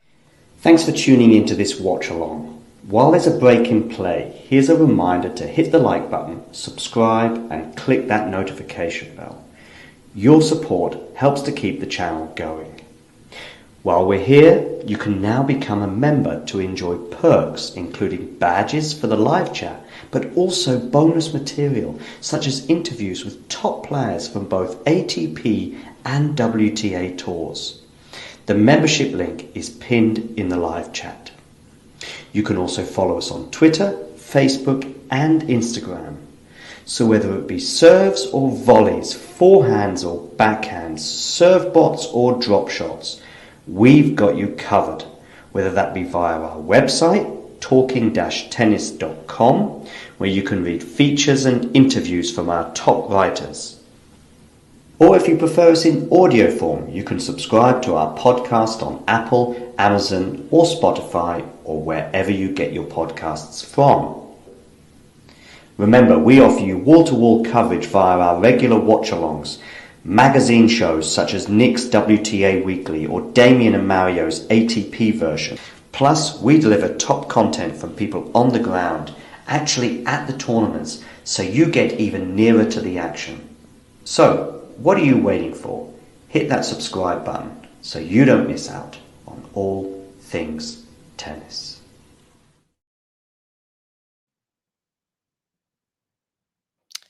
And we are back, ladies and gentlemen. Sebi Korda serving at love 1, 15 all. Get voting, by the way. Does Ghosty have a mullet? Let me know. Big result here from earlier on today. Masarova beating Sakkari in straight sets. The number 8 seed is out. Sebi Korda, by the way, up 30-15. Bublik-Thiem is anything but out. He's firmly in the second round after overcoming Bublik. He will now play Shelton in the next round. Marozsan as well. 5-set heroics over Gasquet here. Marozsan as well, I think, was serving for the match at one point, but he didn't close it out. We now see Fucsovics going long. Does he with that lob? Yes, he does. 40-15 on the Korda serve. What else has been going on? Well, we've got Laura Sigmund to play Coco Gauff, which should be on our screens very shortly. Anything else going on in the world of tennis from today? Yes, Rybakina playing a great match, and he is through. Straight sets over Marcos Giron, and plays the second round of a Grand Slam for the sixth straight occasion.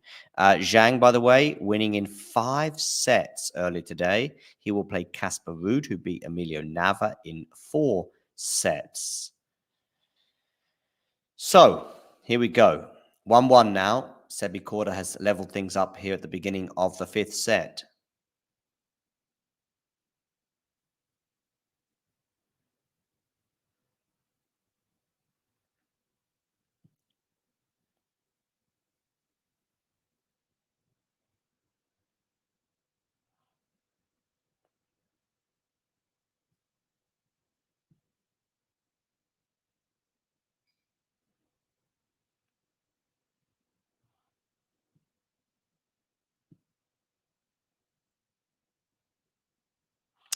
Make sure you give us a like or a follow on Facebook, but also do the same on Twitter.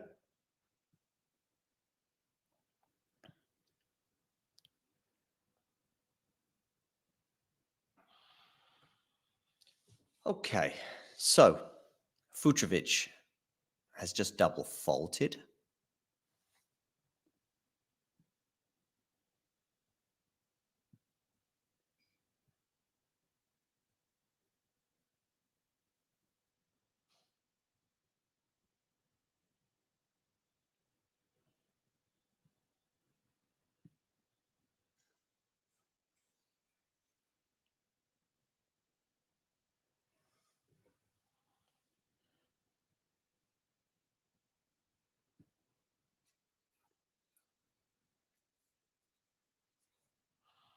Okay, make sure you hit the like button. Don't forget to subscribe to the channel if you're new. Sebi Korda here receiving 1-1, but it is love 30 in favor of the American. So pretty important moments here.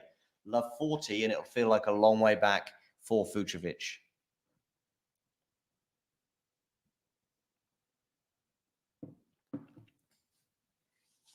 Backhand return, forehand has gone wide, and it's love 40. 3 break points for Sebi Korda.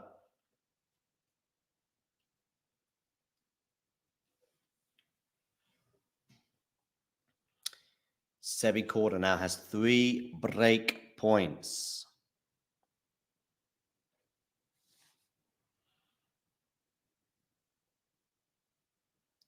Fucsovics serves down the tee. It's a good first serve. Good defense, though, from Sebi Korda. Korda's still on the back foot here. The drop shot from Fucsovics is not enough to win the point. Oh, but that is there from Fucsovics. That's great from the Hungarian. 15-40.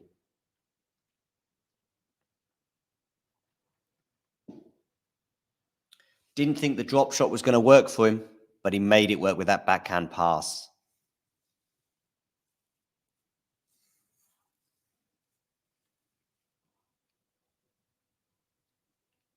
Okay, Fucsovics to serve. Forehand return is not good enough from Korda. He goes long on the forehand return, 30-40. Just long. It was close.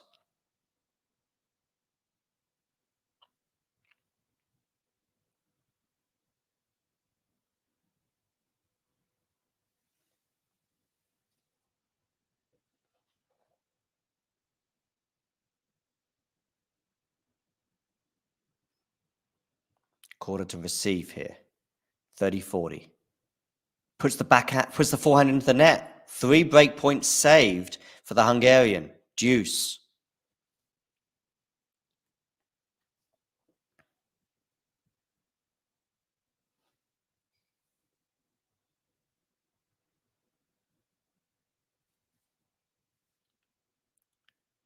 Fucsovics to serve. Forehand return goes long from Korda, and we're now at advantage Fucsovics.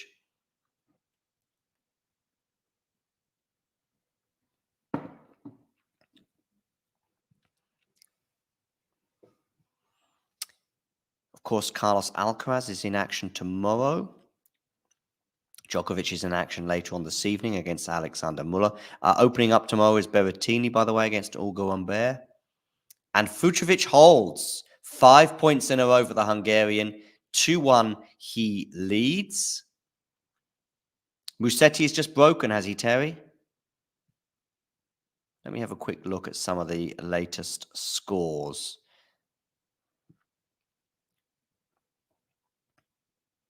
Thanks, Janie.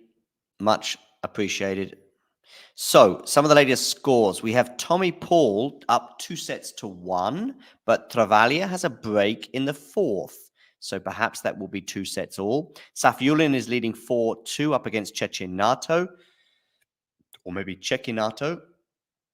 Musetti is a breakup in the 4th set, as you suggested. Zapata Marilas is up 2-0 on Quinn. Fucsovics and Korda are very tight into a 5th set on serve. Korda, though, had a chance there at a break, but was unable to take it. And so it's Fucsovics 2-1 on serve. Pablo Varillas is serving for the match against Kecmanovic. Karatsev is on the verge of a straight sets win over Lehecka. Kuku and Vesely are into a fifth set. Halles and Bonzi are about to get underway. Felix and McDonald are on serve. 4-5 with McDonald serving. Sorondolo did win in 4 sets and so joins his brother in the next round. So both Sorondolos are in the second round. Party for the Argentinians. Hijikata winning in 4 sets over Kotov. Fritz in straight sets over Johnson. And Mensik, the qualifier, continuing his good form with a 4-set win over Barreg.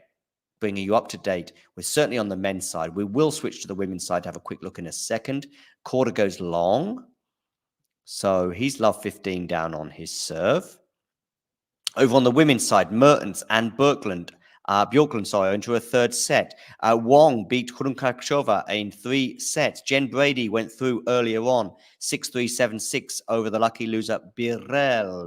Juvan is through, as is Zhu overcoming Sharif in straight sets. Rybakina, a very impressive 6-2, 6-1 win over the tricky Kostyuk there. Kostyuk having a few issues physical as well. Issues there for Fucsovics on the return. He went big and he went wide, 15 all. Wong is through at the expense of Volniets. Hadab winning in 3 sets over Stevens. The British qualifier, Miyazaki, continues her good form with a straight win over Betova. Miyazaki was a breakdown in that first set, 3-1, but managed to win, I think, 5 games in a row there to win that first set and set her on the way to victory. Soribas Tormo is a straight sets winner at the expense of the Rome finalist Kalinina. Pera also winning in straight sets over the number 16 seed, Kudermetova. For me, that's a shock. Let me know in the live chat whether you think so too. Collins, the 2022 Australian Open finalist, winning very easily over Fluvitova there, 6-2, 6-love. Davis is through in straight sets too. Schmidlova overcame Bindel in 3 sets. And Fresh won in 3 sets over Navarro. But the big, of course, casualty on the women's side was Maria Sakkari losing in straight sets earlier on today. Okay, back to the men here. We've got Eubanks up 2 sets to love, although he is a breakdown in the third. Tommy Paul is 1-all in the 4th set. And Musetti, as was just mentioned, is up a break now in the 4th. He leads 2 sets to 1 on a breakup, so he's looking pretty good. And Korda and Fucsovics are on serve. That's keeping you up to date with all things tennis. Ghosty is back. Kirit saying it's not an amish. Well, I'll tell you what you missed, Ghosty. Shall I show you what you missed, Ghosty? You really want to know? Are you ready for this, Ghosty? Are you ready? What about that? What about that, Ghosty? Sebi Korda has a game point for 40-30.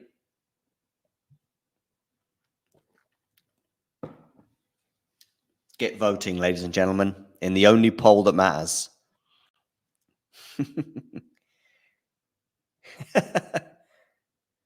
Forehand block return. There's good depth there from Fucsovics. Good forehand from Fucsovics, forcing the error from Korda. We're at deuce. Come on, ladies and gentlemen. We're on serve in that ghosty mullet thing. I'm going with 13 votes, therefore 7 and 6. We're on serve, but can we have a break of serve? Kirit has just voted, apparently. By the way, make sure you hit the like button, Kirit, if you haven't done so already.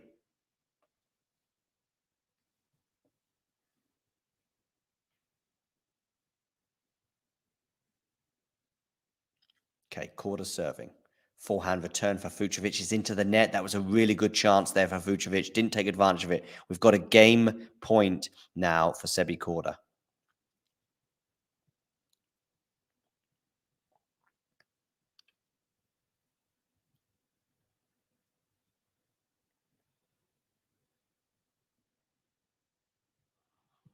Korda goes down the tee. He's forced the unreturnable, and we're at 2 games all. Where's your money, ladies and gentlemen? Your own mullet, Ghosty.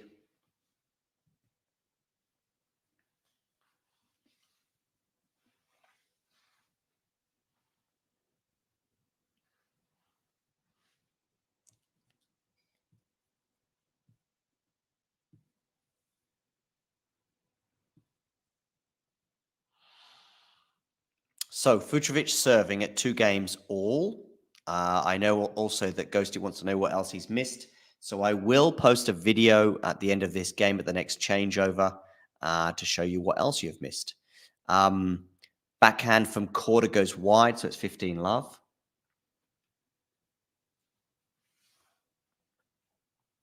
Oh, just got a new follower on Instagram for what it's worth. How many subscribers do we have? Let's have a quick look to see how that is going on YouTube. Oh, we gained a few more today. That's good. 15 love on the Fucsovics serve. Clipping the net there, so it's a second serve.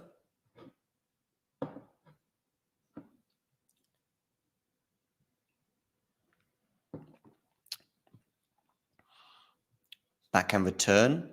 Backhand to the forehand of Sebi Korda, pushing Fucsovics around, but Fucsovics is doing well. Now it's a forehand for Sebi Korda, and Sebi errs again, going wide. 30 love. Fucsovics clenches the fist.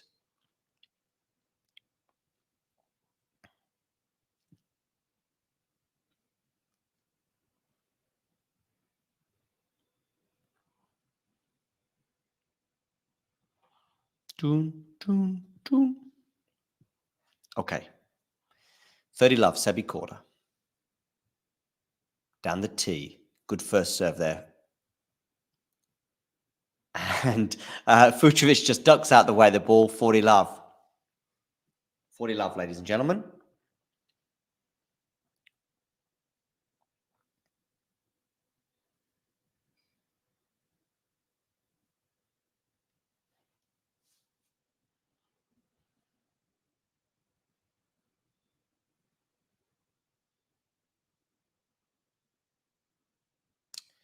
Fucsovics here serving. Down the tee as well. Decent return, though, from Sebi Korda. 40 love down. Of course, don't forget, Sebi Korda was love 40 on the Fucsovics serve in the last one. Ooh, that lands in. But this time, Fucsovics is the one to err with the forehand, and it's 40-15. Yeah, so in the previous game, Korda had love 40 on the Fucsovics serve. But Fucsovics won 5 points in a row. Bob's your uncle, and he saved serve. Or held serve, I should probably say. Yeah, doing well is Sebi. Overall, Ghosty, I guess you're disappointed with JJ Wolf's demise, but pleased that Shelton emerged a winner. But disappointed, I guess, eager. But did you expect anything else?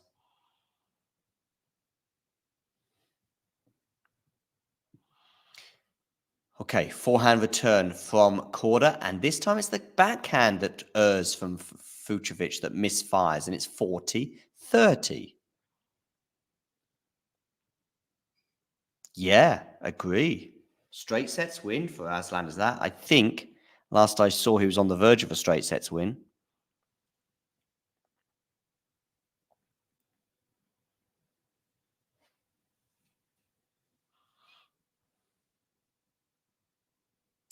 Fucsovics to serve, 40-30. Again, pushing the parameters with the serve clock. Long and wide.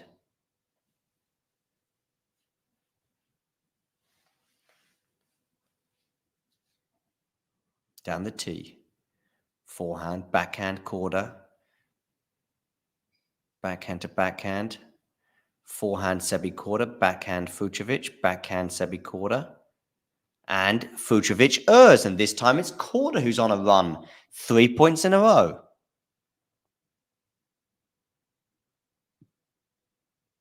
Yeah, and I think Tommy should now go through. Oh, good. Nice one, Terry. Keeping us update there. How's my man Felix doing? Still on serve against McDonald.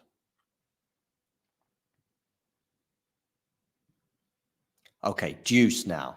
So they love showing the serve clock for Marton. Cool, that was close, but I think it landed in. Indeed, it did. The Fucsovics serve. So we have a game point for the Hungarian.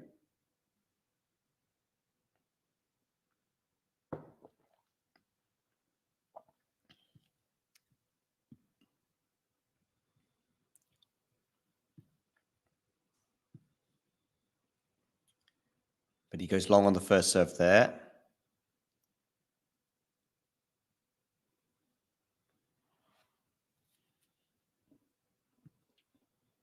Backhand slice. Backhand from Fucsovics loves that slice, doesn't he? Forehand from Sebi Korda. Forehand again, Sebi Korda.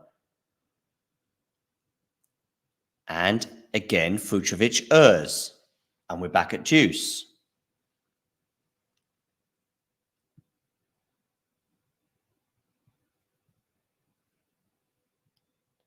Bjorklund there having a quick chat with her fiance, Shapovalov, who unfortunately is injured right now. So we're at deuce. Now I think we're going to go over the shot clock. We are, yes. Is that an ace? I think it is. It's an ace from Fucsovics. Yes, it is. So it's game point for Marton.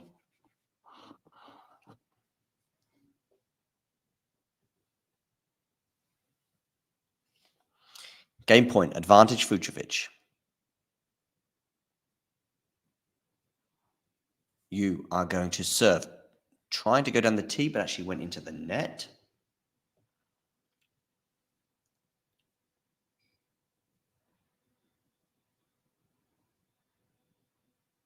Forehand return. Backhand Korda. Good aggression there from Sebi. Backhand again from Sebi Korda. Good slice there from Fucsovics.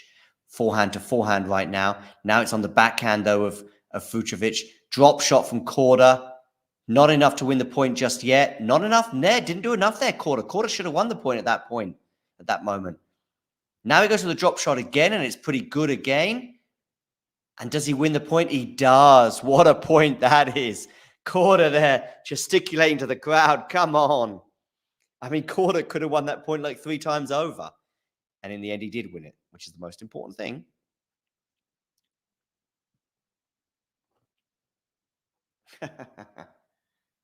Harsh. Harsh, Kirit. Harsh.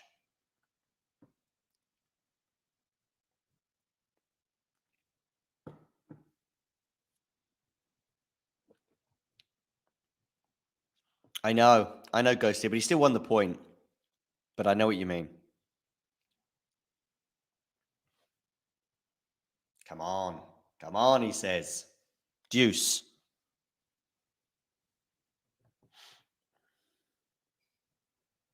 Again, the serve clock, Mr. Fucsovics. Oh, what's he? He's just wasting time, Marton. He's done that a couple of times now. Just sort of throwing a ball away, suggesting, oh, but he's well wide on that first serve.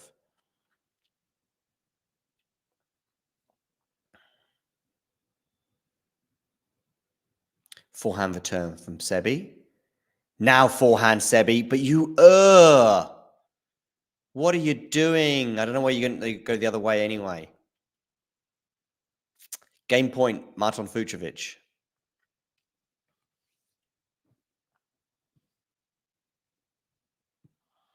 Does that sound about right for a Coco Gauff victory, 91-9? What do we think about Bublik-Thiem's win today in straight sets over Bublik? And what do we think about Maria Sakkari's demise as well? Let me know your thoughts in the live chat. Okay, Fucsovics on the forehand. Backhand to the forehand of Fucsovics. And I think it's enough to win the point, and therefore the game it is. Fucsovics leads 3-2. Ghosty said, what is going on? What has been happening? What did I miss? Well, how about we fill you in?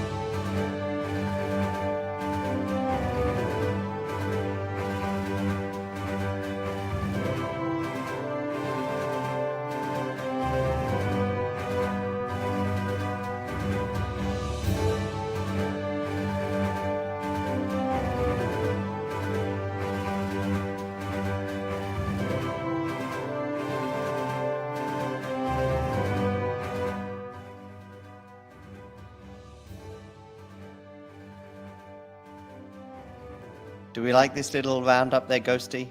Nava played well indeed against Rude, but Rude had too much for him in the end. Excuse me. I think we're going to have Damien join us shortly for the Tsitsipas match.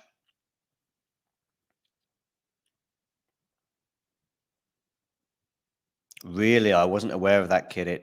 I wasn't aware. And thanks for the compliment. Ghosty, for those of you just joining us, make sure you hit the like button. And if you have not done so already, please subscribe. We are here watching Sebi Korda up against Marton Fucsovics. We are moving and mixing and changing around. Here's to a wonderful night of tennis indeed, Jake. Who have you got winning this one? Just give me a letter. Go F or K. F or K, and don't get those two ones. Don't put them both in the same word, because otherwise we could have something quite rude. Who's winning this match? F or K? I'm going K. Special K.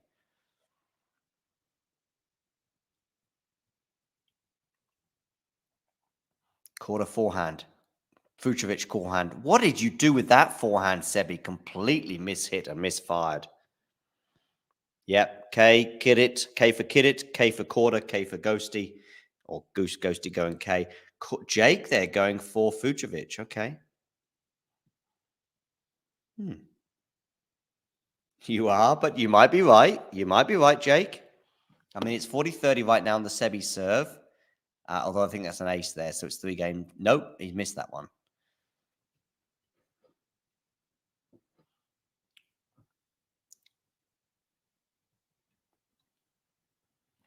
Down the tee, block the turn from Fucsovics. Korda going long, so we're back at deuce. I don't even know what THC is, Terry.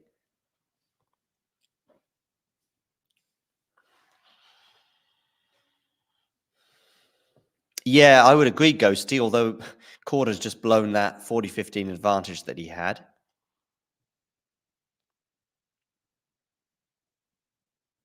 Sebi, his own worst enemy there. But that's a nice point there for him, so he's got a game point now.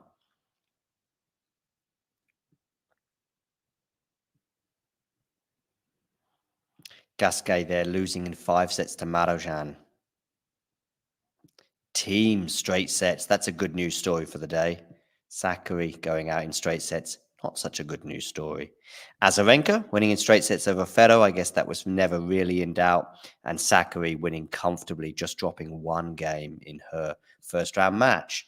Korda, by the way, has held for 3 games all. McDonald and Felix are into a first set tiebreaker. Okay, got it. Trusting Fusco's physicality. Well, maybe, but then he is taking his time on his serve today. He's pushing the parameters, let's say, of what is permitted and what is not regarding the shot clock. And how old is Fucsovics? 30, I'm going to say. Sebi Korda, younger, although has had fitness issues this year in particular.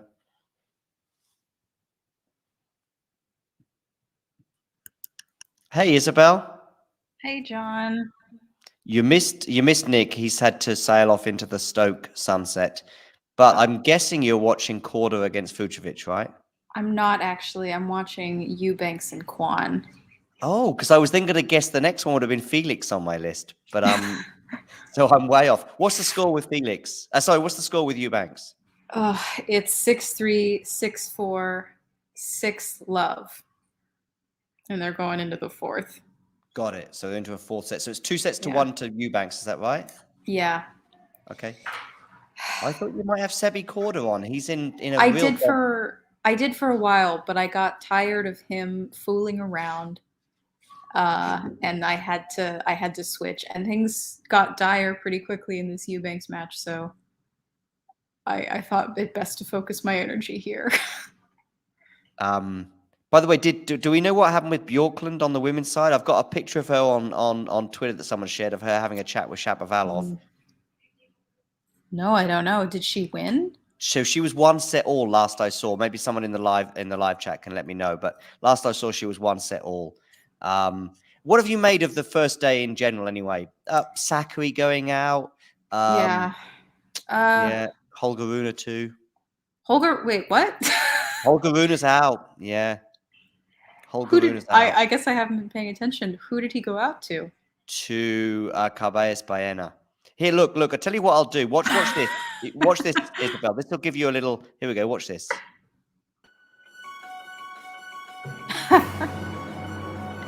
Yeah, you and I are still here, by the way, but we can watch this as we. You knew about Sakari, did you, going out? Yeah, I heard about that. Yeah. Straight set. Not super surprised. No, but Tsitsipas-Raonic. Damn. I had Holger picked for the semis, I think. Did you? Yeah. Yeah. I mean, he's had a few physical issues. He also wasn't very happy about playing on court 5, apparently. I did hear about that. Yes. Yeah. Owen predicted it, saying that he thought Rune would go out, so he tweeted gleefully about that. Yeah, Sloane I saw that Stephens she is beat out. Sloane. Yeah. That was a good match. Disappointing though. I think I picked Sloane for that. Did you? Okay. Bublik-Thiem Heard rolling back about the years. Dominic. Yeah.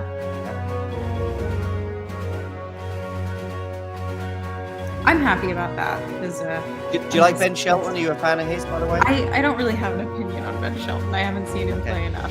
I did about see the Casper last Ruud? Have you set. got any I saw the thoughts on last set of that. Are you a Casper Ruud fan? Yeah, I like him. I was rooting for Emilio Nava in that match though because he's from the San Fernando Valley in Los Angeles, and that's where I'm from. Okay. So hometown hero. I was rooting for him. Eager, winning easily. Some people love this, some people less so. She can't help it, you know. She just just destroys people. Yeah.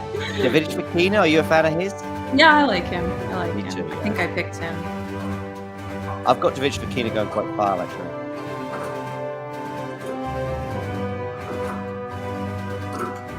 Fritz or Tiafoe, if they play each other, who are you supporting?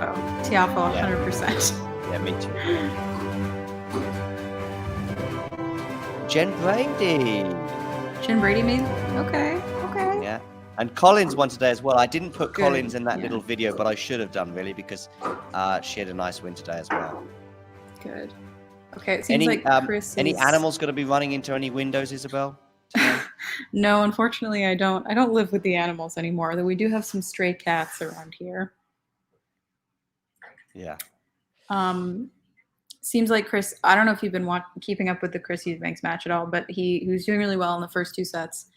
And in the third, it seemed like he was having some stomach issues. Something was wrong, and that's why he got bageled.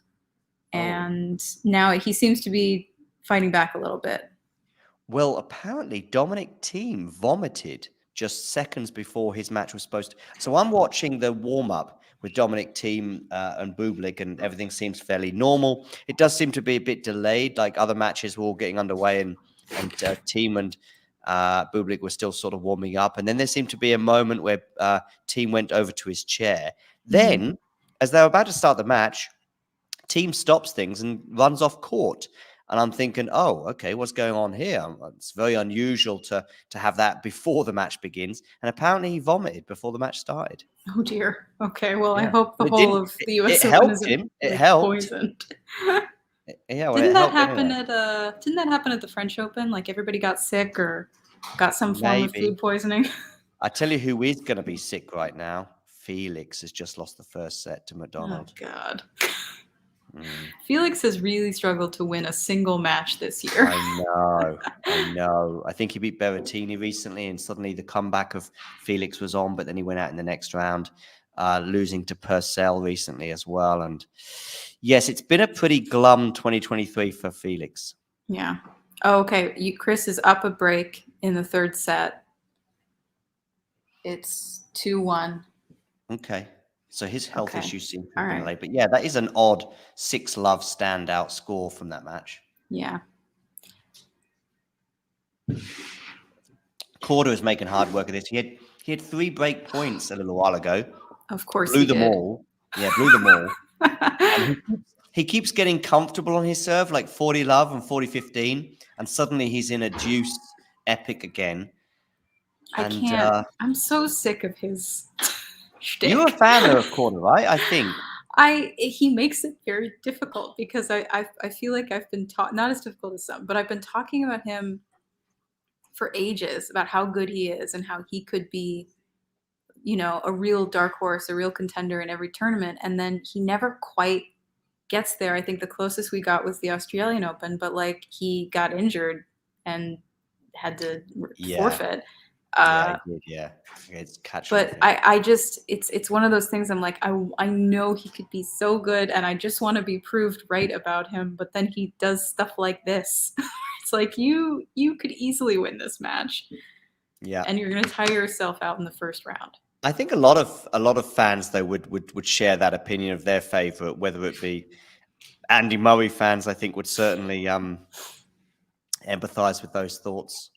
Yeah. Anyway, we're at 4-4 with Fucsovics and Korda, but they keep showing the shot clock every time Fucsovics is serving because he does sort of push things a bit. He's put a forehand into the net, so we've got love 15 on his serve. Anyway, but Eubanks is back on track at least. For now, yeah. Seems to be. And when are you off to New York, by the way? I am leaving at like 3 o'clock in the morning on Wednesday. So Wednesday. Tomorrow-ish. Okay. And you're there for about a week, I believe, right? Yes. Just over a week, maybe. Yeah. Okay. I don't have tickets until the second week, but I'm going to try to get a grounds pass or something like day of, maybe on Thursday or Friday. Okay. But they're still a little out of my price range. Yeah, what is going on? I keep seeing various crazy different prices for those. And people then tell me about StubHub. I don't know a lot about StubHub. What exactly is it? Like a secondhand? It's just another like ticket site, but it can be a little sketchy. When I used to work at a theater here in Los Angeles, and we would get a lot of StubHub tickets that were invalid or copies. So sometimes you can get real tickets on there. Yeah, so sometimes you can find real tickets on StubHub and sometimes they're not. So I'm not keen on buying from there. I've also noticed that the ticket prices are about the same on StubHub and Ticketmaster. Oh, I thought StubHub until that was quite a reliable source, but there we go. Not for this, it seems. I'll try to do day of. I'll see if it's any cheaper. But at the very least, I have tickets to 2 days of quarterfinals. So good. Yeah. Sounds good.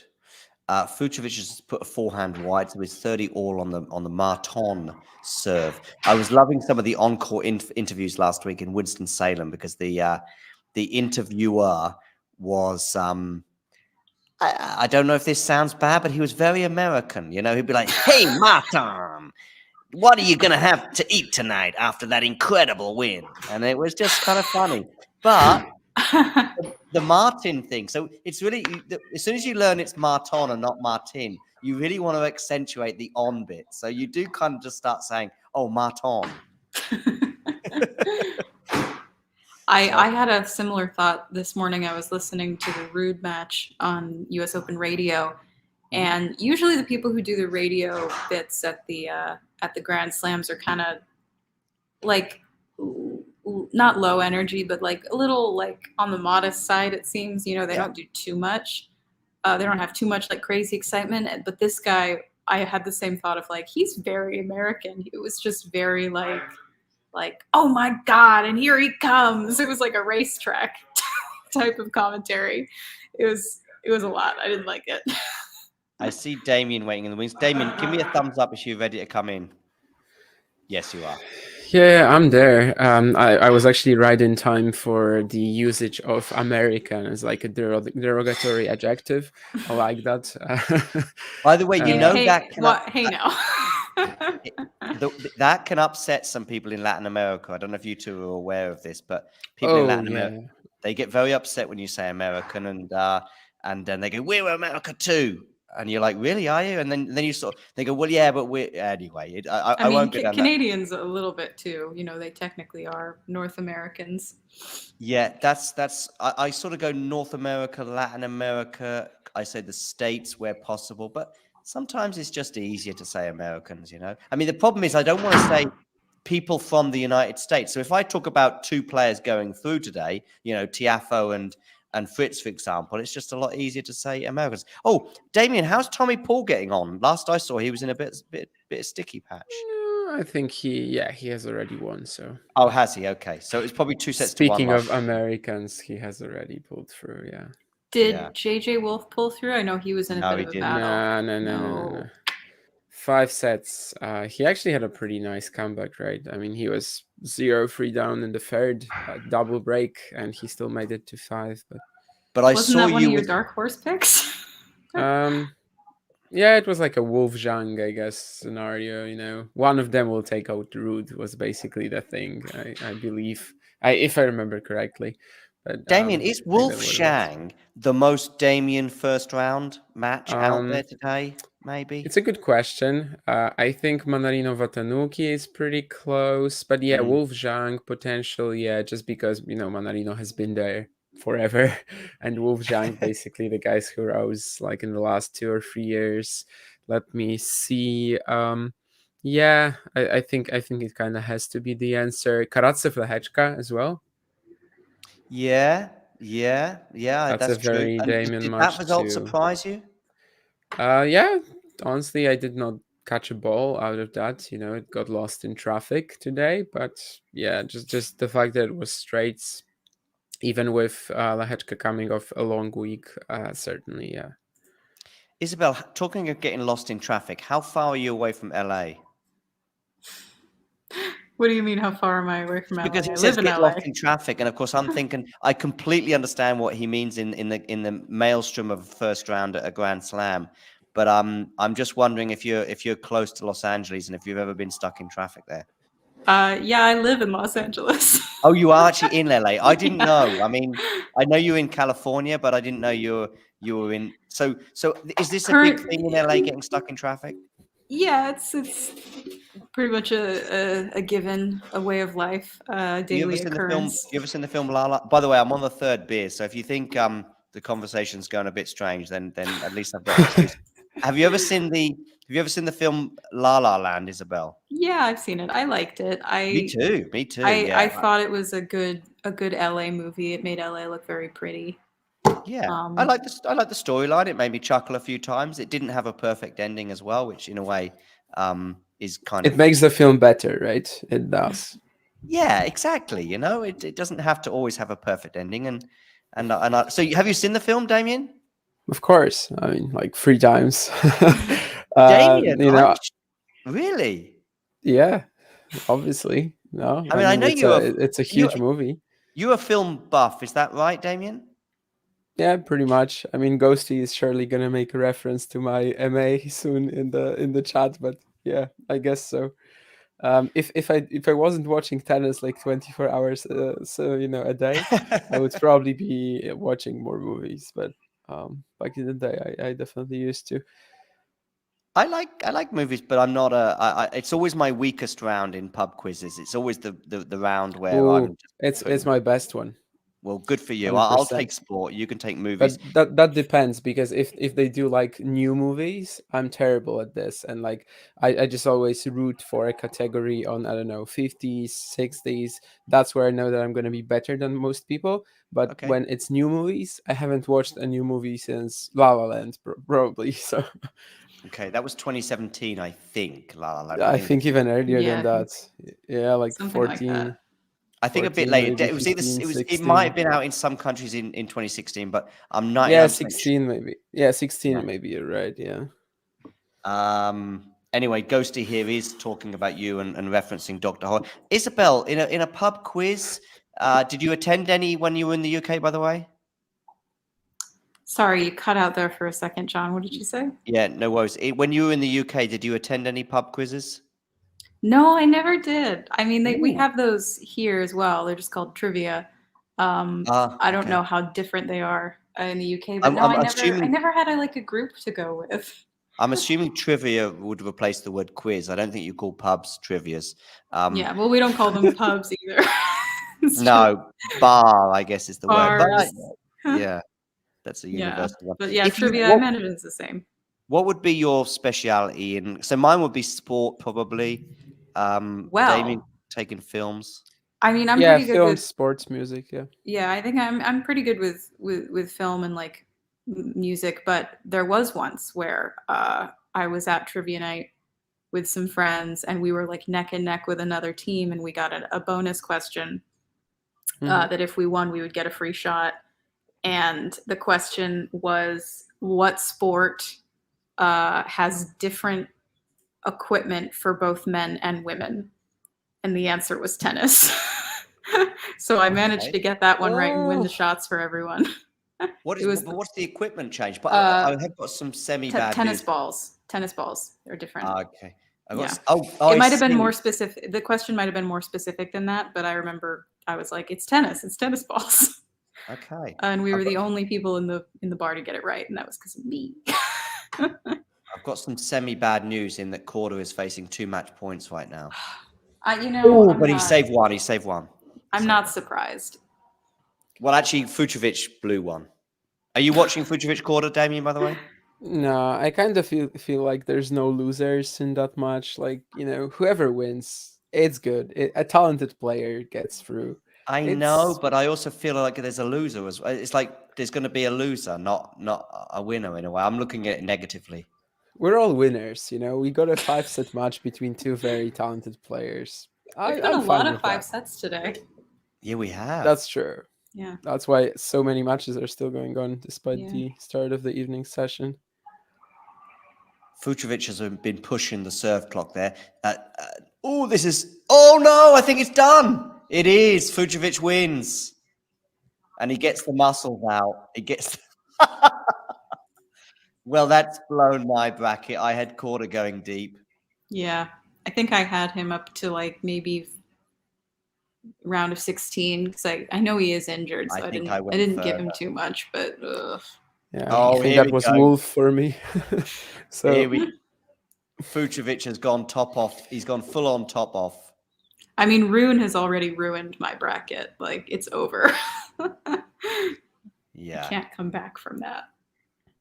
Yeah, the problem is there was a few people that I had huge doubts over going into this tournament, but who had nice looking draws. Felix being one of them, albeit the first round I think was a bit tricky.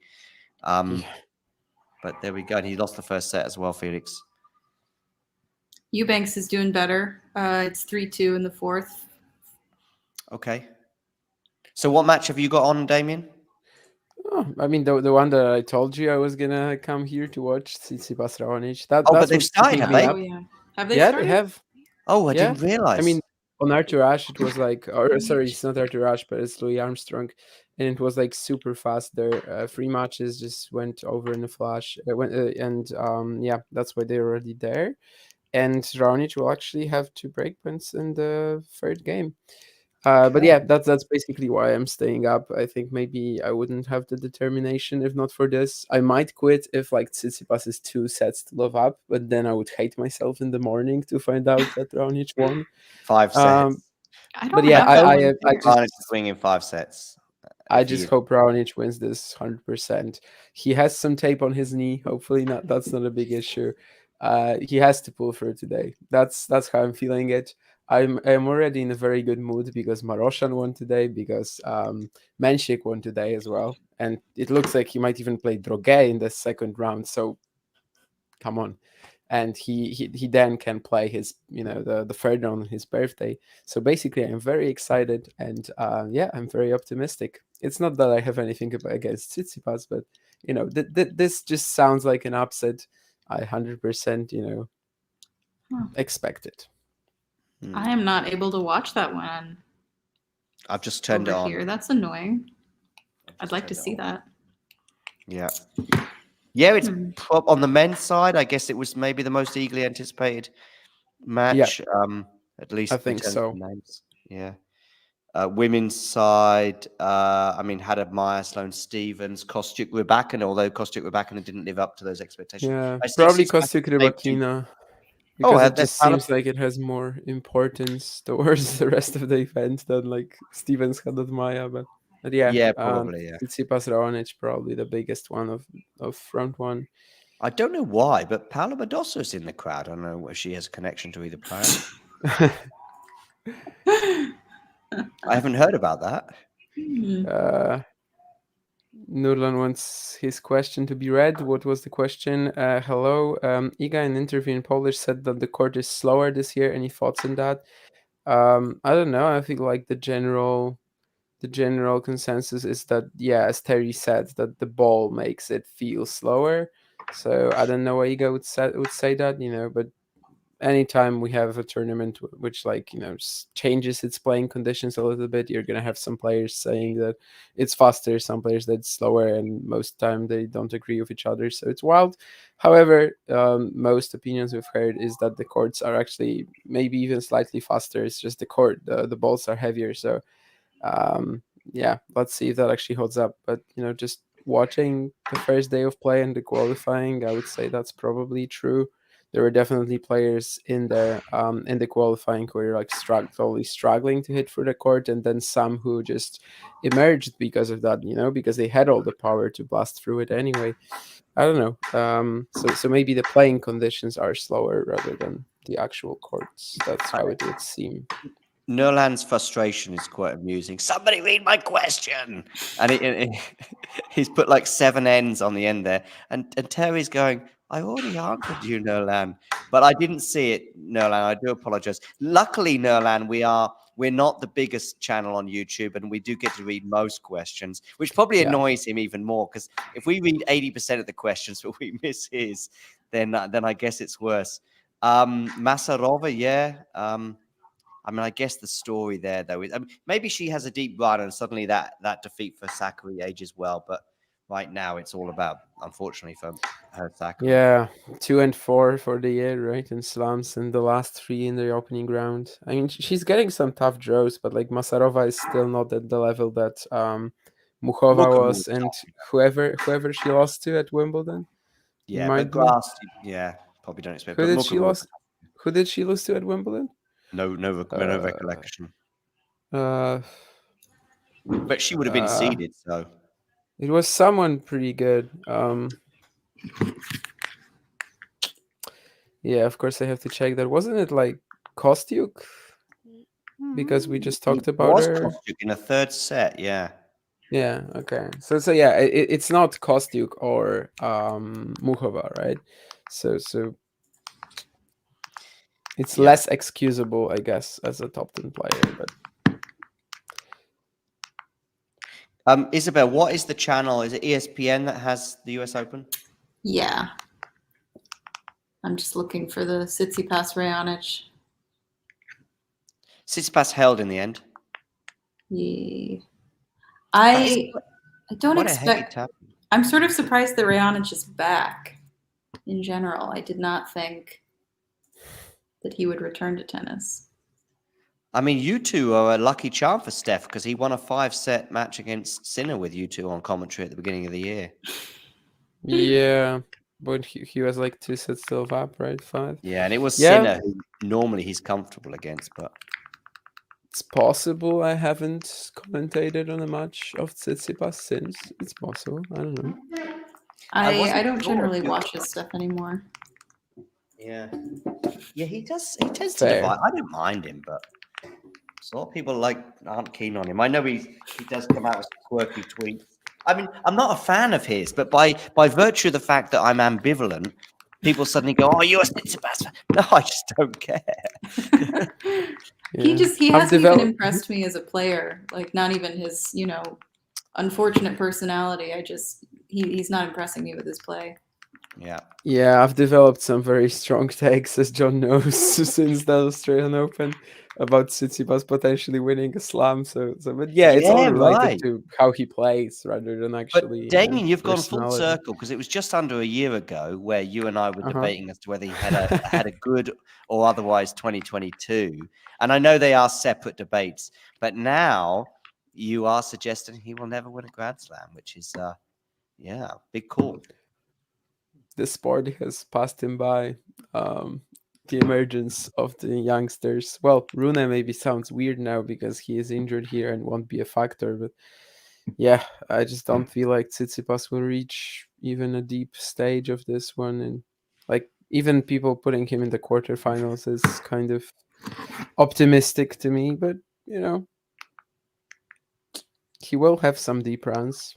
I just don't think he's beating Alcaraz or Sinner or Rune really again in a slump.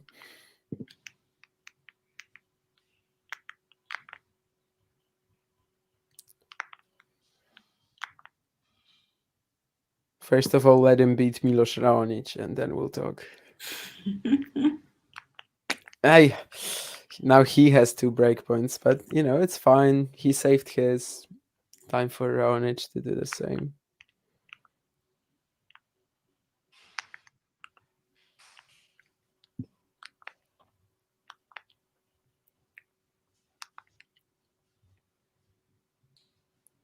Musetti will be pretty disappointed losing to Droga in the opening round, especially if how consistent he has been across all surfaces recently. Yeah, I think but I it's picked good him for to go Menchik. far. I picked him to lose to Menchik in round 2, which in my books it actually is just even easier for Menchik to come through now. So that's good. Ghosty is saying something, and I missed this last 30 seconds. Did you say, Damien, that Nick Kyrgios is more likely to win a slam than Tsitsipas? I did not say that. Do I actually think that? I think they're maybe like no. Okay, Tsitsipas is still more likely. Although they have an equal amount of Grand Slam finals. That's true. Yeah. Well, yeah. No, I think actually, no. Tsitsipas has 2 of them. Yeah, but yeah, they're both runners up anyway. Oh, that's right. That's right. He made it twice. Yeah. Somebody wants to know, Damien, how was your day? Assuming that you were doing something that didn't involve tennis. Pretty good. I played in the morning a little bit. Did you, Damien? So you played that tennis? Was fine. And how was that? Yeah. Not that great because I was playing with my father and he actually broke his collarbone recently. So it's been like a month from the incident. He still cannot play properly, but he played a bit left-handed. So I was basically doing some practice of serve plus ones, and it was better than we thought. Even though he had never played left-handed, I don't think he's gonna be Rafa Nadal, but he was just able to give me some returns back, and then I would just blast the ball because he's not gonna chase it. But I would just have a practice like this, so that was fine. Some serving and some huge forehands, well, hopefully huge. And then of course it was the US Open, so it was also good because, as I said earlier, I was delighted with the Maroshan win. I was delighted with the Menchik win. So yeah, I'm fine. And also Nurlan, about the Masarova serving, yeah, it was always a bit like she has the physicality, right, to be an incredible server, but she's generally not using it seems. But yeah, if she can keep serving, just use that untapped potential. Certainly still has ways to go as a player, 100%. Have you managed to find a match, Isabel? Yeah, I got the Tsitsipas-Raonic on because Eubanks is gonna serve for the match soon, so I'm taking a break. Yeah, actually, he has a match point. Oh, there you go.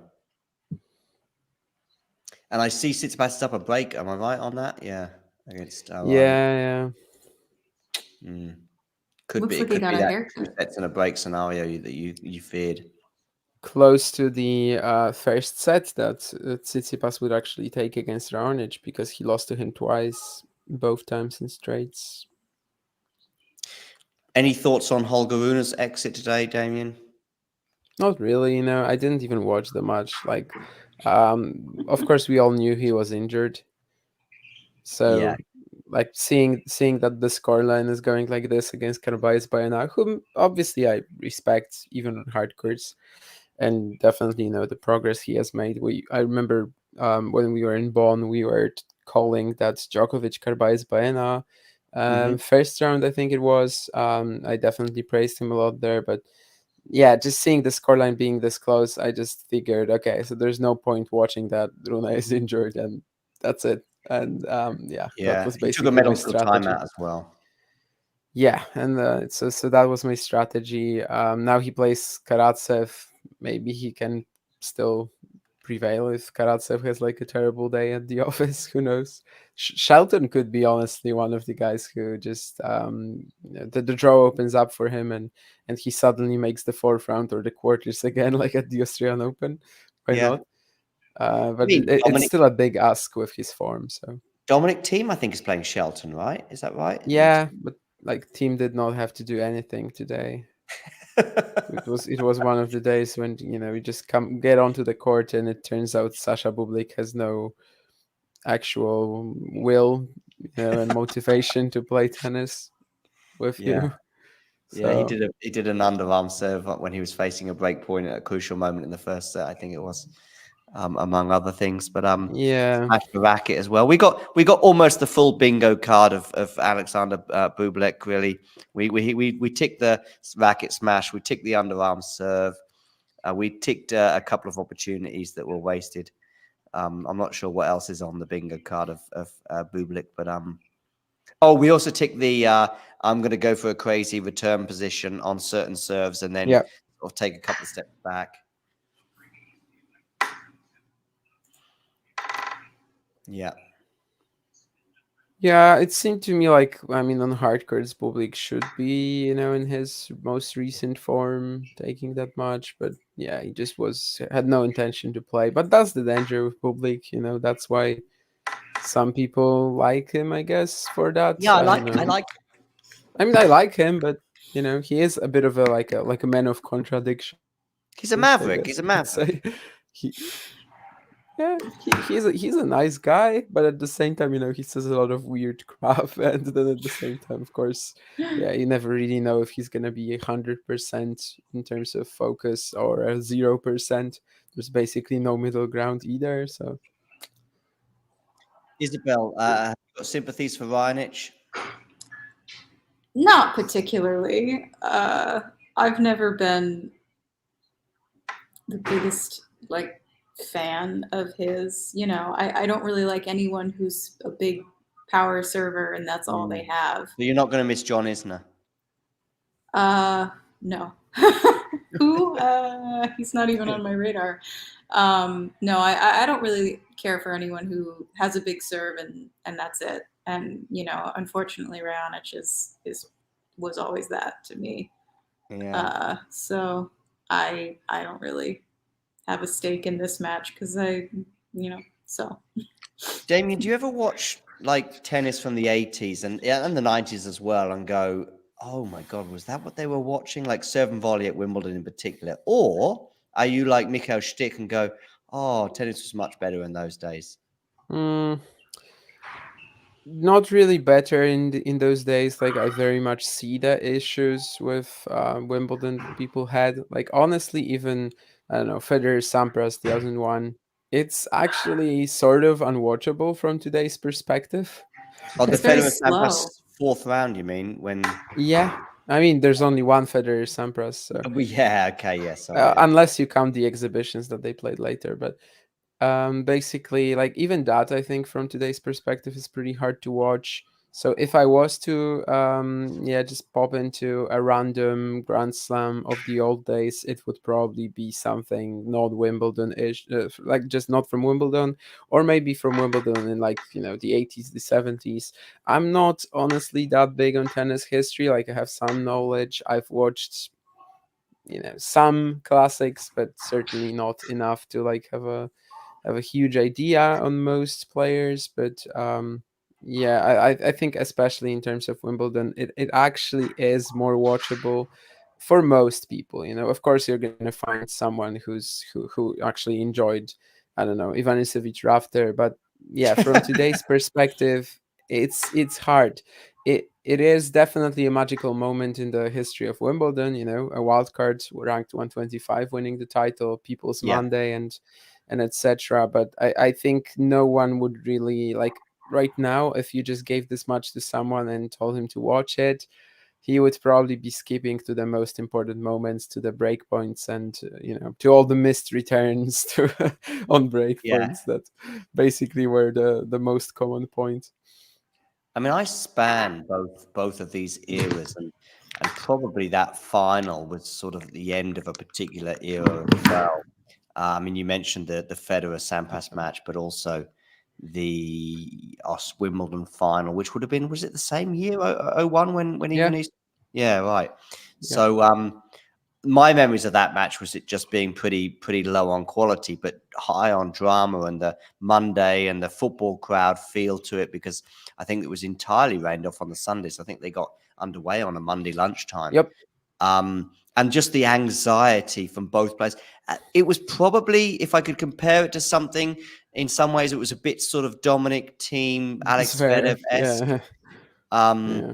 But the anxiety that both, I mean, I remember Ivanisevic's leg shaking at times on serve and double faults galore. But it was dramatic, and it was good, because Ivanisevic managed to put an end to what was a 10-year pursuit, if you like, that seemed destined to end in failure. But so that was good. Regarding the two eras, though, it just got a lot better to watch. I wasn't a huge Sampras fan anyway. I found it quite dull, because when it was Agassi and Sampras at Wimbledon, it was like I was willing Agassi on, but really it was a mismatch would be an exaggeration, but it was like, this is going to be Pete's, domain. It would be different elsewhere on different surfaces, of course, but Wimbledon was certainly a much more Pete Sampras friendly arena. And I was quite pleased with sort of the court slowing down a bit. And it was an intentional thing that even Wimbledon finally caught up with things going, we need to try and make things a little bit slower here, whether it be with the balls or the courts. Because it was just getting very, one-dimensional. Okay, Isabel, it looks like your man Eubanks is through. Yes, indeed. Ghosty there suggesting that he's through, so that's good news for Eubanks fans. Indeed. I'm very pleased. I'm hoping to see him play live while I'm there. Okay. I would have been devastated if he got out this early. I've got the Coco Gauff match on now. Oh, do you? Okay. What's the score? 1-1 first set. When somebody wrote in the chat, like it's on serve or something, or Sigmund net rushing with a lot of success. When Jake wrote that, I thought, oh, okay, maybe it's like 5-5 in the first set. But 1-1 is a little calmer. Ghosty, I love Boris Becker, so yeah, I'm fine with that. Yeah, he was great fun diving around the court. Right now, he's not diving anywhere because he's stuck in Germany whilst his colleagues are in New York. He's not in jail anymore? No, he's not. He's out and he's back in Germany. But by the terms of his release, I thought he couldn't come back to the UK for a couple of years. But I would imagine he's not allowed to go anywhere, because there was him working on the sofa earlier on, which made talking tennis seem advanced with our technology, because he was there on the sofa trying to work out how his headphones work, whilst his colleague was in New York commentating on stuff. So I guess he's not allowed to leave Germany.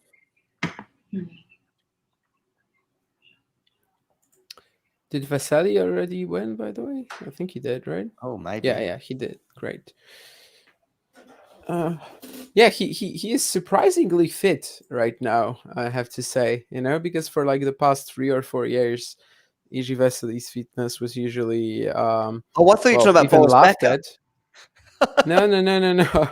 I don't know what Boris Becker's fitness is right now, but I definitely know that for the last 2 or 3 years, Vasily's fitness was like even mocked a lot. He did get a bit bigger than he was before, and like especially in this new comeback, the first few matches obviously quite rough in this department, and suddenly now he plays Kwako and out rallies him, outgrinds him in 5, which is a pretty huge achievement. But he was also looking great physically in Kozerki a couple weeks back in like a 3-hour match. Yeah, maybe somebody donated a membership for you, Jake. No idea. But anyway, enjoy the ride. Oh. He said it just became a member.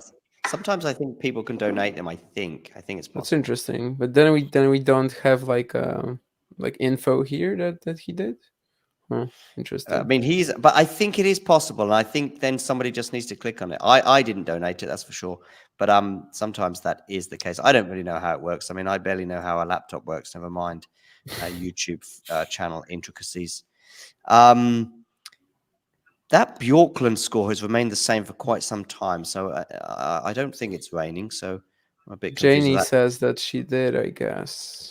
Janie, yeah, Janie is quite generous with the I think I've seen her donate a membership before, so thank you for that, Janie. Thank you.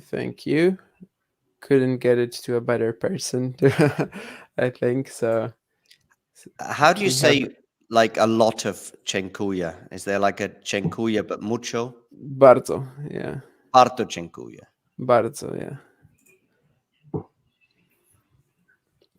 Is Sakulin, is he related to someone?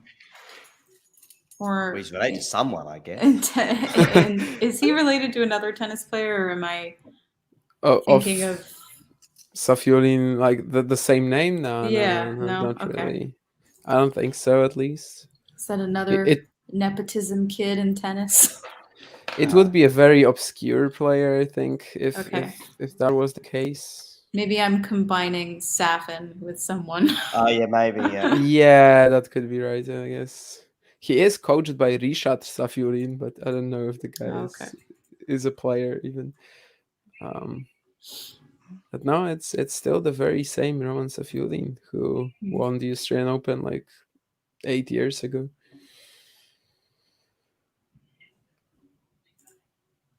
Yeah. Who do you have picked for the final? That's not a question, right? Well, which one? Oh, which of the two? Yeah. I went Alcaraz just because, if they play twice, let's say they just split the meetings. There's no science to it. In fact, the science would kind of tell me to look at Djokovic's easier draw, think that Alcaraz might just, I don't know, if not lose to Sinner or Zverev, at least lose some energy before the final. Oh, was Zverev playing? Yeah. Oh, I missed that. Is it the same way you missed John Isner, or? Well, at least I knew John was playing. I must have really bypassed Zverev on my bracket because I did not even know he was there. Oh dear. Well, I hope he doesn't go Sinner. He is in the Sinner section. He plays Vukic in the opening round, but obviously just fourth round with Sinner. So, he is pretty likely to get there at least. But I did. I wonder what hero will come through this time to take him out. Last time it was Casper. And by the way, who's your winner then? I also picked Alcaraz. I can't, in good faith, pick Djokovic or anything, but I would really like. I think Alcaraz will. I'm pretty confident he'll do it. Yeah, pull it out. Tsitsipas takes the first set 6-2. Yeah. The ground game for Milos not really holding up so far. Well, but as I said earlier, nothing can ruin my day really, even if it's an easy free set win. And Tsitsipas still has a lot of other big servers to face. Stricker in the second round. I would love to watch that potentially if Stricker cleans up this match against Popyrin. He is a set and a breakup. And also there's like a third big server. which would be Eubanks or Alice, right? So lots of potential danger. I think if he meets Eubanks again, Eubanks will win. Yeah, that's what I was gonna refer to. Because Stefanos, I don't really trust him on hard court. I guess I don't really know his record, but I don't think it's great. In New York specifically, it's pretty poor. Like he hasn't been to the second week. He had that massive choke against George when he could. Yeah. Oh, and last year he went out to Daniel Elachie-Galan. Yeah.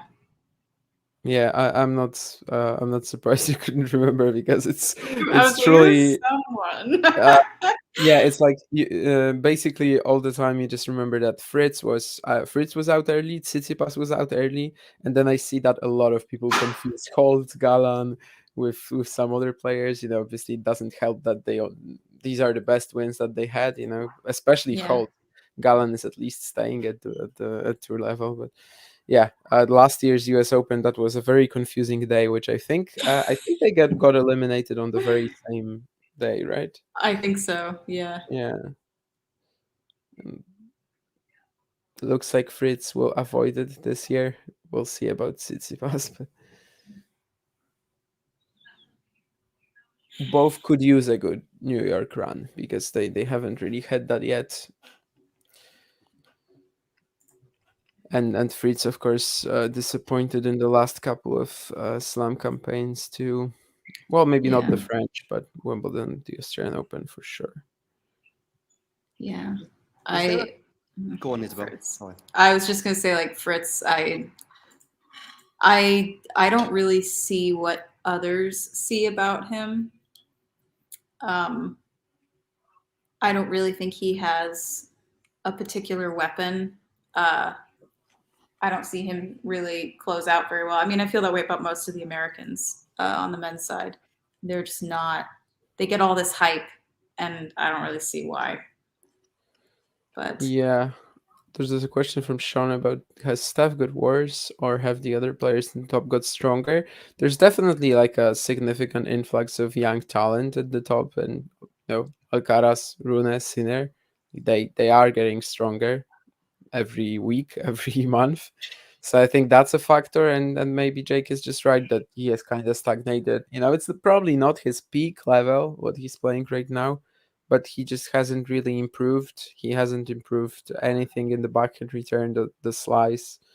So yeah, it makes sense that while other new, exciting young talents showed up, he kind of stuck around in the same place, and that's not going to be enough for now. Maybe he can still react to it in some way. Obviously, he is now pretty comfortably leading Miłosz-Raonic so far. So, yeah. little random update. Somebody amongst us, well, basically me, had Avanesian winning some matches. Let's just see how Avanesian is doing. Oh, she's up 5-1 in the first set. There you go, friend of the show. Great, Jim. Fantastic. I'm happy for you.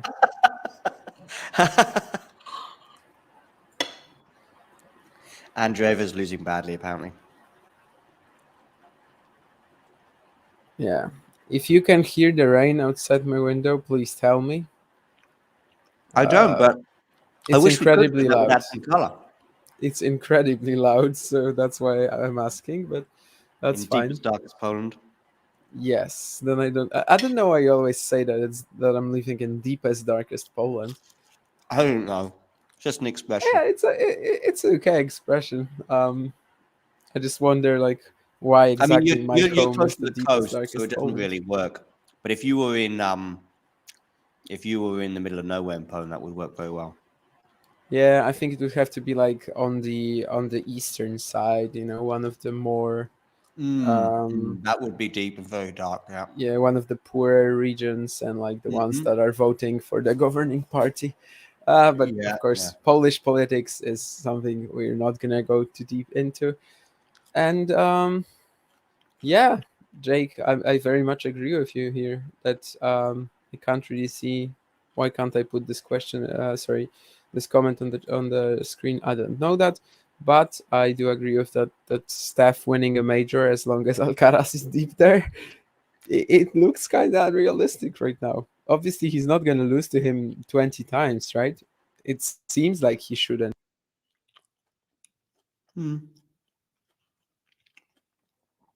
Has he beaten Novak yet, Stefanos?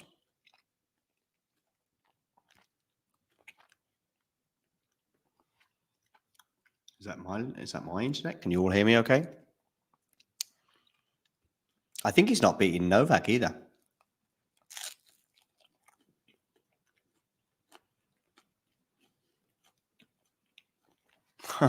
Maybe, Janie. Maybe.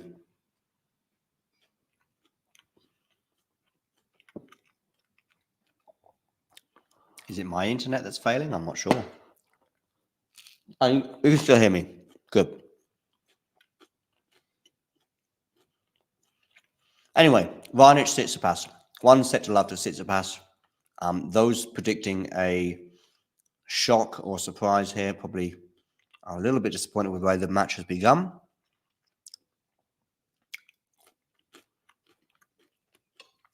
For some reason, we've lost Isabel and both Damien at the same time. A rather coincidence. But maybe that's part of the Blair Witch thing that Janie was hinting at. Does Muller have any chance of winning games or set? By the way, the Ghosty Mullet poll is still available. Oh, Isabel is back. Hello. I wasn't sure if it was my internet. Suddenly you two both disappeared at the same time. I wasn't quite sure if it was my... My computer died, so that's why I was gone. No so Tsitsipas is looking rather more comfortable than many believed against Raonic. I can't believe that anyone thought Raonic stood a chance. Yeah. Maybe that was stemmed also in the fact that they doubted Tsitsipas, which is semi-understandable, but... Yeah. I mean, Raonic was fun in a... I know he's a big server, but he was fun to watch in Canada as a sort of a comeback thing, and he played against Tiafoe, and Tiafoe always brings it anyway, so that's always fun. But yeah, I mean, he did kind of start this wave in Canadian tennis for sure. There really wasn't anyone in the top 100 even for a long time on both the men's and women's side, and then Raonic kind of showed up, and then all of a sudden we had all of these young Canadians. So I mean, I think he did a lot for tennis in Canada, but I don't like power servers. I don't like it when the only move they have is a serve. So I never had much faith in him. I didn't think he had any business being in the top 10. So I don't really know why he's back, but like, I guess I don't really have anything against him either. I love that little jogging thing he does as he's about to receive a serve, or a little tippy toe thing. It's a rather unique return style that he has that I don't see from anyone else on the tour. But yeah, he's not somebody that I've raced home to watch. I saw Scott Barkley on Twitter getting a bit of grief over his John Isner comment recently. I think Casper Ruud bit back on that one. Like, has anyone ever raced home to watch a John Isner match? No, I thought not. Or more or less were Scott's words, but Casper Ruud said that he had done so. I didn't. That was hilarious. I didn't think Casper or that Scott was really on Casper's radar. No, Scott appeared on a few people's radar recently. Yeah, it's always entertaining. It was funny to me though how a few people who are usually extremely disrespectful on Twitter started calling out Scott for doing that. Oh, and, I see. You mean okay? Yeah. There was this one guy specifically, and there was just a lot of hypocrisy going around with this. I think, although I generally don't share the sentiment about Isner, but we chatted about it yesterday, I guess, on the ATP Weekly. But yeah, it was pretty hilarious to me how some of the most hateful people suddenly started saying that you shouldn't be like that. And by the way, Jake, I'm not sure who you're... okay, you already know who you were talking about. Alcaraz at Wimbledon. Yeah, but most of the time when he's playing like top guys, it's generally Sinner, Miller at the French, which everyone was like, how is this a night match? And it was pretty awful. By the way, Sigmund is up a break on Coco Gauff. What is going on in the universe right now? Something very strange is going on. She's playing really aggressively. She is rushing the net a lot. And yeah, she she's just kind of outplaying. She's out hitting Coco, I think. Wow. Recently, at that WTA 250 in Warsaw, Zygmunt was like, I think it was like the second or third highest amount of net approaches in a single Yeah. WTA event since whenever, which was pretty wild. But there she played like 6 hours on Saturday. She played 2 matches, and it was also related to this, but obviously she was net rushing a lot whenever, she got tired against Stefanini and Maria. But yeah, obviously it would be a pretty hurtful loss for Goff if she got out in the first round here. It's Yeah. now that Yeah. everyone considers her a title contender. I mean, I picked her for the tournament, so I would be really devastated if she got out now. Mm. Think I picked her to lose to Iga, but like no confidence in that really. Certainly wouldn't. I don't view the matchup as that hurtful anymore. No. I mean, she'll probably still win today, but yeah, that's a good start for Sigmund. I mean, net rushing and keeping the points short, as you said in Warsaw, maybe Sigmund was doing so to shorten the points. I mean, she's in her mid-30s. She even suggested to me earlier this year that she was going to concentrate more on doubles, but well, I'm sure she's not thinking about doubles right now. Also, that's a sort of a thing you would do against potentially favorite opponents, such as, was that stat after the final, before the final regarding Sigmund? I don't think it changed much. No, but I'm just thinking I know she barely won a game. I think, was it 6-love, 6-1 against Iga in the final? Yeah. She won a game either in the first set or the second. I can't remember right now, but yeah, it was like 50. Well, no, I think it went over the 1 hour mark, but I think it was probably the whole event. Yeah. But anyway, that's also something you might want to be doing against people that are likely to beat you. You need to do something a bit different. Take time away, etc. if you can. Anyway, we're at 1-1 on the Tsitsipas serve here. Let me know if Coco Gauff breaks back, by the way, Isabel. I think you've got your eye on that match, right? But yeah, good old Lauda.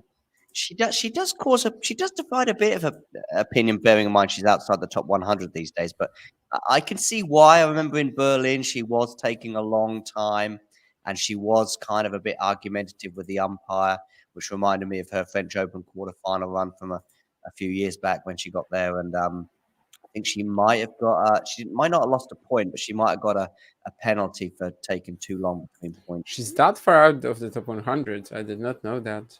She's like 135, I'm gonna guess. Yeah, 1-1 now, so maybe she got some points. I don't know, but yeah, I did not expect that. Given the fact that I just watched her in the main tour final. She pretty much has to qualify for all the tournaments nowadays. I remember watching her and qualifying in Madrid, and obviously qualified here. Yeah. And clay is kind of where it's at for her, I think, and has been, I think, throughout her career. Grass was pretty much the weakest surface. Stuttgart, for sure, right? Like, she was like a one tournament bot for years. Did she win Stuttgart? She won it, and then she made the final next year, I think. Oh, wow. Or the other way around. Yeah, there were a few years when she was just a Stuttgart bot. I think really enjoying the faster indoor clay. Yeah, but it honestly, like, it got to a point where I would actually just tune into her matches in Stuttgart because they were definitely going to be good. So yeah, that's something, I actually did. I don't know if I came home from school or something to watch a Laura Siegemund match, but I did like come out of my way to do that. Again, with John Isner, probably not, but with Laura Siegemund, I actually did. And there was something I wanted to say, but I can't remember what it was. Bjorklund is into a final set tiebreaker. And Stricker is 2 sets to love up on Popyrin. Very clean so far. That continues, hopefully. At Wimbledon, they went 5. It was 7-5 Stricker in the 5th set. So he'll be hoping to close this out a bit earlier. Mertens Bjorklund. Mertens was supposed to play someone pretty tough in the second round, right? I can't remember who it is right now, but I will learn that in a second. Daniel Collins, yeah. So okay, yeah. Danielle Collins, not friend of the show, not because she's not allowed to be. Everyone has pretty much got a permanent invitation to that wonderful party, but we've just not spoken to her. I think the European events that I was at, she wasn't there, or if she was, she didn't go that far. Yeah, she didn't do enough to warrant your attention. She did not, no. And she probably hasn't since Australia of last year.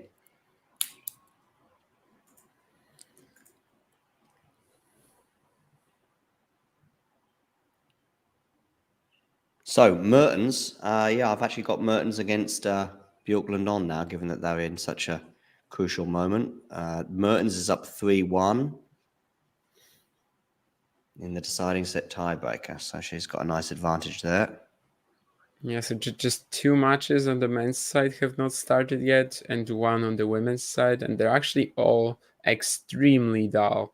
So I'm pretty sure that if Tsitsipas and Raonic finish, I'm gonna go to bed, because you got Deli and Goyo. I mean, it's no real chance that Deli wins this. Miller, Djokovic, obviously, and Wozniacki playing against Prozorova. I mean, I'm finishing the stream when Tsitsipas is done, unless Ostapenko is in like a third set tiebreak or something like that. Yeah, it's possible that some of the matches that are going on right now would still be there, and they could be exciting, but like the ones that have not started yet are absolutely dog food. Let's say dog food. Dog food, yeah. How's Coco Gauff getting on, by the way? She got broken, but she held next time, so it's 4-3. So she's still down a break. She's still down a break. She's still down a break. Yeah. Looks like she won't have to face Mira Andreeva in the second round, I guess. So yeah. Maybe she learned that Andreeva is down in the scoreboard, and then she was like, the pressure got to her against Sigmund so far, but. Like you mean like Federer when you learn that Nadal went out and he's like, oh, now I might win the French Open. And Murray, I think when Djokovic went out of, what was it, Wimbledon? Was that there was that one and then famous went out moment. The next day, did he, or came close to going out? I can't remember. I think he came close to going out, but what exactly was the year?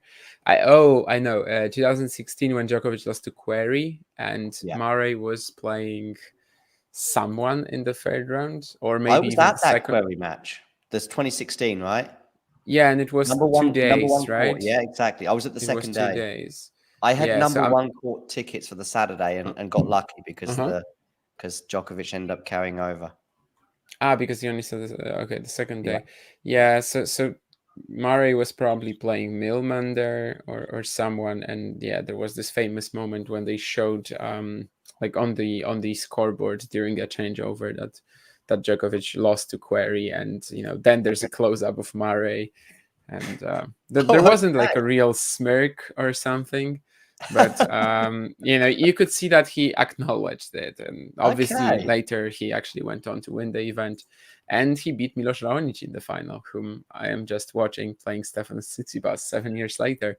There you go, nice segue. I don't know what Bjorklund was up to at that point, but she's down 5-2 in this tiebreaker. She surely wasn't engaged to Denis Shapovalov yet. No, I wouldn't have thought so. No, not probably when she didn't even know him. 12 or whatever.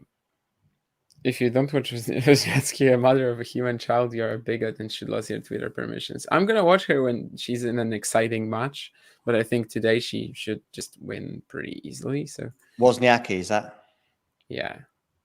I always struggle like how to say her name because it's so different in Polish and like how people say it in English. In Polish you would say Woźniacki. Piotr Woźniacki is her father, and then you have Wozniacki, how people say it. In Denmark they probably say it just completely different too. So I always sort of get stuck between the 2 or 3 pronunciations, and then I say something, and then we just butcher which is never really this or not. Yeah, we just butcher it. Yeah, Wozniacki. So we get it wrong. Excuse me if I say it just different every single time, because sometimes I get closer to the English pronunciation, sometimes I get closer to the Polish. I feel like if I say the Polish one, no one is gonna understand, or like they're gonna think, what are you talking about? It's not how you pronounce her surname. Yeah. Yeah. Coco is looking a little defeated in this game. 7-2 now. Mertens leads Bjorklund. I'm reminded of the fact that Daniel Collins, who was mentioned a little while ago, I remember her thinking that she'd won the match early on in Australia and celebrated, and then had to embarrassingly play it out. And, yeah, right. She got to 7, but it obviously went to 10. She did well regain her composure there, actually, because it couldn't really put you off. But anyway, Mertens here at 7-2. Yeah, how many years before we actually learn that, and like we will remember that during every tiebreaker? Because when you said Mertens is 7-2 up, I was like, what? I mean, this already should be the end of it. She's just double faulted 7-3. I actually, for some reason, I thought the Cincinnati final between Novak and Alcaraz recently was going to 10, but no, it was a 7. So actually, at something like 6-4 for Novak, it said match point on the screen. I was like, oh, okay. So I mean, at least I caught it at that point rather than just continuing as a normal point at 7-4. Mertens is very happy with that. It's 8-3 now.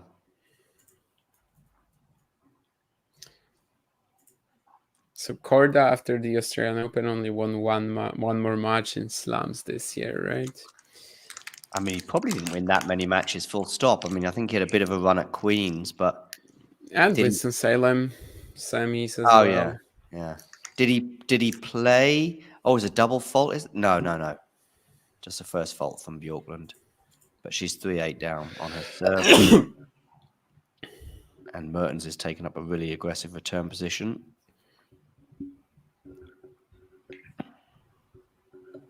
She's in charge of this rally, is she? Kind of. I'm surprised that, because it's pretty obvious, like, what Siegmund is doing to win these points. She's pretty much staying exclusively at the net. She's doing a lot of drop shots. And Coco's not really changing anything about the way she's playing to counteract that. Well, she's going to change something quite soon. Siegmund is really dictating every point, and now she's going to serve for the set in a minute. Okay, but still, she's got to do it. But yeah, there was a stat, I guess, produced from IBM, which was 9% was Siegmund's chances of victory. Which, to be honest with you, I think Nick and I said, yeah, sounds about right. Yeah. I mean, it's still, she's not even served this out yet, so it's still probably a lot less than 50%, I would say. But if she serves this out, that'll change. Well, she's got a set point right now. Has she? Yeah, she's not even serving for it. Yeah. She's got it on return. Oh, okay. Well, this is a bit of it is a bit of new territory for Goff, to be suddenly respected by everyone and like expected to go deep. Yeah, by everyone. Mertens see if she can handle it. Yeah, that's right. That is it's a different thing. Yeah, different level of expectation now. I think even when she was doing well, we still thought, fourth round quarterfinals. But this is the first tournament in her career where we've said she could win this. Well, so this is a very nice test, right? Siegmund just took the first set, so I don't know about that. There you go. This is a very nice test for Goff, like whether she can actually produce something under pressure now that everyone looks at her as a potential contender. My bracket's just falling apart. Yeah.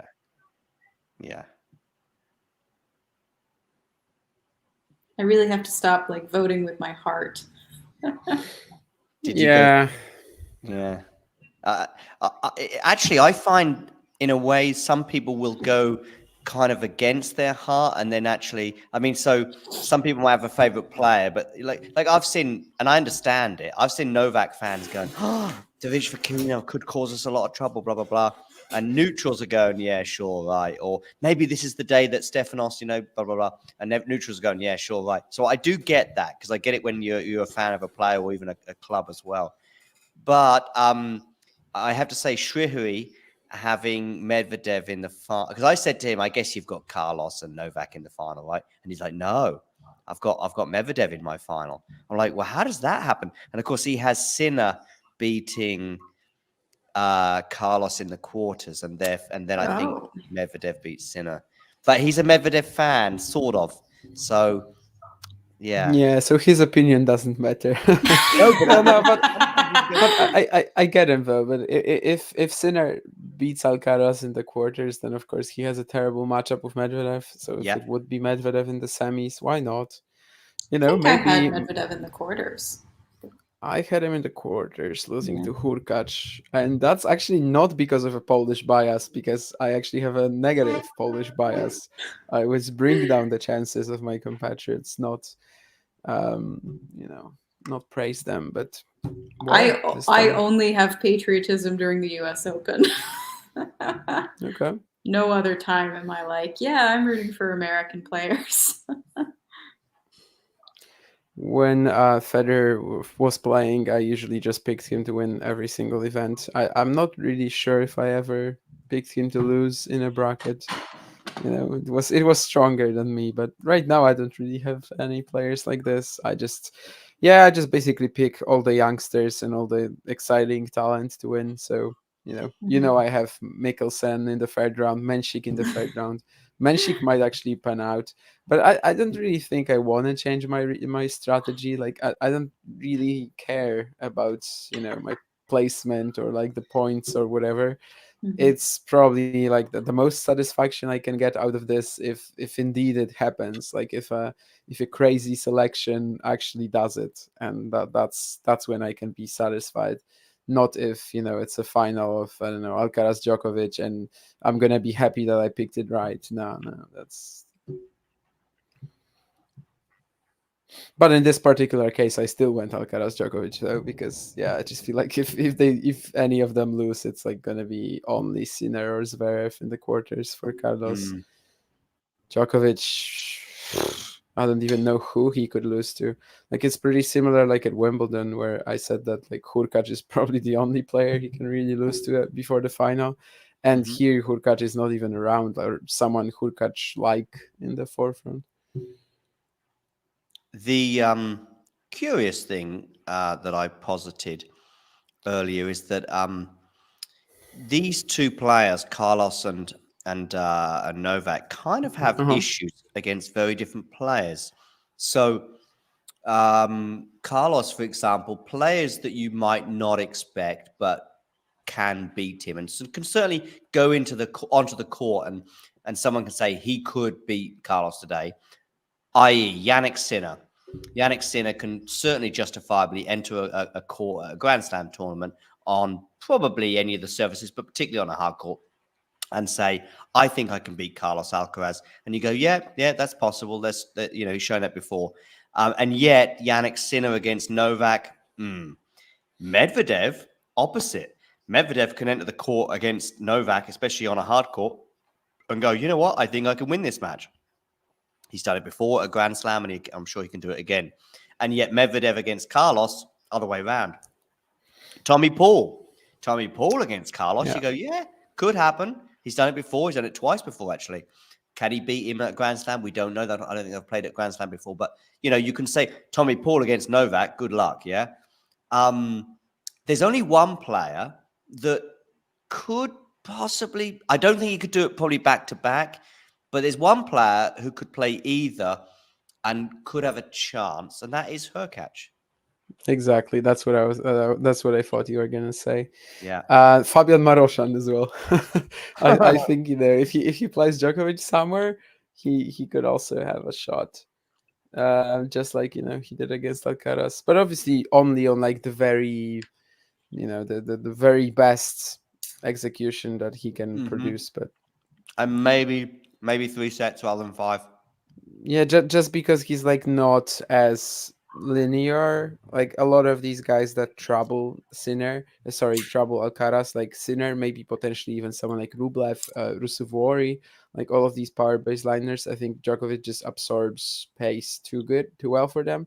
Like especially if it's just coming at him, and there's basically no like variety whatsoever. And Maroshan, he's not really all about that. He has the timing, he has the drop shot. I think that's why maybe he would have a better shot. But yeah, I was expecting you to say Hurkacz, and it's kind of hard not to agree. I'm pretty sure like I a don't few agree. years ago you would say Isner. You cannot really disagree with the fact that Hurkacz pushed Djokovic to Wimbledon and pushed Alcaraz in Canada and Cincy, right? But he falls into that category for me of like he's got one serve and that's all he has. And in the times I've seen him play both of those people, Yeah. it's the only weapon he has, and eventually that loses out. I was actually on the about to say ground, that so. like probably you could fit Isner from a few years back into the same category. So it's not like I disagree. I don't ever put faith in power servers like that. Especially after didn't Hurkacz and Djokovic play each other? Wimbledon this year. Yeah, and it got delayed, or like it got too late or something, and they had to finish it the next day. It went over 2 days. Yeah. Mm-hmm. Yeah, that was all just serve. Like Hurkacz wasn't getting into any long rallies on his own serve. He was just serving out everything, and I don't have any faith. Points. I don't have any faith in that kind of play against somebody like Djokovic, who can serve as much as they can and then has everything else on top of it. I mean, he still had 3 set points in the opening set. He takes that. He goes into the second day 1-1, not 2 sets to love down. Against Alcaraz, like he didn't beat him. But that's his own mental like frailties. Against Alcaraz, maybe it could work because he has lost all of these tiebreakers to him, and they were not even close for the most part.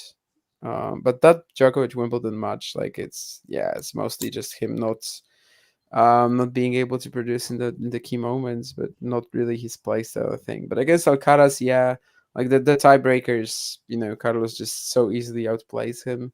I saw people saying that like you cannot lose to these two like very tame tiebreakers to Alcaraz after such a match. But if you watch it, like I just don't think there's that much that Hurkacz could have done realistically. That's who he is as a player, and then in this case, I would definitely agree. But Djokovic Hurkacz at Wimbledon, I think is a bit of a different story. But it's also grass, so it's going to be easier for him to, just have a shot. Well, off the ground, he didn't really have it, but he was just blasting the ball and seeing what happens. And sometimes he would link some points together. Yeah. I don't know if Ghosty's a secret Hurkacz fan. I'd like to know. Maybe you're a secret fan. I know that Janie seems to like him, but yeah, he's all right. I mean, he probably doesn't set the pulses racing quite as much as other players, but I mean, he seems like kind of a fun guy. What did I see with an on-court interview? Maybe it was in Halle a couple of years ago when he was basically just saying he had no idea where his opponent was going to serve to, and he just kept guessing. Oh, Kyrgios, wow, that's a right? spectacular point for Steph. Huh? Kyrgios, I guess. Yeah, I think it was. He beat Kyrgios, right? Yeah, Halle, semis or quarters. I can't remember. He played Semis, Kyrgios, Auger-Aliassime, and then Medvedev. And I'm not sure if Kyrgios or Felix were first.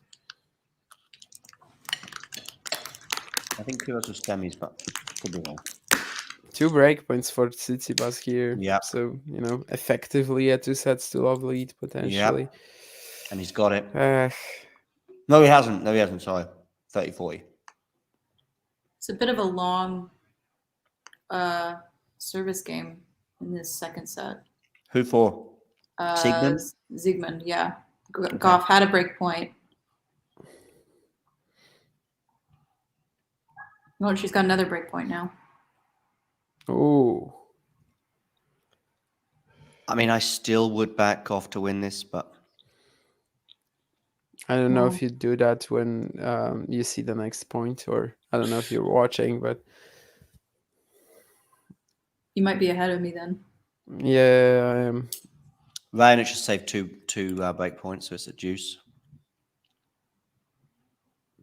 Also, long rallies. Zygmunt has won 8 of them, and Goff just 3. That's pretty interesting. So like it's not only the quick net approaches that Zygmunt is dominating. It's also the longer exchanges, and Raonic has just saved the 2 break points. Mm-hmm. Nice.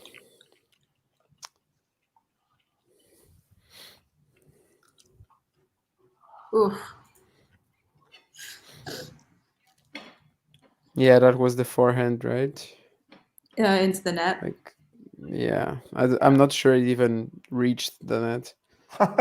Oh, I don't know. Was that Maybe mu- there's that- maybe there's another painful point coming up. No. I think that was the one. Yeah, like it was just a complete shank, and Yeah. Ugh, Coco. I think it was was it Sebi quarter drop shot earlier that bounced before it hit the net. Yeah.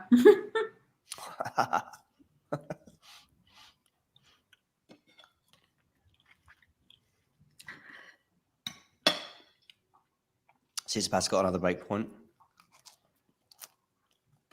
All right, she's got a 3rd break point. Okay. And Tsitsipas has broken the forehand of all things for Raonic.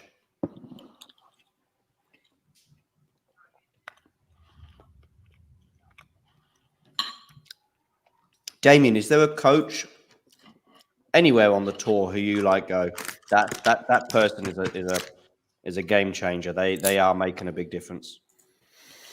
I always say that it's very tough for us to judge. Yeah. Yeah, we just basically don't know anything. Even if a certain player improves under a coach, it can be an accident. Like it can actually be, it can just be a coincidence. So I don't know. I used to like Jan de Wiet a lot when he was with Gilles Simon. It just seemed to me like they have very similar, like intelligent approach to tennis, and obviously he's done some good work with people. Yeah, there's definitely more. I did like learn a lot about Ginder Bresnik's style of coaching as well through like maybe watching what sort of issues team used to have when he was working with him, and then like sort of comparing him maybe to Shevchenko, who Bresnik has been shaping for like 12 years by now. But I don't know if I have like someone where let's say I have a favorite player and I would be like, okay, he should hire this guy. I'm sure that they're gonna work well together. Probably not. Yeah. I do have like a couple of coaches, that I like as people, but do I actually know that much about their coaching abilities? Probably not. Yeah. Like I It's cannot really yeah. be the judge of that. Yeah. I'm sure pretty much every other sport on the planet you can probably see coaches working well and not working well. Results, of course, is huge. It's not everything, but you can see things go on. I mean, in football, you just go, well, okay, he's bought these 3 players and they've all failed. So have the team. So that's a good start to suggest that it's not working. Or, a coach with a budget, with a very low budget, but is exceeding expectations.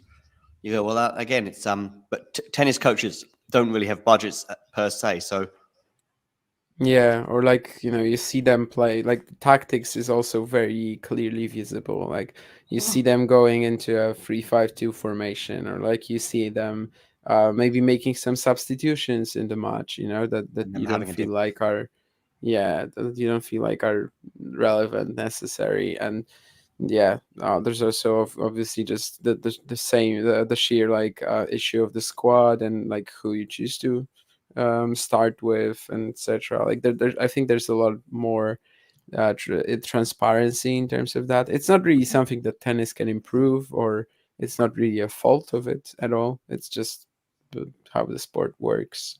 I guess for other individual sports, it's going to be similar. Yeah, maybe. In some cases, like we have this info that, I don't know, Federer starts working with Ljubicic, right? And then you have like the neo backhand or whatever, Yeah. and you sort of get told that it's a Ljubicic invention, but we still like don't actively, see Ivan Ljubicic showing him how to do it on the practice courts or something. Well, to an extent, I guess, but like we mostly learn about it rather than like by someone telling us that it's happened, rather than actually seeing the coach teach this to someone or like introduce it. Those two, though, I say two because I would add Carlos Moya with Nadal. We do see an upturn with both players at a very coincidental moment. I mean, of course, Yes. we've got Brad Gilbert right now with Coco Gauff. Of course, things could Brad's reputation could well be in tatters again in the next half an hour or so. But by the way, Pere Riba as well. Like, is he still there? Who? Sorry, Pere Riba. You're gonna have to help me out with that one, Damien. I mean, he used to with coach Gauff. Kim Van-Schenk, and then he is with Gauff.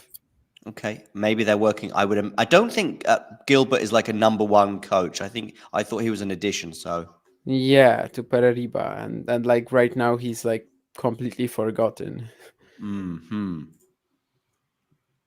Everyone just talks about Brad Gilbert. Yeah. I mean, maybe Gilbert will push him to the front of the narrative if she loses today. There's that stat, by the way, the 9% Lauda Siegmund chance of winning.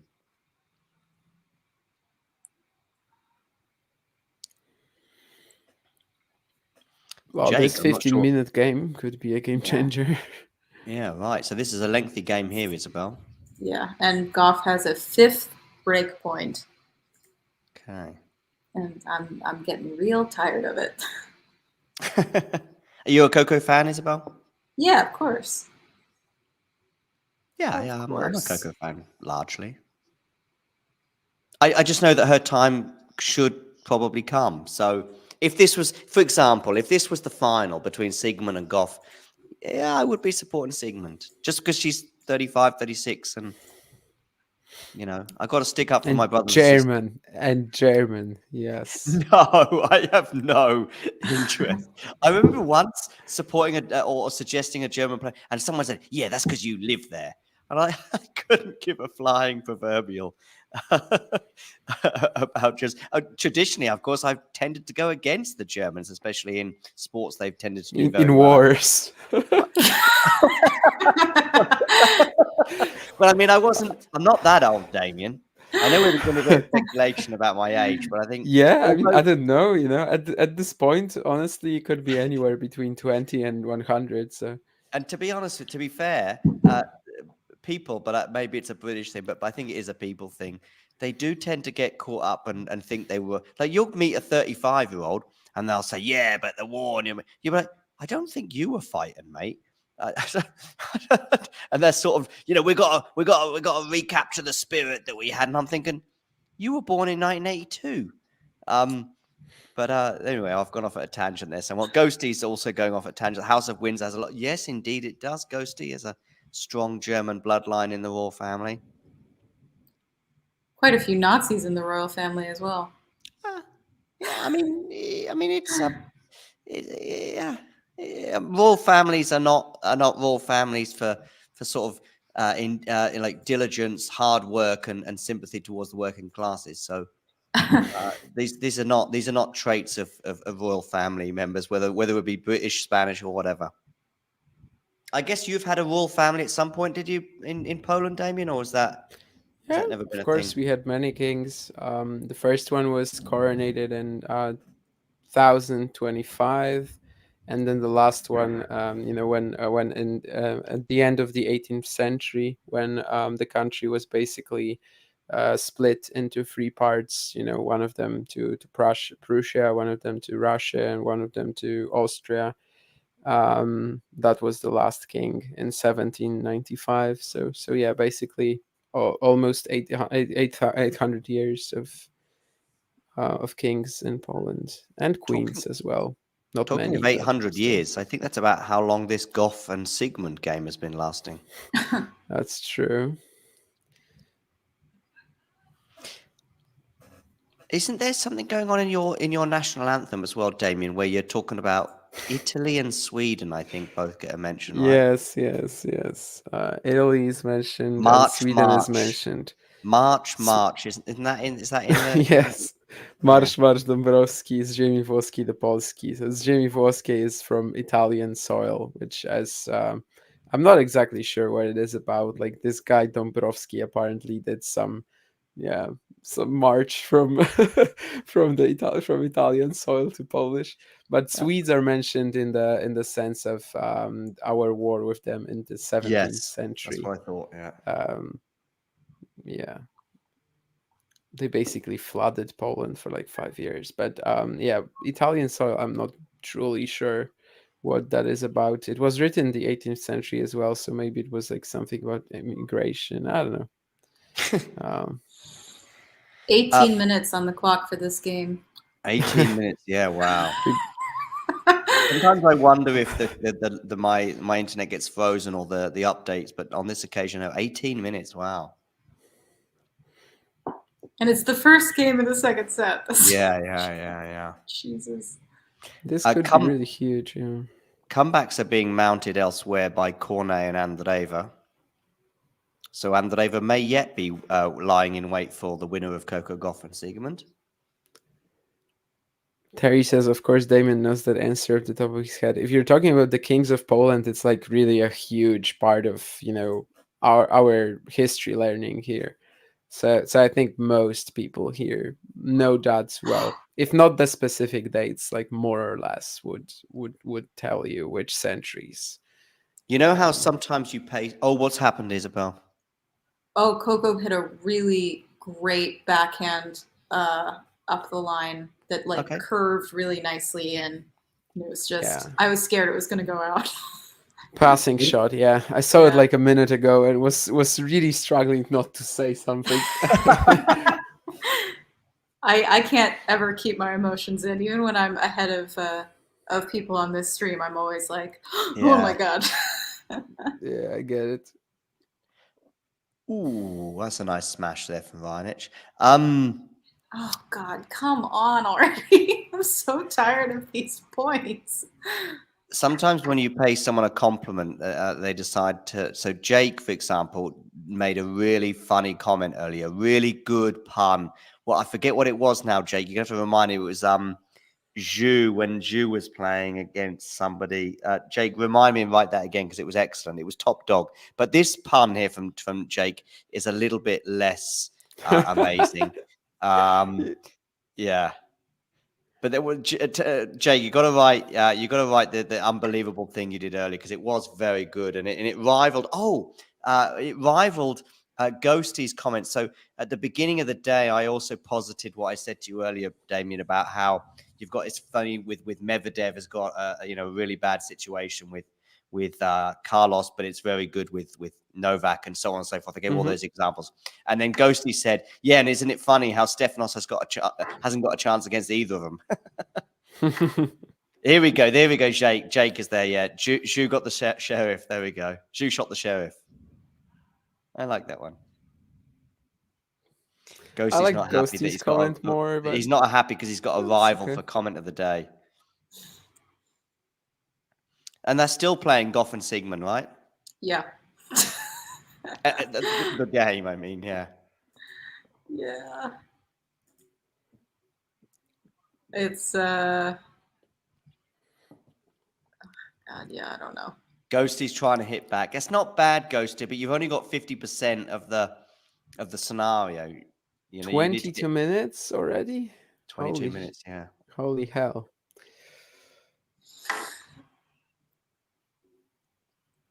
Oh my god. I'm so stressed. Some of these points are like amazing. I don't know why Coco, I mean, every time she's come up to the net so far, like she's had a good she's won more of the points at the net than she's lost, I think. So I don't know why she's not going up there more. She's I'll kind of just staying. say this: you need What? to be prepared for more gasps and Don't yeah. don't set me up like that. Yes. I know I'm dependent on the slow internet here. But you know, in a couple of days I'll be ahead of all of you. Yeah, well, That's yes, true. That's true. you would yeah. think so. You would think so. But I did find myself checking Twitter a couple of times. I've got a match going on in front of me, and I'm getting a Twitter alert, and I was thinking, I hope they're not telling me this alert isn't going to tell me what's going on in front of my very eyes before I've even seen it. But of course, that would be extremely illogical. Yeah, I get the same with like, I don't know, checking flash score when I'm at an event or something. I'm like, oh no, I don't want to spoil it for myself, and then I'm just like, yeah. Yeah. I mean, no, that's not happening, obviously. Andre Agassi is in the crowd. I see Alec Oh, is he? Baldwin as well. Yeah, Mike Tyson is there too. Are you talking about for Coco's match? yeah. Agassi, They did you don't. say? They don't care about Milos Raonic. They just care. No, about yeah. Did you say Agassi's there? Yeah, he's sitting like two people. I don't see him that two often at tennis matches. 2 seats I away think from Alec Baldwin. he comes out for the US Open, I think. Okay, I don't remember. I mean, I know he's been there in the past, but he's somebody not quite Pete Sampras-esque, but he's someone who's stood away from the sport a bit. Sampras is probably the biggest example. Mind you, Bjorn Borg was similar for about 20 years. Yeah, that's the past, right? Yeah. Oh my god. Is the game finished yet? No. No. It's actually going to be a discussion between Sigmund and an umpire, so it's going to go on for even longer. Sigmund loves a good chat to the umpires, I said earlier. Yeah. I don't know who's. I thought Coco had it for a minute because she had that great shot. Oh yeah, now she's talking to the umpire. Yeah.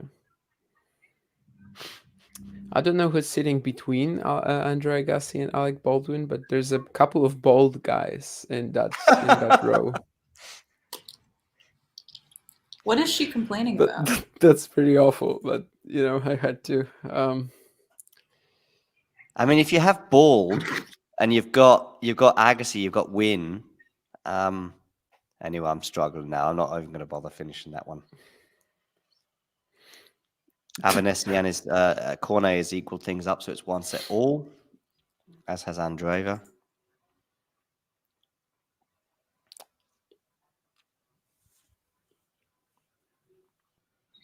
So she was complaining that the umpire is starting the serve clock too soon.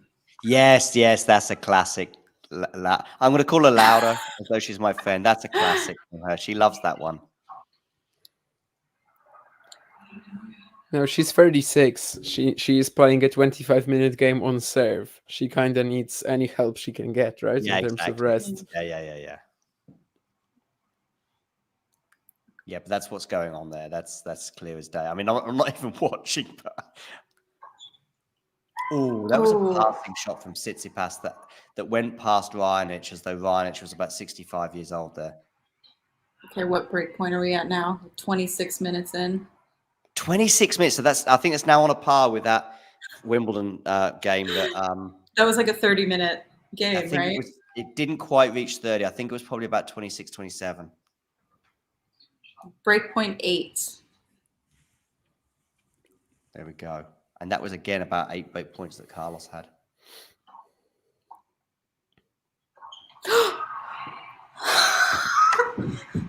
She's done it, right? Coco's done it. Yes! At 26 minutes. Oh my God. Oh, that was incredible. Listen, I know it's such a long way still to go, but I don't know if I can see Laura Sigmund coming back from that.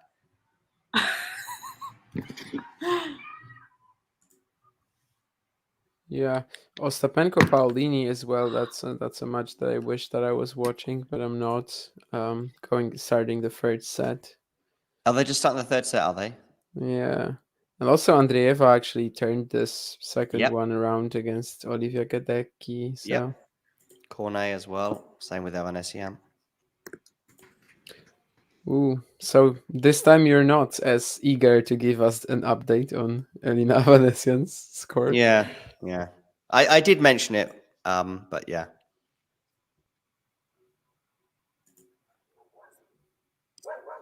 Yeah, but Paulini against Ostapenko was quite an easy one to earmark as a potential, dramatic match, I think, because both are, with a nice draw can get to the second week.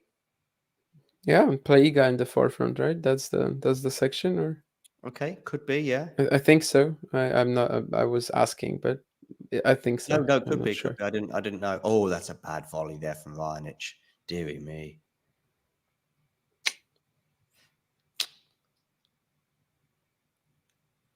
$30 all on race. Several those just aced it.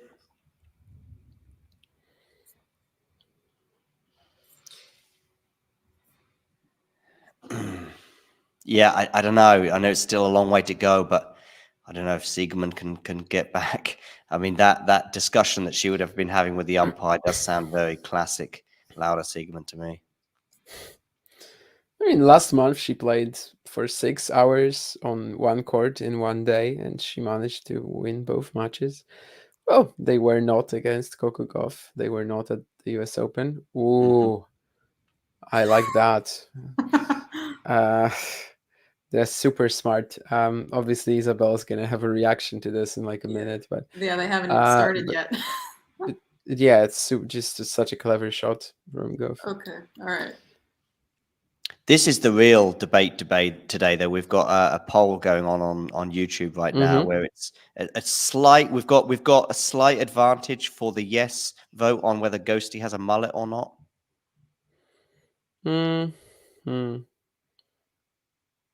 57-43. Damien is nonplussed. I'm thinking, but yeah, I think I'm gonna vote no. It's not how I imagine him. I imagine him to look like Vitus, who's his picture, actually, to be fair, which is sort of a little towards the mullet. I don't know if Ghosty himself has voted in this, and I don't know whether he's tricked us by voting for the opposite of what is true. So there's no way of checking all of the votes. No, you don't know who's voted for. But when you mention JJ Wolf, there is a brotherhood there, I feel. Do you think JJ Wolf voted in the poll? Oh, maybe he's had time because he could have jumped on after his match today. I don't think, given that he lost in 5 sets, though, that we would have been at the top of his agenda. Were you talking about that lob, Damien? Yep. Yeah.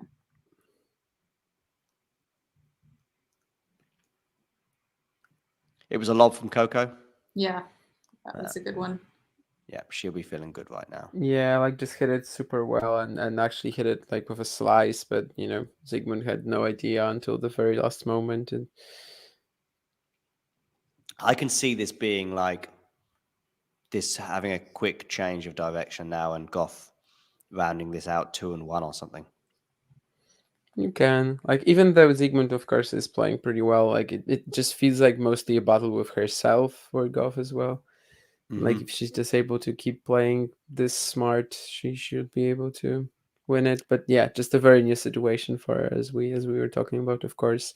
Maybe especially at the US Open, when everyone is rooting for her, when everyone is looking at her. Well, whereas at other slams, maybe it wouldn't be quite like that. Sure. The pressure wouldn't be quite as high. Sure. Andreeva's already broken at the beginning of the third set, so a big change there. Yeah, that's good. I am less excited though about Goff Andreeva than I was at the French potentially, but did it happen at the French? Yeah.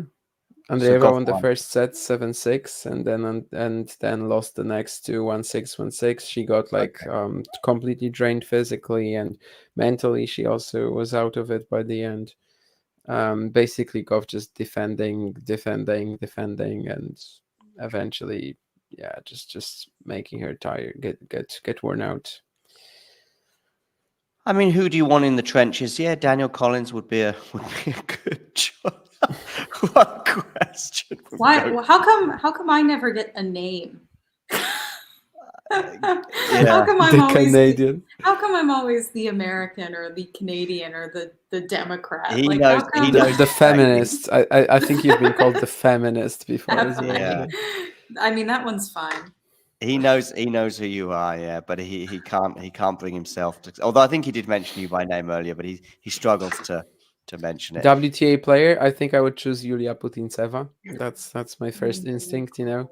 Just looking for someone who's like the most feisty, and I think yeah, she would do well in such conditions under such circumstances. I don't know who I would pick. Daniel Collins is an obvious one, but I don't know whether anger necessarily translates to success in these scenarios. I mean, you can that's all I'm lose gonna your say. head. You can lose your head. Oh, is that right? It's got a break point on the Tsitsipas serve. Absolutely. Don't remember. And there was a pretty sick point in Zygmunt Goff as well. Coco playing a shot basically on the ground, Zygmunt hitting a tweener. Oh, and then the Raonic is likes- broken to the delight of the crowd, which does not contain Andre Agassi or Mike Tyson. Raonic cannot win this in 5. He Or cannot Alec Baldwin unless he quickly ran from Arthur Ashe to Louis Armstrong. Or Alec Baldwin, yeah. Oh, Alec Baldwin! I've just clocked that. So I mean, I know I heard it earlier, but oh dear, he watches a lot of tennis. I think. I think he's been appearing in tennis crowds quite a lot. Oh yeah, you're right. She fell. She like slipped and still hit a shot. Who's that, Coco? Oh my goodness. Oh wow. Yes, Coco. She still won the point, although it was like after a Zygmunt tweener. Yeah. Ghost is approving of your Putin saver. Ah, Ghosty, very good. Very good. That's probably got a double asterisk though, really, Ghosty. Amarisa Tov, wow. What's the basis of that selection, you know? Because she would be happy when the opponents surrender? Or I've thought about it. I think I would pick Rybakina. Yeah. Because she's just like ice, you know, ice in the veins. Okay. I would feel very like if she weren't freaking out about something, then I wouldn't freak out about something. She could be like a killing machine, you know? She would show Yeah, nothing. exactly. Yeah. Yes. Makes sense. I mean, she has got sort of baddie girlfriend vibes of a Bond enemy. Oh, that's actually pretty good. But Bond is kind of curious about her as well, but Bond is constantly warned, don't even talk to her by whoever Bond's boss is.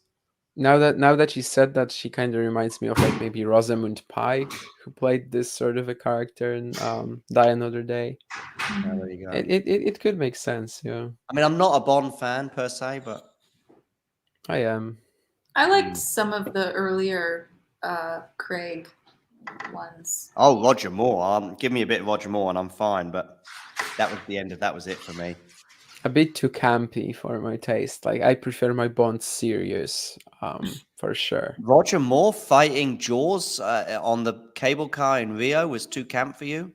Yes, the whole movie is too campy, but the cable car, you know, that sequence is okay. But then they actually give Jaws the girlfriend, right? Like the blonde woman, they do. whatever her name is. Yeah. And then of course there's this whole like Star Wars parody when they go to space in Moonraker. I like the first appearance of Jaws a lot. I think this is the best Roger Moore movie, The Spy Who Loved Me, and there's a lot of good sequences with him there as well. Like they are in Egypt. Then there's a train car fight, which happens in like every Bond movie, but this is one of the best examples of it, I think.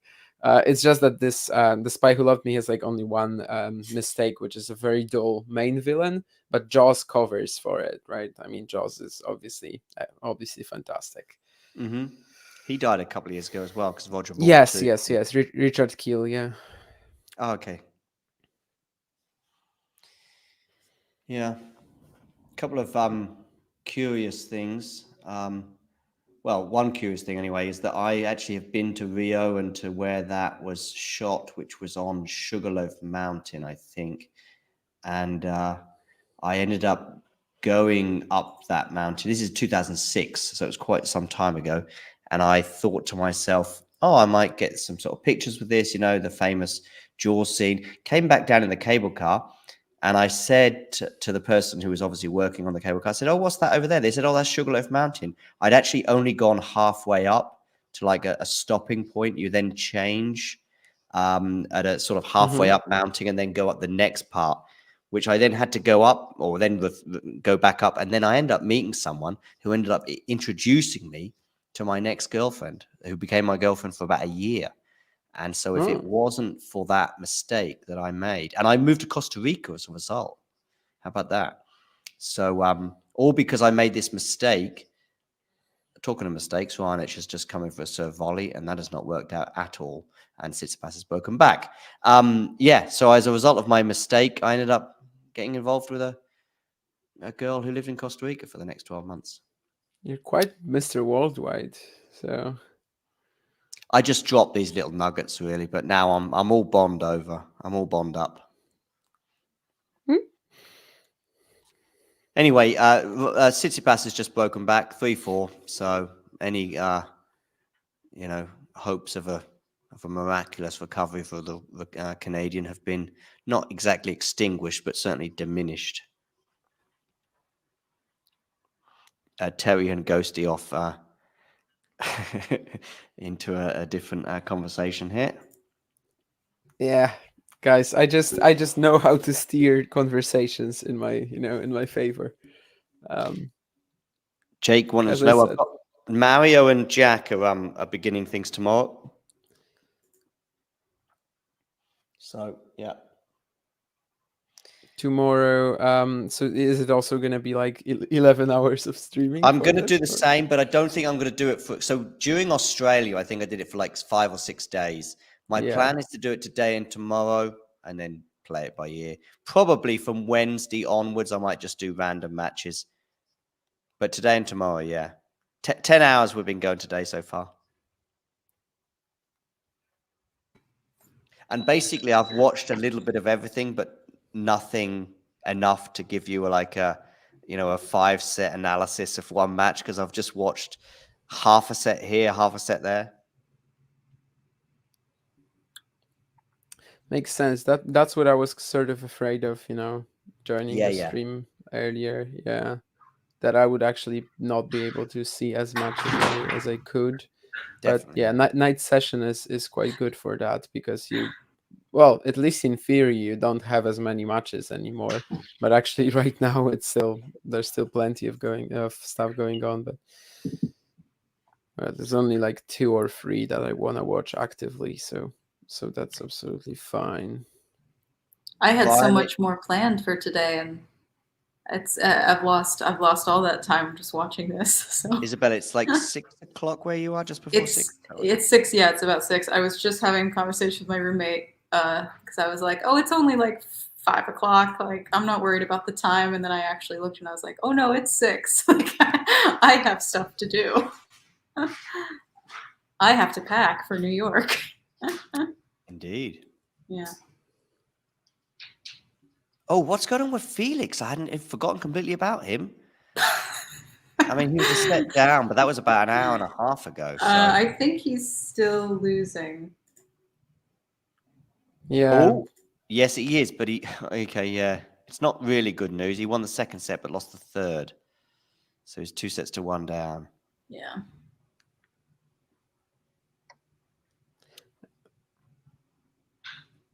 Oh, and Gaston has beaten Liam Brody conqueror Shima Bukuro. Yeah, that was so easy too. Like Gaston's every match that Gaston played in the qualifying was such a wild story, right? I mean, he was a set and a break up on a set and a break down against Klein, a set and a break down against Escoffier. There was that thriller against Shimizu, and now he gets into the main draw and actually he just wins it so cleanly. But yeah, I was also not a fan of this result. Friend of the show, Liam Brody, losing to Shima Bukuro.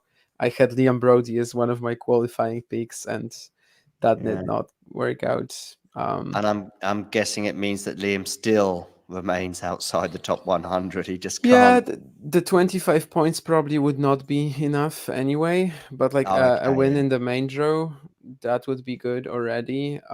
Let me tell you where he is right now, actually, and he's 565. So with 25 points, actually 35 points, right? Because it's 25 for qualifying and 10 for the first round.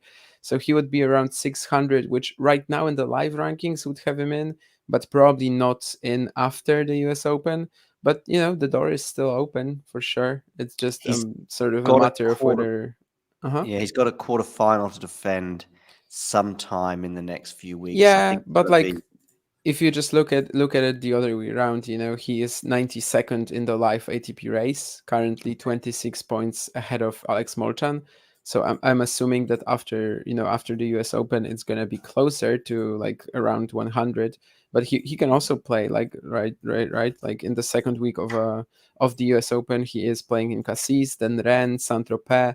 It's 3 challengers in a row. There's a very high chance for him. He just kind of doesn't have, like, he just kind of has to not to get tight, and maybe think about it too much, which will be tough because this is something that he's been chasing his whole life basically. Yeah. I do think he's an overthinker as well, but that's just a pure Yeah. outside look on it. But I would agree with this. Yeah. I mean, it I think might be I think he's one of accentuated. the guys who will be thinking about it too much. I don't know if Yeah, in general, but like I think he will be thinking about the top yeah, 100. And we've seen guys like this. Oscar Otte was struggling for years with that as well. Like anytime he would get remotely close, he would just close down and yeah, just think about it way too much. Obviously, at the end, like in the end, he actually managed to get at least one full whole season, a great career high ranking of like 35 or whatever. But I don't think that's happening to Liam. But it would be a shame if he never made it even for 1 week. yeah. Is it maybe accentuated in Liam's case by a fragile serve as well? So sometimes maybe it looks like, because so for example, just when Liam's a breakup in a third set, it's not quite the same as John Isner being a breakup in a Oh, third set. definitely not. And he generally doesn't have the weapons to make it easy for himself, right? If when it comes to the crunch, it's not like he's going to rely on a certain shot of his to give him 3 points. It's part of why he has never really gotten like the sort of results that he had in juniors, right? Because in juniors, just being very consistent, pretty tricky to play against as well. It's enough. In the pros, not really. And then there's a lot of juniors like that. Obviously, around his time, there was also Filip Palivo, for example. He even has a much worse career than Brody in the pros, but he still managed to like reach all the junior finals in 1 year, and yet right his career high is 161. Right now he's around 350. So yeah, I think there is a certain problem for sure there, and it's not really something that at this stage you can probably combat, but reaching the top 100 is achievable right now. He just really has to stay on course. Mm-hmm. On course, Tsitsipas is staying on course, yeah. yeah. Love 40 I have, or that's 1540 right now. What's this? Is it 1540 on your screen as well? No, it's Love 40 because I'm actually watching this on a different stream to Zygmunt Goff. This one is a lot further behind. I have this one app which like has a stream that's very, very close to real time, but I can only wow. watch one match on it. Okay. Like I cannot, I cannot start it twice. So basically, it's for other matches I have to refer to websites that don't really have this sort of streaming. So my stream that I have from today is probably the best stream I've had so far, as in like it's a new thing in Germany that I've not used before, and it's still not super close. I'm sure it's probably about 20 seconds behind real time, but it's the best I've had so far. I do tend to be on par or even ahead of most viewers, if you like. Raonic has now saved the third one, so we're at deuce. Magdalinet update once Ghosty.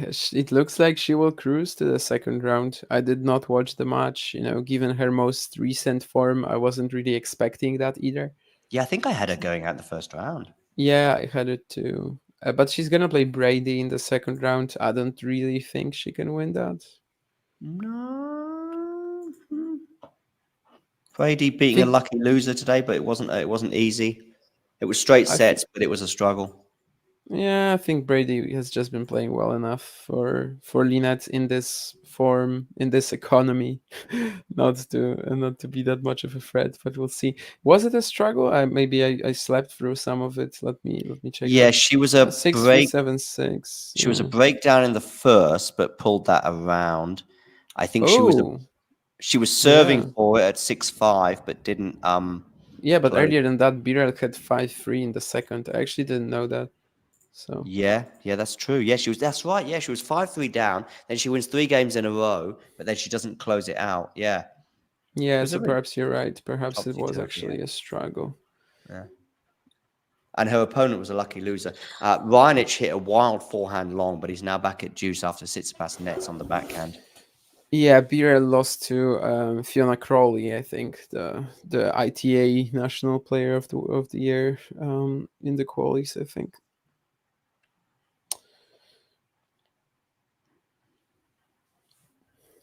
Felix is on serve in the fourth set. What's happening with Coco right now? She's still break up, I guess. Yeah, it's 4-1. 2 breaks. Oh, 2 breaks up now. Okay. Yeah. That 26, 27 minute game, whatever it's. I said after that it'll be something like 2-1. Let's see. Andreeva remains a breakup on Gadetsky. How's my friend Avanesian doing? Oh, on serve.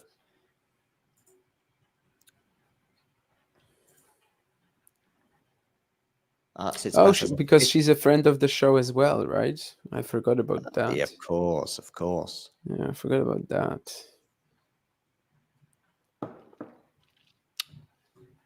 Any other friends of the show playing at the moment? Probably. Oh, Siegmund and Avanesian. Yeah. That's how many friends of the show do you want playing at one time? That's quite a lot. Is Quinton Hallis playing right now? that is a bit of an exaggeration. We did have a 2-minute 1-1, but I don't know if he quite qualifies for friend of the show status like Lauda or Avanesian. Avanesian.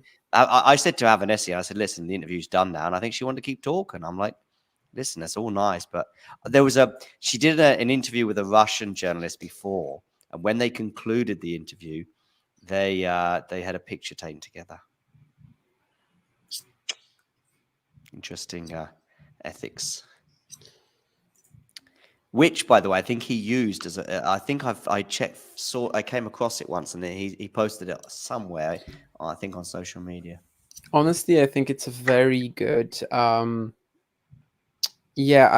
think it really works well on socials. Like, you're gonna get a lot more engagement if you post your photo with a player and like something when relating to the interview. I wouldn't really do it though. Like, I don't think it's necessarily all that wrong if someone does it, but yeah, I definitely was just introduced to the idea that it's not really well received for if you're accredited to ask for a photo. No. And I haven't done that. I don't think I've ever really had a photo taken with a player, honestly. So of course, Steph and Sebi would have wanted their picture taken with me, but that was not me accredited during those moments. Oh dear, Raonic. Deary me. Yeah, he has not lived up to the hype in this match. Definitely not. We've seen some better performances from him this swing, and this swing maybe he only played Toronto, but still. Yeah, I know what you mean. I was like mostly referring to like the period since his comeback, and this just wasn't it. He had a couple of wins on grass, did he, or at least one? 2, 1 each in Hertogenbosch and Wimbledon.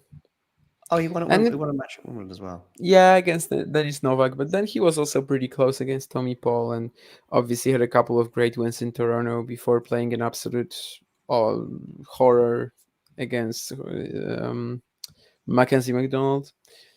Today, I don't think it was quite that, but still nowhere near clean enough to beat Steph. One or two people got very upset on Twitter when I tweeted about a month ago that Steph had changed coach. People were sort of saying, no, his father's still head coach. And I was like, not what Steph is saying. Steph is saying that things have changed and that his father will always be his father. His father will remain a part of the team, but there has been a maneuvering where his father now is a second coach in the way that I can't remember the guy's name, but in Rafa's. So you got Rafa's main coach is Carlos Moya, but there will be one or two other guys that will fill in from time to time.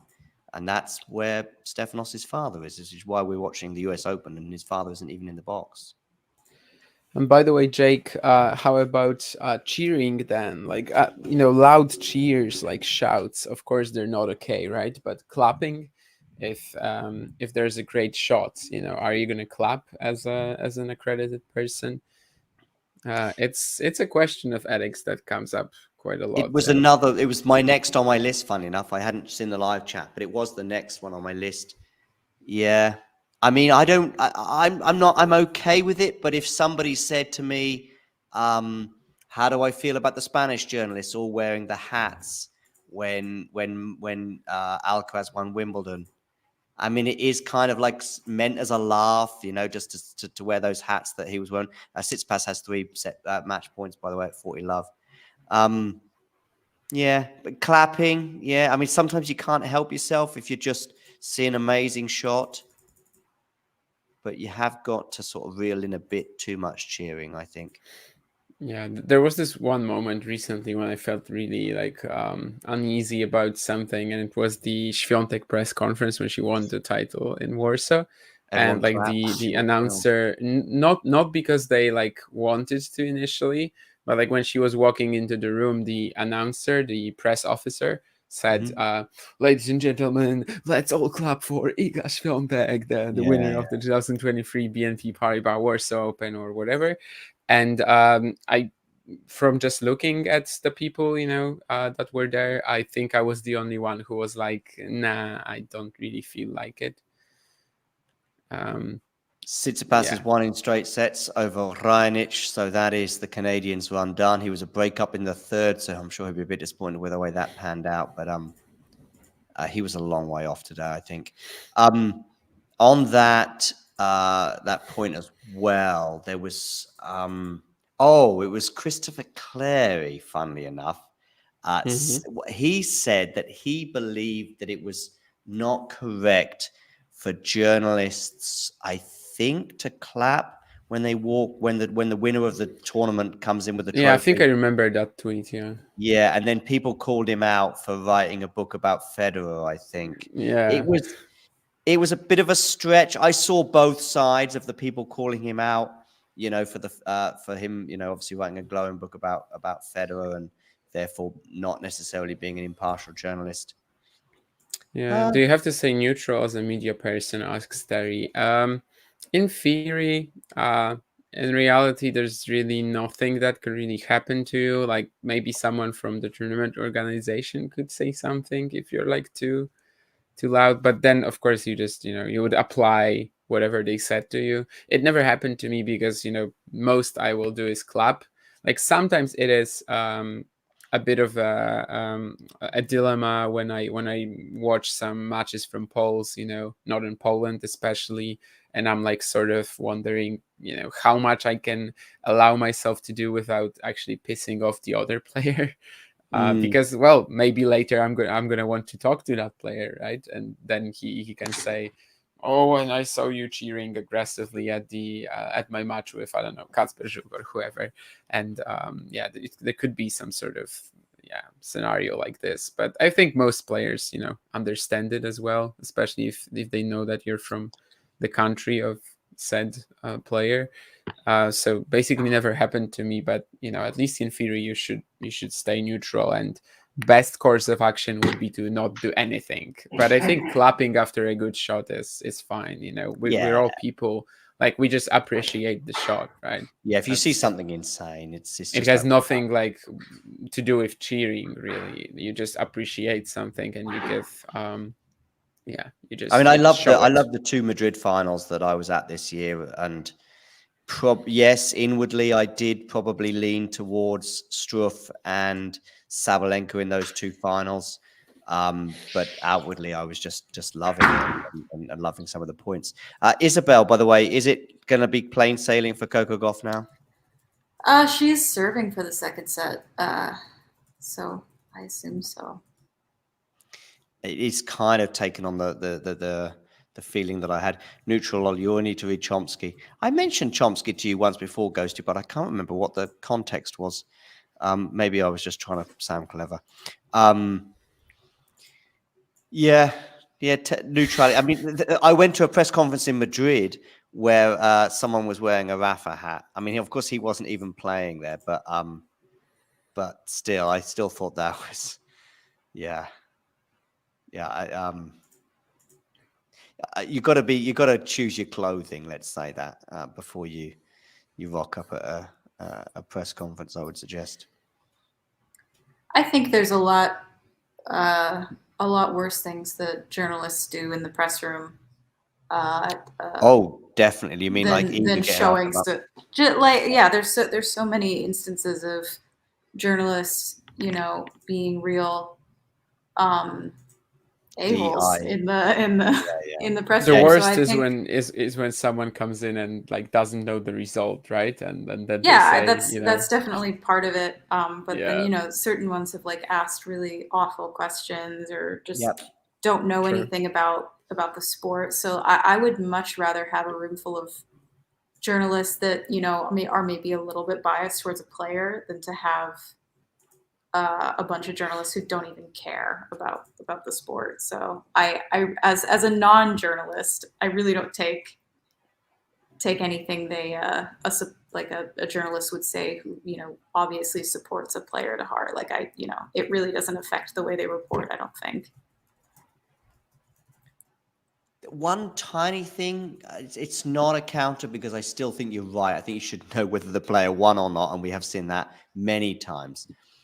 I would say that a combination of players and officials and authorities don't always make it easy for the journalist, as in I wish I knew at the beginning of the day or even just before the match who I was potentially going to be speaking to afterwards. But because you don't, because outside of the slams, losers basically are allowed not to speak to the media. Also, the player will only let you know often let you know after the match whether they're up for talking to you on a one-to-one basis or even potentially in a press conference. There's all sorts of miscommunication, and also so sometimes you can suddenly get thrust into a media scenario where, of course, you may have said, can I talk to these 3 players at the beginning of the day? You try and watch all 3 of them play as much as you can. Of course, you should know whether they won or lost. But sometimes, and I've been to see players play matches making lots of notes throughout on the off chance I might interview them afterwards. And 8 times out of 10, you don't get that interview. Stefanos, don't do this. Do you know what he's doing? No. He's handing out signed postcards or whatever. Oh, God. It's so lame. And it's so out of touch with understanding what this moment, when a kid is there or a fan wants your autograph, the moment is you having an interaction with the player and him getting your pen and you keeping that pen for the rest of your life as well as the autograph. This is just lame. Remember during the pandemic when he had face masks printed with his face on it?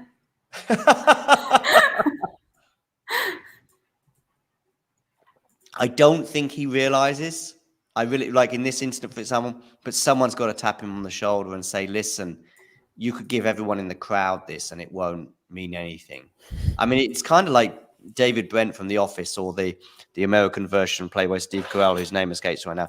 I mean, it's that level, but at least he was a nice guy, I think. But oh dear, Stefanos. I mean, somebody must have told him before, because I haven't seen him do it for a few months. But he's just having no idea of the kids thing is such a great and unbelievable thing that's a rare moment where a kid can get a little bit closer to the action, sort of thing. And part of that is the interaction, where they, even if it is a bit nonchalant at times with the pen and paper, but still don't just hand out like printed or whatever they are, or maybe even if they're not printed autographs. It's just lame. Pretty much everything Stefanos does is lame. I mean, everything in the Breakpoint series on him was cringeworthy. Yeah. I mean, was it Breakpoint when he talked about Tiafoe? Oh no, it was Kyrgios when he was talking about and I'm not a fan of Kyrgios, especially when it came to that particular interaction at Wimbledon. I thought Kyrgios did not cover himself in any glory at all, and I was more on Steph's side. But then Steph coming out with the basketball comments and didn't do himself any favors. I just think he doesn't know. I defend Stefanos probably to people, such as yourself, Isabel, in that I think sometimes he doesn't really understand. He does say dumb things, but doesn't know that they're dumb. I think some people do say dumb things and they know exactly what they're doing, and I don't think Stefanos always knows. Maybe I'm being kind. There was a thing in the Breakpoint episode about him that just hit a little close to home. Okay. It was when he was like in his hotel room and he was like playing this like kind of bad electronic music on his computer, and he was like, I made this and I play this when I'm sad. Or something like that.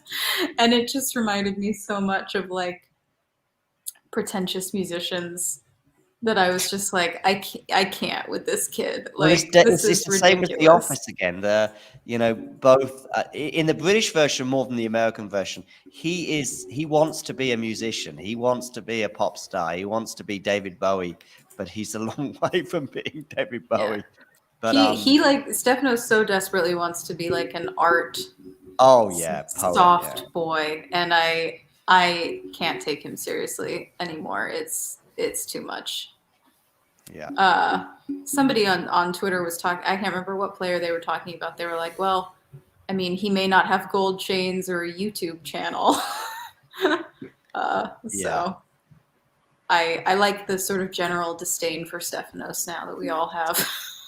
Yeah, he does seem to have lost points year on year on year amongst the public. And I mean, the Federer scenario in 2019 when he beat him in Australia, and seems like such a long time ago now. Yeah. Wow. Coco's taken the set, by the way. Coco, yeah, she did. I saw that 6-2. Yeah. And I said 2-1, so we'll see if that pans out. Yeah, I think now that she won this set, I am gonna go get the rest of my day going. Even though it's do 6 it, Isabel. PM. Do it. Get the rest of your evening. I got stuff to do. Do your stuff, Isabel, and I'm pretty optimistic that Coco will be in the next round. Yeah, but we could be wrong. But thanks for joining us today. Yep. Next time I see you, I'll be in New York. Yeah. Say hi to the Big Apple. Say hi to New York. Yes, to the mayor, whoever he is. I don't even know who the mayor is these days. It's Eric Adams. We don't talk about him. That's a new name, right? Like there was something like the someone. Somebody got in a bit of trouble there, I think. Last year or so, but I can't remember. That, of course, doesn't really matter. I mean, New York's had such amazing mayors, such as Giuliani and stuff. So. Yeah. All right. Bye, guys. There's a tongue in my cheek. Don't worry, Isabel. All right. Take care, Isabel, and have a good one, and enjoy New York. Bye. See ya. Well, I will stay live. I was going to say stay live until the end of the Tsitsipas match, but I am going to stay live until the end of the Coco Gauff Siegmund match. Gauff, yeah. I think that's the way we should do it. Then I'll definitely finish because Yeah, I'm not gonna be staying up either. I still have to. I've got write. Avanesian on one screen right now. I've got two screens going. One on my laptop, which I'm very nervous about accidentally sharing because that would get me a ban from YouTube pretty quickly. And I've got Stefanos has just finished, but I've got Avanesian on one. I might get Coco on my big screen. I'm still trying to see the list of mayors of New York City. I got interested in that. I mean, there's obviously a huge gap between Giuliani and the present, but Bill de Blasio is what I was looking for. is that the recent controversial one, right? Yes, that's the that I was talking of. There was this dead guy. Michael Bloomberg is a name I remember too. Oh, Bloomberg, yeah, of course. Yeah, before Giuliani, I guess I don't really know them at all. I guess Bloomberg followed Giuliani, did he? Yep. Jimmy Walker, I guess that's someone I heard of as well. Not only because of the whiskey. But yeah, otherwise, I guess that's where my knowledge ends. But I'm not going to read on the mayors of New York City now. I'm going to watch Coco Gauff. I guess get ready, as Laura Ziegmund has disappeared off the court. Oh, has she? Yeah. That makes sense. I mean, I'm not even watching. I haven't seen a single ball in this entire match, but there's so many things that, like, I can see Lauda having a little disagreement with the umpire, especially about rushing with the serve, and her taking time out now makes sense. She is quite a character for sure. Yeah, I was timing it in Berlin, and she was not just pushing it; she was going way over, and the umpire didn't say anything. In Berlin especially. You know? What happens in Berlin stays in Berlin. Yeah. That's what Avanesian said to me afterwards. We need to cut that bit if we can. Anyway, she's up a break. Yeah, Siegmund's coming back on the court. Boris Becker is still awake, which is impressive considering it's 3 a.m. Why do you have tennis written on the ping pong table? Say again? Why do you have tennis written on the ping pong table? This was a free towel. It was a free towel. Oh, it's a towel. From I think Tennis Point or Tennis Pro. Tennis Pro is just a website for like tennis gear. So yeah, that's it. I've got a US Open Wilson ball here that's seen better days. But yeah. There's another one on the floor as well. I'm playing tennis again on Wednesday. So it's basically right now we're like MTV Cribs here with John Silk's apartment. What was the question that you were intending to ask? Can't remember now. Oh, but I think I said something random about Boris Becker anyway. It keeps appearing on my TV. Sounds like you. Yeah. So still 2 more matches about that have not started. Of course, these are the ones that are waiting for the main courts. Miller, Djokovic. Yeah, I'm not staying up for that. No. Although it would be pretty short, so at least I wouldn't be up until 6 a.m. And Andreeva is serving for the match against Olivia Gadecki. I think that clearly, is the more interesting result because then we get the match against Coco again. Well, potentially, if Coco beats Zygmunt, but I guess that's what we're heading towards at present. Borna Gojo is indeed working out Hugo Dellien pretty easily. By the way, this might be a top 100 debut for Gojo, but we're not going to know it yet. 2 wins would certainly get him there, but because of this, the fact that we only get the new edition of the rankings after the US Open, so in 2 weeks, and there's lots of challenger points that the players can get next week, we cannot tell that it will be a top 100 debut for Gojo, even though he will be 93rd in the live rankings if he beats Dellien. And it seems pretty much like a foregone conclusion that he's gonna do it. However, we will not be certain about that top 100 debut yet. I know I've said it twice or 3 times already, but I can't stop myself from saying it again. This has 2-1 written all over it for Coco Gauff.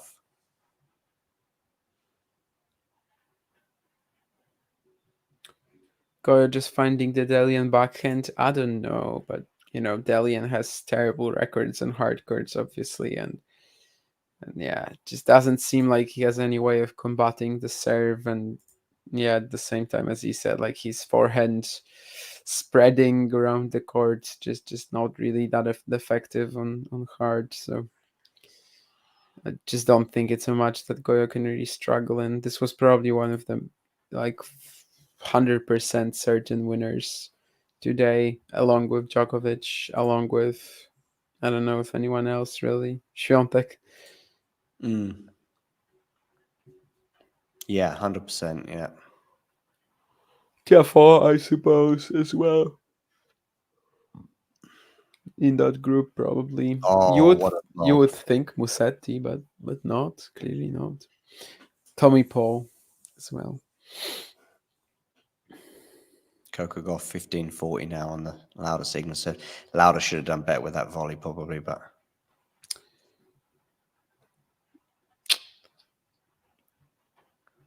Yeah. A result that I completely missed was Alia Tomljanovic winning her first match back against Pana Udvardi. Tomljanovic won, did she? Yes, that's good for her, although I think she has a tough second round opponent. Let me check who that is, and who that is Rybakina. Okay. Lauda Sigmund has saved one of the break points. Avanesian is again up a break on Cornet. I think she lost one of those breaks. Anyway, she's serving for it looks like. Now. Yeah, 5-3 up. Yeah. The Russian, who obviously had a big run at the French. Yeah, where did she get to at the French? 4th round, I think, as a lucky loser. Oh, okay. It's definitely fair, and I think it was also the 4th. Goyo, 2 sets still of up now, and Dominic Stricker has also finished off Alexei Popyrin. So 2 consecutive slams. Popyrin loses to Stricker. Both times the Swiss was a qualifier. And Lauda Sigmund finding the Coco Gauff forehand in that rally and benefiting from an unforced error. So we're at deuce. I know I just said this about Raonic today, but I also think Stricker should have a shot, Against Tsitsipas? Yeah, against Tsitsipas. And it would be the sort of win that he's waiting for, I think. And yeah, it would just be something magical. I just felt that Steph's run is not too bad here. Not really, he's facing like big servers constantly, and these are players who often give him trouble. Oh my goodness me. One of the worst lobs in the history of tennis from Sigmund was followed by the worst smash of all time from Coco Gauff. A slight exaggeration maybe on my part, and maybe you can call it recency bias because it was 15 seconds ago. Yeah, Jake, that's how it could be. I think it could work. He's done basically the same against Popyrin today, even though Popyrin doesn't have a one-hander, but still.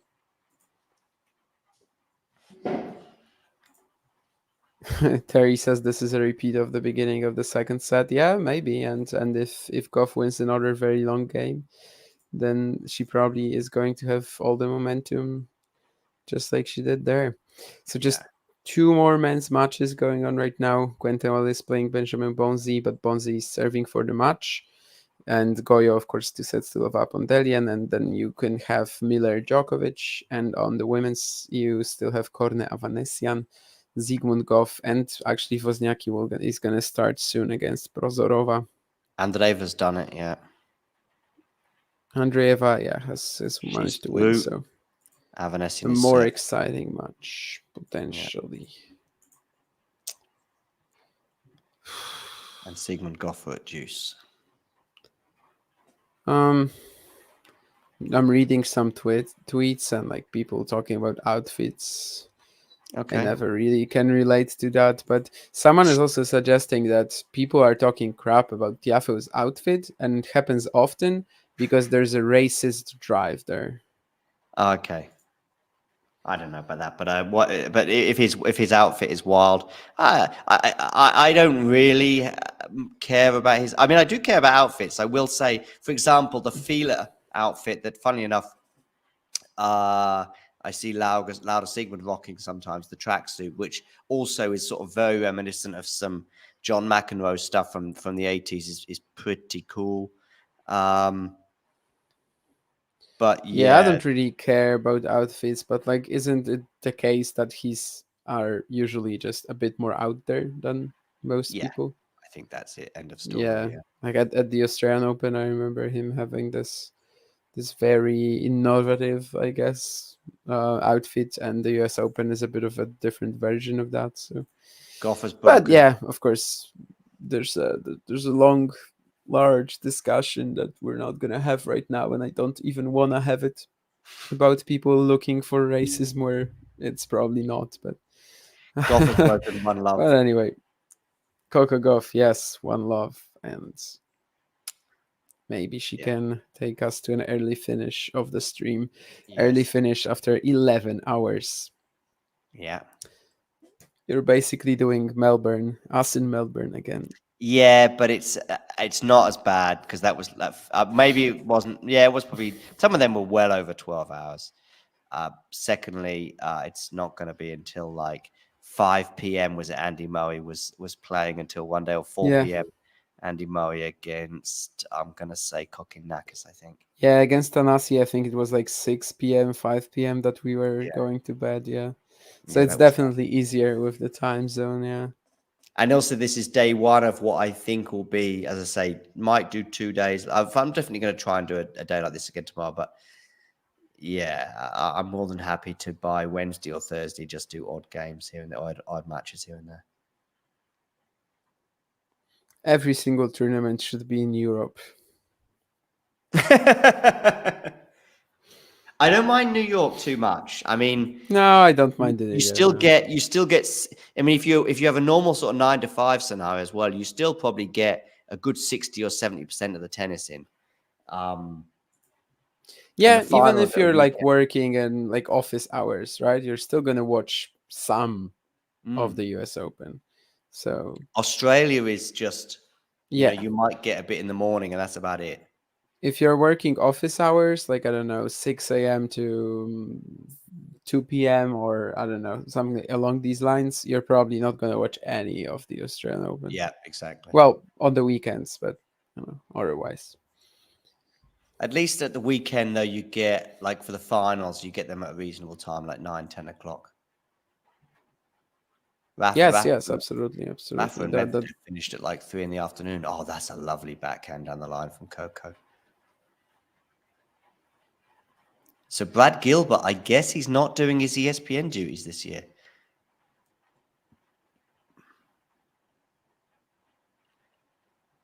Well, he has to be there, I guess. But I mean, he won't be working for ESPN, I don't think, unless Coco goes out. I can't see how he could do both, really. I think Darren Cahill's done a bit. Oh, that's a nice smash as well. Coco holds to love. I think Cahill has pulled it off a few times. Yeah. What? No. Sorry. That was my reaction to a tweet I just read, because it was actually he has appeared on this on Talking Tennis before, did he? Or maybe someone from the tennis tribe, the doubles only things. Has Hanlon? Yeah, Hanlon's been on. Before? Yeah. So he made this tweet about the unseeded veterans and sentimental favorites getting pretty favorable round one draws, and like I can agree with all of it, but Venus getting a draw against Hret Minen. But that's favorable. Isn't it? That's better than what it would have been, which is Paolo Badosa. I don't know, really. To be honest with you, I'm not sure. Isn't she playing she's not playing a lucky loser then, no? Well, Minen must be. Well, she must be no, she's a qualifier, right? Because Badosa withdrew before the About end of a few days ago. Yeah. qualifying. But like, yeah, I just think it's actually a pretty easy match for Milan, but we'll see. Yeah, maybe he's just thinking that better than Paolo Badosa, but I haven't given it a great deal of thought. Oh, he's very Maybe. complimentary Yeah, about. yeah, maybe my reaction was a bit too much now that I think of it. But then again, it's also 3 a.m. So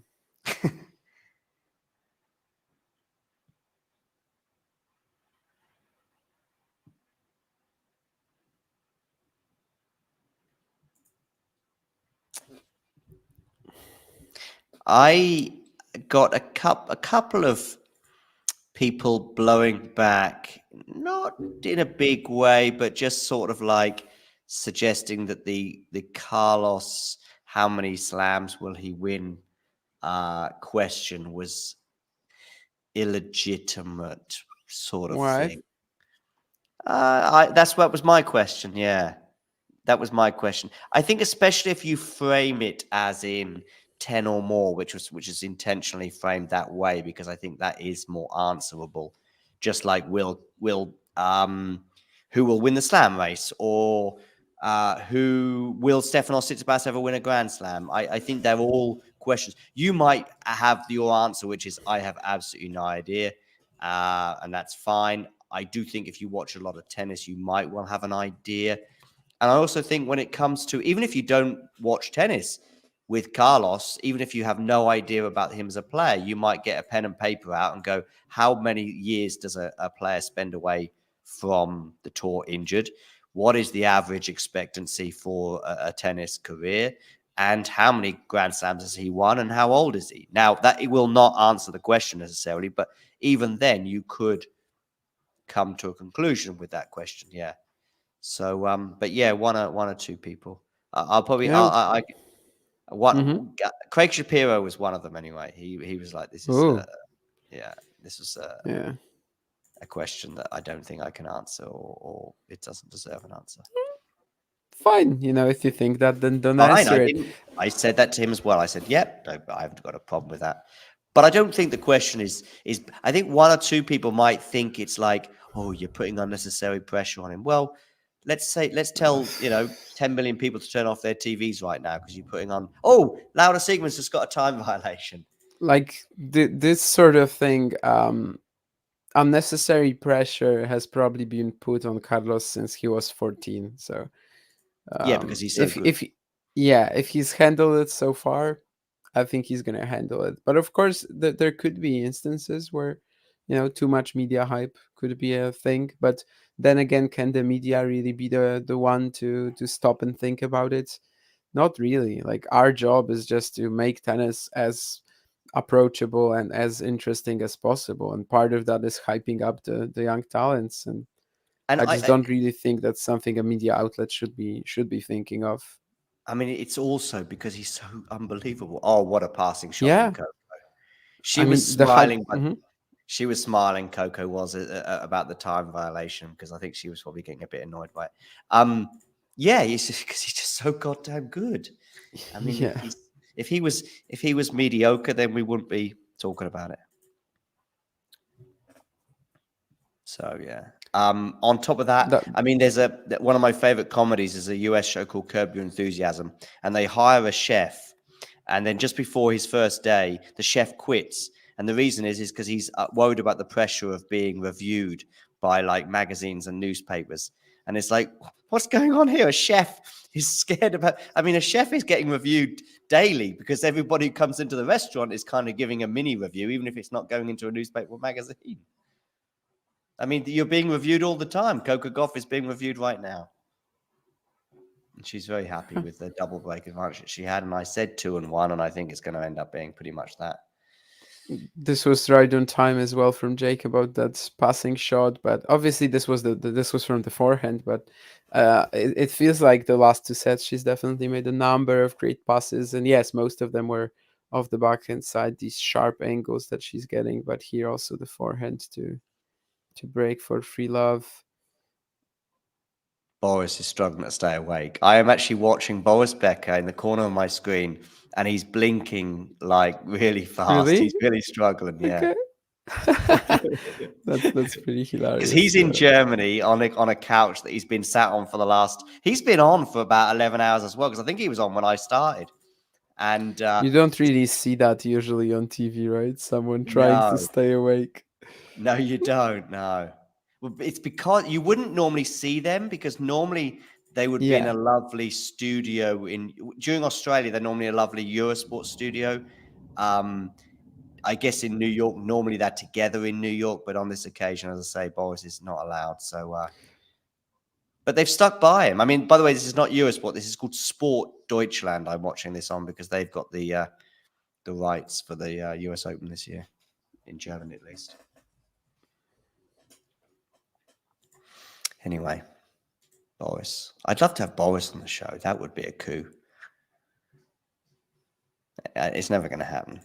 Because Boris knows, even if he's had some issues with money over the years, I think he understands a bit more about the meaning of money now. Because when he came out of prison, he did give 2 or 3 exclusives, all of which paid him, I think, 1, 2, 3, 4, 5-figure sums. And we don't have 5 figures to offer at Talking Tennis. We don't have 3 figures to offer. We don't have. Yeah, but yeah, we certainly don't have 3 figures. That's for sure. If he wants to come on for free, yeah, give his side of the story. Boris Becker opens up about his time. Yes, opens up. There's two expressions I'd forgotten. Opens up, gives his side of the story, and opens up is the other one. Yeah, is what the tabloids love to say.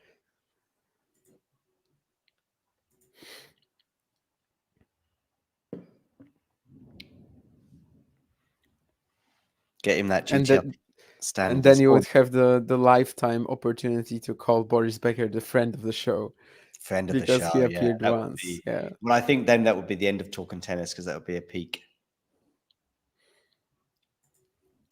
For John's birthday, I think if we all just maybe start gathering money, and also, the members, all the contributors, maybe we're gonna get Boris Becker to I still think we might not quite get to the 5-figure sum that he might require, but 5 minutes of Boris I Becker had the director of a Boris Becker documentary. That's as close as I got.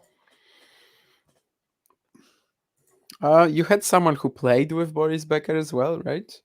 I'm pretty sure. Like Andres Gomez probably played with Boris Becker. Michael Stich, definitely, yeah. Michael Stich beat Becker in the final. I didn't know you had him on the show, actually, so that's why I was thinking of Andres Gomez. But I figured you might have someone else.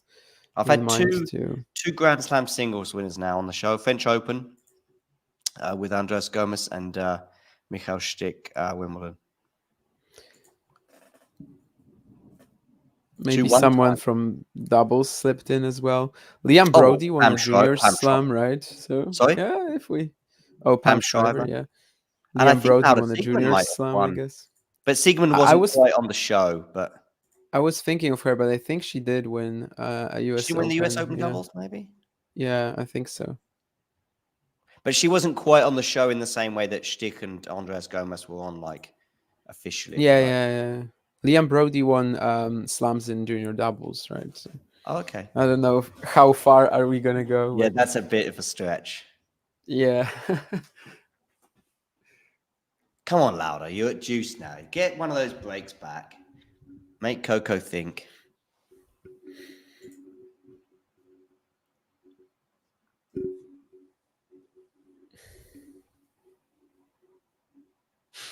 This was interesting as well, yeah. Zygmunt telling Goff to wait. Yeah. This is just classic Lauda. And Coco will be annoyed by this.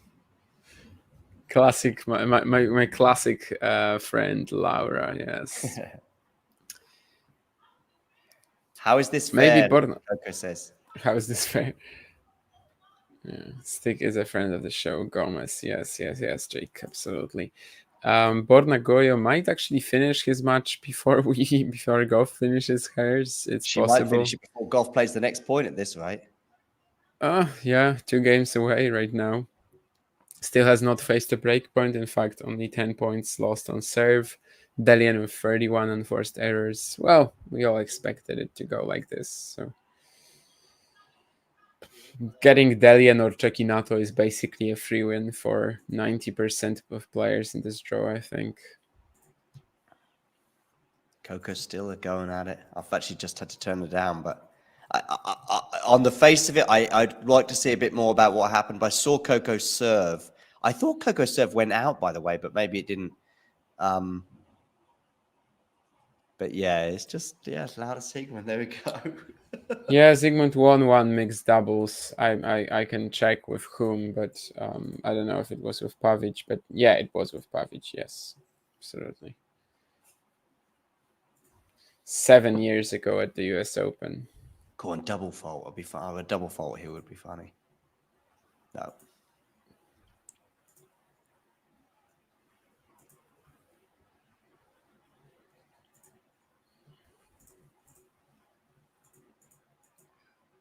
Ooh, she went for it.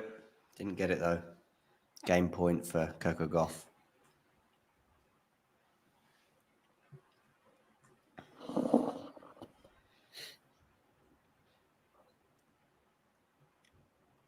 She's gonna. I wonder if what the handshake will be like at the net. Because I think Coco's been annoyed for quite a. Even I mean, I only joined for the third set, but she was already annoyed at the beginning of the third set. Oh, hello, we're at it again now. I think she's annoyed because I don't know. I don't mind a bit of skullduggery. Do you know that word, skullduggery? I don't think so, but I can figure it. I can figure out like what it naughty means. behavior. Probably. Yeah. Oh, actually, no. It's a bit different than I thought. I guess it's only with 1 L. Yeah, That's one L and 2 G's, I think. Yeah, that's weird. What did you do I thought it was gonna be just coming from skull, from like skull, like the part of your bone system or whatever, and also daggery, like from dagger. And then I thought it was gonna be something like that, and it would make a lot more sense than the word that I'm seeing at the moment. What is the Polish word that came up if that's what you checked? I don't know. I actually didn't. I just looked up the meaning of it. So, but yeah, well, skullduggery. It's naughtiness was the first word that comes to mind. Maybe it actually comes from the 2 words, right? It may well do, even if it does. Yeah. Even if the pronunciation is a bit different. An alteration of skullduggery or whatever, grossness, bawdiness, obscenity. It doesn't give me any more etymology regarding this. It just comes from Scotland, it says. So I wonder if Coco Gauff is wondering about the original meaning and where it comes from right now, because she's facing a break point. Yeah, in Polish it says machlojki or szwindle, which basically is some it is skullduggery apparently. And they also give me 2 L's. Apparently there are 2 two spellings of this. Okay. Good return. Is it going to be another fantastic pass from Gauff? No, I don't think so.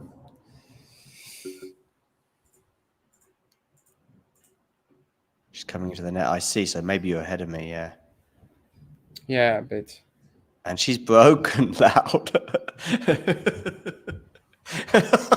Look at Coco. She's so annoyed. Sigmund must be incredibly popular in the locker room. Yes, and it's like when do you remember when Murray said to Russell, "No one likes you on the tour"? Yeah. It was like Munich, whatever the year was, 2014, 15 maybe. So Avanesian and Andreeva did make it through. Yep. And Bornagoya is going to serve for the match at 5-1.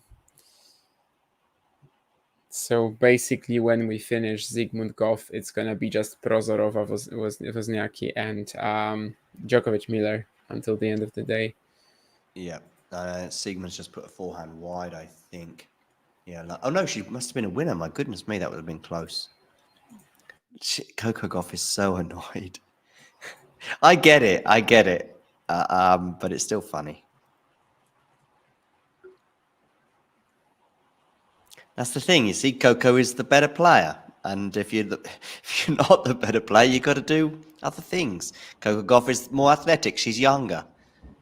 If you're not that person, then there's different ways of winning a tennis match. I saw somebody tweet the other day completely differently, okay? And the tweet kind of annoyed me because the tweet was just from an amateur player. They had a video clip of them playing, and they said, "This is why pushers annoy me. And I lost this match. I think it was like I was 4-love up in the third and ended up losing it 7-5 or something like that." And they showed this clip, and yes, in the clip, it was clearly just somebody pushing it back and just waiting for the error. But the person who was making the shots was being quite cautious with their so-called aggression on their play. And secondly, they didn't win the point. They messed up. They got frustrated. And I don't know. You got to deal with it. I mean, pushers don't very often win titles and slams, in my opinion. You just got to deal with it as well. I mean, that's just how it is. It's part of the game. And don't give. And also, sometimes it's because you, as the so-called aggressive player, you're not going close enough to the line. Yeah, I mean, it's the most annoying feeling in tennis, I think, when you know you're like sharper technically than someone, and he just wins by moonballing and it's sort of tricking you, and you cannot deal with it. But it's still your fault for not being able to deal with it. It's not really the guy's fault. What do you like most about Gauff's game if you had to pick one area? Probably like her defensive work. Movement, especially in from the backhand corner, obviously. That's where she is stronger, and the first serve as well, the raw pace on it. Tennis is a funny thing with defense. Defense can be so spectacular, whereas we think of the word defense in a soccer context, you don't really maybe a spectacular clearing the ball off the line. Louder, you should have put that volley away. That might be an exception where you go, wow, what incredible defending. But a lot of the time, we don't really marvel at an amazing tackle. But we do unbelievable defense in tennis is so spectacular.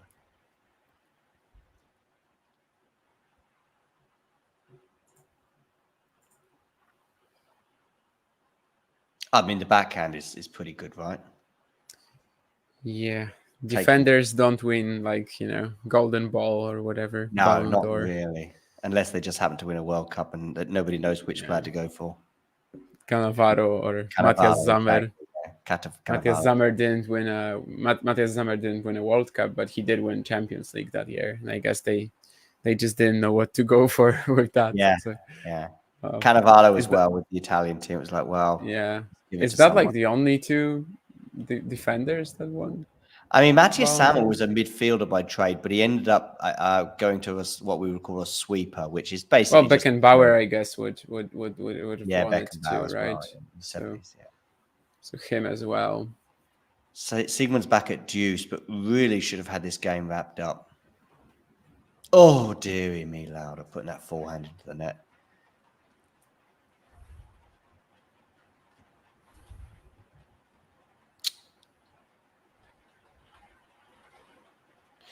Yep, it's going to all be about that game at the beginning of the second set, that 26-minute game. That's what all the tweets are going to be about, yeah. Yeah.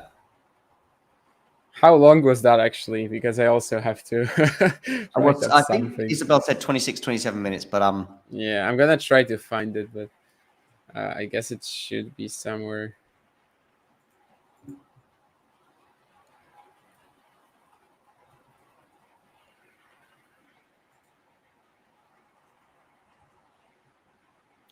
Jake loves it. I'm not sure what he's referring to, but he loves something. Maybe defense. 28 plus. 28 plus? Oh, it's a double fault from Lauda. I had a feeling that might happen. 26, then someone else says, then it's also 26. Yeah, I think 26 is more true than 28. But I also saw a tweet from Ricky Diamond who said the one game between Coco Gauff and Laura Zygmunt lasted longer than the entire Bernard Tomic versus Jarko Nieminen match. But Bernard Tomic against Jarko Nieminen was 28 minutes, and I'm not sure it was that long. But yeah, anyway. Coco Gauff just did a sort of hushing thing, but I don't think she's talking to the crowd. She's probably talking to maybe someone or something in particular. So I guess 25 plus is the safe answer. 26 is likely right, but I've also seen 28. What was the Carlos Djokovic one? Was that 26, 27? Yeah, something like that.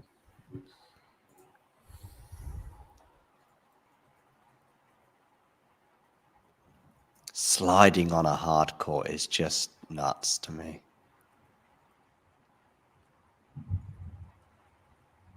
Boris is still going. I assume it's Boris himself and not some kind of robot that he's just put on a play while he goes to bed.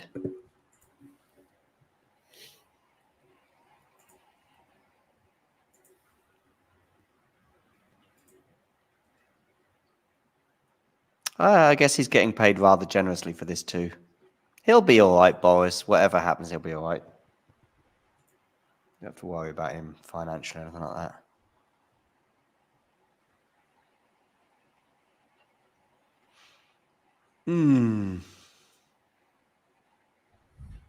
Yeah, this is very close to being done now. Got 4-1, 15 love.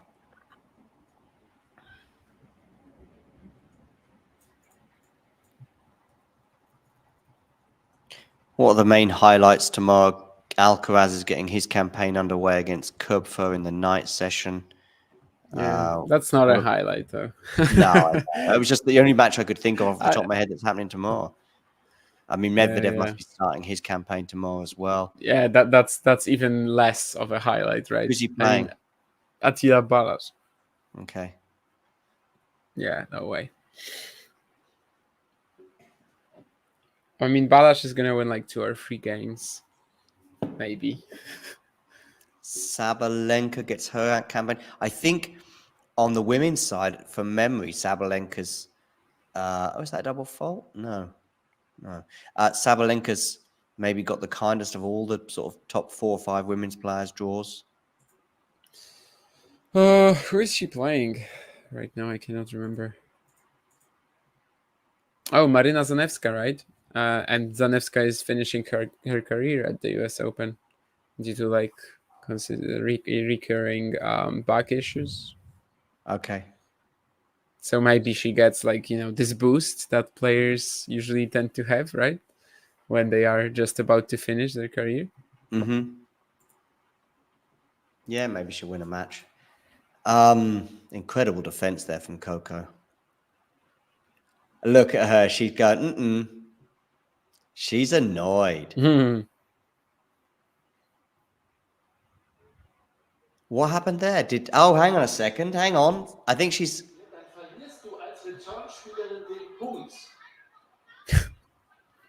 Is that Boris?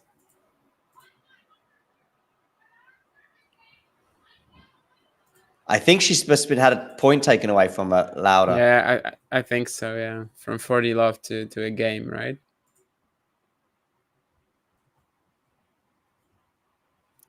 Yeah. Yeah, it's a point penalty for Yeah, Goff. and that was on the Coco serve. Yeah. That's the peculiarity of that. She's just lost a point on the Coco serve because I guess Coco's ready to serve. Coco's smiling quite a few times during this third set in that sort of ironic smile. I mean, Lauda's not going to get this turned around.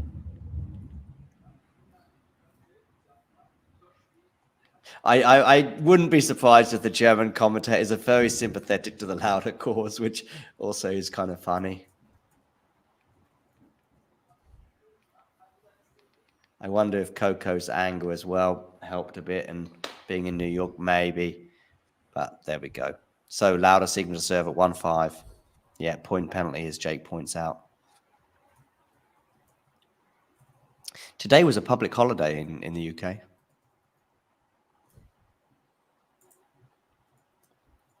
The 28th of August. Yeah, Monday. Is that like what? Yeah, last Monday of the August is always a bank Okay. holiday. I was thinking of Guy Fawkes, but that's like that's like October, November. Yeah, November. Yeah. Which actually isn't a public holiday. We recognize it, but it's not. Oh, it's not. Okay. Yeah. Today's freedom fighter, or today's freedom fighter is yesterday's terrorist. Like we celebrate Guy Fawkes, but probably at the time, I'm sure people. Oh dear. Yeah. I mean, the people who got killed in the. Yeah, I mean, if the sun existed back in those days, I'm sure they'd have taken a very different view of him. He didn't kill anyone actually, because I think the explosion it messed up or something. But yeah, he was just trying to blow up the House of Parliament. Anyway, love 30, Siegmund. There's been a few explosions on court this evening.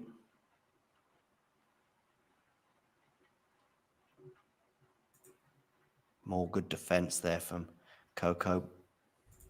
Nice smash from Lauda. Oh, Rusev Rublev tomorrow. Yeah, I'm with you on that one, Janie. If they can reproduce the match that they had in Cincinnati.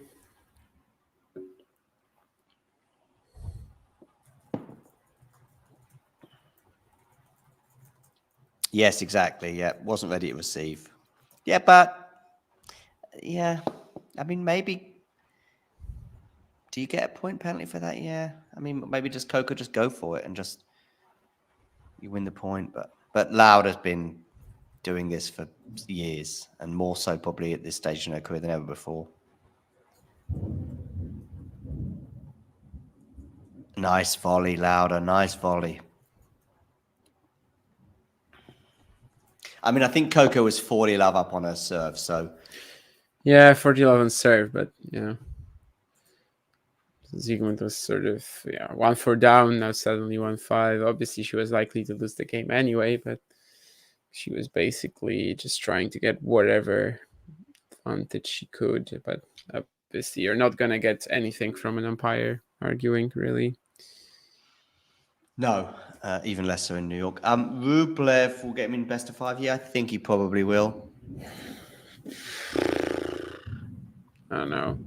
Rublev has a very tough draw. I think he might not go that deep, but whether he loses to it's a tough whether he loses to Rusev, whether he loses to Berrettini, or whether he loses to Monfils. Berrettini's a potential second round, is it? Third round, and Monfils is the second round. But like, if he needs to play 3 guys like this in a row, not sure I like his chances all that much. Shevchenko Norrie question for you, Damien.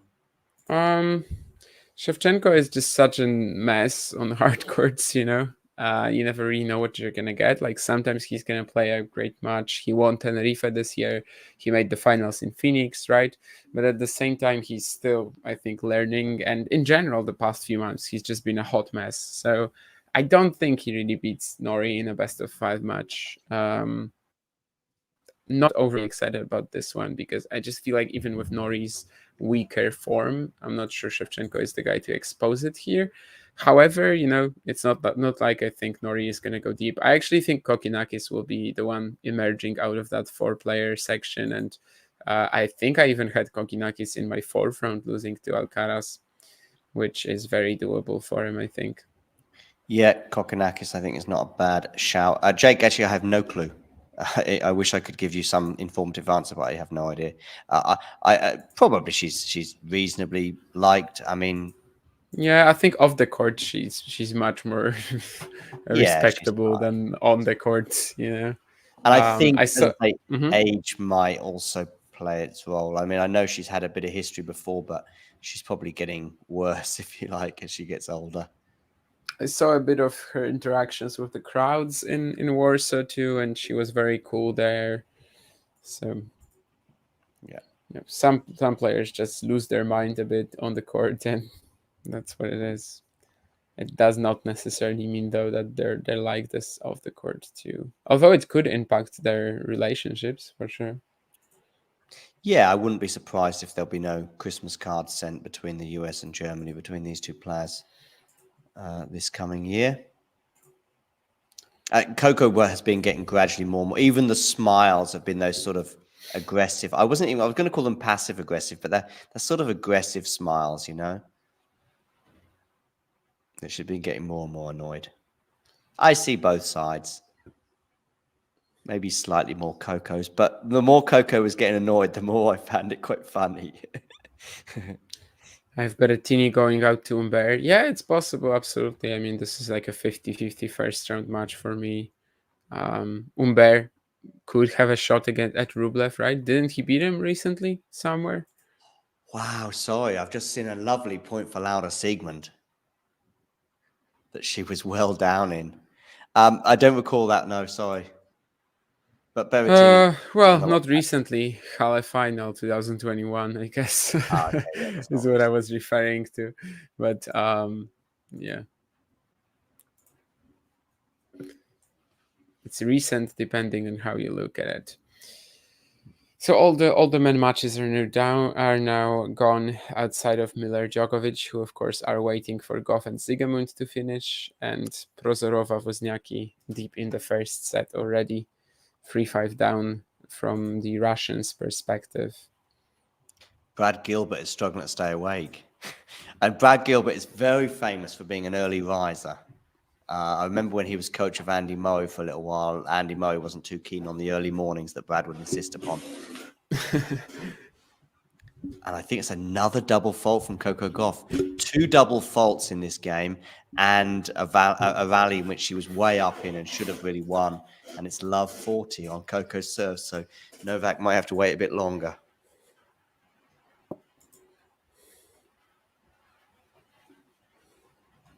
Approaching 10 p.m., I guess, local time. Apparently, the Obamas are also watching the Goff-Siegemund match. But I haven't seen them shown. Me neither, but I see a screenshot of them. Okay.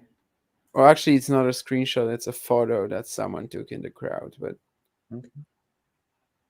Or maybe it's a screenshot. It has the quality of a screenshot, but Getty is mentioned, or Jetty. I don't know how you know what I'm talking about. That's photo provider or whatever. Oh yeah, Getty. By the way, Coco Gauff has 3 double faults in that game, and she's lost her serve.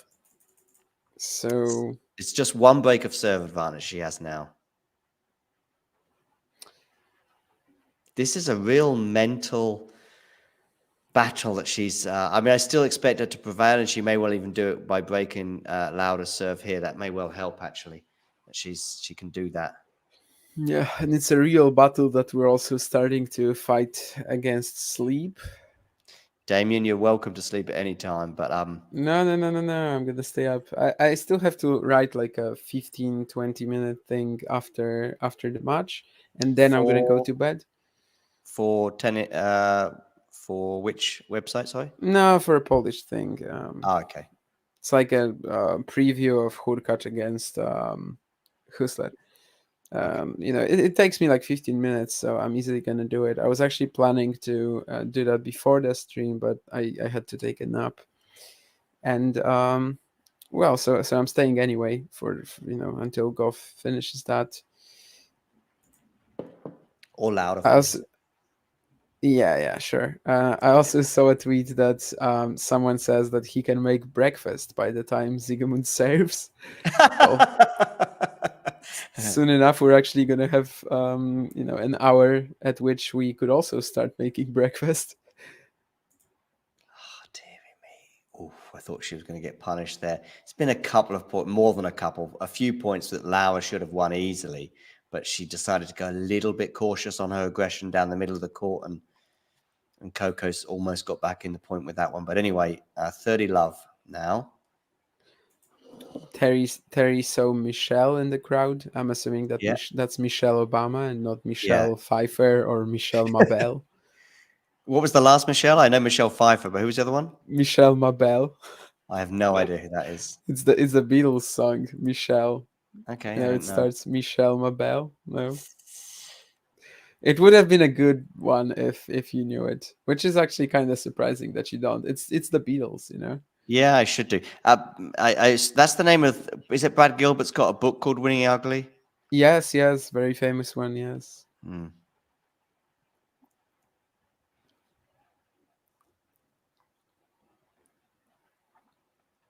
Yeah, I get the impression with Brad, he's quite big on the mental side of the game. Yeah, that's what he was as a player too, right? Like maybe not overly talented, but like yeah, just getting himself to a fantastic level with determination and yeah, winning ugly a lot. Mental warfare I see as his the subtitle of this book is mental warfare in tennis. So yeah, I think I saw a clip of him recently at the US Open. I'm gonna say late 80s, playing somebody of note. I can't remember who. Might have been Boris. Might be during that documentary I was telling you about. Anyway, 40-15, Siegemund down the tee. And she's won the point and the game. 5-4. She's making Coco work for this. There's going to be no love lost between these. Especially if Lauda wins. If Lauda wins, yeah. I get the impression if Coco wins that maybe Coco will feel okay because she won the match, but she might not. Becker and Gilbert played 10 times. What would you guess is the head-to-head between them? 9-1. It's actually 6-4. And Brad Gilbert at one point led 4-1, then won a set in 1989, and then never won a set again against Boris Becker, and like was not even coming close. But yeah, he led this 4-1, and then Boris won 5 times.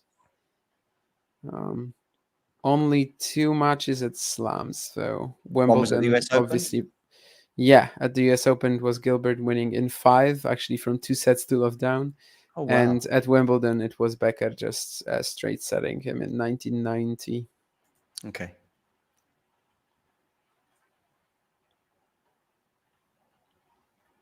Becker's last slam, I think, was Australian Open 96. Yeah, for sure.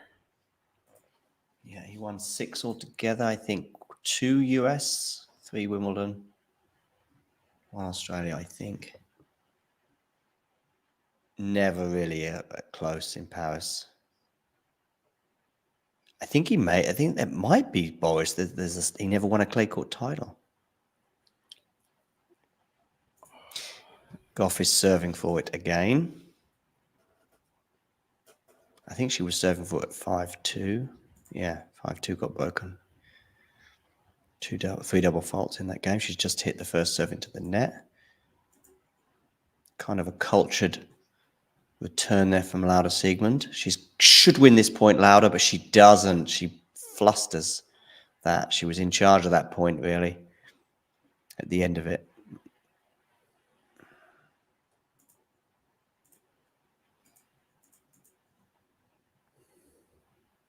Brad Gilbert's got I think it's Coco's mother breathing down his neck.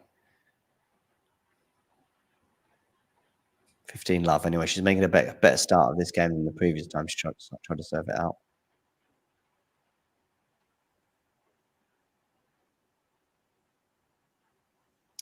Another one of these sort of forehand choppy returns from Lauda.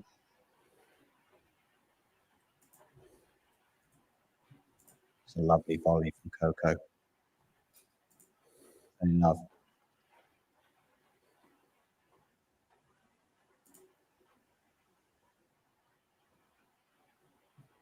Have you seen a funny clip of Novak serving at Wimbledon, I think against Federer, where it's just basically about 10 minutes of waiting for Novak to serve. But it's obviously they've played around with Novak bouncing the ball, and it's just like him constantly bouncing the ball. Not sure. It sounds somewhat familiar, where it would be just like, no points shown and bouncing Exactly. the Yeah. ball. Yeah, I think maybe I saw it. Yeah, Novak, honestly, and Cilic as well. They used to irritate me quite a lot with this. I think maybe right now I don't really get flustered by this all that much because I tend to watch like 2 matches at the same time. Maybe that's the reason. I'm not sure if that's actually the case, but yeah, Djokovic, Cilic, these guys used to actually make me angry when I watched their matches, and like they would just constantly bounce the ball, I don't know, 10,000 times. And it's something that the umpire is not going to do anything about, because they're like they started the motion, right? Like, Mm-hmm. and especially also after the shot clock was introduced, and they actually sort of just have to stop the bouncing at some point. It's just the worst when they have a second serve or a let, Oh, and yeah. they just keep bouncing them because there's no authority that can stop them. So but yeah, 30, I think I was more irritated by this in the past. yeah, 30 all. Siegmund with a really good return of serve, but probably an annoying thing from her point of view is she should have won at least one of the 2 points she lost in this game. And she's gone long on the return. So it's 40-30 match point. Wozniacki takes the first set against Prozorova, and it also seems like Prozorova is taking a medical timeout. If Miller plays Djokovic anywhere close, it could be another ridiculous, very late finish in New York. But what's the chance he does? Match point, Coco Gauff. It will be, there won't be a very friendly handshake, I don't think.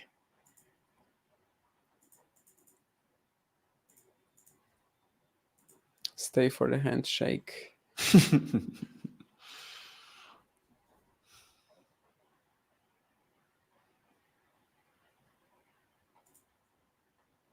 Backhand return. Oh, so you've seen the handshake, I guess, and it's not too bad. I'm watching. Have you it now. seen the end of the match already? Yeah. I guess, yeah. It's a little cold. I think Siegmund could have been looking maybe at Goff a tad more, but it was fine. Yeah, it was. Yeah, Coco's just relieved, I think, to be through. And she should be. Yeah, and she may well. I still would now back her probably to reach that quarterfinal that. Me too. Yeah. Many of us are looking forward to, and that was quarters, and then let's see what happens. Yeah, and then maybe the pressure of today could be a bit different in a way. The support and the expectation and the hope, if you like, might help her against Coco, against Iga. Today is a kind of a different sort of feeling going into this match where you've got the weight of expectation, where everybody expects you to repeat the fireworks of the last 3 or 4 weeks. By the way, Laura Siegmund's flying off the court now. She's picked up a bit of speed. She didn't have that speed when she was serving or Terry returning. says she didn't shake the umpire's hand. Oh, she didn't. Okay, I missed that. I didn't pay attention to this either. So thanks for telling us. Yeah. I mean, the umpire thing, I think maybe the umpire got it wrong on both sides, because maybe the umpire was maybe a bit harsh on the point deduction, but then maybe she was also a bit unfair on Coco. Oh, hang on a sec. Coco's going to get asked some questions here, I'm sure, about what's Coco got to say. Tough match. Wasn't playing my best. She's not an easy opponent. I was able to overcome a lot of adversity. Yeah, I think we all know what she means. Okay, that brings us to the end of this 12-hour epic, of which was 10 and a half hours waiting for Laura Siegmund to serve. And yeah, there we go. Another day, another dollar. Laura goes home, sadly, although she may well be involved in the doubles, and fingers crossed she has a good tournament there. Thanks to everyone who joined us at various points. Terry there saying thanks for the many hours of fun commentary. Grab the popcorn for the on-court interview, definitely, Jake. And thanks, Terry, as well, for letting us know about the lack of handshake between Lauda and the umpire. And I'm sure that the rest of us will all be crossing paths again soon. Damien, get some sleep and speak to you sometime soon. Yeah, speak to you soon. I'm potentially up for something like this tomorrow as well. Like as I said, the night session is better for me than the day, I think. Sounds good at to least me. in the first few rounds, in the second week it could be different, but like for now. So yeah, maybe I'll see you tomorrow. I think this time tomorrow I might come on as well. I think Jack and Mario and one or two others will steer us through the first half and maybe even the first 2/3, and then I think I'll join for the night session tomorrow as well. So yeah, thank you guys in the chat as well, right? And yeah, see ya. Yeah, see you everybody. If you enjoyed this video, make sure you hit that like button. Don't forget to subscribe and click that notification bell so you don't miss out on all things tennis.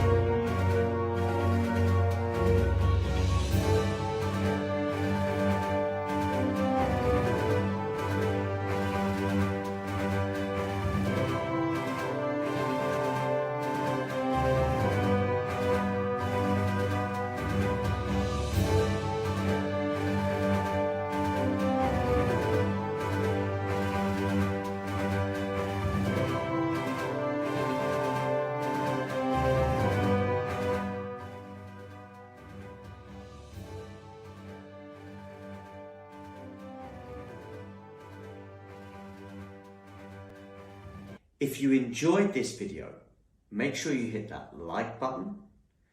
Don't forget to subscribe and click that notification bell so you don't miss out on